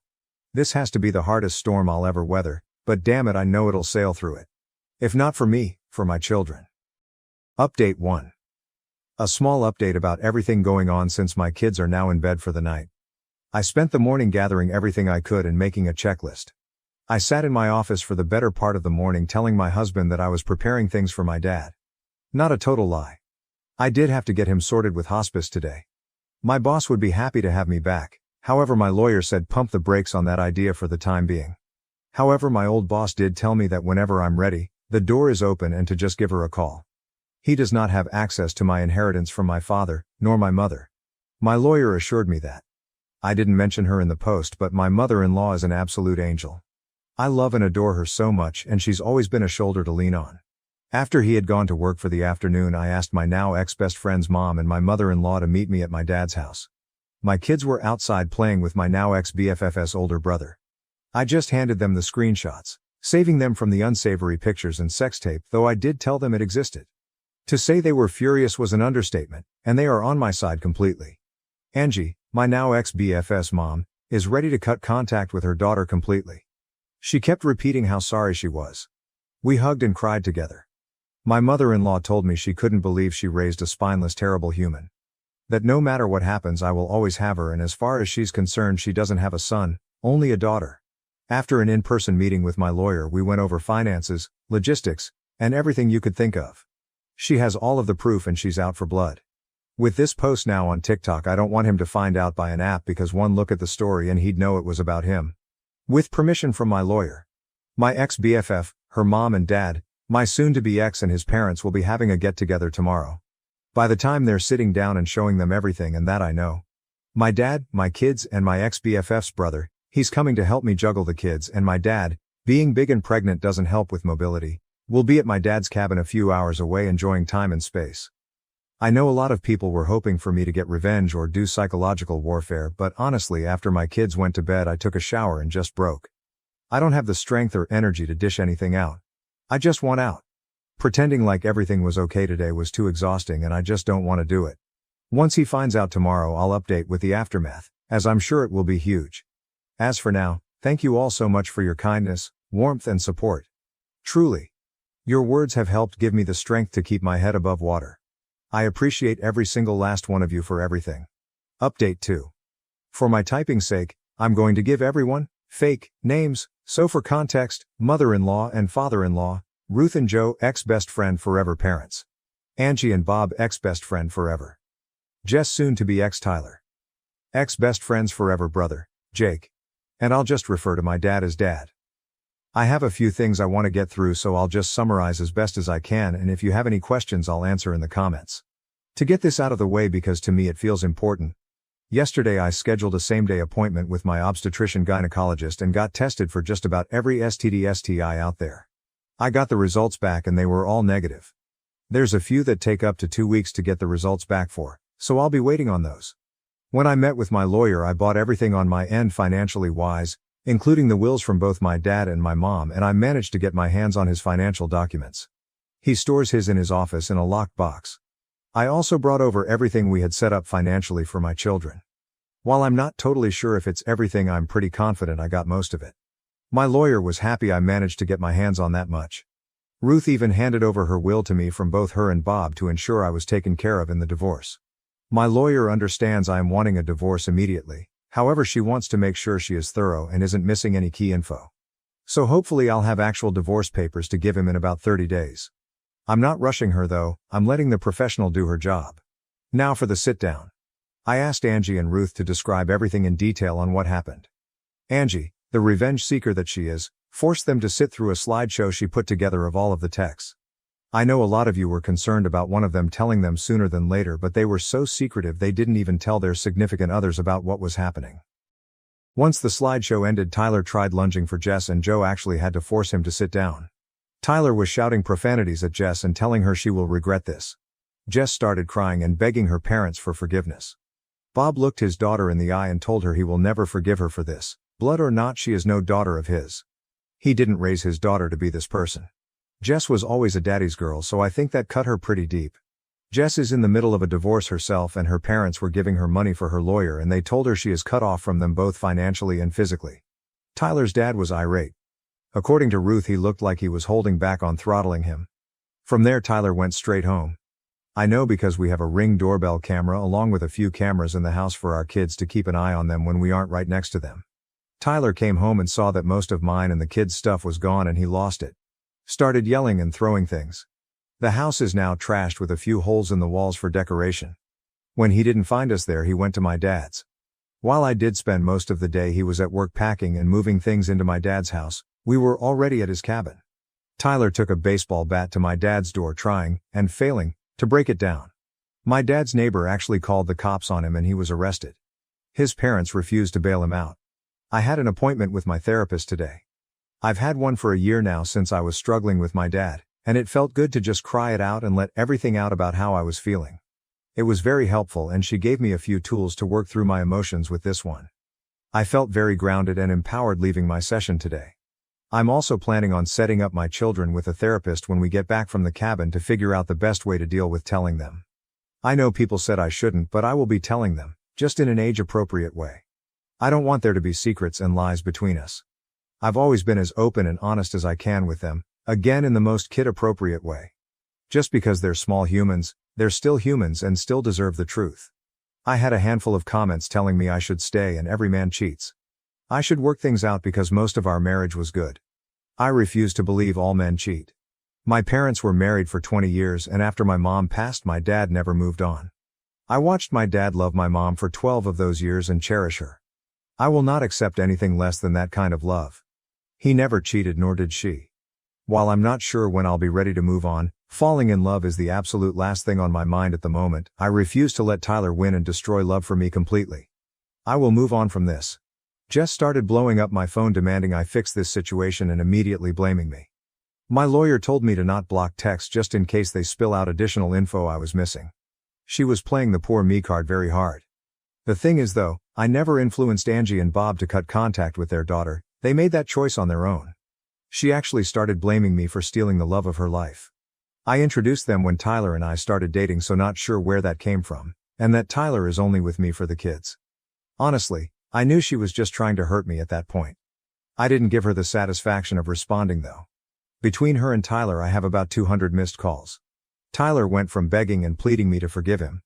Like I said, I didn't have divorce papers to hand him, so he's stuck in this unknown gray area. I also asked Angie and Ruth to not say anything about the divorce to him yet. Purely just for my satisfaction, honestly. I know it's slightly petty, but keeping him in that gray area of not knowing is my small revenge to him. To threatening to call the cops on me for kidnapping, telling me Jess wasn't the only one, bingo, just what I was looking for, to telling me I'm a stuck-up bitch, to threatening me, to back to begging me for forgiveness. Honestly, it was just a whiplash reading those texts. I'd be lying if I said that those texts didn't hurt me and terrify me all at once, but I refuse to let them break me. As for both of them together, I don't think he's going to stay with her. I think he blames her for blowing up our marriage, honestly. Who knows though, they deserve each other. I was initially okay to do a 50-50th split with Tyler for custody, but after his reaction I don't feel comfortable with that, so I'll likely be going for full custody. Jake has about 30 days of leave he's saved up and he's going to be using them to help the kids and I get settled at my dad's house, and honestly to be there in case Tyler tries showing up going crazy again. He's been such a big help to the kids and I lately, and I'm forever in his debt for this. Last night after the kids went to bed, he hooked up his Xbox and we played a game called Diablo 4 together to help me take my mind off of things. It was fun. However, he did sort of confess that he's always had feelings for me somewhere in the midst of things, but also told me to not say or do anything back. He understands a relationship or anything like that isn't on my mind and won't be for a while. He isn't wrong, but just that he's felt that way since we were teenagers and just wanted to get it off his chest. Thank you again. Seriously, your comments, your support, your messages, all of it has been one giant breath of fresh air. Just knowing I have a whole online community willing to go to bat for me has kept me treading water these last couple days. Your comments have popped in my head when I felt like just giving up on leaving him because it's so hard, and gave me so many great points and helpful advice. I know I deserve more and I can't accept his actions. And to the people who commented relating to my situation, my heart goes out to you all. This pain is awful and I hate that so many of you can relate, but your stories have resonated deep within me. You all keep commending me for my strength, and my personal favorite is telling me how proud of me you are. Every time I see those words I start to tear up. I'm blaming the pregnancy hormones, but your words have helped put me at ease so that way I could do what I knew I needed to do. So I'll leave this here for now. If anything of importance happens when I go back home, I'll update further. Thank you all, and I hope you have a wonderful evening. Questions in the comments. Hobbit Bones. I'm sure many of us would like to know, have you told your lawyer that you want to go for full custody? And have you saved those messages your soon-to-be ex said with threats toward you and your children? I'm sure you have, since you saved screenshots of messages the first time. You've handled this really well. You've done all the right things to gather evidence and protect yourself. I'm proud of you. And I really wish the best for you and your children. OP answer. I forwarded everything to her as well as telling her he was arrested, and she responded with, full custody. And I agreed. Thank you, truly so much. A comment deleted after an overwhelming number of downvotes faulted OP for taking her kid's father away from them. To this, OP replied, I'm not taking away their father. I will not keep them from him at all. But yes, I will most likely go for full custody. Not out of bitterness or spite, because I could simply never be that person. There is zero excuse for punching holes in walls, and trying to break down my dad's door, threatening to unalive me, unalive our children. If he wants to see them, I will allow supervised visits. Maybe in the future, if he gets therapy and help for those thoughts and actions, I'll allow it. For now, my mind is made up. You may see it as running away, but I see it as taking space to comprehend what has happened to my life and allow myself breathing room. My entire future I had carved out for myself and my children has exploded right in front of my face. That deserves breathing room. And yes, I allowed others to confront what they did to me, simply because I don't have the mental capacity. My focus is on my kids and my dad, everything else is background noise. Honestly, even if I did confront them myself, my in-laws and ex-friends' parents would have had their own confrontation regardless. I am fully aware I will have to face the music one day. However, today is not that day and I plan on enjoying that for the time being.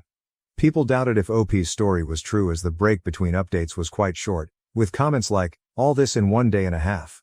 To which OP replied, my doctor's appointment took an hour at max, most OBs do same-day appointments for urgent reasons. I just moved clothing, some toys and any of my important things to my dad's, which is 15 minutes away from my home with help from quite a few people. To be honest, it wasn't even a lot of stuff to move anyways. It all fit in the bed of my father-in-law's pickup. I was lucky that a lawyer had a same-day opening spot and gathered documents that are all stored in one spot because I keep them organized. I already have weekly virtual therapy sessions, which just so happened to be today, which was an hour. All I did was give my in-laws and ex-BFF's parents the screenshots and saw them for about 2 hours before I headed home. Which I usually spend time with my dad in the evenings, so he was fully aware of where I was, but I asked him to stay home and start dinner instead of coming and drive to a cabin. I found out yesterday around 6-7 a.m. Do people not understand how little actually happened? Jess, I was hoping it wasn't you when I saw this on TikTok, but obviously it is you, Kirsten. I told you to break up with him. I told you Tobias was in love with me. You refused to listen. I told you my husband left me because he was cheating, but it was because Toby told me we could run away together and we could be together. You ruined everything and now he won't speak to me. You need to clean your mess up instead of posting on socials being a pathetic POS. You're unbelievable. Did you think I wouldn't see this and find out? I hope you miscarry. Technical_pumpkin_65s, also somebody in OP's life, reply to Jess? Are you serious, Jade? Apparently Jess's real name. Coming here and playing the victim, you disgusting fake human being. Not only that, but you expose yourself by telling the real names. Now everyone will know it's you and your entourage. You are so jealous and have a huge obsession with Kirsten that you ruined your own life after all the mess you created. It's obvious Toby never loved you but just wanted to use you for his pleasure. There is nothing more easier to manipulate than a jealous freak who has an obsession with him. If he really wanted to run away with you, he would have done it a long time ago, but he lied to your face with the one big excuse ever: I stay for the kids. Ha ha ha, you are the clown. Well, asterisk asterisk asterisk here, not victim. That's why even your own parents cut you out from their lives too. You are such a shame as a woman, but also as a human being. You pretend to befriend and betray not only her but your family and your own husband. Can't wait to hear what will happen to you when more people will know around you. You will finally receive the treatment you deserve, especially after wishing her to lose her baby. Karma will do his job now. OP's reply to Jess: you told me to break up with him when I was 19 and you were engaged to another man. You never said why. You never said anything about him, because if you did I never would have been married and you would have been cut out sooner. Also, no, I put fake names in the post to protect your identities, but if you want to blast yourself to the public, that's your choice, not mine. Update 3. Hi everyone. I know a lot of people are still asking for an update. Not much has happened, but here are the things that have happened. Tyler discovered the post and asked me if I was seeking a divorce. I said I was. He apologized for losing his cool. Asked if there was any hope for reconciliation. I said no. We did have a conversation about the kids, and he'll be allowed to see them with supervision, to which he agreed to. I had another meeting with my lawyer. Nothing of major importance happened. Nothing, and I mean absolutely nothing, has happened with Jake. He didn't take back his confession, but as I said, it's on the back burner for a long while. My kids' health and well-being take priority over all else. My dad's health is on a steady decline. He's now in the hospital with no release date in the immediate future. Please send over thoughts and well wishes his way. My kids are adjusting well. We have a therapy appointment for them scheduled next week to help them. My oldest has more questions than the rest, but I'm trying to save any big conversations for the therapy appointment, so I know I'm conveying the answers in a meaningful and the least harmful way. Also, my oldest made tryouts for the traveling soccer league. Yay. Oh, and the baby is doing great. Things have calmed down a lot. Truly. I feel like I have a better grip on things. I've been putting most of my focus on my dad and kids to keep myself busy. Thanks you friends for the love, support, and for checking in. New update. Hey everyone. I'm still getting daily messages and comments for an update, so here is what could possibly be my final one. My dad passed away about a week after my last update. I knew it was coming, but it still feels like a gut punch. Thank you to everyone who kept him in your thoughts. Truly. My marriage has officially ended. Once Tyler, I believe that's the fake name I assigned to him, please don't call me out if it's not, it's been a while, discovered just how serious I was about leaving him. He became compliant and was willing to give me everything I asked for in the divorce.